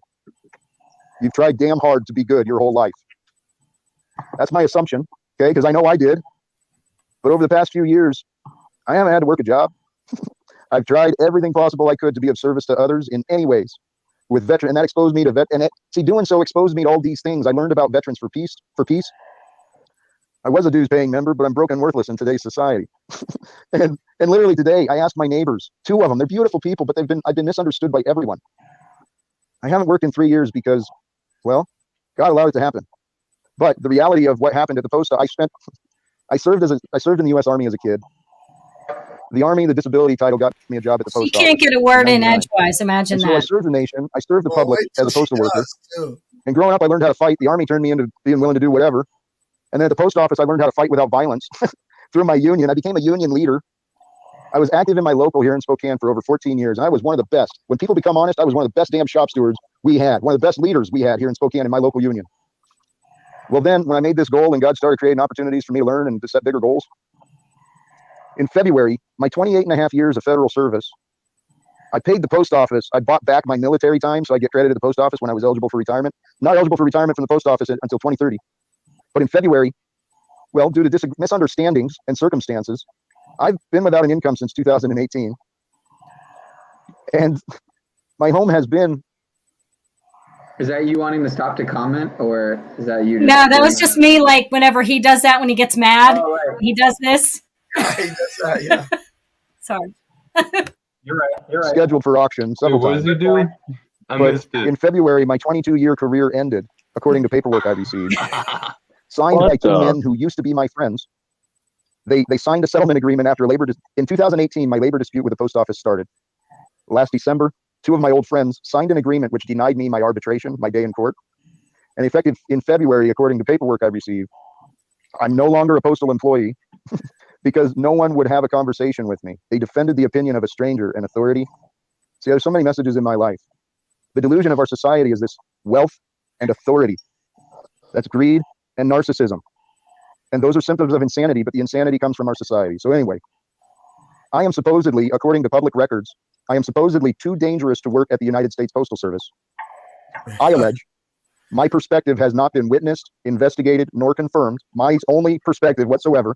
I allege that I was wrongfully terminated. I paid an attorney $250 a few days ago for him to call some people involved. Still no answer. Here's where I am. I'm talking to you today. And so what I believe is that it's perfection. God is, man. God is now, right now. That's all it is. But the way I see the evidence is that I believe I was allowed to be fired from the post office as an innocent man, creating a similar story, wrongful termination, and blah, blah, blah. I've got countless similarities between me and him. But I believe that it happened so that the United States Postal Service, through the hierarchy of authority, can help me from Spokane speak to the United States president And I can speak to the president and the citizens of the federal government if necessary, but I'm attempting, what I believe God has inspired me to do is to have a conversation with the global leaders of today so that we can change the been value doing this and all resource along. distribution system that we've got. Wow. Maybe it Capitalism was is evil. Jesus. It's a silly game, really. I shared this somewhere earlier. Our God, our creator, our loving God, the one that created us, that God, it created space and time for the purposes of imagining creation. And through space and time, the universe was formed, and Maybe eventually he is a planet Earth, and fed. eventually I've human heard of species, and then stories eventually of here we are. feds, Along that way, you know, God getting allowed fired from their the universe to be job corrected and then into the being picked up. You know what I mean? I'm just thinking of a Fed in Canada, like a famous, I forget his name, Grant something. He like infiltrated like a white nationalist group once, and he was saying like outrageous things or whatever. But his story was that he was like a failed comedian, and I'm wondering like because he's saying the same things over and over again, and I'm just getting that storyline in my head again. Well, this guy had a failed job. He failed at his post office, and he still has his house. He doesn't have a job. He keeps, you know what? He keeps repeating the same thing over and over and over again.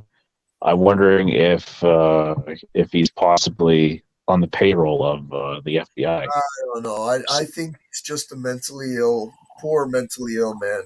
And I think maybe it was losing his job that broke him because listening to what he just said, I don't know. Because I think his wife and child were already gone at this point. Okay. So possibly the losing the job was the last straw where, because he's saying these crazy things that when I lost my job, I wanted to talk to the president and it set me up to talk to the president, blah, blah, blah. So that sounds like maybe that's a possibility that's when his disassociation with reality kicked in. I don't know. Yeah, I'm not a yeah. doctor. When someone has a lofty goal, like speaking to the UN, like they would like have points for you. I've been in communication with Jackie. He doesn't really have any points. It's like, well, can you do it for me? I need your help. Doesn't even It's just have like, a what? doesn't even have a speech written. Like it's Yeah. like if you rewind back to how he broke into this conversation, the part about speaking to the president. There's a point there where you could see it's like a mental break, it seems, and then that kicks in, right? I got to speak to the president. The delusions of grandeur kick in. I don't know. It's weird. It's sad, but I don't think he's an agent anymore. I did for a while. Yeah. You want to see what they're up to now, or do you want to keep watching this? Let's keep watching this. It's your show. Okay, let's whatever you want, Pineal. It's your show. The short time that we have been on planet Earth. Back in at some point. All right. They are still live. Yeah. God has allowed us I to just want learn to hear what about this lady what has has to been created. Okay. We are here to create experiences and to enjoy these. Someday, I understand choices and to love everyone. Was we do, and what I'm offering. Oh, which I'm supposed to be is, I guess, the answer from every person I encounter. Yeah, I mean, I'm always open and closed at the same time. Most of my learning has to come from within, but I learn from every person I encounter and every situation that I encounter what I am meant to learn from that. So well, I'm as open as I'm supposed to be is, I guess, the answer. You choose to be as open as you allow yourself, and if you want to learn from within, you must be open to receiving all perspectives. Because if you deny and only pick and choose what you want to hear, then you're not allowing yourself to grow. You're just reminding and repeating. So I grow. Yes, I grow, we grow. Yes, we do. And what I'm offering my perspective for is to help you understand that I can help you transform what you believe if you'll allow different ideas. I'd love to explore what is different. What would object you from accepting You'd love what to I've learned? explore. I've got evidence. I've got experience. I've got other resources, human beings who I learned from, but I can explain what they explain in simple ways. Do you understand love? Yeah. That was the one. I do. Do you look for love? I am love. Do you look for more? Yeah, it's everywhere. It's all the time. It's like the essence of the Okay. universe. I am offering you love and very simple tips to transform your life if you'll allow me to continue, I started concerning myself with the time. Okay, do I need to have any concern of time? Some concern of time. I have an hour, so we're a quarter into. Okay, You got some all time. right. So if we've got that long, please, if you can try and accept. Here's what I've come to know. I'm gonna explain myself. The beauty of logic and meaning is we all have that. We all have logic, right? And that's how each of us really. What you were saying, you learn from within. Truth comes from within. Yes, I learned so many tips and so many things come into my head, but truth is God. God is undefinable. Okay, we can't define what God is. Truth is reality. Reality is what God created, right? And then logic is a tool we all have. So we've got truth and reality and logic, and as long as those things match up, then everything should be able to be understood. And once something is understood, if it can be explained, it can be shared. And does that make sense? Well, I'm laying the foundation. 5 hours and 55 minutes, The solution to how we break down capitalism and create a world that works for everyone. But I was not given the ability to explain it. But I have been given the ability to understand the deep faith that it will come in its right time. I'll explain exactly what it's meant to explain it. Wait, what happened? I was just walking away. What happened? Your live is 5 hours and 55 minutes right now. Oh, nice. Nice. 5, 4, 3, 2, 5:55. All right, cool. Unfold as it's meant to happen. Oh, so you'd rather, let's talk about your wishes. I don't really. What do you want to know? I don't really have wishes right now. Well, I mean, a year ago, 2 years ago, I did. Now I'm like, whatever you got. I'm in the You unfolding. just, well, when I paused my speaking, you said, I'm not here to do that. And then you started bragging about your ideas on ending capitalism and pointed out that you'd not had an opportunity to share that. So that's more important. Okay, yeah. Oh, capitalism. That's what And what they're are you here to talking do? about in the Are you here live to judge tonight. me? Investigate me? In this conversation, Yeah. What are you here to hope to accomplish? I'm not hoping to accomplish anything. I'm literally Then, in the then please recognize that you're wasting your time and mine if you're hoping to accomplish nothing. I'm not hoping to accomplish nothing. There's just not a goal, an outcome that is sought. I'm here. Right. What are you willing to allowed for whatever receive? it is I'm Okay. How about this? What are you willing to receive from me? I've said a lot of things. What are you allowed to walk away with? What did you understand? Usually my understanding doesn't come in the moment. It comes later with insight. What prevents that? What prevents that? A lot of it is autism and cognitive dysfunction until after the fact. Why do you believe that? Why do I believe that? Because it is. Well, okay, but here, this is my point. Mhm. Can you try to understand what I have said from your perspective and what you have allowed yourself to hear? What have you heard me say? What is it that I am hoping to accomplish? Because you haven't told me what you're willing to receive or share. You've offered me absolutely nothing so far. Yeah, So, but that's because this is what this conversation is. You wanted somebody yes, to explain yes, your yes. version And to, so, and somebody to do that. and so I'm asking you to please, right now, consider what you've heard. What does it mean to you? What you want me to reiterate what you said to me? No, nope. I don't want you to remember. I don't want you to reiterate. I want you to process. Well, that's probably not going to be possible in the moment, like I explained. Who's, That's not what happened. but are you unwilling to stop what used to be in the past? Is the past so controlling that you're unwilling to even try right now? Can you please try and process right now? It's just not how it works for me. That's you then, and you're wasting my time. If you have questions, You see the since you have no narcissism, purpose, or I is have it plenty of just purpose being for my a life. There's not, wasting- you're then what is your purpose of having me right here in front of you? What is your purpose of me right now? Fight Club. I'm telling you, there'll be tons of learning that comes. I dance with the universe and listen to the next thing that comes up. You're not dancing with me. You're ignoring me. Why do you feel that way? You just said that you're not allowing yourself to receive any meaning from our conversation. You told me you cannot process it. You cannot process it. You created these lies you've been telling yourself. You're telling us you're wasting my time.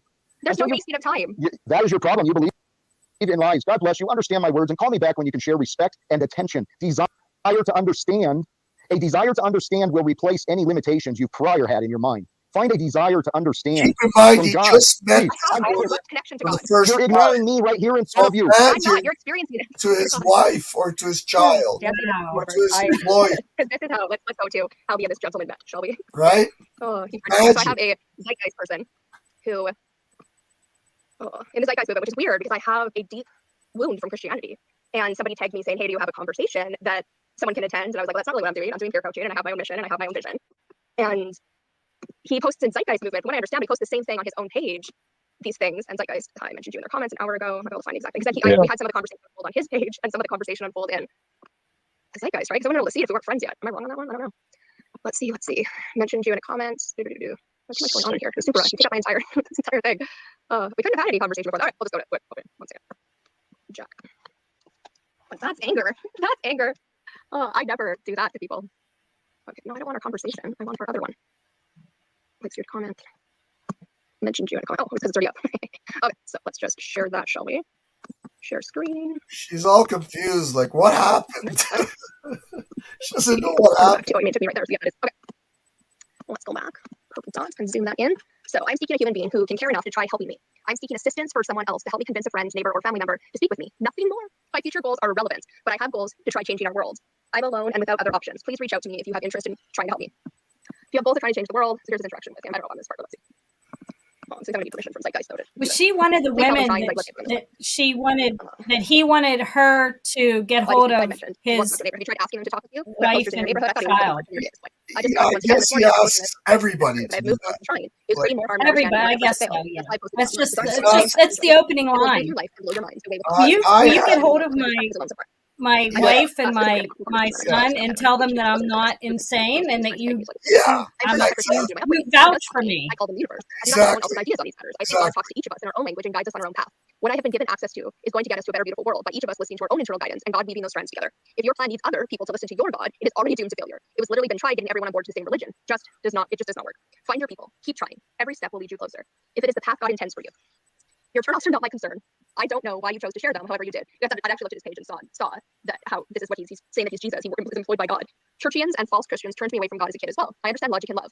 That did not look like love to me, whatever just happens. But so you can easily change your minds and blow your mind with possibilities today. I still have no results for any of my past efforts, but I've been blessed and sit alone. Do you need others to follow the guidance you have been given for your idea to come into the world? His answer: no. I need someone to help me and for others to work together and help me figure out what we can accomplish. Wow. Jubilee, the world wants me to speak with the leaders, and I can't convince my friends, family, or neighbors to speak with me. I'm so much like Jesus that it made me convinced. I'm just quite different, obviously. God continues to blow my mind. This just verifies the depth of his. God has that plan for you. So he hasn't really done anything with. He hasn't actually done anything. He's just like no. A keyboard warrior. This is a year ago. Yeah. Wow, it's the exact same speech. Your life becomes simple when you understand what I want. Please don't limit yourself by denying yourself possibilities. What if I'm right? I don't know the day, but have understood and learned some new understandings of God, Jesus, and all of us.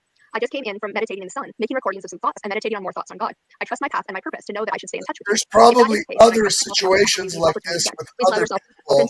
Just told him to go fuck himself and shut him off or whatever. This is just one of the recent ones. That's my words on here today. Because this has been going on for like 3 or 4 years. Yeah. I have been following my own path for years and gathering my people. I've only in the last few months lost the desperation and frustration that I've been hearing. I know how to get to a better world. I do not need anyone to believe in God or my way. I have been sharing my journey on, this is say on, I love typing my phone, it clearly works so well, social media and with friends, who I mostly met as strangers working on their own projects. Yeah, Chuck, he doesn't like women. I'm sure he really doesn't like me because I get up in his face. You don't need to ask me any questions either. I am offering misunderstood. I'm guessing that's the same. I don't misunderstood think he doesn't like women. I need a witness to someone to help me better understand. Yeah. Julie, I misread your question. I have no desire for outside perspectives for additional thoughts to consider. He doesn't like anybody that won't do for him what he wants them to do. Yeah. And God forbid anybody should disagree with them. He'll hack their heads off. Opportunities to help others understand. Yet, if you can believe yourself worthy of receiving blessings, I trust myself. Please change your own life forever and give me a call. Truth and logic are reality. Whether hey, was Jack at Chaz at any could be hard no. I'd be doing something. Never mind. Helping me with this could change my entire life. I don't know what else to say. Jack already mentioned 2 people in my friend fucking list. Zeitgeist. Their reply alternative. This is not my skill set, and sadly, do not have the crazy world. Someone can help though. This is but piece of it is important. What piece of it do you need help with? The wording, the courage, etc., etc. Maybe then others have the skill set. Story though.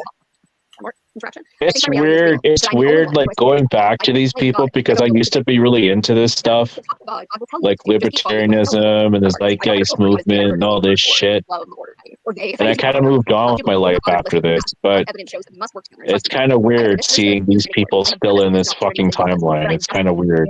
I did ask and you declined. They haven't moved on. I declined additional outside costs and remain with no opportunities to answer any questions. I'm still almost absent any interest in opportunities that I'm offering here elsewhere. I'm without answer and others understand. That's what he's talking about.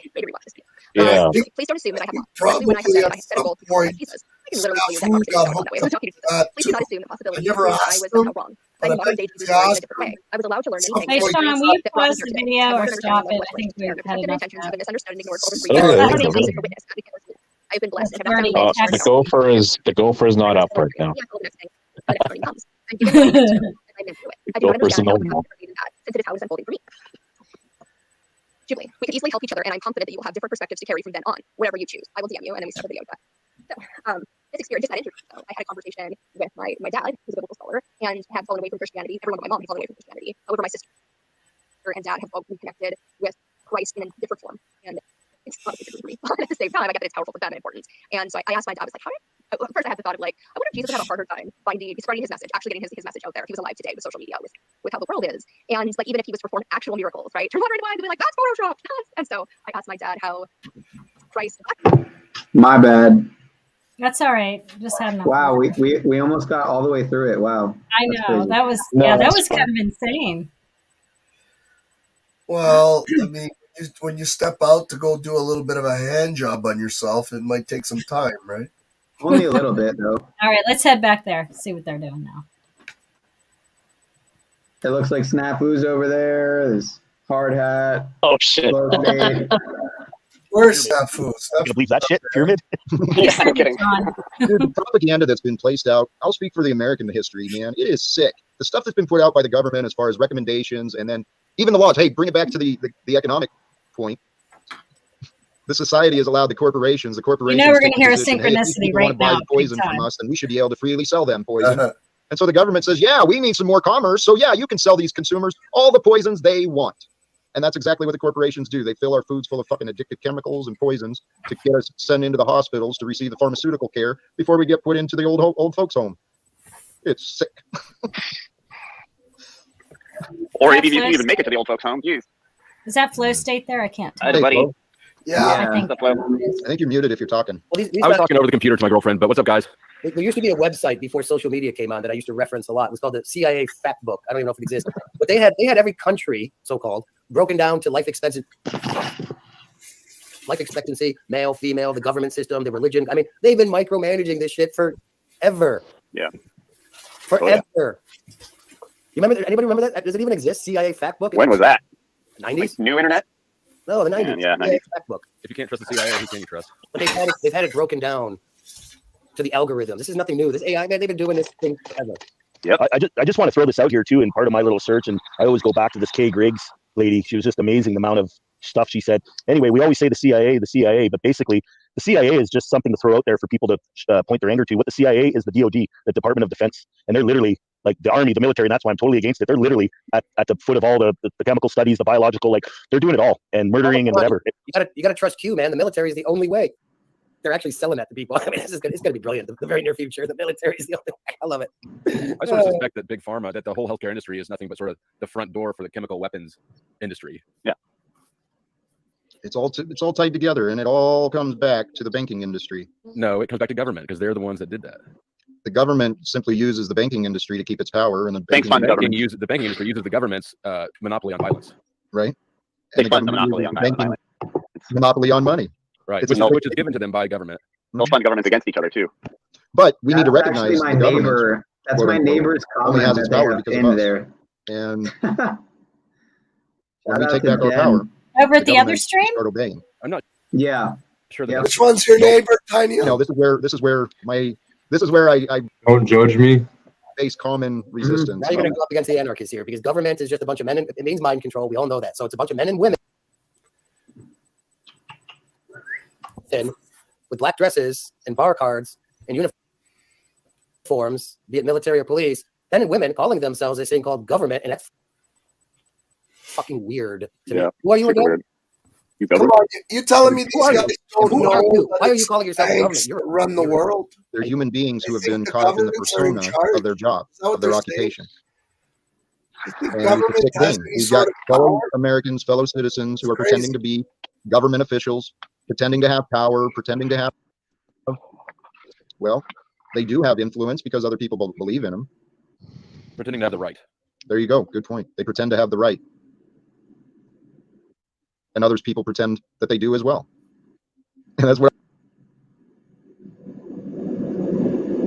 I mean. We are children of God, but we got to stop with this damn pretend game of profitable wars and debts. Yep. How are we going to do that, Jack? One step at a time. And I see this YouTube platform, this social media, as a step. It's a step for us to raise awareness. And as the awareness is raised, more people are seeing through the illusions and the BS. I think more people will come together and advance these ideas to people who have the connections. My own path, I'm trying to do this with support, trying to use this as a stepping stone to raise to greater levels. And like I said, I'd love to have a conversation with the citizens of the United States government. Oh, come on. That's not what you want to say. Well, I want to You speak talk to celebrities, bro. the world. Well, celebrities are a path to get to the government. The government is a path to get to the media. The media is a path to get to the citizens. Everything is a path to everything else. It's just what can we use to our advantage? There's a lot of cards stacked against us. I'm not delusional about that. Aren't we the media now? We are part of I'll it. give him that. Jeffrey, can I ask Jeffrey, What's that? as a fellow quote unquote anarchist, this thing that we're talking about, government, we all know it's a bunch of men and women. What is it really? What's the term? Because I don't like government means mind control. I can govern myself. So obviously we do live in a quote unquote big world, and we need some sort of administrative agency. Yeah, it's a monopoly on violence. Well, yeah, but what and morals, really? Like it's what can we have? I don't think these people should be called government. That's a misnomer. We should have. I mean, if tomorrow the federal government's like, all right, that's it, we're not here anymore, right?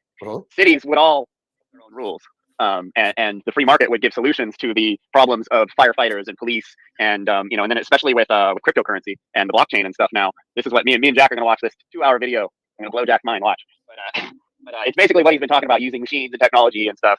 But what was the question? Shit. Well, I know we all, or at least 3 of us here, are familiar with Star Trek to a degree. I love Star Trek. I'm a Trekkie, I admit. Are you a globe earther? No. That's rare, because most Trekkies are the holdouts. All the gnarliest globetards are Trekkies, because they don't want to give up that idea that they grew up loving so much. They're the hardest ones to break. Like Larkin Rose is a major Trekkie. And he'll never give it up, because he's like, it's everything you want when you're a kid. Like you're like, oh my god, fucking spaceship, like rockets, like they make us crazy about it. And then we watch it all on TV, and the same thing with dinosaurs. They're like, oh, dinosaurs are so cool, and like, oh, and then it turns out, oh, they probably never existed, and space is fake and all this stuff. So it's all how they propagandize us.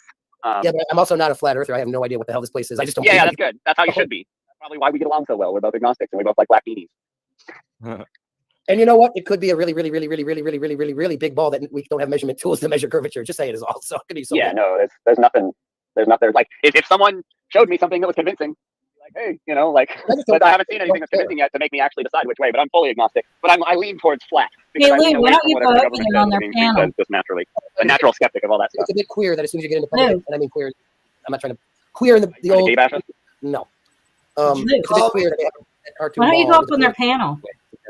How do you go up on the panel? I mean, No, why don't you go up on their panel?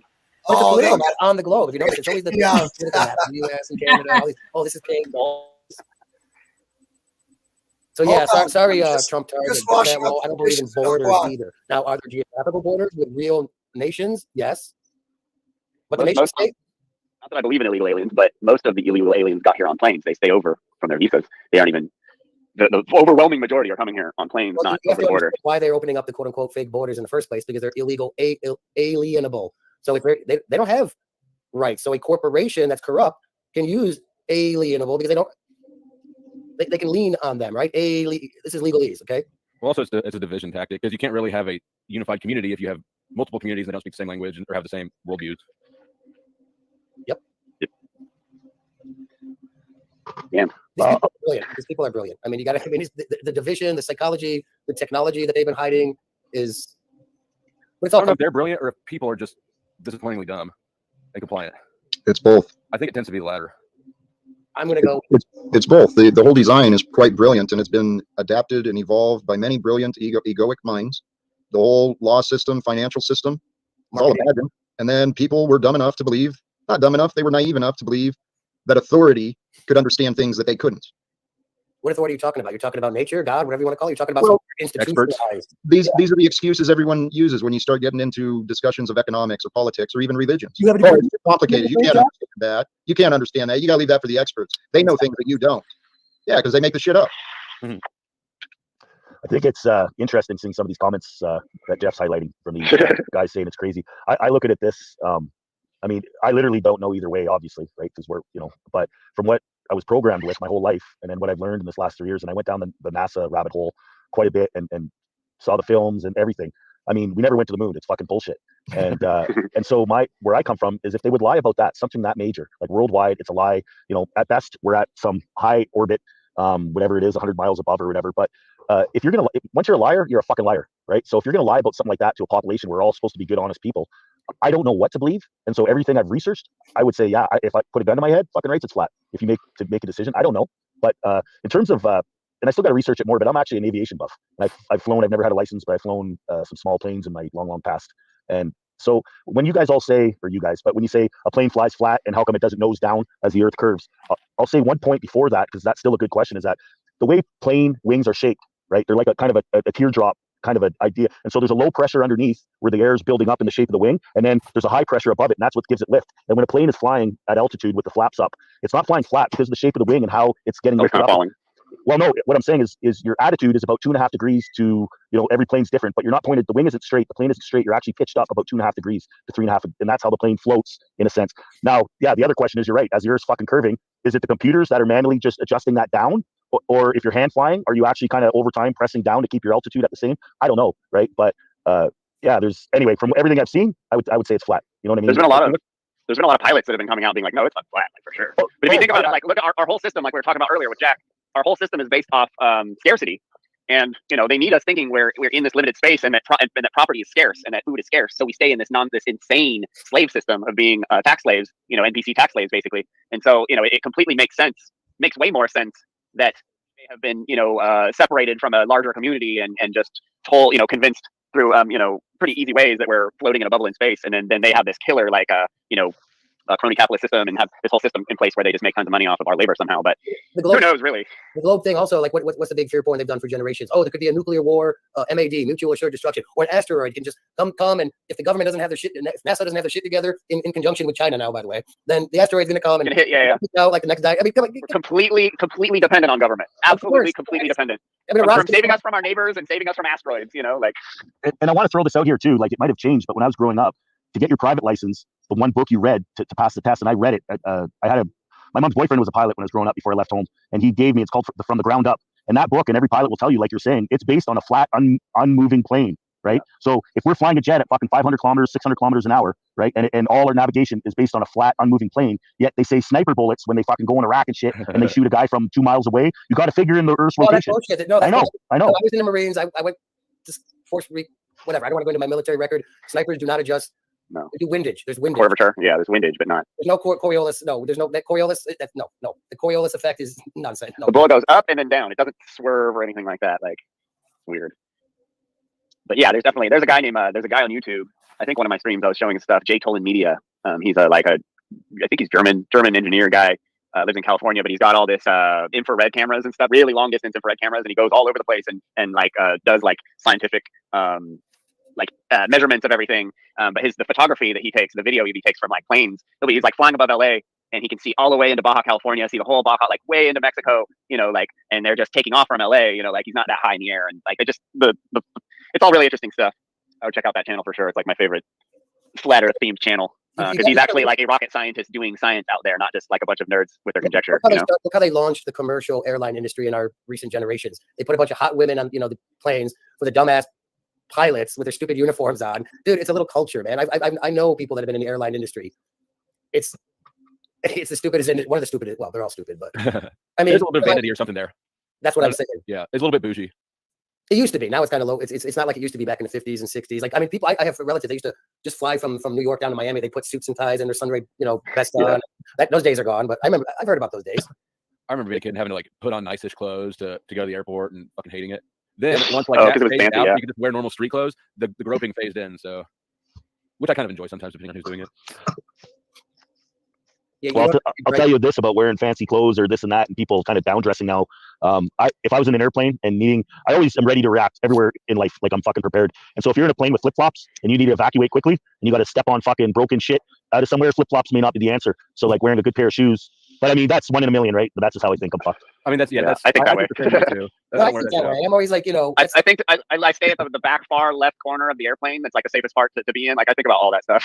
I always wear boots on planes. Like it's silly, but like it's the like prep guy, or it's the Boy Scout in me, really, like being a Boy Scout as a kid and living on sailboats and shit like that, and just always having to like be more prepared than the average person. Can I ask about the sailboat? I've heard you mention that before, and I'm sure you've shared it, but did you grow up with boats? Or so my dad was a paramedic and a part-time paramedic and a part-time sea captain. Like he had a master's license for like basically just moving any big boats around.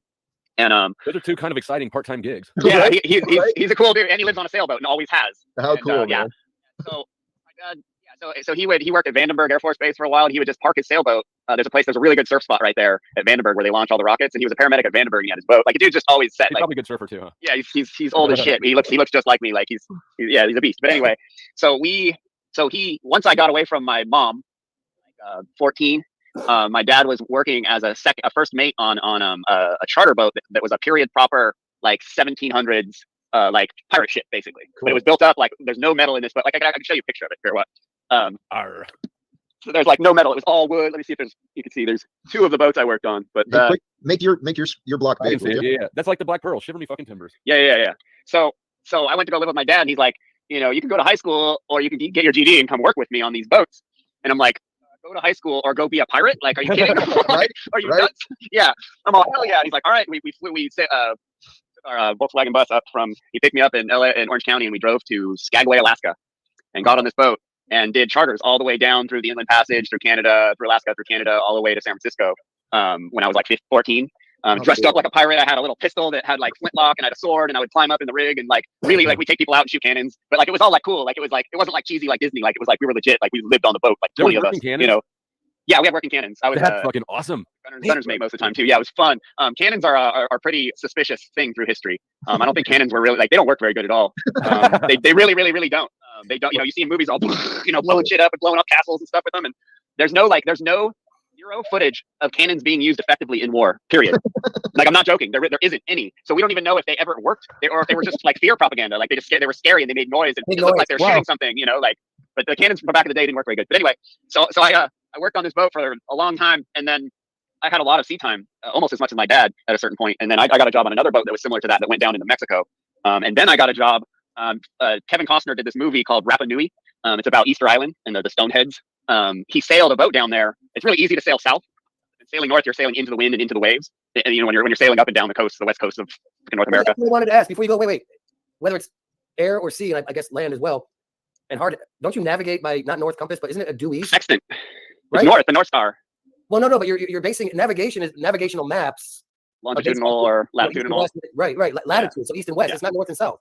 Yeah. So that kind of lends to the that we're living in a crater or a disc or whatever. I don't know. But also, navigation is you're basically basing it on due east. So after the sun rises, that's the east. It's not north and south. It's east. Another flat Earth fact. The globe earthers say all the time that sextants prove that there's a curve, and they absolutely don't, because I absolutely know how to use a sextant, and it's kind of a dead tradition. It's like a dead record. You don't need sextants anymore. We have GPS, so it's not a very known thing how to use these things. But forever, a huge part of globe Earth propaganda is sextants prove that there's a curve, but the sextant doesn't prove anything. There's an equation, there's a map equation that you add that does, but not the actual sextant. But anyway, so I flew down to Santiago, Chile when I was 15 years old alone. Drove across Argentina and got to Valparaiso, where I got on this huge 3-masted, like 120-foot sailboat that was owned by Kevin Costner. He didn't want to sail it back up because it's not fun. So he paid a bunch of people to sail it. And so for 8 weeks, we went out 1,000 miles, went 4,000 miles up and 1,000 miles in 8 weeks, didn't see land. I was 15 and just like, my dad picked me up afterwards and he didn't recognize me because I'd like just completely like changed during that time. I got bit by a Portuguese man of war and almost died. Damn. Off the coast of Ecuador. Yeah, on that trip. It was really boring. We had a surfboard, and so we were like kind of like water skiing behind, water skiing behind the boat because we're so bored. And I fell in, and I was pulling myself up to the boat by the rope, and a big Portuguese man of war hit me and went down my whole body. And they pulled me up on board, and I instantly had like a adrenaline rush, like kind of a panic attack because the poison was hitting me because there was a lot of poison. And then I passed out, and I didn't wake up for 4 days. They thought I was dead, and I just woke up, and I was like, "Oh shit, I missed my watch." And they're like, "You missed like 4 days of watches." And I was like, they were literally considering putting me on ice because they thought I was dead, and I somehow got through it. And it was like a massive amount of big bite. But it's weird. Something my mom brought up. I had been bit by a jellyfish when I was a kid. So I for some reason think I had like an antidote, basically. Like since I was bit when I was a kid by a jellyfish, I think it saved me when I got bit by the really bad jellyfish. Got a little immunity going on? Yeah. Like I had like a antidote. Yeah. But and then plus you were 15, so that's like pretty much. I was 15. Yeah, we're made of rubber when you're 15. Yeah, I mean, now these days, if you got to say it, I mean, I'd be gone. Yeah. Dude, you started out with some pretty cool stories. Yeah. I mean, as a kid, fucking living on a pirate boat and adventuring down across the Pacific. Cool. And I got my GED during that time by like learning how to use sextants and learning how to navigate and do with charts and stuff like that. And it was really, really cool. My dad's, I have zero complaint about my dad. Like he is a really cool dude. He got cancer several years ago and just sailed off for 3 years. He took off. Somebody sailed like halfway around the world and just like hung out in the tropics and just like he came back and they're it's gone. He's like, yeah, he went vegan, started doing yoga, and just took off on a sailboat. It's the coolest thing I've ever fucking heard of in my life. Just cured himself. been in remission ever since. Super cool. That's a good role model, man. Jeffrey, I gotta admit, you have, since I've gotten to know you a little bit better, you are not the character I saw sitting on the couch on that panel. Yeah. I'm wondering about that too. But I'm gonna go. I'll see you guys No, later. people have a hard time taking me right off the bat. Whoa, did you say that? Jesus Christ. Shiver me fucking timbers. Goodness. Yeah, I was very lucky to have a cool dad that was just, he basically taught me how to be an anarchist from the get-go. Like, he's like, that's good. Your dad did? In the practice of making me extremely resourceful. When you live on a boat, the earth is trying to sink that boat 100% of the time. It's like camping, with a death-defying camping trip, living on a boat always. You'll run out of water, you can blow up, you can sink, all kinds of shit. A whale could, dude. My dad had a whale breach onto his sailboat when he was sleeping in it once. Like, shit is very dangerous. Jellyfish, you could go take a piss, fall overboard, sink. That it's very treacherous living on a boat. And so growing up like that, and then once we got back from doing all the sailing, I was like 17, and he was like, the boat's here, you can stay on, the boat going back to the boat leaves at 8 o'clock. If you want to stay on land, you can stay there, but you're on your own. You always have a place. But so he gave me a lot of leeway to start taking care of myself early on, which was very cool. I wish I did that, kid. For about 12 years, I've been thinking, well, I've known what's coming was coming, as we are living in right now. And I had a brilliant idea that we should start a peace boat, a sailing ship, wooden ship for people like us to live on, but nobody wanted to talk about it. So here we are. Jacoby. Yes. Sounds like a Jack gig. Well, the seasteading's the shit, man. The seasteading movement. Oh my God, that is my dream, really. My if I'm gonna start a cult, it's gonna be a sea-based cult. Pooling money and resources together and getting one of these abandoned offshore drilling rigs where people like, us can live on. Because I don't want to be a part of these governments. So I was always thinking the sea was good. Yeah. I don't know that they let you really just leave like that. Well, no, they don't. But you kind of have. Well, the maritime laws are way cooler too. Are they? When you're out there, international waters, Yeah, no. Somali, it's only like 16 miles out. Once you're out there. The Somali pirates thing was part of a propagandize to keep people from getting out to sea, is what I'm starting to think. I believe that. That's a good one right there, man. I absolutely believe that. I like that one. Yeah, I never thought of that. Yeah. Watch Jack. You don't remember this? Tom Hanks did a movie. Yep. Don't go out in the sea on a cruise ship. Don't be afraid. It does seem like it would be kind of inefficient to try to use your boat and stop somebody else's boat and then get onto their boat and take their shit in the open ocean. But I don't know really anything about boats. I mean, I've driven. It's never made sense to me. Their tactics seem really ridiculous. Yeah. I just think the sea pirates has been another layer of the onion of the fear porn. God damn it. Don't get off the pirates. I like dinosaurs. Fuck Star Trek. I don't care about that. I'm ruining everything. Oh boy. Yeah. Seasteading super cool. That would be the cool. Just everyone buys a sailboat. We all just hang out together in the same areas. We support each other. You're like, and at sea, there's fish. There's so much scavenging for food. That can be foraging for food, and you could literally be really sustainable. A big group would be very sustainable. It was an American, or they might have Canadian, whatever, North American couple in the early 2000s, and I was looking at their blog. Basically, they sold everything, got a sailboat, traveled around the world, went to Thailand. Swan, it's 11:11. Pull in and teach English and make a little money, and then trade rice and fish, and that's it. And they just traveled the world. Yeah. You go on YouTube right now. Look up. There's so many yachty influencers, these couples that just buy a boat and sail around the world, and people just pay them money to keep going. Absolutely wild. YouTube is crazy, man. It's really nuts. There's a lot of yeah, but You can learn anything. Learn how to do anything. And who really can? I mean, and you can make money. Would you rather die at sea, being stuck in nature, or in an old folks home? Exactly. I don't know. Yeah, no, I know which one I'm going with. I mean, one of them you probably get opiates, and the other one you probably just die slowly and painfully, depending on it gets really bad. You just jump overboard and swim down. Not to get dark. I'd rather die at sea. I don't know that I've got that much fortitude to keep swimming down. Hey, or just you strap yourself to the anchor and just drop the anchor. Be like, all right, guys, later. Live like a king, die like a Viking. I want to live like a king and die like a Viking. In this reality, I do not want to die. That's one thing I'm afraid of, is ending up in some stupid American old folks home. Ozzy Osbourne just moved back to the UK, and he was like, I don't want to fucking die in the USA. And I'm like, I don't blame you, dude. I wouldn't want to die in the UK either, though. But whatever. I'd rather die in an old folks' home than live in solitary confinement or something. That's pretty bad. Because that's like mental abuse. I can't believe that it's psychological torture. Full stop. Yeah. No question. I absolutely believe that. That's a big part of my. Sean, I'm going to head down. I've never been to prison. Thank God. I'm bored of them. I They're can't even boring imagine. me really bad. 3 days in solitary, and it was enough. I'm going to head down. Solitary confinement, I'll be in deprivation of contact and consciousness from others. And cruel and unusual. I didn't get any yard time or anything where I was at either. So it's just you're just in that dark, windowless, whatever 4x4 room. Yeah, I worked for this activist that got raided, and he went to jail, and he voluntarily went to solitary and spent 4 months in there. Wow. Yeah, I've noticed kind of a trend. I mean, it seems to be my observation that anybody who spent 3 months or more, they seem to kind of get a permanent. Get adjusted. Oh yeah, no, they don't adjust. They get kind of permanently paranoid. Broken. Yeah, right. You don't adjust to that. I hear a lot of people go, "Oh, that sounds nice. I just read a book." Just get an active imagination. Right. No, it's like going on vacation from your problems, and that's just not it. No fun. I don't want to do that. But that activist is pretty tough of him. Yeah, he's doing it to get attention and make money. I mean, he must be I don't know. I spent a lot of money to get out of there. You must really like the attention and the money. It must be a lot of money. Well, he had a lot of fun in there. It was kind of weird. In solitary? Or just in jail in general. I mean, that jail can be. No, it sucks. Never mind. Yeah, I'd work out and write a bunch of books or something. I don't know. I've got another point of view, I guess, on this. I have done a bit of time, and I learned when I was in there how important your freedom is, right? And I've never had to go back again. But honestly, what you guys are saying about living in an old folks home and this and that, I don't know. I think if I was at a point where I could barely take care of myself and I was so old and that, I honestly would, at least where I'm at right now, I'd rather be in jail than an old folks home. Almost. Depends on what jail. Yeah, 100%, right? But But the one I was at was 24/7 lockdown, so you had no yard time. You didn't see the sky unless you were going to court. Yeah. You want to go to one in like Northern California? Yeah. No commissary, no TV, 1 deck of cards or 2 decks of cards per tank, just all sorts of shit. Well, I want to get rid of prisons, and no, Eric wants to let them. No. I don't know what to do. But most people are not criminals. Very, very, very, very, very, very few people are born natural rapists and whatnot. But Yep, Jack, I hear. Except what? Oh, I'm just talking shit. Jack wouldn't rape anybody. Come on, man. It wasn't even funny. Hey, You're right. It's really offensive because carry on. the criminal population we have is a direct result of the sickness of our society. The people who it's the sickness of government illegalizing every action possible. It's like, both. these people aren't criminals. It's Like they're victims of crimes. 45 million laws on the books in the U.S. It's insane. Yeah. Absolute insanity. I think the average American on a daily basis commits like 300 felonies a day unknowingly. I think it's 3, but I think it's. I don't know about 300, but I think it's like 3. There's millions of laws on the books. I mean, I did 3. I mean, felony. I don't know. Whatever crimes, whatever. Well, criminal, misdemeanor, it's all nonsense anyway. But I can speak for myself and probably have a similar story to many others. The reality is I'm lucky I didn't end up in jail, because I did. I broke some laws. I violated some rules. I never harmed anyone. Well, but under man's laws, I'm lucky I didn't end up in jail. Man cannot make law. The sooner mankind realizes that.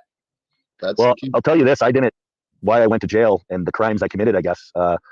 The worst I've done or what I was doing back then, I was growing pot commercially, right? And so I had some issues with that, and I didn't know at the time. Like, I've been different my whole life, not knowing, and now I've learned. But I didn't drive on insurance license for a long time, and I got caught 3 times for no insurance and license in that way back. And so the very last time when I got put in jail, I had all these warrants all across Canada because I was a runner, right? I went okay, see ya. And so the judge goes, Mr. Hardhat, he goes, you don't have a record in this, but basically, but you've got this. So what they had me in jail for was no license, no registration, right? In the big city out east, and they didn't want to let me go, but it was a non-jailable offense.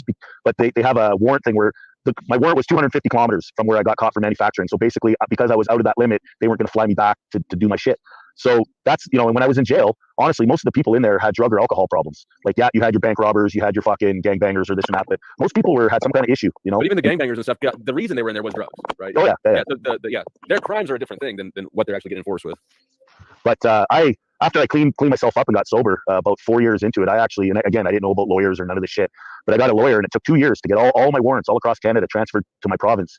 And basically, I went before the court saying, I had my own business. I actually filed a tax return twice in my life, and that was it at 34 years old. And because the judge saw this, the Crown, all these charges, right? They're like, jail.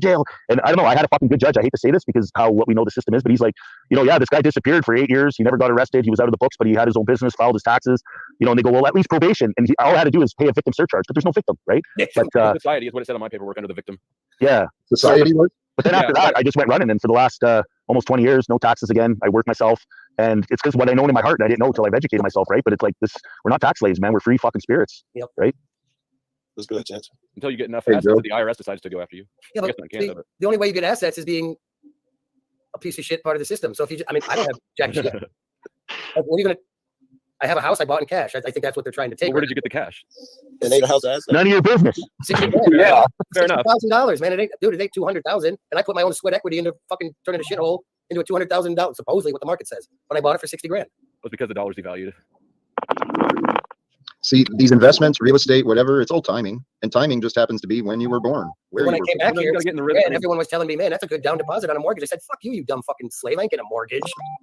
I'm going to buy a house for $60,000 and I'll fucking work it out myself and fix it up in cash. And my own sweat, I rewired the house, gutted it, all that, all myself. Government hates that. They hate. I know I'm on a freaking just for buying a house in cash. It's probably raised a wet. I'm sure it has. I think Hell yes. The CRT limit. How dare you not get a mortgage like all the other slaves? I know. Yeah, I know my Latin. Mortgage, death grip. And I'll never have another car loan again. Oh, cars are the worst. Once I got out of car payments, it was like, this is kind of nice. This is fantastic. Plus, when you buy a new car, you're like starting a new taxable entity that's going to create generate tax revenue for the war machine for like 20 years. It's fucking. We screw ourselves so hard. in the Plus, all country. the good But deals for buying used cars privately. Yeah. Facebook Marketplace, fantastic for. oh yeah, Hey, private again. Now back to that. A lot of people don't understand this thing, what it is to be a private man or whatever woman. So many people don't get it yet. If you want to talk about commerce, whether it's socialism, communism, or capitalism, private versus public, man, that's what it's about. It's not about. No offense, Jack, but it's private or public. That's how I look at it. I'm not sure you cleared anything up, man. I'm not sure. Hey, Joe, that's Joe. What's up, man? What's going on, man? I mean, I don't know. He said private. I assume he meant for a private as opposed to a dealership or something. I'm just talking about dealing in commerce with our fellow men and women in the private and leaving the communists and the capitalists out of it. Yeah, right on. You can call yourself what you want, but I don't know who you are, man or woman, calling yourself government. I know, right? It's just things. Just it makes you better than me. And the fucking title is just It's the monopoly on violence, and I mean the only justification for government, which is an entity that produces nothing and operates purely through coercion, basically for their income. Their only justification for existing at all is that they need to address the situations in society where private interactions break down, right? So it grows out of dysfunction between parties. Agreed. And you tell me that they're going to solve any problems? No. Here, please, if I may, you're absolutely right. The system profits and thrives from conflict, chaos, and trauma.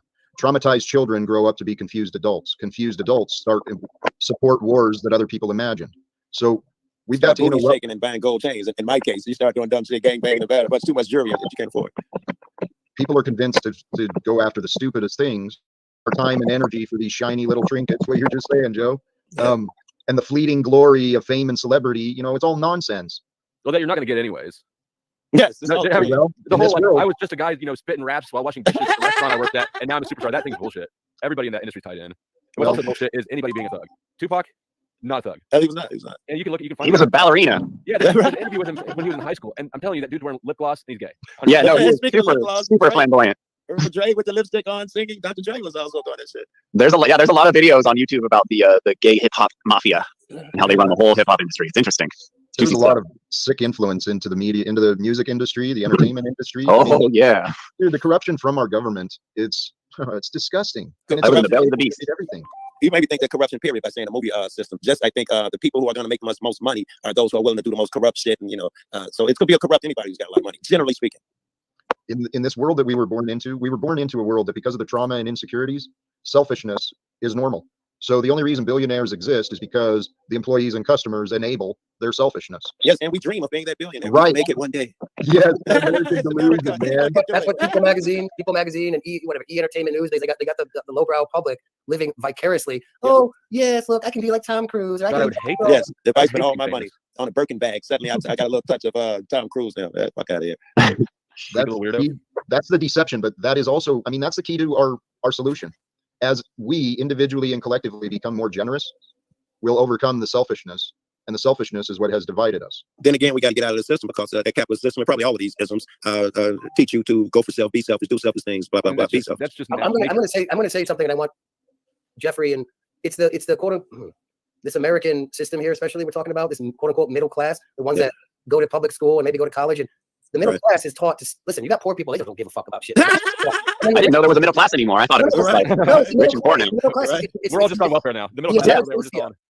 Listen, the so-called Marxists, they figured out we can't focus on the farmers next time. We're going to focus on this intelligent, the intelligentsia, the middle class, as we call it in America. These are the motherfuckers that fuck our lives up the most. I don't care if they're black or white. All these judges, all these prosecutors, they're all middle class. They all believe in climbing the corporate ladder. That's the problem with this. Yeah. Cops make enough money to be middle class too now. Yeah, they do. They make like $200,000 a year. Yeah, No, shit like that. They don't. They do. Yeah, they do. I'm sure here in Chicago they do. Hold on, let's ask Siri. The cops make a ton of money. How much do police make in Chicago? Only if they steal shit. From salary.com. The average police patrol officer salary in Chicago is $65,299. No. 299. No. That's the average. Let's try this one. Hey Siri, how much can a police officer make? Where? Hey Siri, you gotta give it. How much money can a police officer make?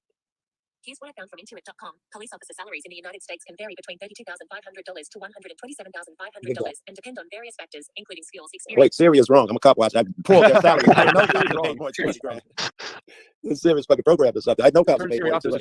I'm assuming Siri. I'm assuming yes, right? I'm assuming she doesn't take into with all the overtime they give, with whatever benefits. Yeah. All that would be taken into my considerations. They get tons of overtime. Yeah. And some of those benefits. If you hit the drug dealers yourself and then steal the drugs, they don't do that whatsoever. What are you talking about? And they never look at themselves either. They don't partake either after they take it. I did a video a few months ago of the most geeked out cop you've ever seen.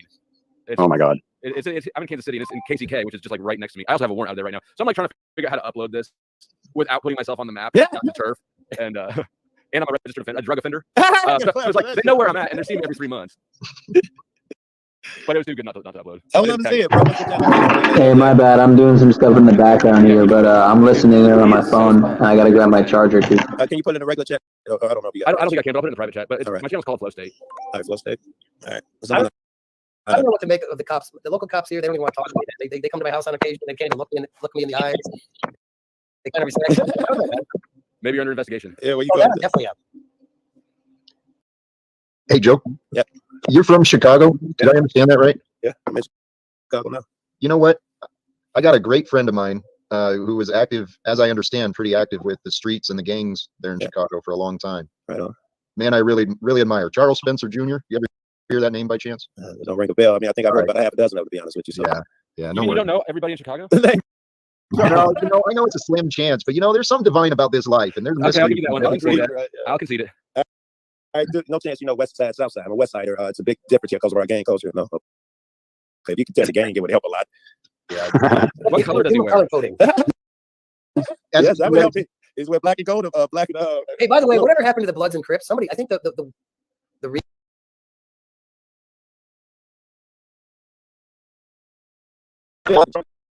ones, man, that I was man, they've been co-opted by the real cartels who are pretty much quote unquote white guys running. Yeah. The government killed the Bloods and the Crips. I would disagree. Watch fucking YouTube and all these shorts and TikTok and shit. All these little young gang members cripping and dancing, their mamas and cripping and dancing. So still, these niggas ain't slow down, man. Oh, on God. No. Play too. They're still all over the place. Yeah, I'm sure. Yeah, I think it's a cultural thing, man. It's not like it used to be, man. These people are It's running. more of a tradition now. Exactly. Well, it's the same with the Hells Angels, man. The government put those people down too, man. The government took over 22nd Street. They took over Las Vegas. It used to be run by the real, street level Jews, the Italians, the blacks, the Crips. Man, the government, dark skin or light skin, the government has defeated all mafias in this country. The government is the mafia. Yeah. Yep. No, people are just confused and dividing themselves and calling themselves different things. Got rid of competition over decades now. It doesn't change what I just said, Eric. We didn't hear you. 3 people were talking. It's irrelevant. What I'm saying is the government has usurped. I know you've repeated yourself, Eric. You've said it. The government replaced the mafia. That's what you've said several times. Yeah. And you disagree with that? No. Replaced it with a bunch of different police organizations. Well, what I was saying is, people have continued to divide themselves and call it different things. You can call the divisions religions, mafia, government. You can call it anything you want. Classes, colors, genders. It's all bullshit. Yeah, but I'm just traveling right now, and then I'm going to stop. I'm going to be able to chill again. But just to throw in quickly, from kind of what I've got into, most of the mafia and organized crime, HA, all those guys, the kind of government is right in with them. I don't know with members or what, but I mean, they kind of work together, do deals. Like, and the only time you hear shit in the news is because someone wasn't doing what they were supposed to do, and then now they're going to fuck them or something. I believe that. Two sides of the same coin. And I mean, it's absolutely cops are it's every bit as big of a part of the war on drugs as the drug dealers are. And wait, maybe one specific. I agree. I mean, because the economics of it, it's an economic ecosystem, right? Like, very good. You have the war on drugs, and they're getting taxpayer dollars. There's way more money actually fighting the drugs than there is making the drugs, even though it's the same people doing both sides. Cops do play a huge fucking role. Keep it moving, keep it going. Yeah, without them, it couldn't exist. And if you look at how Department of Justice grants, even how they fund smaller local police departments, it's always the incentives are always for more busts, right? It's never for less crime. Of course. More busts. Get drugs off the street and into the courts, right? We need repeat customers in these prisons. Of course. Give them some gangster rap. I was gonna say the media, it also sells sensationalism too. I don't know if you guys touched on that, but I think that's something that the media it sells sensationalism. It sells division. It sells. Oh yeah. Sells fear. It's one of the two-party paradigm. Fight your neighbors. Yes. the tyrannical 51%. Well, Every story that you see in the media, it's division and on all aspects of life. It's not just political. the media finds the most divisive stories and shoves them down our throats because they want us arguing about all this stuff. Well, every morning here, sometimes, well, a lot of times my daughter can't get up. She's 15 and can't get up. And I'm driving. Oh my God, we got a 15-year-old too. You want? No, I don't want any. No, I don't want any insights. But it's funny. Every morning, the local news on the talk radio comes on. We live in a country where it's obsessed with crime and punishment. Have you noticed that? It's sick and disgusting. Oh. I don't care. The worst part is that we're having to pay for that punishment too. So we get everyone gets victimized by this alleged, like revenge that we get with the system that we have. Disgusting industry that needs to go bye-bye. I don't care that some white trailer trash in the county next to me got arrested for beating shit. I don't care. And certainly, if I did care, it would be a lot less than the guy that took $400 billion and misplaced it in the government, or the guy who stole $112 million from his investors. All that bullshit. How Pfizer is a criminal mafia organization that's killed genocided people. And we're gonna go after the drug dealer, right? We're gonna go after the drug dealer. Somebody in Oneida County was arrested for cooking meth and the trailer. I don't. Why do I? But you never get to hear their side of the story, right? And the press release comes from the police, and you never hear from me. Like, bro, they made up the evidence and then stole the money out of my safe. Yes, right. And people tend to believe whatever the police write down. They go get a police report, and suddenly the police don't lie. Look, it's written right here. What's dude's side of the fucking story? Why give the police side so much credence? What dude wouldn't be the judgment and division of authority, therefore But no it's not crime. brainwash. It's not brainwash. It is brainwash. Competition is It's absolutely brainwash. Hold on, let him talk. Okay, you said it's brainwashed. Every All right, layer so- of biology, of life. There's no care of why I say what I say. You just want to prove it wrong. So please. Well, that's what men do. That's what men do. I would love to hear this side that proves you wrong. Intelligent men try to understand instead of argue. But This is how we want to prove you wrong. It's not an argument. You can be an error. This is how you sharpen you. He's doing you a favor. Please you continue, think, guys. you think competition is not brainwash? Well, hold on, you weren't ready to hear my response yet. You were still talking. You were educating us all on how I'm wrong that competition is not brainwash. Competition is Jack, so. can you ever admit that you're wrong? You can look at it, and every single organism on Earth is in competition within its species and without its species. Competition is just part of the game. You'll never be able to weed it out. I want to attack dude in the red shirt just because of his hat. I think I can out breakdance him. Competition is the real thing. I wonder if I can take him on the court. I'm going to. It's a competition. You can't get rid of that shit, man. And think about childhood. What game are kids going to play at recess if you take away the competitive spirit? Like, There's no more competition, but there's nothing to do with what I'm saying. All right, Jack. I'd love a chance to actually defend the words that I fucking chose to use. Please go ahead. Please do.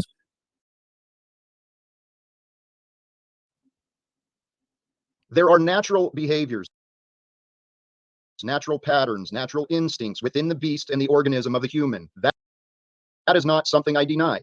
What I am saying is it is quite evident from the patterns and records of history that man has manipulated man into emulating and growing the beastly patterns of competition and lust and competition or consumption. I wish I could just merge these panels, because then I wish there was a way to do that. We've been brainwashed to bring out the worst parts of competition. Yes. Don't you think that it's been brainwashed, and historically we've been bamboozled into things like communism and collectivism for the greater good. And capitalism.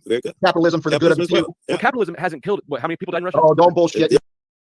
Capitalism for millions and millions of murders. The United States has killed more people, if we believe historical records, than Hitler and Mao did. What we're talking about there is colonialism. Yes or no? I don't know. I don't think so. The United Well, States. this would say, well, that's not the people. It's a rogue U.S. government. That would be the devil's position. I didn't say America, I said the United States. America. Rome. The Vatican. The United States has killed most people. Thank you.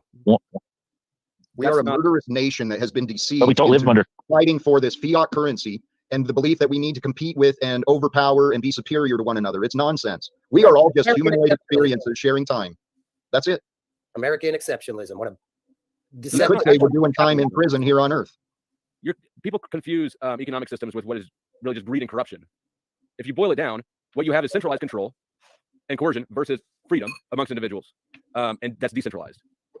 You're presenting a narrative without any specificity. I'm high as fuck. Okay, so people. What do you mean? Go ahead. Agreeing with Jeffrey a bit as an anarchic. I mean, what do you mean, Jack? Well, how is he not being specific? He's saying there's a centralized government and there's a decentralized system of doing things. How is that being specific?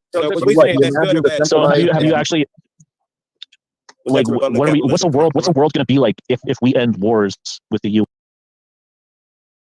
UN? What's the world going to be like? we still have a lot of broken people in this world. Unless you can, obviously, you could take over sort of, I don't know, the opinion that you need to take over the legal structure and the media to propagate a message to curtail behavior of some sort, manipulate people into, manipulate the masses into what you want. You know, that's just my view of human nature. I don't believe that we're just, sorry. I don't know if we have a delay or something, we can kind of doing that. But if you're using the same tactics and the same weapons and same behaviors in the same way as the people who are doing wrong, you're not actually doing right. Would be my argument. Hey, Jackie, if you are going to do a panel, please, if you see me in the chat at Paul's, or if you see me live or whatever, just bring it up so I know. Otherwise, I'll try to look out for it and hit the notification button. So that's awesome. I would like to catch one and hop on. To that. If you're manipulating people with the media, I mean, you're still manipulating people with the media. It's just you're in the driver's seat now instead of them. So it might be more pleasant, but I would argue it's not better. Wait, help me as long as it's a believable narrative. Wait, help me out here, because I've been under the belief that they've got so much propaganda out there. I have to get a bunch of people through social media and whatever shit. We have to get a bunch of people and fight that. Are you saying that my strategy is flawed through the gates? I would argue that yeah, I would. I don't know that I would use those words, but I think that the idea that we're going to organize and overtly muscle our way uphill is sort of delusional. What you have to do is you have to disempower this. This is just my thoughts. You got to take away their power by not fucking needing them for anything. We've gotten so dependent on our daddy, the government, for everything that people don't have any clue how to be independent of it, and that's what the source of the power.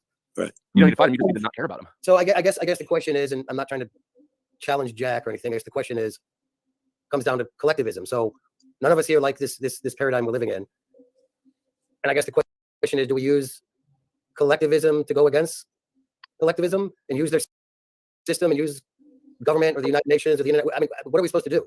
We just use collectivism against collectivism? I personally, I'm going to just quickly throw in with, I don't know, man. And I've been black-pilled, and I've said that before. I honestly think there is no change. This is what it is. And it's about a personal, kind of a spiritual growth through our life. What can we learn?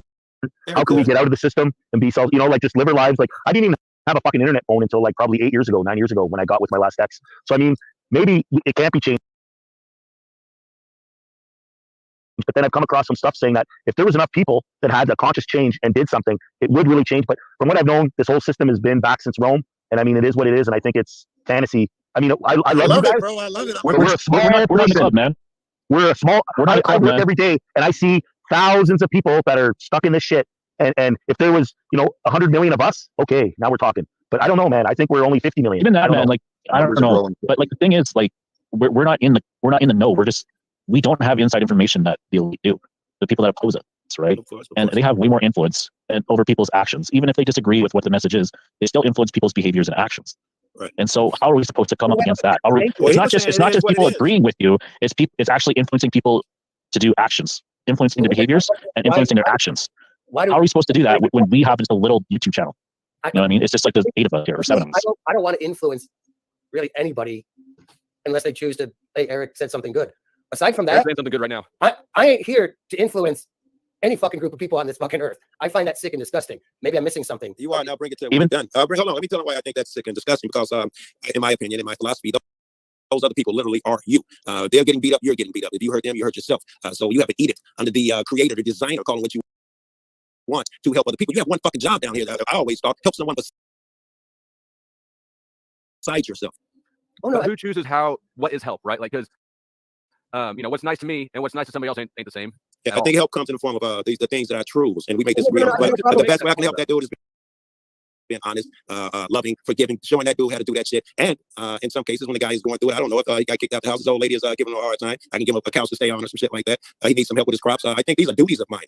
Agree. Wait. But listen, but I'm not going to let the TV or a political leader or the media or social. I'm not going to let anybody dictate who and where, when and where. I'm You're damn right. You're damn right. They take your money and dictate where your shit goes, who you help. I would agree with you.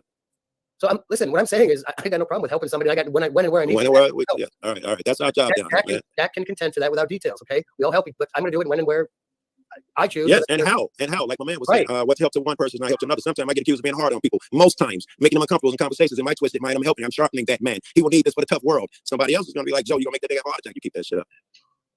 Yeah, I have a big problem with a system or society telling me, well, now I got to care about the LGBT or the black. That's what I mean. It's the propaganda. It influences people's behaviors and actions. Yes. I joke. That's funny. I mean, don't read me wrong that I'm saying I don't care about my fellow beings. Well, I'm just not going to go with a dictation of whatever. Yeah, I understand. They had a good. Jordan Peterson said something good when they were making the law. Where you have to go by what a person pronoun wants their pronoun to be, or you'd be breaking the law. If he wants to be called a she, whatever, you must do it. And Jordan said he disobeyed. He caught a lot of hate for that shit. And he was saying, no, you know, if the guy right now the way it is wants to be called a she, that's not gonna have a problem with that. But if the government tries to mandate it, I would be obstinate. You know, that's what you're saying. Exactly. I love Jack's background. Isn't that what made Jordan Peterson famous? Was that whole lobbying or trying to get passed in Canada? When I heard him standing up against that law and his positions on protecting the freedom of speech, my first thought was his words need to be heard at the UN. And then when I got inspired to try and do that myself, that was the idea. I wanted to talk to Peterson and inspire him with the idea to go speak at the UN. But You guys talking about Jordan Peterson? Yeah, we don't. Jordan Peterson? Yes. Buddy, he's locked in and signed up and supported by a Zenith guy. Okay, he's a total programmer. But if you go back, he actually during the fucking COVID shit was saying if you don't do this shit, you're harming society if you don't take the death shot. Buddy, he's a programmer. He's ready to fucking. No chance he's just stupid and made a mistake. Not a chance, because guess what? If you're a personality on TV that's supposed to be super intelligent, that has a PhD and knows all this shit, and yet you went along with this and thought it was a good idea, I'm a dumb motherfucker tradesman that I educated myself, learned this is bullshit, and I never took the death shot. So anyone that fell for this, that is supposed to be intelligent, fuck that. Hey, he has a Hollywood agent. That's all I need to say. I'd like to hear more. Now that's good. He is a human being who has a very brilliant mind and a very confused mind at the same time. He understands the mind. I understand the spirit. So I recognize the potential in his foolish connections. Hey, Jack, if you know how this world works, and you know what he's talking about, the pro-Israel stuff, and the going over there, and the guy that's paying his bills right now, and you don't fucking add 1 + 1 = 2, I can't help you, bro. Dude, I see a fellow human being making some mistakes. I'd like to help make sure he's aware of the direction he's leading himself. Because there are many people who look up to him and listen to what he says. Check out what he's saying. He is saying, in direct contrast to what you're saying, he is saying he's bought and paid for, and he's giving you evidence why. You know, they've given you the UN and this, that, the opposite. And I thought last week just came up with if he's not acknowledging the harm that Israel is doing to Pakistan. Now, some things are obvious. If he's making all these mistakes, maybe they're onto something. He's also he's being controlled. He's telling people that stuff. I just happened to bring him up because that was part where it was going. Good. You guys look down on fucking everybody, man. Jack, you don't think we're trying to help you? And that maybe you can spend a morning and researching something about someone. That's my thing. I'm going to tell you guys something that's going to humble me. Okay, I never voted in my fucking life. Okay, when this COVID thing happened, I was in such a state that I voted for my first time to get this true dum-dum that's fucking running our country. I actually voted, okay? And I actually fell into the Trump thing because I started researching and I'm like, oh, he's saying these things. I didn't know a lot. Like I was in the thick of it. And I fell for him. And then I realized and to get out of it, but I came out of that bubble and I kept learning. I didn't stick in that bubble. And I'm going, okay, and I learned, so you guys keep learning. So maybe look at Jordan Peterson and go, you know what? Because he says all the things that I like to hear, maybe those other things are a whole agenda, this whole fucking, anyway, buddy, I don't know. And Lori Lightfoot got me the same way. I came out of non-voting retirement just because someone was female, gay, black. I thought for sure she'd throw a wrench in the program. Worst decision I ever made. I slipped up. I should have never done it. Well, Listen, Cortez is another one. Yeah. Hey, Jack, I love you. Hegelian dialectic, Tavistock Institute, Edward Bernays, all these doctors, they were pre-placed for this current era. Trump was pre-placed. All these doctors that so are now that you know this as a fact, you're so convinced it's true. What do you do? Like your head in the sand, pretend that there's nothing we can do. I'm sick of this victim talk and fucking excuses and blame. No, I'm telling you. Wait. The first thing he's doing is acknowledging that it exists, so he can do a thing. At least that's all I'm giving him. I'm trying to. Yeah. All of these leaders, you don't become a leader. You do not have celebrity status in this society. Jack, come on, you know this in your heart, brother. You know. Your ego is just talking. I'll give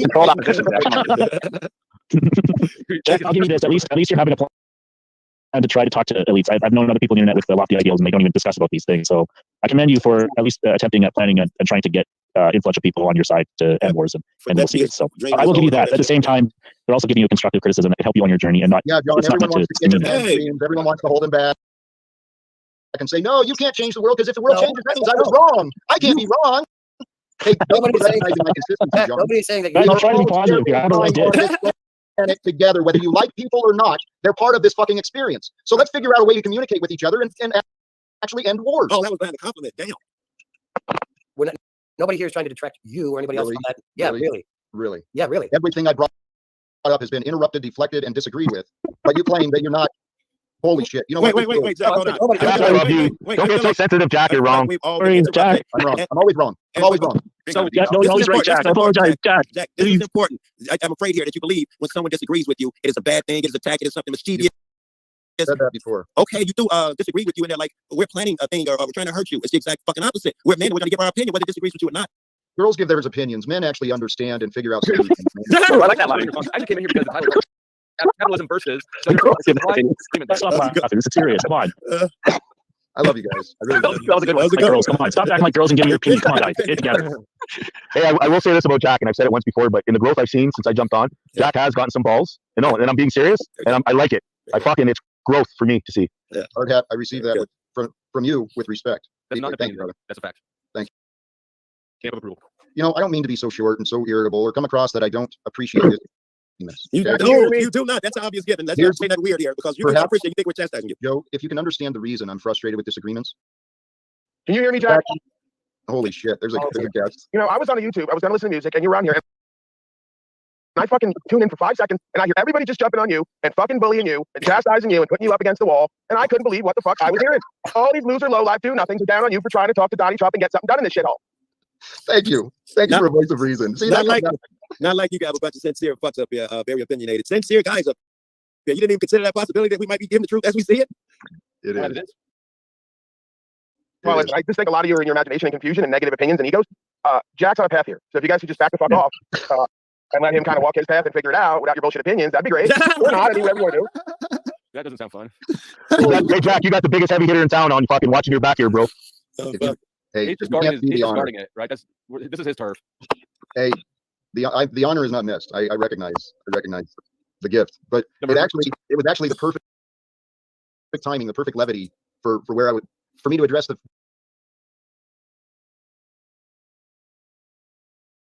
the irritations. Hey, Jack, quick question for you, unrelated. I got an Airbnb, right? You ever move your bowels in the shower? No. Like, you ever been in the shower and not want to get out and just move your bowels right in the shower? No. I've never done that, man.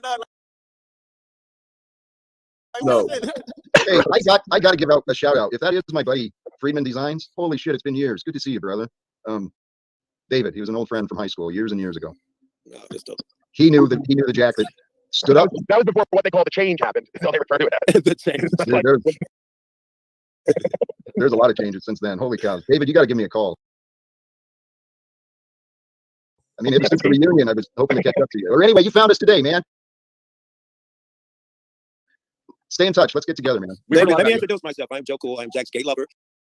We've been a couple for 3 years now. No, see, Joe Cool, that's the thing. And I was just going to bring it up. This guy, David, told me the change happened when Jack got fucked. I don't mean to use that crude terminology. By a priest, a holy man. The only problem was Jack was a senior in high school. And a chick. Right. But the hormones have really done their job. Yes. I'm still fucking up. Hey, the Army put all sorts of shit in me when I went through their lines going into boot camp. I remember getting all sorts. I don't even know what the hell they put into me. Hey, Jack, you and I are the same. Did they have the air jab back then? Not the needle? Not when I first went in. It was they came out with the air gun around that time. Yeah. A little later. That shit back in the air gun. My mom got that. She has a scar on her shoulder from that fucking air one. She doesn't use a needle. Hey, seriously. Close it in. Compressed air. Hey, can we get back to Jack? The vaccine that hard, just like straight to your skin. Hey, can we get John Gads to come on screen and put his head down so we can do movie night and show a movie on the top of his head, like one of those old-fashioned drive-ins? A projector? Actually, who was going to do this documentary? What'd you say? 2.5 hours? Edward Mises. Which one are you talking about? Who was Edward Mises? Oh, well. You talking to me? Oh, sorry. Edward Bernays? No, Ludwig?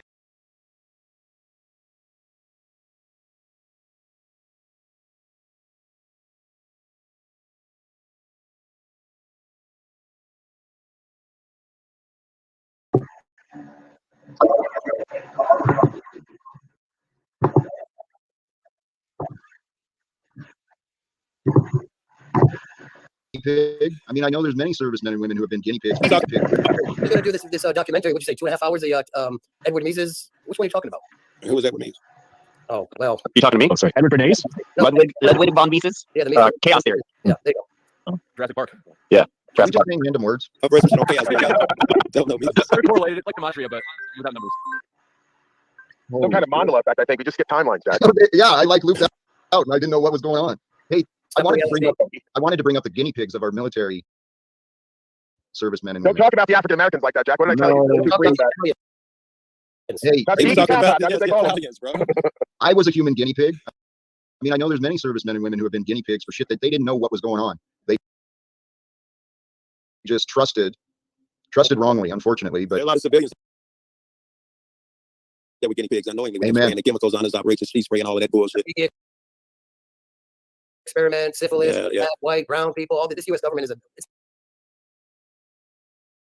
not even, I don't know what we need to call Acid, it. LSD. They gave that people without their knowledge. Agent Orange, Vietnam. Agent Orange. So if this system is truly criminal, right? It's truly criminal, and we know this. So there's got to be some way of bringing it to light, of enforcing morality.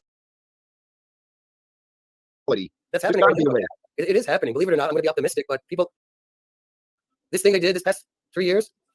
You can enforce I ain't got past enforcing morality yet. I wouldn't have said that. I ain't got past that. Without free will, an action can't be moral. Okay, but there you go. Actually, great point. Free will is the key. We've got to convince people that it's in their best interest to change. But we also have to protect their wrong decisions that they make them, I think. That's my belief. Well, how far does that go? It goes until ignore it. Well, that's the key. When someone's poor decisions are injuring someone else, we really should not assume the luxury of ignorance. Because an injury to one is an injury to others. It is. Jack, what if the system of the beast or evil or wickedness is the best teacher? No. It has been, has it not? When do we learn enough? See, suffering is part of the human condition. It's the catalyst for us to change. So when are we going to say we've hit a rock bottom? When are we going to say enough suffering for what's been going on? That's the question, I guess. That is the question. I mean, it sort of feels like we've not had enough suffering for several decades, and we're rushing to make more as fast as we can. There could be some truth to that. I do believe in higher powers, and there is a quickening, a transition. There is a shift happening here in humanity. Changes are speeding up. You could say time is quickening, and I really do. I think it's people. This is the time that was prophesized that I think people do need to start choosing. Who are you going to serve? Well, what's the other colloquial? Oh, the devil is in the details. Like, I mean, they're giving the details about society are pretty much on the. So the devil's in the details, correct? How about this idea? Is that our egos think that because we're alive in this body right now, that everything is happening now. But how about if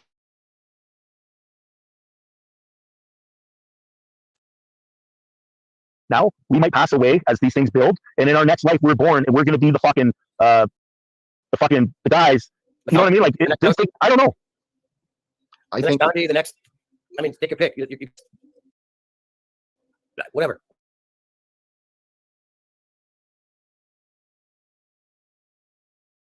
Where 50 years ago, these wackos that were saying the government's fucked and all this were like, you're wackos, right?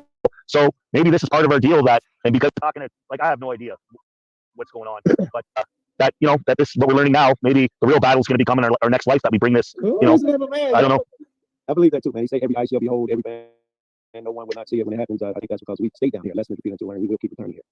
Oh God, please, just no. But I think the world can change in a flash. Honestly, I think the consciousness, the veils are lifting. But when I started really opening my mind up to the possibilities of reincarnation, I mean, I got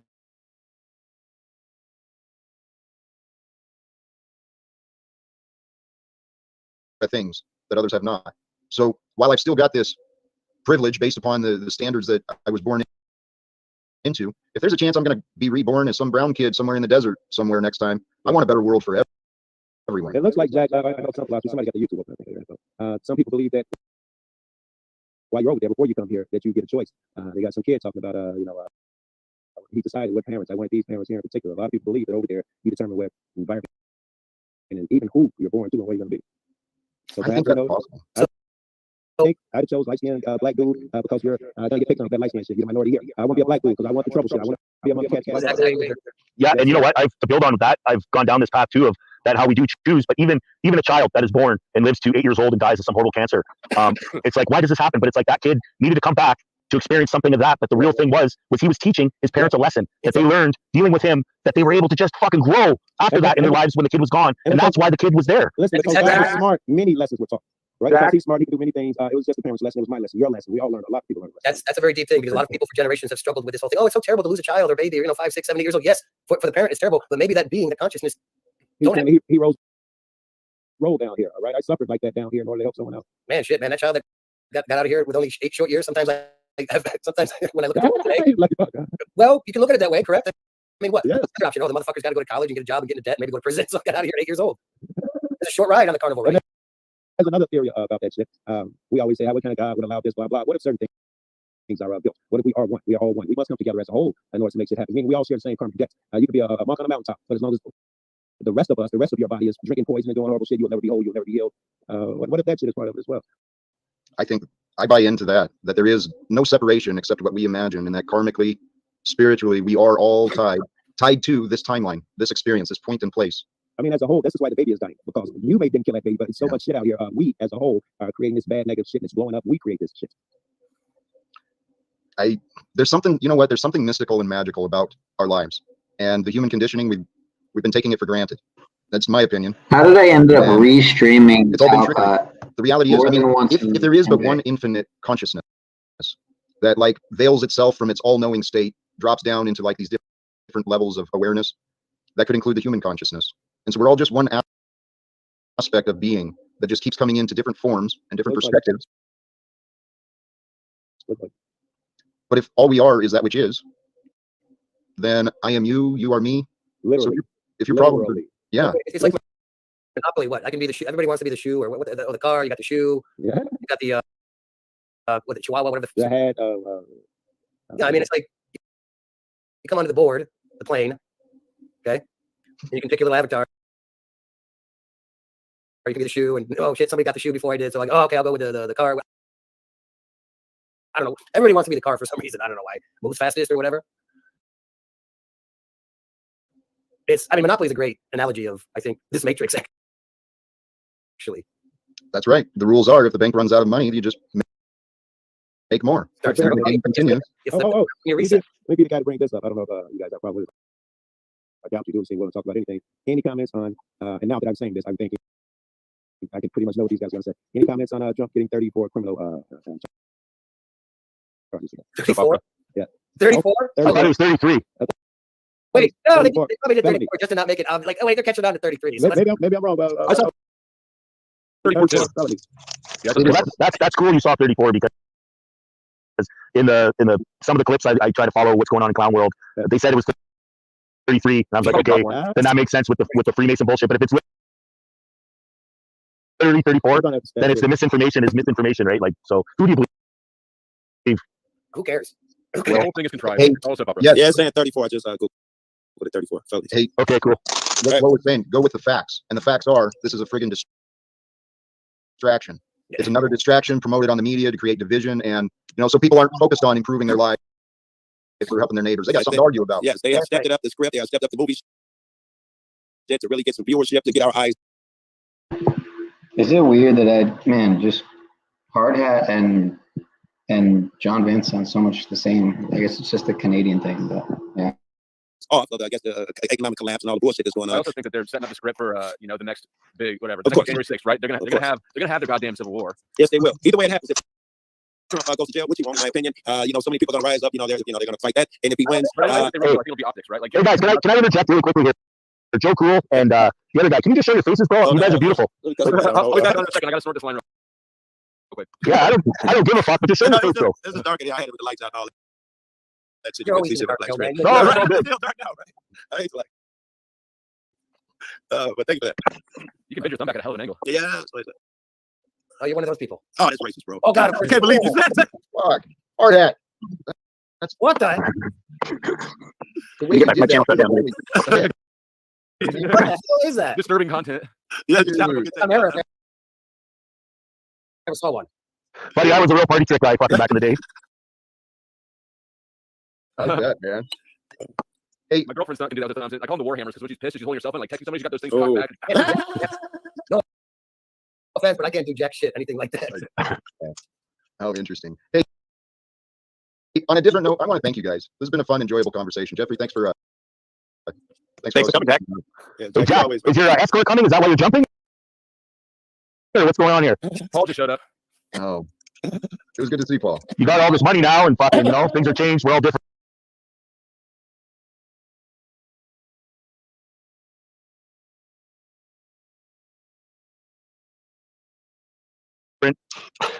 It's funny. Well, I was actually thinking about Paul. He said he was traveling, and you always feel better when you're traveling when you got some cash with you. I mean, that's just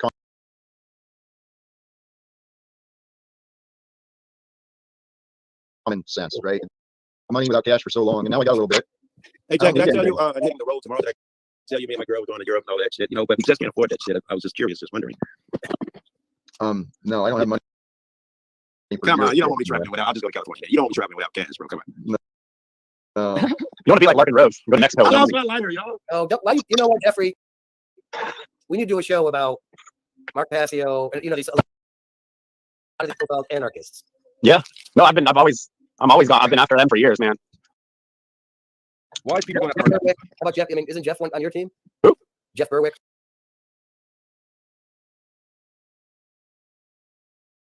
From Canada as well. Yeah. Mr. Invest in Bitcoin, another Canadian piece of shit. That whole convention is just to rip people off for crypto, just to like network with people and then get close to them and rip them off. Then you got Max Deegan from Australia. I don't know where he rests, but whatever. He bought a bar there in Acapulco. Max? Yeah. No, that's No way. Yes. Berwick scammed libertarian. They're two different guys. They're hooked up. Egan has a bar in Acapulco. He's like a fucking spokesmodel. He escaped from Mexico during the. These guys use that word pretty Hey, funny. guys, I follow these guys a bit in my rabbit hole search in these 3 years, right? And then I drop them. I've picked up. Did you watch the show? But no, but just listen. Did you watch the show on HBO? No. The Anarchist Show? No. I don't watch TV. It's such an embarrassment. It's such an embarrassment. I'm embarrassed that I know these people. Like, I know Max. I know Jeff. I know what. You know those guys personally? Yeah. He donated. He's a donor, obviously. So are they are they making money to say shit, or like what's They just want all their fans to give them money all the time. Yeah, they grift it. I'd love to have that. And they don't even make good content. Yo, peace, Christos. My fault, man. Appreciate you chilling, brother. See you soon. Tomorrow, I'm sure. They're not making any good What content. starts Like, at they're not 1 doing p.m. anything. Or they're not making money off. They're not producing anything worthy of anything. Hey, Jeffrey, are you familiar with? Any guys familiar with Brendan O'Connell? No. No. I don't know that guy name. Quite a bit. Yeah, what about him? Him a lot. He's definitely over target on a lot of stuff. He doesn't. Canadian guy? No. Yeah. So you're saying the stuff what he's saying, he's not kind of bought out and stuff, because I watch a lot of it. Shit, but now I've wondered because he's back Trump a bit. And I'm like, where are you coming from, bro? He's What do you weird know? about the whole "I love the USA, U.S. military" is the only thing to say. That's one. Yeah, I mean, but a lot of. So why would he believe that with the things he knows, though? He's a foreigner because listen, a lot of foreigners. Yeah, that military is the only. Yeah, it's weird, but listen, a lot of people that are Westerners, not Americans, they still buy into that shit. They really. Anyway, I appreciate him for talking about what he talks about with Israel and their intelligence stealing and all this angle. Like I appreciate that for sure, 100%. Yeah, Marine Corps and all that. You know what I'm saying? That He just doesn't want to get patriotism. Yeah. Why? It might be good to take it back to he's from Australia. I mean, that's a. Yeah, that's weird. They'll raid you anywhere. I don't give a fuck if you get to his point and the people he's met and what he knows, and if you're still thinking Trump might be a fucking good guy, like that's suspect to me, man. I would agree with that. I mean, if you can't see both sides, left wing, right wing, same bird, at some point you got to believe that these guys are.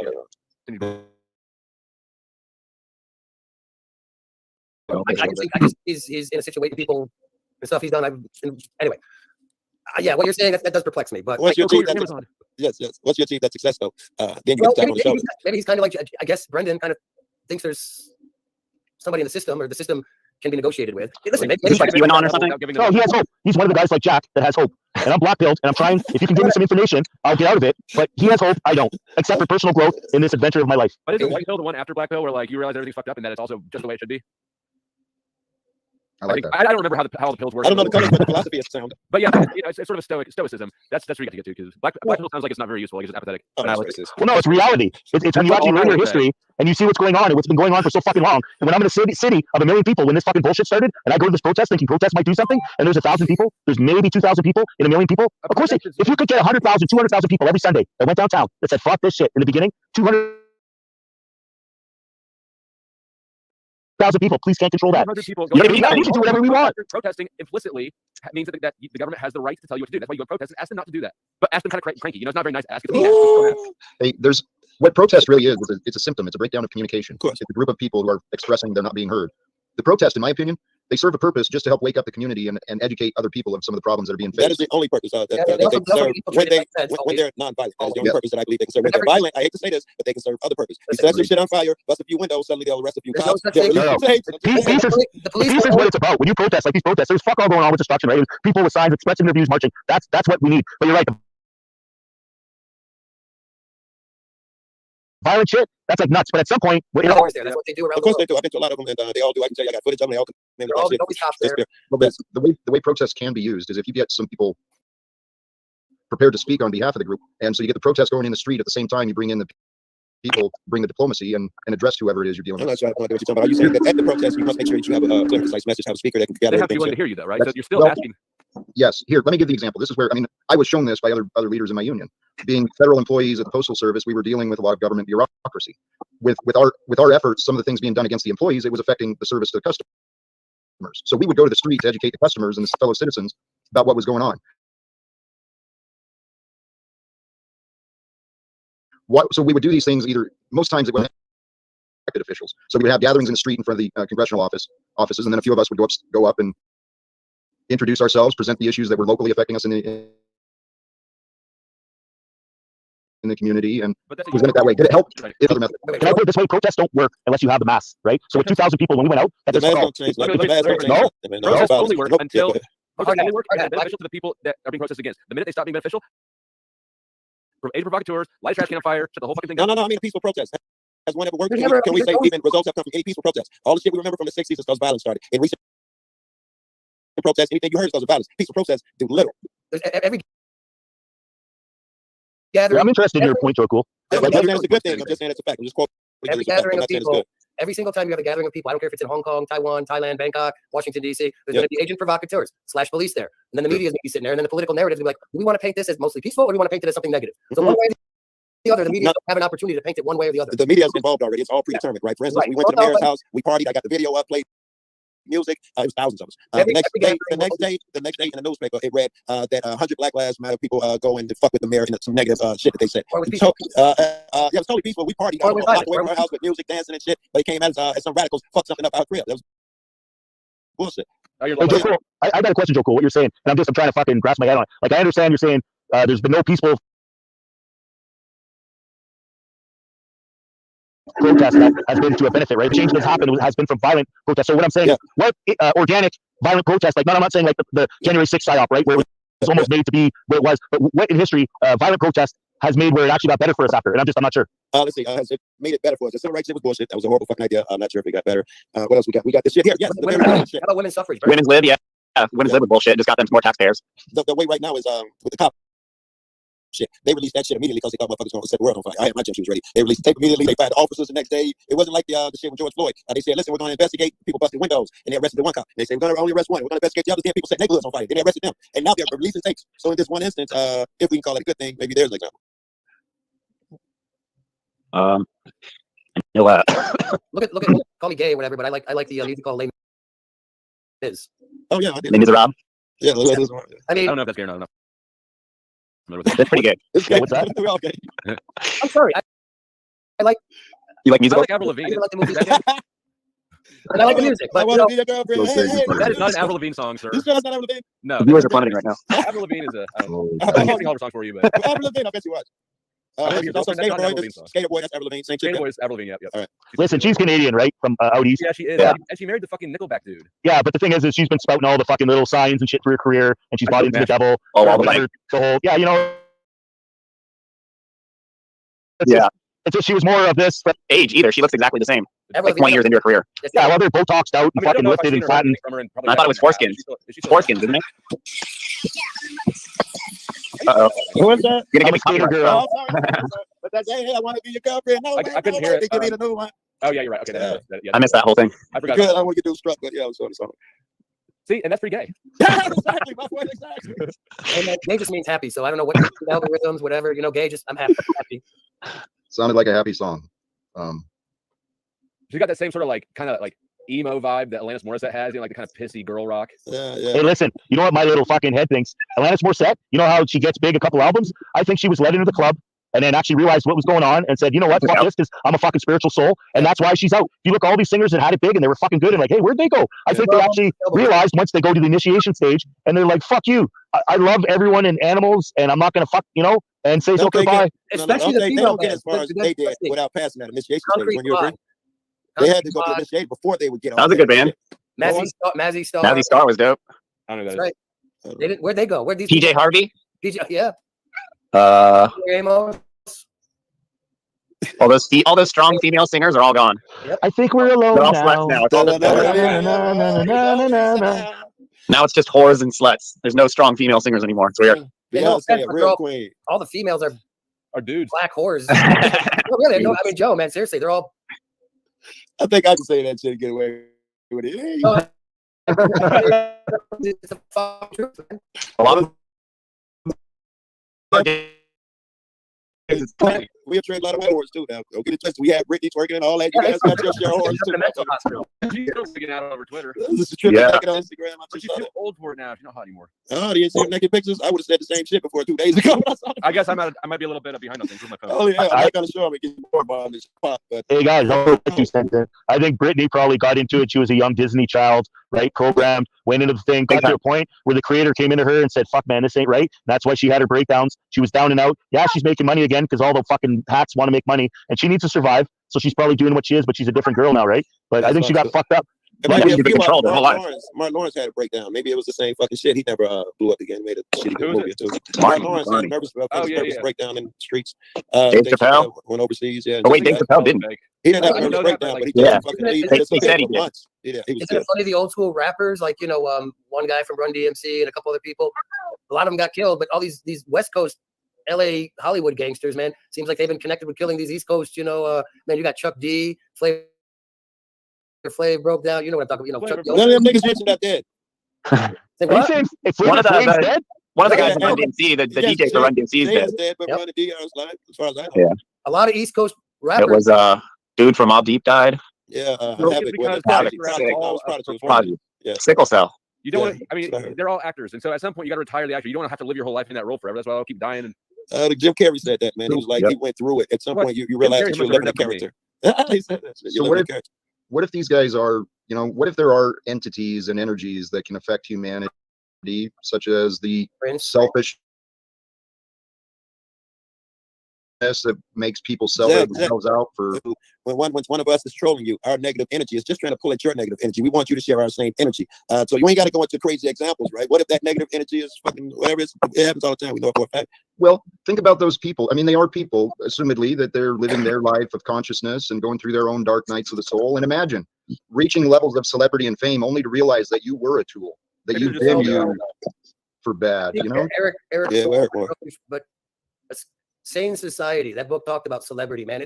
By the way, if you want to be a celebrity, you are insane. And it's been proven sociologically. I believe some famous politician, it seems like it would attract that. Yeah. It's not a psychopath thing.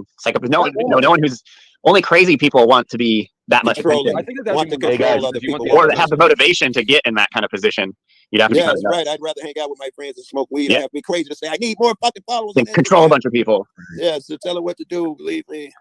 You know what's kind of fucked up is I grew up with a guy, and I actually traveled in Southeast Asia with him, and we kind of separated on really bad shit, which I'm not going to go into. But he got into acting, and he actually got into not in Hollywood stuff. He's like in this TV kind of level. And before we parted ways, I was hanging out with all his actor buddies and stuff. And it was really weird, right? Me being me, and I was balling on the West Coast. But, I'm not saying they don't have the creator in their eyes, but it was just such a weird, superficial, fucking lots of drugs, to make you feel better, ecstasy. And anyway, so my thing is I know I don't look into it much, but he got to like the TV level. I haven't seen a billboard of him, but did he learn about what Hollywood's about, or is he so and he was a good spiritual guy too. So I'm curious, maybe that's why he's not there, and he's just doing this fucking anyway. I don't think a lot of them know what's going on. Only the elites. I got a good story. You get to a certain level, but from the beginning. I mean, listen, I was kind of involved in it, and in hindsight, there was a recruitment process. Before I gotta ask you. I don't want to forget my thought. You allow me a quick story. I don't forget what the fuck I want to ask you. I can't win on this one. Say the question, but then go on to your story so that we remember. Yeah. Well, all right. Well, we just talked about. See, quick. What did you just say? God, excuse me, Lord. What you just said again, Eric? We're talking about let's call it the entertainment industry. That there's it's a cult. There's a recruitment. There we go. Here's the obvious. Whether you see it or not. In hindsight, I think you said in hindsight, for you can help, but I want to be an asshole, but I thought you had to be up there to be recruited. Why did they recruit you if that's what you were saying? No, in hindsight, you can just, at 51 years old, I can look back and it's an indoctrination process, the celebrity, the material. Hey, no, you didn't mean you personally then, did you? I thought you was giving me an example when they tried to recruit you. Were you giving me an example of when they tried to recruit you? I was living in New York City. I was in the nightlife industry. That's a yes. Yeah, I was hanging out with Madonna and doing coke. You think they tried to pull you up? Obviously it was. I bet Madonna has great coke. Juliette Lewis had good coke. I was just gonna ask you. We must have done a boatload of coke back in the day, then. Fuck. Look, with Madonna. Look, I had a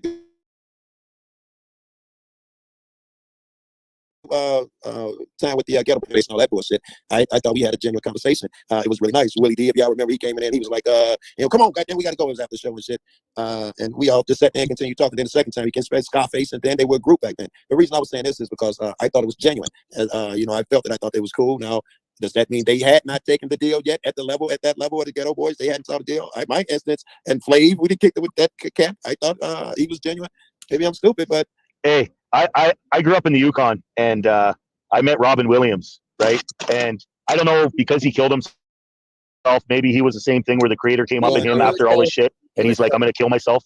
But it was like, I met him, and he seemed like a normal dude. But here's the thing: when you know the secret, right? When you're in the club, it's like we're all Gollum. Like it's like we're all human. They're cool, but they don't. They don't say unless you say the secret words or something. I don't know. No, they must keep it a secret. I agree with you. you. He seemed cool, but obviously he knew what the fuck was up. I met but Robbie Williams personally as well too. Right before he agreed with what you just said. I met Johnny Depp, Madonna, hanging out with these people back in. And you didn't see that demon in them and all that, or you did? Shit, I can see not Madonna in my 20s. In my 20s, no. Well, hey, I met Tommy Chong. He wouldn't smoke a joint with me. He was doing a gig in a bar. Then he wouldn't come out and smoke a joint. But he was a cool dude, though. I landed on top of Ron Jeremy crowd surfing at a rock show. And he helped me up off the ground, and my shoe came off, and he gave me my shoe back. And let me tell you what, for his line of work, his hands were shockingly rough.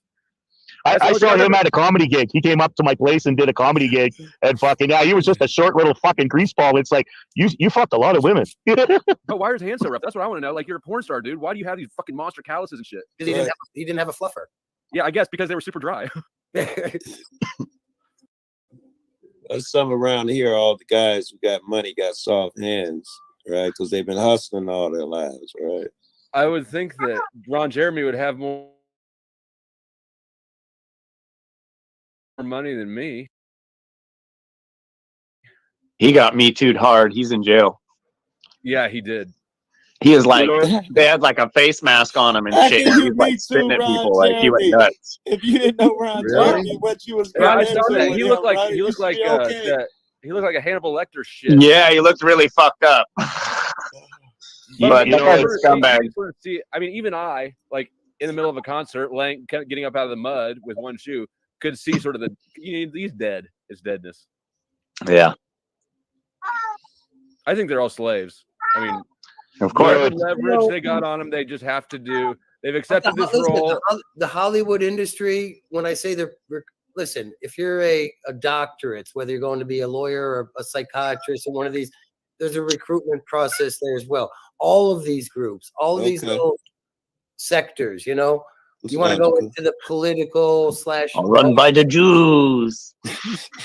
Well, there you go. And they're not recruiting anybody because I tried to join that religion. I think it would be they're like, nah, dude.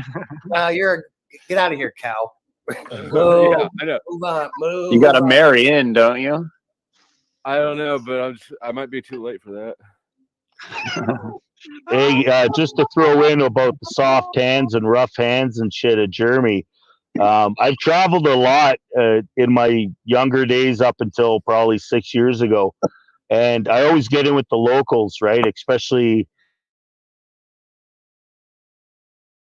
if they're building, doing concrete. I think sometimes it's like, who is this guy in this? But I always show them my hands, and my hands are full of callus. I'm a worker, right? I fucking work. I ain't rich. I fucking work for whatever. And they see my hands, and it changes, right? And they're like, oh, I'm fucking, you know what I mean? Like, I'm just like you, we're all the same. Story, yeah. I just go to the street food and I don't care if I speak the language. I just want to use sign language and know the people. But that's where you learn shit in this world. You don't learn shit by going on a carnival cruise with a bunch of English translators. Like I don't mind being in a place where I can't speak one word of the language. You start learning real quick though. Yeah. Like I learned more Spanish in 2 weeks in Costa Rica than I did in 2 years in high school. Yeah, no, that's true. Yeah. I've never been out of the States, man. Dude, Central America's dope. I lived in Nicaragua for like 6 months a few years ago. Probably lived in dope down there. Part of Nicaragua. I was in Corn Islands. Oh, yeah. Man, I went to the Corns for a weekend. Good God. Talk about the most beautiful place in the world. Like, all I'm hearing is drugs. But y'all young enough for drugs was the thing? Because that's all I could think in my head was, damn it, is y'all taking advantage of all the fucking drugs? it's just as expensive and just as bad as it is in LA. That would suck. I would assume you can get You your literally shit have to for go to Colombia. $2 or something on the streets of In Nicaragua. Colombia, but not anywhere else. It's just as stepped on. It's just as I expensive. mean, I guess it's not that surprising if you think about it, but yeah. Are you talking about that white stuff? Yeah. Yeah.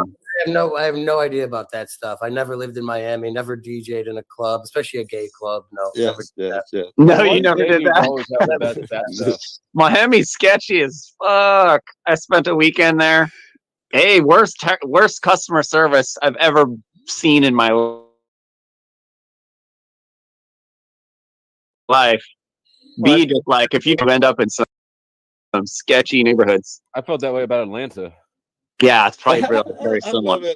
I love Atlanta. I thought Miami was fucking incredible. I looked for the sketchy neighborhoods to sleep at night because I couldn't afford the neighborhoods I was hanging out in. You couldn't afford South Beach?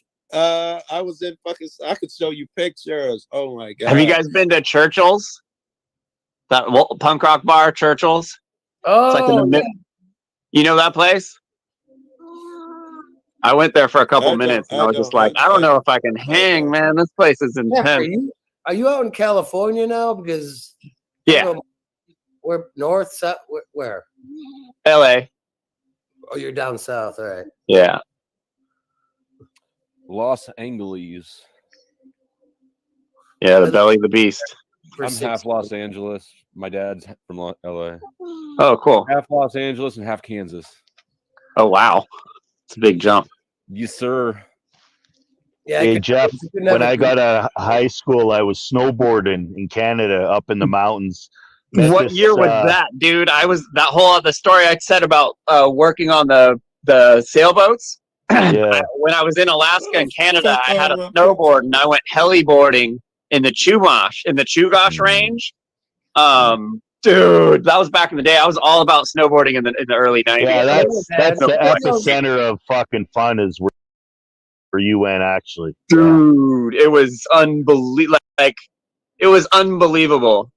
When you said Skagway, I actually grew up an hour and a half, 2-hour drive away in Yukon from there. No way. And I want to go to the Yukon and get gold. Skagway is like a little ecosystem, right? It's a little ecosystem. There's actually a lot of gold in BC. Tons of gold in BC. Yeah. Yeah. It kills me, like, watching how much gold there is in BC compared to how much there is in California. Yeah. Well, how do we get some of that? Where's my shovel? How do we move? Hey, that's Trump's house, and that's the Secret Service outside of Trump's crib. Is that today? Pick them up? No. This is, I don't know, maybe a year ago or something. Yeah. This looks like a car. So There's pictures of a car, aren't you? You don't see the wait. Let me see, man. What are you confused about? Fair. That's Secret Because Service. this I guy got has the videos. so wait, he's an ex-president of the U.S. He's got here we go. See this one better. protection for life, but he has to turn himself into New York City. Or else what? The local sheriffs are going to raid him? It's a circus. Don't watch the circus. Yeah. Seriously. Just think about it. But Q reality said to TV sit show. back and watch the show. Okay, just sit back and watch the show. Trust the plan. Trust the plan. Sorry, trust the plan. I apologize. Trust the plan. The plan, guys. Trust the plan. We've already won. There's just the moves to be made. Moves just need to be made. Your popcorn now. They all do a lot of these cute people. They do these. It's truthful, but just eat popcorn. No, I'm not gonna eat.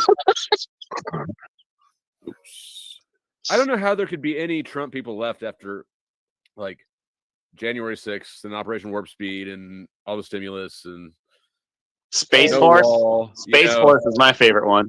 I have a Space Force hat actually. Oh my god! Isn't he the guy that let the lockdowns even initiate in this so-called? Yeah, he started all that shit. All the worst shit he started. Yeah, that's what I was saying. Yeah, you might want to see cars and shit. That's why I was at it, man. One of the places, man. All this is Miami and Fort That's Lauderdale. probably why they brought Trump in and let him win, and only for 4 terms, so he could fucking bring all this shit in, approve the vax and whatever else, and then kick him out because he. Yeah, every Republican with that. Oh, that's gonna cut their heart. Not tell them that he's a puppet. It's gonna crush the Republicans, right? I mean, let's go back to Jimmy Carter. He was a peanut farmer. I mean, I was a small child with Jimmy. Did he just die, or he's about to die? I don't know. God is. I think he's in like the ICU, like right now. Oh wow! A peanut farmer from Texas. I mean, this is. Yeah, he's a dork. Told us Americans that the U.S. president's a leader of the free world. What the Panama Canal to Panama for like no reason. That shit. I mean, look at like Stephen Hawking. You want a mockery of public figures? The smartest guy. That's another one. I saw that, yo. He's controlled opposition. Always was. Buddy, what about all the obviously with this? What about Hey, all the guys, health obviously experts? with this clown world, right, and how fucking everything is opposite and it's all bullshit. Stephen Hawkins, love his heart, and he's here for a reason. He's probably really a retard, and nothing comes out of him, right? Like it's just this is all just out, all this smart shit that he says. I read. He's like the OG deep fake. You guys are just He's like the jealous of original him deep fake. because he's smart and successful. It's just your some of the envy shit that he wrote coming out of you right now. when he was younger, when he still had his facilities. Check your I read envy. some of the shit that he wrote then. So he was already a genius before the disease hit him. Okay, I apologize. All I've ever known was kind of what they show in the chart. I didn't realize he was like fucking something before. Cool. Yeah. And also, it's ableist too. You're being ableist right now. That's not really. I've been accused of that. I think it's a stupid word and a stupid victim, new way to be victimized. It will be. They did. Some people specialize in this. Apparently, I'm being overwhelmed. Stop it. It's getting on my nerves. I'm normally a nice guy. I'm ready to act out on people. Fuck, you can't just say lesbian, gay. No, Joe, it's LGBTQ, and they all got their own flag. No, Joe, you don't understand. Oh man, it was so much easier when my trans friends just said she or he. I mean, that's where things really took a dive. Not to be, hateful, but like the T is where shit just went. Yep. I got trans buddies. I've never had a problem calling what they want to be called. And the lesbians would go. Some lesbians would go. Most lesbians. Like the LGB, you've got a preference, right? But not a detachment Don't from reality. Throw T into there. Don't throw T on No, the problem was reality. from the beginning. The problem was from the beginning. I'm going to take a far right stance on this. The problem was from the beginning with the L. Oh. With even the thought of drawing someone who thought about drawing that motherfucking L. That's where the problem started. Although in real life, the L's are not like we were raised to think they would be. Like Penthouse lied to us, man. I wasn't looking for truth. What you mean, Penthouse? The L's in real life, they're not like a bunch of hot lesbians in an igloo. It's like, yeah, and they look like Hard Hat here. Yeah, the lesbian of today look like Hard Hat. Hey, do you guys remember Greyhound, the bus line Greyhound? They got it in Chicago still, yeah. Okay, well, I was taking a Greyhound going back up to fucking work at a gold mine. Met this girl, and I ended up fucking getting blown on the Greyhound bus at nighttime. And I remember back in the day, I was like, I have so many Penthouse stories I could write in. You go. Did you marry her afterwards? It sounds like marriage material right there. Yeah, no, it was no, it was one of those one-time deals. Dang. Shocking. That could have been the one. How'd you meet your wife? Interesting story. So this bus. Right? Well, no, it was like a 20-something hour bus ride, right? And I was on the bus, and then she got on the stop. She was like 4 seats up. You notice each other.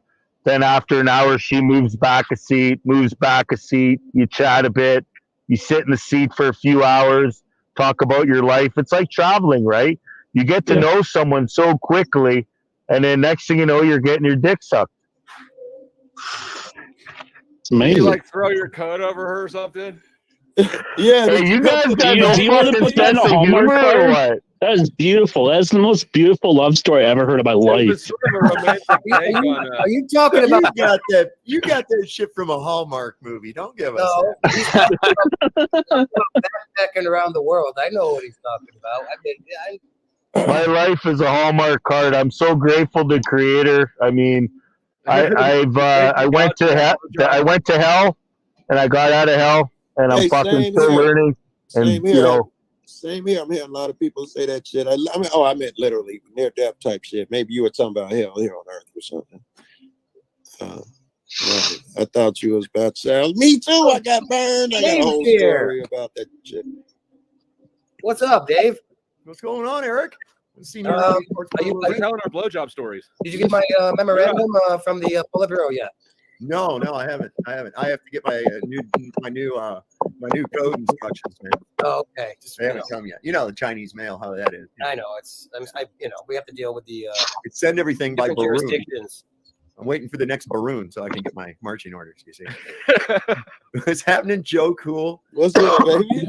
That's why I came over here. I was flipping through and I heard somebody's laugh, and I was like, "What are you talking about capitalism versus?" You're in the right fucking room, Joe. You'll fit right in with these guys, bro. Yeah, my boy got mad at me. My boy got mad at me on my stream, and he rage quitted, man. Yeah, which one? Ryan. You mean literally your boy? Yeah. I thought that we were going to lose Jack to a rage quit earlier, but I think we pulled out of that. We did. All right. Hallelujah. So I had this Friedman showed up and pulled you out of it. These he did. guys need to hire me, man, for their PR. The restream game is taking over. People that are running the show, you know. Because I was thinking, man, if I was running the wag the dog shit, like they're doing this thing about arresting Trump, it's all just fucking bullshit. You know it is. It's all Hegelian dialectic. They're all up there. Remember when old Trump said, after lock her up, then he was like, oh no, they're good people. We'll leave them alone. And we don't care about that anymore. I won the election. That's 5 each test. You know, so it's all just a bunch of shit, right? So if I was running, there's so many people already, they think Trump, he's about like Jesus, like the second coming of Jesus, right? Yes, he's getting okay. So here's what you do. He's arrested right before Passover, right? Just like Jesus. Okay. So you do in the simulation, like Wag the Dog, you can make people with the media and shit believe this stuff, like they always do. By you run it like there's an attempt on him. They rush him to the hospital. He's like in critical condition. They lose him on the table and they bring him back after an unfathomable amount of time, right? And it'd be just like the second coming, right? Would that be dope? Then you could add just a little bit more to it. The doctor that revived him was actually JFK Jr. All the cue cards just come in their pants. They just That's too much. Actually, I was thinking already just the part about him couldn't be president again. Damn near impeached, all of that shit. Wounded, near dead. The beast bullshit. Wounded, near dead. Come back. I was wondering politically, could this be something to look for? If you throw in some scenery, some imagery with that shit, I'm certainly gonna believe it's a possibility. I know what they're going to do. They're going to swing this so-called country so far right. All these people, all these. That's what I've been saying. You watch, and guess what? I'm with me and people like Dave and the rest of us. We're still going to be sitting here like, no, fuck this bullshit, because we ain't doing this left and or right shit. That's what Ryan got mad at me about, Eric. That's what Ryan got mad at me about. Because he's all, pumping up Trump. And I'm like, hey, wait a minute. Let's not forget, he was on this lock her up bullshit. And then as soon as he won, he was like, no, never mind. And then gave him, You know, let's hear it for him. He got the at his tap on the inaugural shoulder. luncheon. He He's got at the his tap luncheon, on the right? shoulder, bro. He was like, "Listen, man." I've even seen the video clip of Trump saying he was just fucking joking about it. Literally, him saying it was just a figure of speech about literally.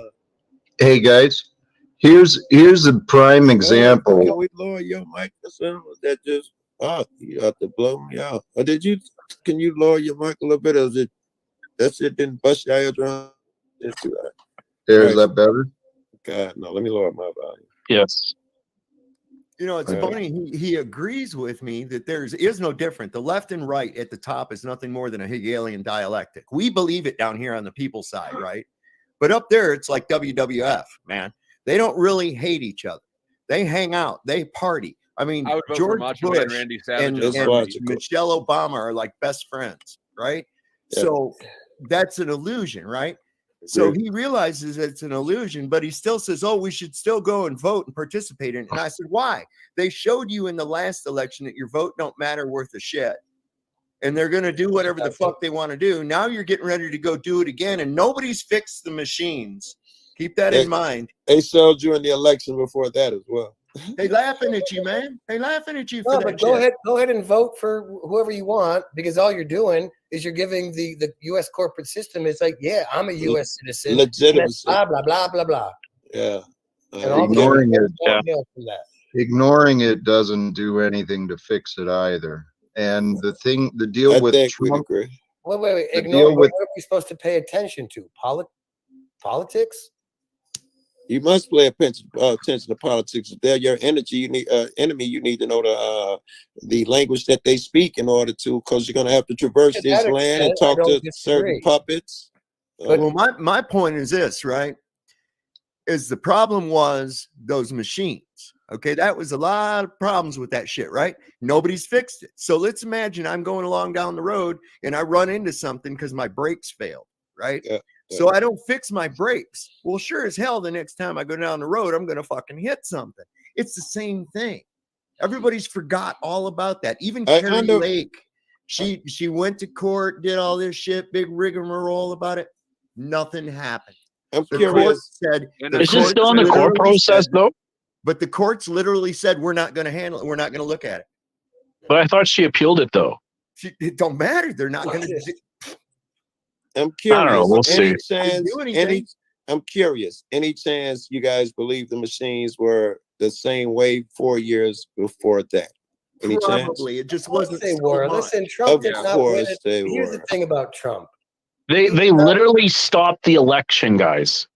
I know. They literally stopped the election. It took like how many days to count the votes? Like 3? That's gaslighting stuff. Listen, here's the thing. Trump did not win. I'm sorry.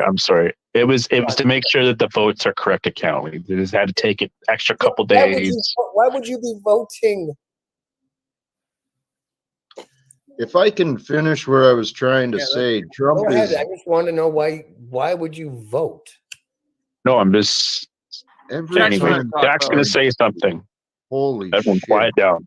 I get out one sentence and it's a fucking interruption, and then It's a the same different way with all topic. of us. Stop taking shit so personal. I get cut off all the time up here. Relax. Go, Jack. Go. What I was trying to point out is with the topic of how Trump was lying. He said one thing and then no fucking accountability, no responsibility, and excuses. And the American public accepts excuses, because when the American public accepts excuses, then they got someone to blame for their problems. So it doesn't matter that people are lying when liars make excuses for them. I'm not sure. So I mean, that's the point. Oh, okay. I didn't want to understand. I think the excuses. I don't know. Hey, Joe. The point I'm trying to reinforce here is So excuses and blame. you're saying the public has a knack for making up excuses. The public receives the benefit of having their excuses validated and given forth to them. Okay. Good way of saying it. Did I steel man you correctly? I think so. All right. That's pretty sad and sick and disgusting.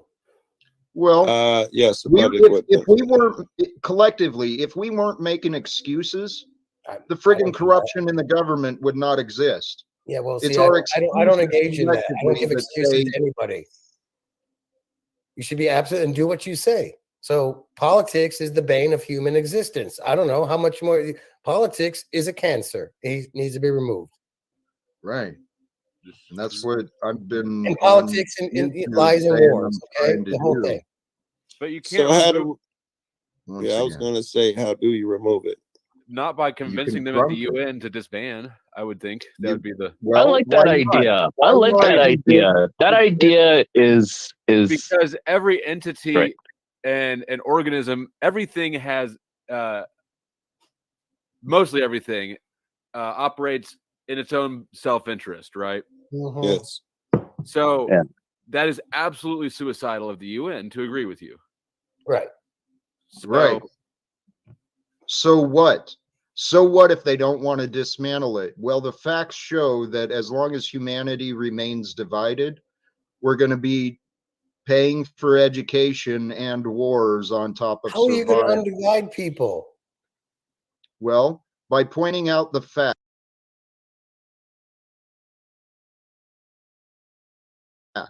And the facts are we are one. People We like are to be one.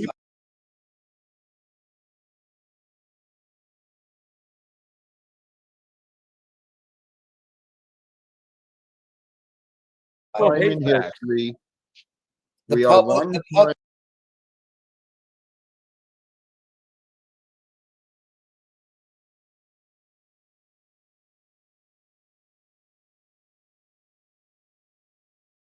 The general public. Jesus, you do not care about what I have to say. No.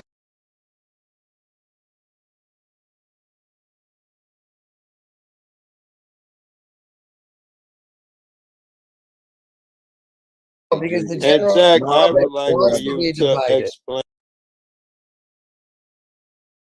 the Let him UN talk, Eric. shit too, Jack. When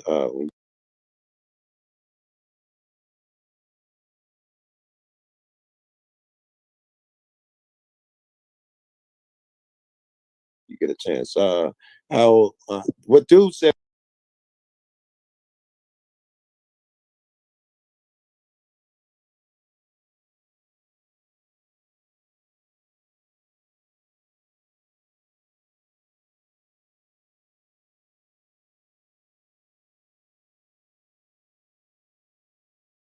It was important. Why would the UN want to benefit you? It's against their benefit. That's okay. Because I was. You think you're the only one being interrupted up here? You are not.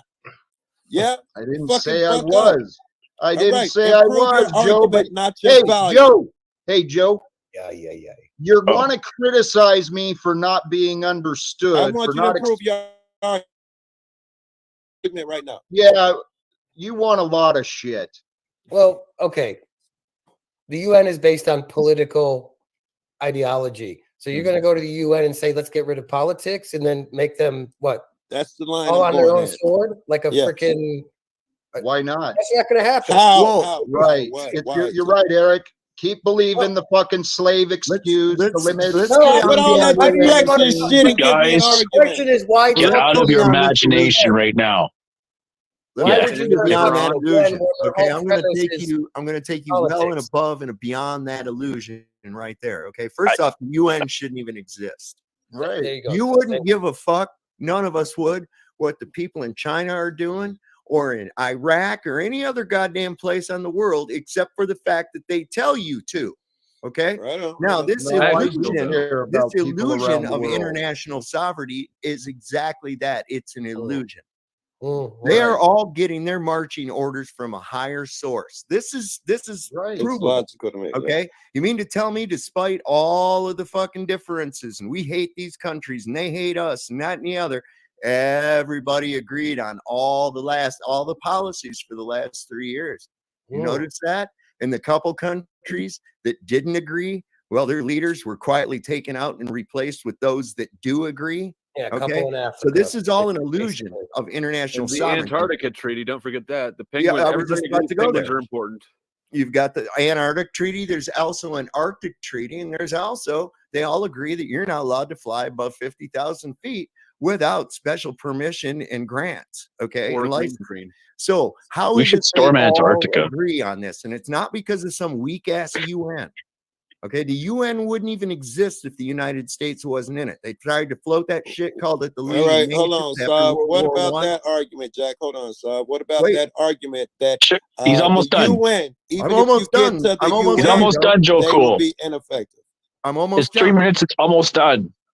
The UN only exists because the Rockefellers so graciously donated land for their headquarters in New York City. Okay. That was nice of them. When they first tried to float it with the League of Nations, it was operated out of Brussels. The United States didn't join. It failed within just about a year, 2 years. It didn't hold together at all. Okay. So without the United States and the military arm of the city state of Washington, D.C., one of the 3 city states that actually run this whole fucking cabal, okay, they wouldn't even exist. But how can you not be part of it if, after all, it's in your own country, right? You know, the headquarters are right there. How can you not be part of it?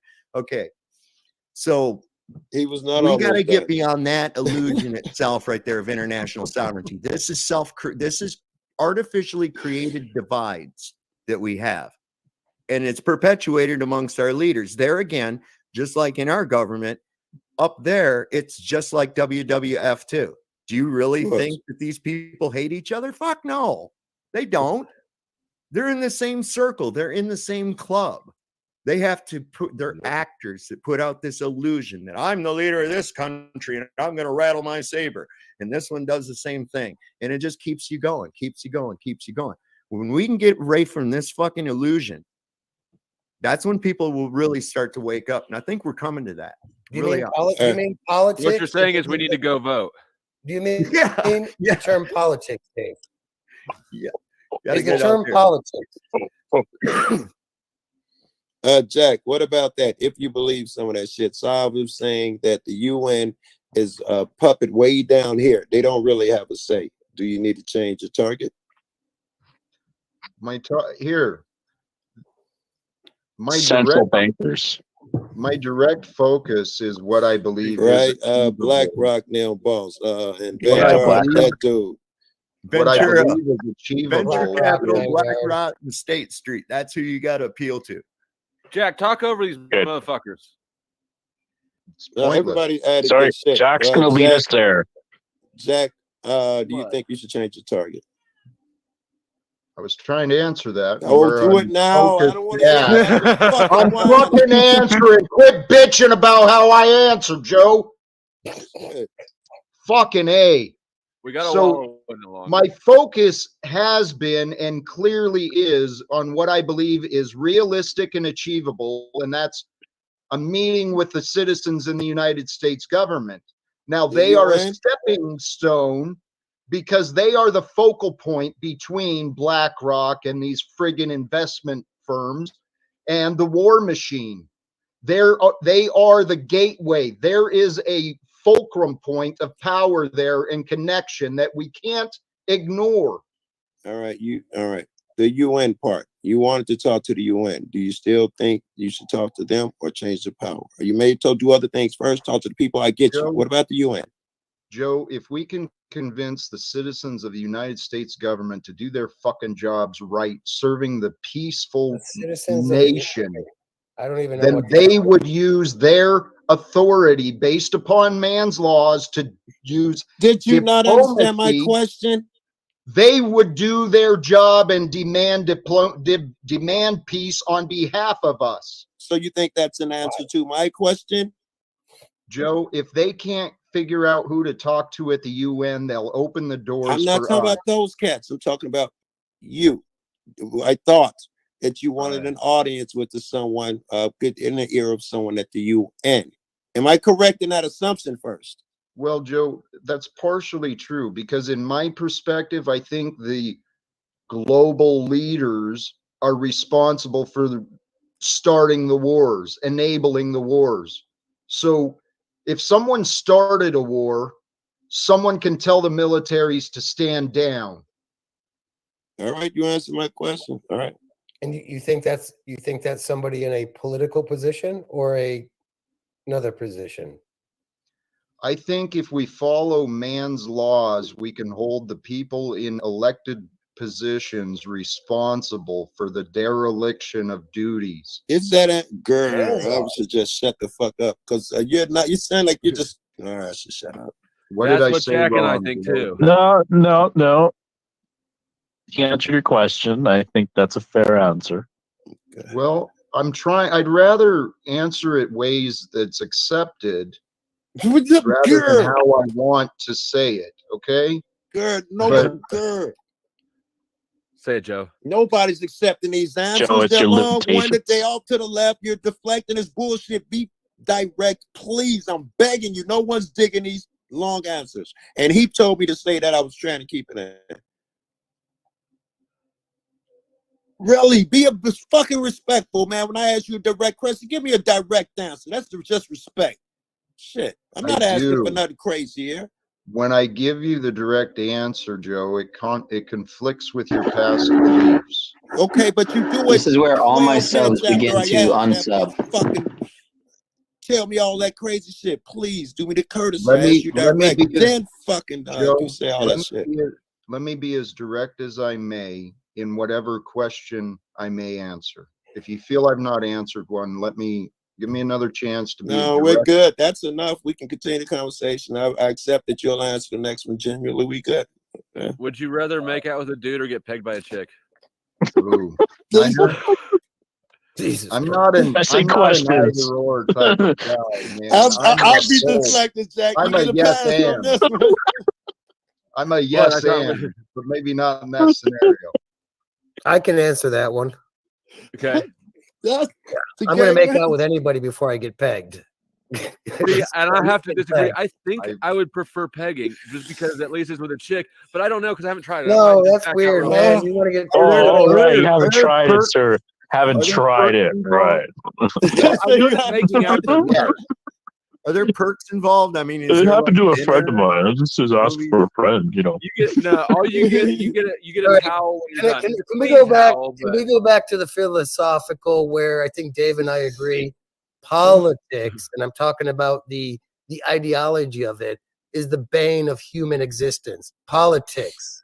Whether it's in a corporation, whether it's United Nations, whether it's the U.S., whether it's ambassadorship. What do you think? Is that true? That's interesting. I'm going to say that politics, the broad term, is the bane of human existence. All right, let me ask you, Eric. Let me ask you. I always thought that in a small environment, politics may work. Does that extend to the small environment? Where Yes, it does. Yes, it does. To the family, to you and me. Yep, it does. No, I have to step you up one on that. I don't think it's politics per se as much as it is immersion into ego that is the biggest problem. There you go. It really does. And Jack talks and about politics, that. unfortunately, unveils heavy-duty, egotistical, earthly, yeah, meat that's suit right. Yeah. shit. You know, if you're in politics, you're deep into the meat suit shit. Yeah, you want to rule somebody, you want to be somebody, you want to be above And someone it's the same in else. a family too. Family can I throw dynamic. this? You know, Auntie Jinjin over there wants to be the boss of the goddamn quote unquote family. Fuck you, bitch. Can I? Who made you boss? The key to politics and ego is this authority. That's what authority is the illusion that separates us. That's what we're talking about here. Jack, and what the police does have authority over you, though, Jack. I'm just saying. No, they don't. They have a gun. They have a monopoly on violence. Even if you haven't broken the law, police has authority over you. They have a monopoly on violence. That's pretty much it. Jack, when you agree, even if you've broken the law, police still has authority over you. No, that's the only time they have authority. No, I was asking Jack. Do you agree? Playing games with Jack right now. Well, Joe, I want to answer directly and truthfully. Son of a gun. Do they have authority over you if you've broken the law? If I've broken the law. No law. No law? No, absolutely not. They have no authority over me. I'm a free man. And hey, what Dave was saying. Wait, we're not done. We're not done. Uh-oh. Do they have authority over you if you've broken the law? I'd still say no. The truth has authority What law over are we me if I've talking broken the about law. All right, I think What are we talking about, Joe? We talking about natural law, which is the only law? Are we talking about hanging out in a park and getting charged for bordering? Yes, I was talking about even these made up laws. No, they you have break no- one of the No, speed no. laws, do they have authority over you? You don't give them jurisdiction. Yes, very good. Man cannot make law. Man can only live by natural law, whatever you want to call it. That's it. End of Yes, stop. baby, Full well stop. said. Yes. Natural law is love. Make Love. make laws and only natural laws. Yeah. Hey, and what Dave was saying about these illusions, honestly, that's what I think we're here to do, is to interrupt the dream.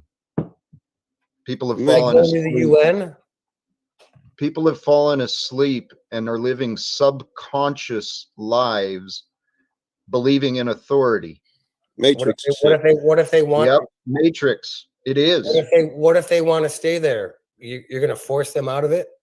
Well, that brings us back to the spiritual discussion of, we are one, and we are all here to ascend together, to rise each other up, to lift each other we're up. one in the esoteric and the ethereal sense, but we're not one here in the material sense. People here on their own little ride. They're, they got their ride. I would disagree with that shit. Science would disagree, in my opinion, as well, man. I think we are all literally connected as we're down here. Literally, your vibration is connected to me through this medium across whatever platform. I think we are literally connected.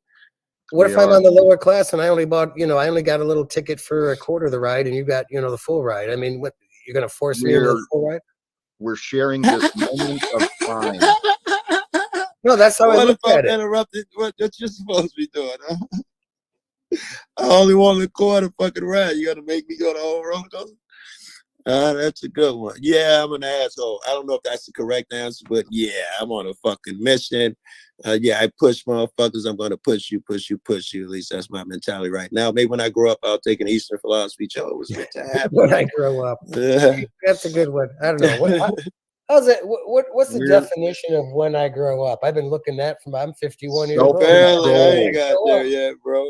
Self-control is the that's a good path start. to maturity and awareness and ascension.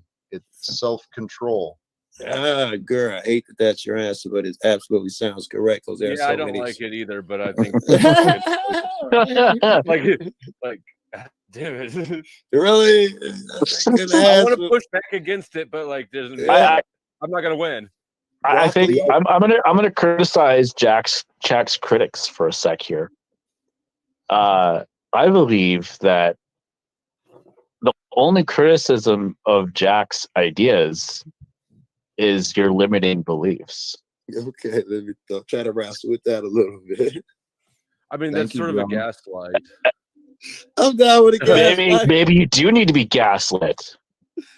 And there's another one, doubling down on the gaslighting. But what is true? Only you will know what it will take for you to overcome I mean, belief requires evidence, correct? And acceptance. I think so. No. And I don't. acceptance. Well, yeah, acceptance. But why would you accept something without evidence first? Yes. Well, So belief would require evidence. Yeah, I think. Very, very true. One of the things I've learned for a peaceful life is allow truth to be true. So rather than fight against something that might initially sound disagreeable, allow a truth from a different perspective to be true, and then see, does it even change? Does that one little aspect of disagreement, does that change what is true for me? All right, I'm high. Now, what about if there's evidence to the contrary? There's always evidence to the contrary, because we live in a paradox. Have you guys heard of the double slit experiment? Yeah. Yes. It's just basically we're wave-like energy, and it's just basically it's all in the eyes of the beholder, the observer of what you observe. You choose to observe what you want to observe. So it's my fault that I doubt wait, Jack. you brought up Yes, it is your fault. Is that what you're gaslighting into me? Yeah, because you have a limited perspective Jack's on these like, things. yes, the fuck it is your problem. Yeah, Dave, it is your problem. I guess this is why I like what a lot of people are kind of moving towards about understanding what trust is. So when you said you accept something, well, accepted for value. So do I accept that you have this belief in this and that? Okay, good. I'm going to accept that for value, but it doesn't, the value is what's the value? So Jack believes that, A, B, C, D, to F. Well, I'm going to accept that for value, but it doesn't mean I accept that wholeheartedly as the one and only, the truth. Yeah. So accepted for value. Jack wants to sell this, that, and that. I accept that value. Doesn't mean it has a 100% value and it is the overarching truth. Very good. I understand what you mean. Yeah. Does that make sense? It does. Yeah, it makes sense. Yeah. The one thing that I see it as bad, and I'm absolutely sure it's bad. It can be good in ways, and Jack sees the ways, and it's good. I couldn't wrap that up well. I'm really high. You're really high.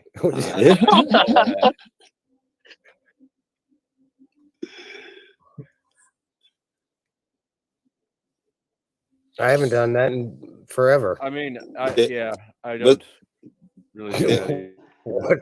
What I asked hard him hat what they though? He hasn't thought done if it. everyone stopped paying taxes tomorrow, and their answer. Do you think it matters because it's just numbers in an accounting ledger, and they just My print this yes, shit up you get when they knocked want at it. the door. 10% of people stop paying. You taxes. send them some paper, and then your debt goes away. And Yeah, you get a knock at the door, bro. If everybody, I haven't got a knock at a door. You don't get knocked at. That's Wait, radioactive because you're one of the nonsense. poor. Wait, we're not talking about individuals. We're talking about, generally speaking, the man's shit was, what if we stopped paying taxes? If America stopped paying taxes, they would just print the money. They They would still print the money at interest. Yes. But And they now would it's all start taking digital, your- so it's not actual money that they're loaning you. They're just typing on a But screen. don't you go to jail? Don't they take your property or something? Yeah, because you haven't secured your property on paper. If you can secure your property, they can't take anything from you. You've never been on the enforcement end of an institution, have you? It's a daily 3 talk months in the radio. county is as long as I was done. No, not you. You know who tells you that? The lawyers. The lawyers tell you they can press felony charges if you don't file taxes. They can do this. They can do. It's the radio that tells us that. Yeah. Well, gaslighting. Actually, If you Dave's believe it to son, be true, it's Brian, true. said If you that- don't, it's not. I love it. I love it. Ryan presented the case pretty clearly. They How the would knock Bar on your door. Association is there to protect the debts. That's I just mean, your that was imagination. brilliant. The facts are clear. The evidence is just obvious. The beasts of rule are the government and economic systems that have everyone enslaved. And I think we are the light. We are the ones who are here to interrupt, to bring the light. We are the second coming. We are the return of the Christed energy. Yeah, it sounds dope to me. Okay, Jack, I guess the problem that a lot of people have to a degree is how do you perceive that engaging a political institution such as the UN or anybody in the US government, how do you perceive that engaging a political institution is going to solve anything? Good point. I battled with that myself. As a labor guy, I've learned that there is ways to communicate with the bosses. And the United States is a corporation. I'm pretty well prepared to speak with bosses about what equality, freedom, and proper leadership might look like. Here's what I'm starting to think now. I don't think that there's nothing that can come out of your mouth that can change them. I'm thinking that may be true. Well, if they God might not allows like the that. They might not- opportunity, are you going to the go there word with will a be PPT understood. and give them a nice presentation and they're going to nod their heads like a thing on the dashboard? What could possibly come out of your mouth? They'll nod and all No, of you that gotta shit. go in and interrupt it. Guys, start That believing might, in him, change or the else thing. you're gonna jinx it. I'm You're gonna sorry. jinx it? You guys are I fucking up actually- everything. I actually believe there are citizens within the Got too system excited there. who have good hearts. They just don't have the education. They don't know the corruption of the beast that they're serving. Yeah, I And follow so that philosophy. Yeah. I think if I can connect with human beings in positions, then they can help open the door to reach the others who are maybe less inclined to want to Okay, listen. now that's some sound that's in your shit. I could do a step by step by getting to this guy and getting him to open the door so I can talk to the next man. Thank you, Joe. Yeah, that'd be feasible. I've been explaining that poorly, but that's what I've been trying to. Still a tall Well, tree. maybe they could It convince is. you It is. that you should just pay taxes for them because that would be better for them. Or Continue maybe to they be a prefer slave. that. You know, so just as you have no incentive at all Accept to it for continue to be a value. slave, like, well, I can see how that would be beneficial for you guys. I'll send you this letter with a number on it, and voila, Can I that share this? disappears. Let me share this from my experience is this, right? In the bigger comparison, but when I was a local president, okay, leading the union, I felt responsible. I felt a lot of responsibility and I cared about what I did. But I didn't have the answers. I didn't know what the fuck I was doing, to be honest. And when people came to me, I got a lot of good ideas by listening to the members, listening to the people who were not in position. So I just imagine maybe there's some people in Congress or other levels of government who are similar. They don't know what the best solution is, but they want to solve the problem. fucking chance. No fucking chance. No fucking chance you get to Congress still being sincere and wanting the best solution. You're all in playing the game at that point. Joe Cool, why did you interrupt him? I was blown with that right now. I was getting inspired, and you interrupted. Joe, And I had to just Joe crack got it up. on the Joe got it on the hook though. He's right. You got to look. By the time they get to that level of politics, Yeah, you've they know how had to to make engage in deals. such scumbaggery Yes. that's just a part of your way of life now. Well, people can go into change. it. I You can used go to into be it an with the alcoholic. altruistic- You hold on. You can go into it with the altruistic ideals, you know, that I'm going to do the better for my fellow man and all that shit. And that's all well and good. When you're the town councilman, you'll probably hold those ideals. Yeah. And then you work your way up into the county commission and shit. And shit's a little dirtier there. Shit's a little dirtier there. You're going to do This it. is You're how gonna I play. see shit. Yeah. And by the Well- time you get up to where you're state senate, now you're getting into some fucking serious corruption. You're so corrupt you don't remember when you So crossed the line. let me address the negative now. Now that we've spent time on that, you're right. There's challenges that must be overcome because yes, by the time people rise to that level, they've learned how to use the system, and the system builds corrupt. them a little echo chamber. So there's a lot of handlers The involved. system is in these corrupt. people. And Yes. they've been doing that Wait, corrupt wait. shit. So again, my question, Yes. Jack, politics, including at the family level, is a cancer. So your thinking is you're going to use politics to fix the collective. No, that's backwards. Okay, I'm so talking explain it. about using humans, using the connection of human beings, the Political relationship we political have, sharing time together, and using the human beings who have access to within the system to maybe work together so that we unite as one, so the nation's not divided, so the world's not so You're divided. talking about recruiting some of those politically minded people, perhaps So you definitely wanna, even so basically, you politicians. still want to reform cancer. Yeah, I mean I want to cure the cancer. the concept of having Cut it out. everybody You don't unite reform under it. your ideal is exactly the same as being the king, right? I mean, are we going to listen to a guy about curing cancer with a cigarette in his mouth right now? Come on, let's get real here. Hey, that's just what they want you to think. This is a menthol. This is 2 servings of vegetables right here. I got tobacco and I got If you enjoy believe yourself. it is true, bro. It depends what you believe. and that's why I don't have cancer. Well, Never see, will. this is the thing too, though. We got to This is look what at. This is another thing we got to look at, really heavy duty. These are great intentions, and I know, yes, we need to get people together like 20 fucking years ago, okay? Like 30 fucking years ago. Look, right now, everybody's trying to figure out what color should we paint this barn. And the fucking thing is about reduced to ashes, heavy duty up in flames, and everybody going to figure out what color we should paint the fucking barn. Well, make The reality is we need a new barn. Okay. That's all there is to it. This is too far rotten to cut out the good parts and keep. Okay. It has to be started over. That's all there is to it. You cannot vote your way out of this dumb shit. They got that cinched right up, baby. If it did any good, you wouldn't be allowed to do it. So what needs to actually take place, unfortunately, or fortunately, depending on how you look at it, you got to raise the barn and build a new one. It's that simple. This thing's too far gone. I mean, when you got courts refusing to even touch any of these cases on this voter bullshit that took place in the last election, when you got courts that are just saying, fuck you, we're not going to look at it, what other recourse is there? You go vote again? But isn't that part of it is cowardice too?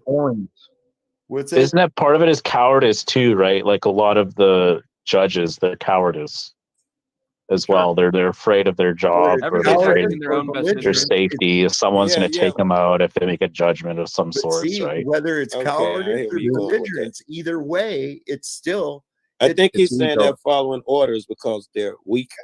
I think that's what he's saying. Yeah. It's not all corruption. Yeah. That's why you can't have that much centralized power, though, because people are weak or selfish or guys. Right. He was just the illusions. The illusions of authority, they only work because it triggers fear. This is the entire system is based on fear. Yeah. So the ego is that which fears. The ego is that which divides. What Dave is saying, these judges, they're humans that have thinking they are a judge. They're a fucking decision maker. That's all a position of authority is a decision maker. Humans have been conditioned to be afraid of decisions. So are you saying, I don't know, I don't want to put it in, a killer ego or something? Is that what you're saying? That's the first part. Balance it out, at least balance it out. At least balance it. Yeah. Yeah, you have to balance. Everything wants to be equal, man. Everything wants to be equal. Everything wants to equalize, man. That's reality. And that's how you have to be with that. You have to balance your higher self with your fucking ego.